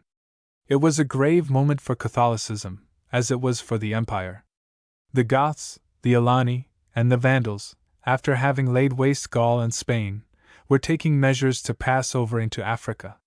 Should they renew the attempts of Alaric and Radagaisus against Italy, they would soon be masters of the entire Occident. Now these barbarians were Arians. Supposing, and it seemed more and more likely, that Africa and Italy were vanquished after Gaul and Spain, then it was all over with Western Catholicism. For the invaders carried their religion in their baggage, and forced it on the conquered. Augustine, who had cherished the hope of equaling the earthly kingdom of Christ to that of the Caesars, was going to see the ruin of both. His terrified imagination exaggerated still more the only too real and threatening peril. He must have lived hours of agony, expecting a disaster. If only the truth might be saved, might swim in this sea of errors which spread like a flood in the wake of the barbarian onflow. It was from this wish, no doubt, that sprang the tireless persistence which the old bishop put into a last battle with heresy. If he selected Pelagius specially to fall upon with fury, if he forced his principles to their last consequences in his theory of grace, the dread of the barbarian peril had perhaps something to do with it. This soul, so mild, so moderate, so tenderly human, promulgated a pitiless doctrine which does not agree with his character. But he reasoned, no doubt, that it was impossible to drive home too hard the need of the redemption and the divinity of the Redeemer in front of these Arians, these Pelagians, these enemies of Christ, who tomorrow perhaps would be masters of the empire. Therefore, Augustine continued to write, and discuss, and disprove. There came a time when he had to think of fighting otherwise than with the pen. His life, the lives of his flock, were threatened. He had to see to the bodily defense of his country and city.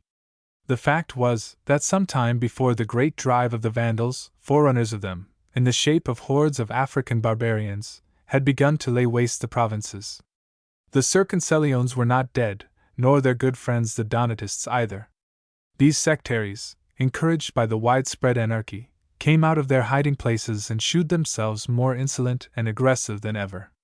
Possibly they hoped for some effective support against the Roman Church from the Arian Vandals who were drawing near, or at least a recognition of what they believed to be their rights. Day after day, bands of barbarians were landing from Spain.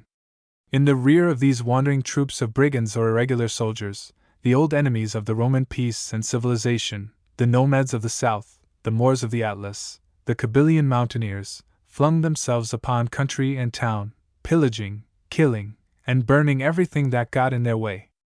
All was laid desolate. Countries but lately prosperous and populated have been changed into solitudes, said Augustine. At last, in the spring of the year 429, the Vandals and the Alani, having joined forces on the Spanish coast under their king, Genseric, crossed the Straits of Gibraltar. It was devastation on a large scale this time. An army of 80,000 men set themselves methodically to plunder the African provinces. Churchill, which had already been sorely tried during the revolt of Firmus the Moor, was captured again and burned. All the towns and fortified places on the coast fell, one after another. Constantine alone, from the height of its rock, kept the invaders at bay. To starve out those who fled from towns and farms and took refuge in the fastnesses of the Atlas, the barbarians destroyed the harvests, burned the grain houses, and cut down the vines and fruit trees. And they set fire to the forests which covered the slopes of the mountains, to force the refugees out of their hiding places. This stupid ravaging was against the interest of the Vandals themselves, because they were injuring the natural riches of Africa, the report of which had brought them there. Africa was for them the land of plenty, where people could drink more wine than they wanted and eat wheaten bread. It was the country where life was comfortable, easy, and happy. It was the granary of the Mediterranean, the great supply store of Rome. But their senseless craving for gold led them to ruin provinces, in which, nevertheless, they counted upon settling. They behaved in Africa as they had behaved in Rome under Alaric. By way of tearing gold out of the inhabitants, they tortured them as they had tortured the wealthy Romans. They invented worse ones. Children, before their parents' eyes, were sliced in two like animals in a slaughterhouse. Or else their skulls were smashed against the pavements and walls of houses. The church was believed to be very rich, and perhaps, as it had managed to comprise in its domains the greatest part of the landed estates, it was upon it chiefly that the barbarians flung themselves. The priests and bishops were tortured with unheard of improvements of cruelty. They were dragged in the rear of the army like slaves, so that heavy ransoms might be extracted from the faithful in exchange for their pastors. They were obliged to carry the baggage like the camels and mules, and when they gave out the barbarians prodded them with lances. Many sank down beside the road and never rose more. But it is certain that fanaticism added to the covetousness and ferocity of the Vandals.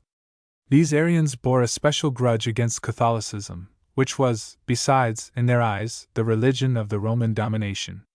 This is why they made their chief attacks on basilicas, convents, hospitals, and all the property of the church. And throughout the country public worship was stopped. In Hippo, these atrocities were known before the barbarians arrived. The people must have awaited them and prepared to receive them with gloomy resignation. Africa had not been tranquil for a century. After the risings of Firmus and Gildo, came the lootings of the southern nomads and the Berber mountaineers. And it was not so long since the Circumcellions were keeping people constantly on the alert. But this time everybody felt that the great ruin was at hand. They were stunned by the news that some town or fortified place had been captured by the Vandals, or that some farm or villa in the neighborhood was on fire. Amid the general dismay, Augustine did his best to keep calm. He, indeed, saw beyond the material destruction, and at every new rumor of massacre or burning he would repeat to his clerics and people the words of the wise man. Doth the firm of heart grieve to see fall the stones and beams, and death seize the children of men? They accused him of being callous. They did not understand him. While all about him mourned the present misfortunes, he was already lamenting over the evil to come, and this clear-sightedness pained him more than the shock of the daily horrors committed by the barbarians. His disciple Placidius, the bishop of Guelma, who was with him in these sad days, naively applied to him the saying out of Ecclesiastes, "In much wisdom is much grief." Augustine did really suffer more than others, because he thought more profoundly on the disaster. He foresaw that Africa was going to be lost to the empire, and consequently to the church. They were bound together in his mind. What was there to do against brutal strength? All the eloquence and all the charity in the world would be as nothing against that unchained elemental mass of Vandals. It was as impossible to convert the barbarians as it had been to convert the Donatists. Force was the only resource against force. Then in despair the man of God turned once more to Caesar. The monk appealed to the soldier. He charged Boniface, Count of Africa, to save Rome and the Church. This Boniface, a rather ambiguous personage, was a fine type of the swashbuckler and official of the Lower Empire. Thracian by origin, he joined the trickery of the Oriental to all the vices of the barbarian. He was strong, clever in all bodily exercises like the soldiers of those days, overflowing with vigor and health, and even brave at times. In addition, he was fond of wine and women, and ate and drank like a true pagan. He was married twice, and after his second marriage he kept in the sight and knowledge of everybody a harem of concubines. He was sent, first of all, to Africa as a tribune, that is to say, as commissioner of the imperial government, probably to carry out the decrees of Honorius against the Donatists, and ere long he was made commander of the military forces of the province, with the title of Count. In reality, while seeming to protect the country, he set himself to plunder it, as the tradition was among the Roman officials. His officium, still more grasping than himself, persuaded him to deeds which the Bishop of Hippo, who was, however, anxious to remain on the right side of him, protested against by hints. Boniface was obliged to overlook much robbery and pillage on the part of his subordinates so as to keep them faithful. Moreover, he himself stole. He was bound to close his eyes to the depredations of others, that his own might be winked at. Once become the accomplice of this band of robbers, he had no longer the authority to control them. How did Augustine ever believe in the goodwill and good faith of this adventurer full of coarse passions, so far as to put his final hopes in him? Augustine knew men very well. He could detect low and hypocritical natures at a distance.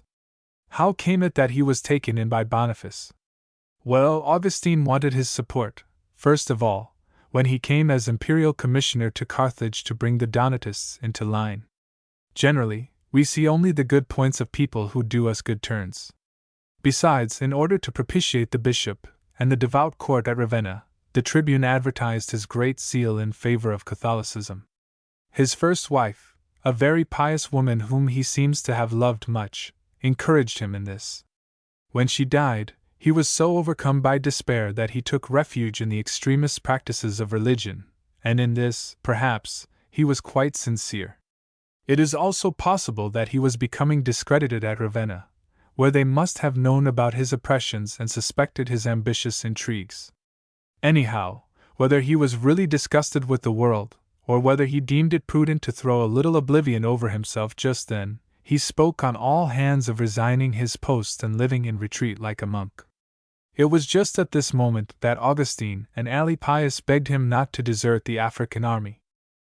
They met the commander-in-chief at Thebuni, in southern Numidia, where, no doubt, he was reducing the nomads. We must remark once more Augustine's energy in traveling, to the very eve of his death. It was a long and dangerous road from Hippo to Thebuni. Before making up his mind to so much fatigue, the old bishop must have judged the situation to be very serious. At Thebuni, was Boniface playing a game, or was he, indeed, so crushed by his grief that the world had become unbearable and he pondered genuine thoughts of changing his way of life? What is sure is, that he gave the two prelates the most edifying talk. When they heard the Count of Africa speaking with unction of the cloister, and of his desire to retire there, they were a little astonished at so much piety in a soldier. Besides, these excellent resolutions were most inconvenient for their plans. They remonstrated with him that it was quite possible to save one's soul in the army, and quoted the example of David, the warrior king.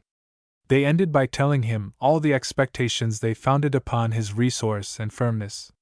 They begged him to protect the churches and convents against fresh attacks of the Donatists, and especially against the barbarians of Africa. These were at this moment breaking down all the old defense lines and laying waste the territories of the empire. Boniface allowed himself to be easily convinced, promised whatever he was asked. But he never budged. From now on, his conduct becomes most singular. He is in command of all the military strength of the province, and he takes no steps to suppress the African looters. It would seem as if he only thought of filling the coffers of himself and his friends. The country was so systematically scoured by them that, as Augustine said, there was nothing more left to take. This inactivity lent color to the rumors of treason. Nor is it impossible that he had cherished a plan from the beginning of his command to cut out an independent principality for himself in Africa. Was this the reason that he dealt softly with the native tribes, so as to make certain of their help in case of a conflict with the imperial army? However that may be, his behavior was not frank. Some years later, he landed on the Spanish coast to war against the Vandals under the command of the prefect Castinus, and there he married a barbarian princess who was by religion an Arian. It is true that the new Countess of Africa became a convert to Catholicism. But her first child was baptized by Arian priests, who rebaptized, at the same time, the Catholic slaves of Boniface's household. This marriage with a Vandal, these concessions to Arianism, gave immense scandal to the Orthodox. Rumors of treason began to float about again. No doubt Boniface took great advantage of his fidelity to the Empress Placidia. But he was standing between the all-powerful barbarians and the undermined empire. He wanted to remain on good terms with both, and then, when the hour came, to go over to the stronger. This double-faced diplomacy caused his downfall. His rival Aetius accused him of high treason before Placidia. The court of Ravenna declared him an enemy of the empire, and an army was sent against him. Boniface did not hesitate. He went into open rebellion against Rome. Augustine was thunderstruck by his desertion. But what way was there to make this violent man listen to reason, who had at least the appearances of right on his side, since there was a chance they had slandered him to the Empress, and who thought it quite natural to take vengeance on his enemies? His recent successes had still more intoxicated him. He had just defeated the two generals who had been sent to reduce him, and he was accordingly master of the situation in Africa. What was he going to do? The worst resolutions were to be feared from this conqueror, all smarting, and hungry for revenge. Nevertheless, Augustine resolved to write to him. His letter is a masterpiece of tact, of prudence, and also of Christian and episcopal firmness. It would have been dangerous to declare to this triumphant rebel, "You are in the wrong. Your duty is to submit to the emperor your master." Boniface was quite capable of answering, "What are you interfering for? Politics are no business of yours. Look after your church." This is why Augustine very cleverly speaks to him from beginning to end of his letter simply as a bishop, eager for the salvation of a very dear son in Jesus Christ. And so, by keeping strictly to his office of spiritual director, he gained his end more surely and entirely. And, as a doctor of souls, he ventured to remind Boniface of certain truths which he would never have dared to mention as counselor. According to Augustine, the disgrace of the Count, and the evils which this event had brought on Africa, came principally from his attachment to worldly benefits. It was the ambition and covetousness of himself and his followers which had done all the harm. Let him free himself from perishable things, let him prevent the thefts and plundering of those under him. Let him, who some time ago wished to live in perfect celibacy, now keep at least to his wife and no other. Finally, let him remember his sworn allegiance. Augustine did not mean to go into the quarrel between Boniface and Placidia, and he gave no opinion as to the grievances of either. He confined himself to saying to the general in rebellion, "If you have received so many benefits from the Roman Empire, do not render evil for good. If, on the other hand, you have received evil, do not render evil for evil." It is clear that the Bishop of Hippo could scarcely have given any other advice to the Count of Africa. To play the part of political counselor in the very entangled state of affairs was extremely risky. How was it possible to exhort a victorious general to lay down his arms before the conquered? And yet, in estimating the situation from the Christian standpoint alone, Augustine had found a way to say everything essential, all that could profitably be said at the moment. How did Boniface take a letter which was, in the circumstances, so courageous? What we know is that he did not alter his plans. It would indeed have been very difficult for him to withdraw and yield, and more than ever since a new army under Sigismund Vultus had been sent against him in all haste. A real fatality compelled him to remain in revolt against Rome. Did he believe he was ruined, as has been stated, or else, through his family connections? Let us remember that his wife was a barbarian. Had he been for a long time plotting with Genseric to divide Africa? He has been accused of that. What comes out is, that as soon as he heard of the arrival of Sigismund Vultus and the new expeditionary force, he called in the Vandals to his aid. This was the great invasion of 429. Ere long, the barbarians entered Numidia. The borderlands about Hippo were threatened. Stricken with terror, the inhabitants in a mass fled before the enemy, leaving the towns empty. Those who were caught in them rushed into the churches, imploring the bishops and priests to help them. Or else, giving up all hope of life, they cried out to be baptized, confessed, did penance in public. The Vandals, as we have seen, aimed specially at the clergy.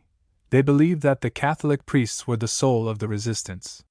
Should not these priests, then, in the very interest of the Church, save themselves for quieter times, and escape the persecution by flight? Many sheltered themselves behind the words of Christ. When they persecute you in this city, flee ye into another. But Augustine strongly condemned the cowardliness of the deserters. In a letter addressed to his fellow bishop, Honoratus, and intended to be read by all the clergy in Africa, he declares that bishops and priests should not abandon their churches and dioceses, but stay at their post till the end, till death and till martyrdom, to fulfill the duties of their ministry. If the faithful were able to withdraw into a safe place, their pastors might accompany them. If not, they should die in the midst of them. Thus they would have at least the consolation of lending aid to the dying in their last moments, and especially of preventing the apostasies which readily took place under the shock of the terror. For Augustine, who foresaw the future, the essential thing was that later, when the Vandal wave had swept away, Catholicism might flourish again in Africa. To this end, the Catholics must be made to remain in the country, and the greatest possible number be strengthened in their faith. Otherwise, the work of 3 centuries would have to be done all over again. We must admire this courage and clear-mindedness in an old man of 75, who was being continually harassed by the complaints and lamentations of a crowd of demoralized fugitives. The position became more and more critical. The siege lines were drawing closer. But in the midst of all this dread, Augustine was given a gleam of hope. Boniface made his peace with the empire. Henceforward, his army, turning against the barbarians, might protect Hippo and perhaps save Africa. Had Augustine a hand in this reconciliation? There is not the least doubt that he desired it most earnestly. In a letter to Count Darius, the special envoy sent from Ravenna to treat with the rebel general, he warmly congratulates the imperial plenipotentiary on his mission of peace. "You are sent," he said to him, "to stop the shedding of blood. Therefore rejoice, illustrious and very dear son in Jesus Christ, rejoice in this great and real blessing, and rejoice upon it in the Lord, who has made you what you are, and entrusted to you a task so beautiful and important. May God seal the good work he has done for us through you." And Darius answered, "May you be spared to pray such prayers for the empire and the Roman state a long time yet, my father." But the empire was lost in Africa. If the reconciliation of the rebellious count had given some illusions to Augustine, they did not last long.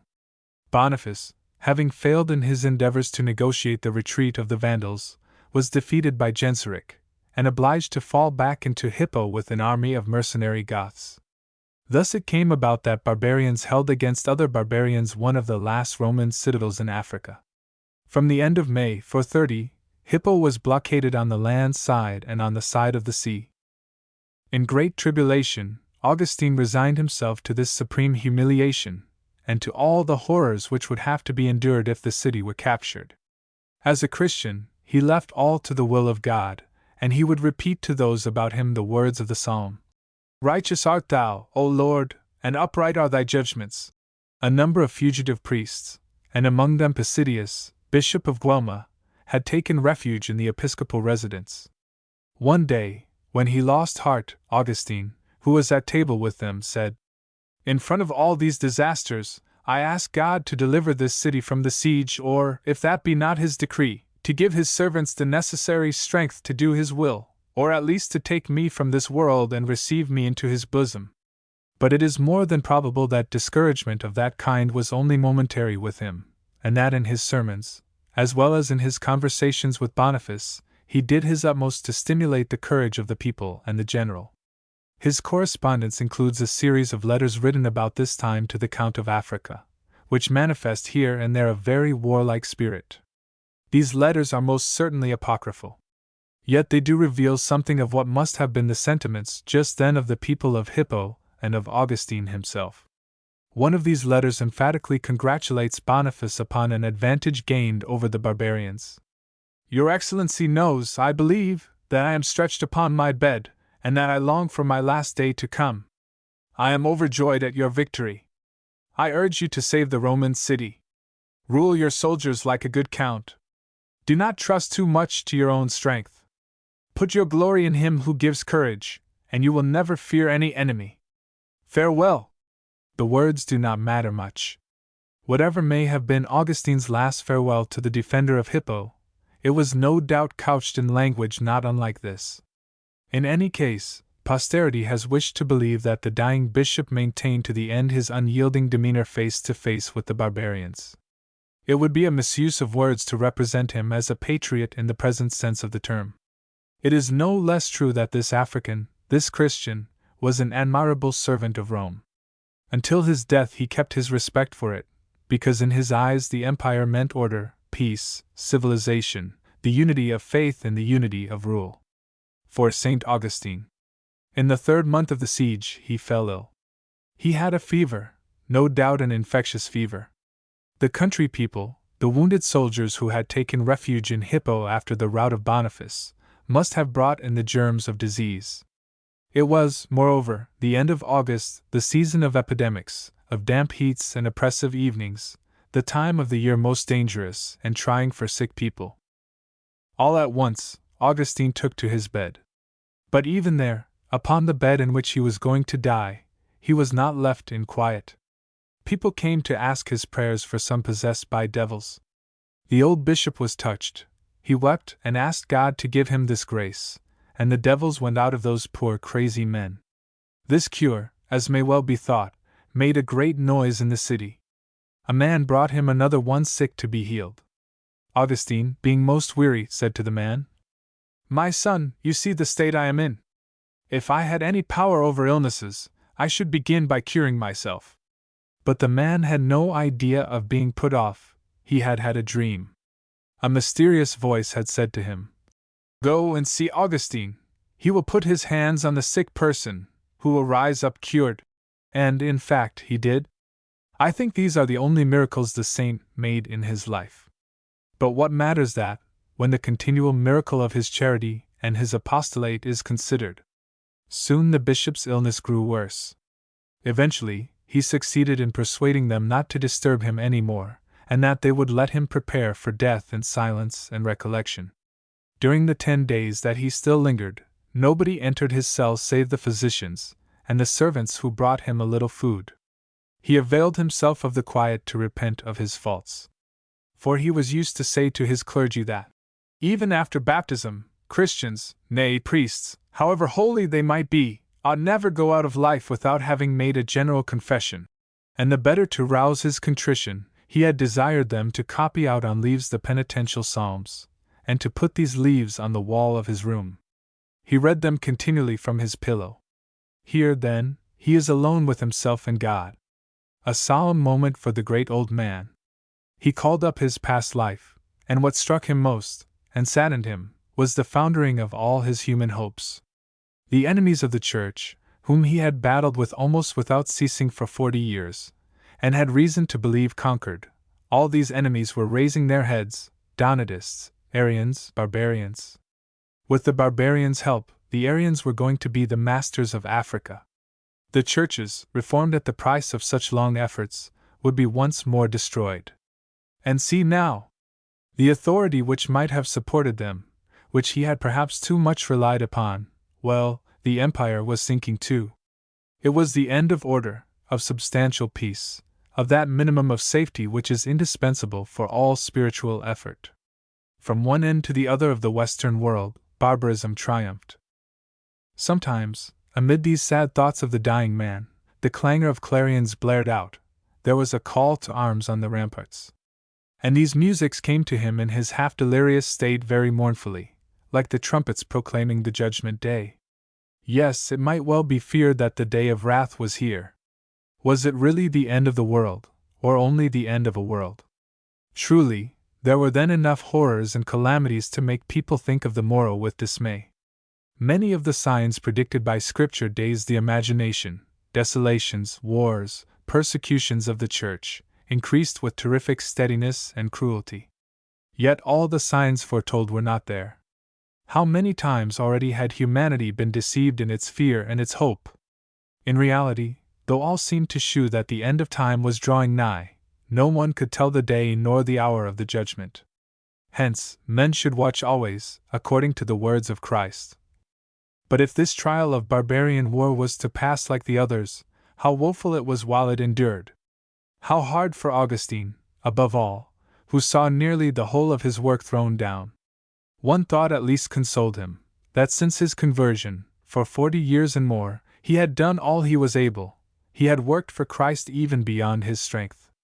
He said to himself that he left behind him the fruit of a huge labor, a whole body of doctrine and apology which would safeguard against error whatever was left of his flock and of the African church. He himself had founded a church which might serve as an example, his dear church of Hippo, that he had done his best to fashion after the divine plan. And he had also founded convents, and a library full of books, which had become still larger recently through the generosity of Count Darius. He had lessened his clergy who, once the disasters were past, would scatter the good seed of truth. Books, monasteries, priests, a sure and solid nourishment for the mind, shelters and guides for souls, there is what he bequeathed to the workers of the future. And with a little joy mingling with his sorrow, he read on the corner of the wall where his bed was, this verse of the psalm: Exhibit homo ad opus sum et operationem suam usque ad vesprum. Man goeth forth unto his work and to his labor until the evening. He, too, had worked until evening. If the earthly reward seemed to slip from him now, if all was sinking around him, if his episcopal city was beleaguered, if he himself, although still a strong man, he had the use of all his limbs, says Pisidius, a keen ear and perfect sight. If he himself was dying too soon, it was doubtless an expiation for the sins of his youth. At this remembrance of his disorders, the tears fell over his face. And yet, however wild had been his conduct at that time, he could descry in it the sure marks of his vocation. He recalled the despair and tears of his mother, but also his enthusiasm when he read the Hortensius, his disgust for the world and all things when he lost his friend. In the old man he recognized the new, and he said to himself, "Nay, but that was myself. I have not changed. I have only found myself. I have only changed my ways. In my youth, in the strongest time of my mistakes, I had already risen to turn to Thee, my God." His worst foolishness had been the desire to understand all things. He had failed in humility of mind. Then God had given him the grace to submit his intelligence to the faith. He had believed, and then he had understood, as well as he could, as much as he could. In the beginning, he acknowledged very plainly that he did not understand. And then faith had thrown open the roads of understanding. He had splendidly employed his reason, within the limits laid down against mortal weakness. Had that not been the proud desire of his youth? To understand. What greater destiny? To love also. After he had freed himself from carnal passions, he had much employed his heart. He thought of all the charity he had poured out upon his people in the church, upon all he had loved in God, upon all he had done, upon all the consequence of his labor, inspired and strengthened by the divine love. Yes, to love, all was in that.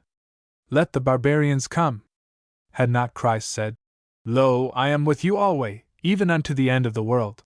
So long as there shall be two men gathered together for love of him, the world will not be entirely lost. The church and civilization will be saved. The religion of Christ is a leaven of action, understanding, sacrifice, and charity. If the world be not at this hour already condemned, if the day of judgment be still far off, it is from this religion that shall arise the new influences of the future. And so Augustine forgot his sufferings and his human disappointments in the thought that, in spite of all, the church is eternal. The city of God gathered in the wreckage of the earthly city. The Goth cannot capture what Christ protects. Non tollit Gothus quod custodit Christus. And as his sufferings increased, he turned all his thoughts on this unending city. Where we rest, where we see, where we love, where we find again all the beloved ones who have gone away. All, he called them all in this supreme moment, Monica, Adeodatus, and her who had nearly lost herself for him, and all those he had held dear. On the 5th day of the calends of September, Augustine, the bishop, was very low. They were praying for him in the churches at Hippo, and especially in the Basilica of Peace, where he had preached and worked for others so long. Pisidius of Guelma was in the bishop's room, and the priests and monks. They sent up their prayers with those of the dying man. And no doubt they sang for the last time before him one of those liturgical chants which long ago at Milan had touched him even to tears, and now, since the siege, in the panic caused by the barbarians, they dared not sing any more. Augustine, guarding himself even now against the too poignant sweetness of the melody, attended only to the sense of the words. And he said, "My soul thirsts after the living God. When shall I appear before his face?" Or again, "He who is life has come down into this world. He has suffered our death, and he has caused it to die by the fullness of his life. Life has come down to you, and will you not ascend towards him and live?" He was passing into life and into glory. He was going very quietly, amid the chanting of hymns and the murmur of prayers. Little by little his eyes were veiled, the lines of his face became rigid. His lips moved no more. Pisidius, the faithful disciple, bent over him. Like a patriarch of the Scriptures, Augustine of Thagist slept with his fathers. And now, whatever may be the worth of this book, which has been planned and carried out in a spirit of veneration and love for the saint, for the great heart and the great intellect that Augustine was, for this unique type of the Christian, the most perfect and the most admirable perhaps that has ever been seen, the author can only repeat in all humility what was said 1500 years ago by the Bishop of Guelma, Augustine's first biographer. "I do desire of the charity of those into whose hands this work shall fall, to join with me in thanksgiving and blessing to our Lord, who has inspired me to make known this life to those present and those absent, and has given me the strength to do it. Pray for me and with me, that I may try here below to follow in the steps of this peerless man, whom, by God's goodness, I have had the happiness of living with for such a long time." The end.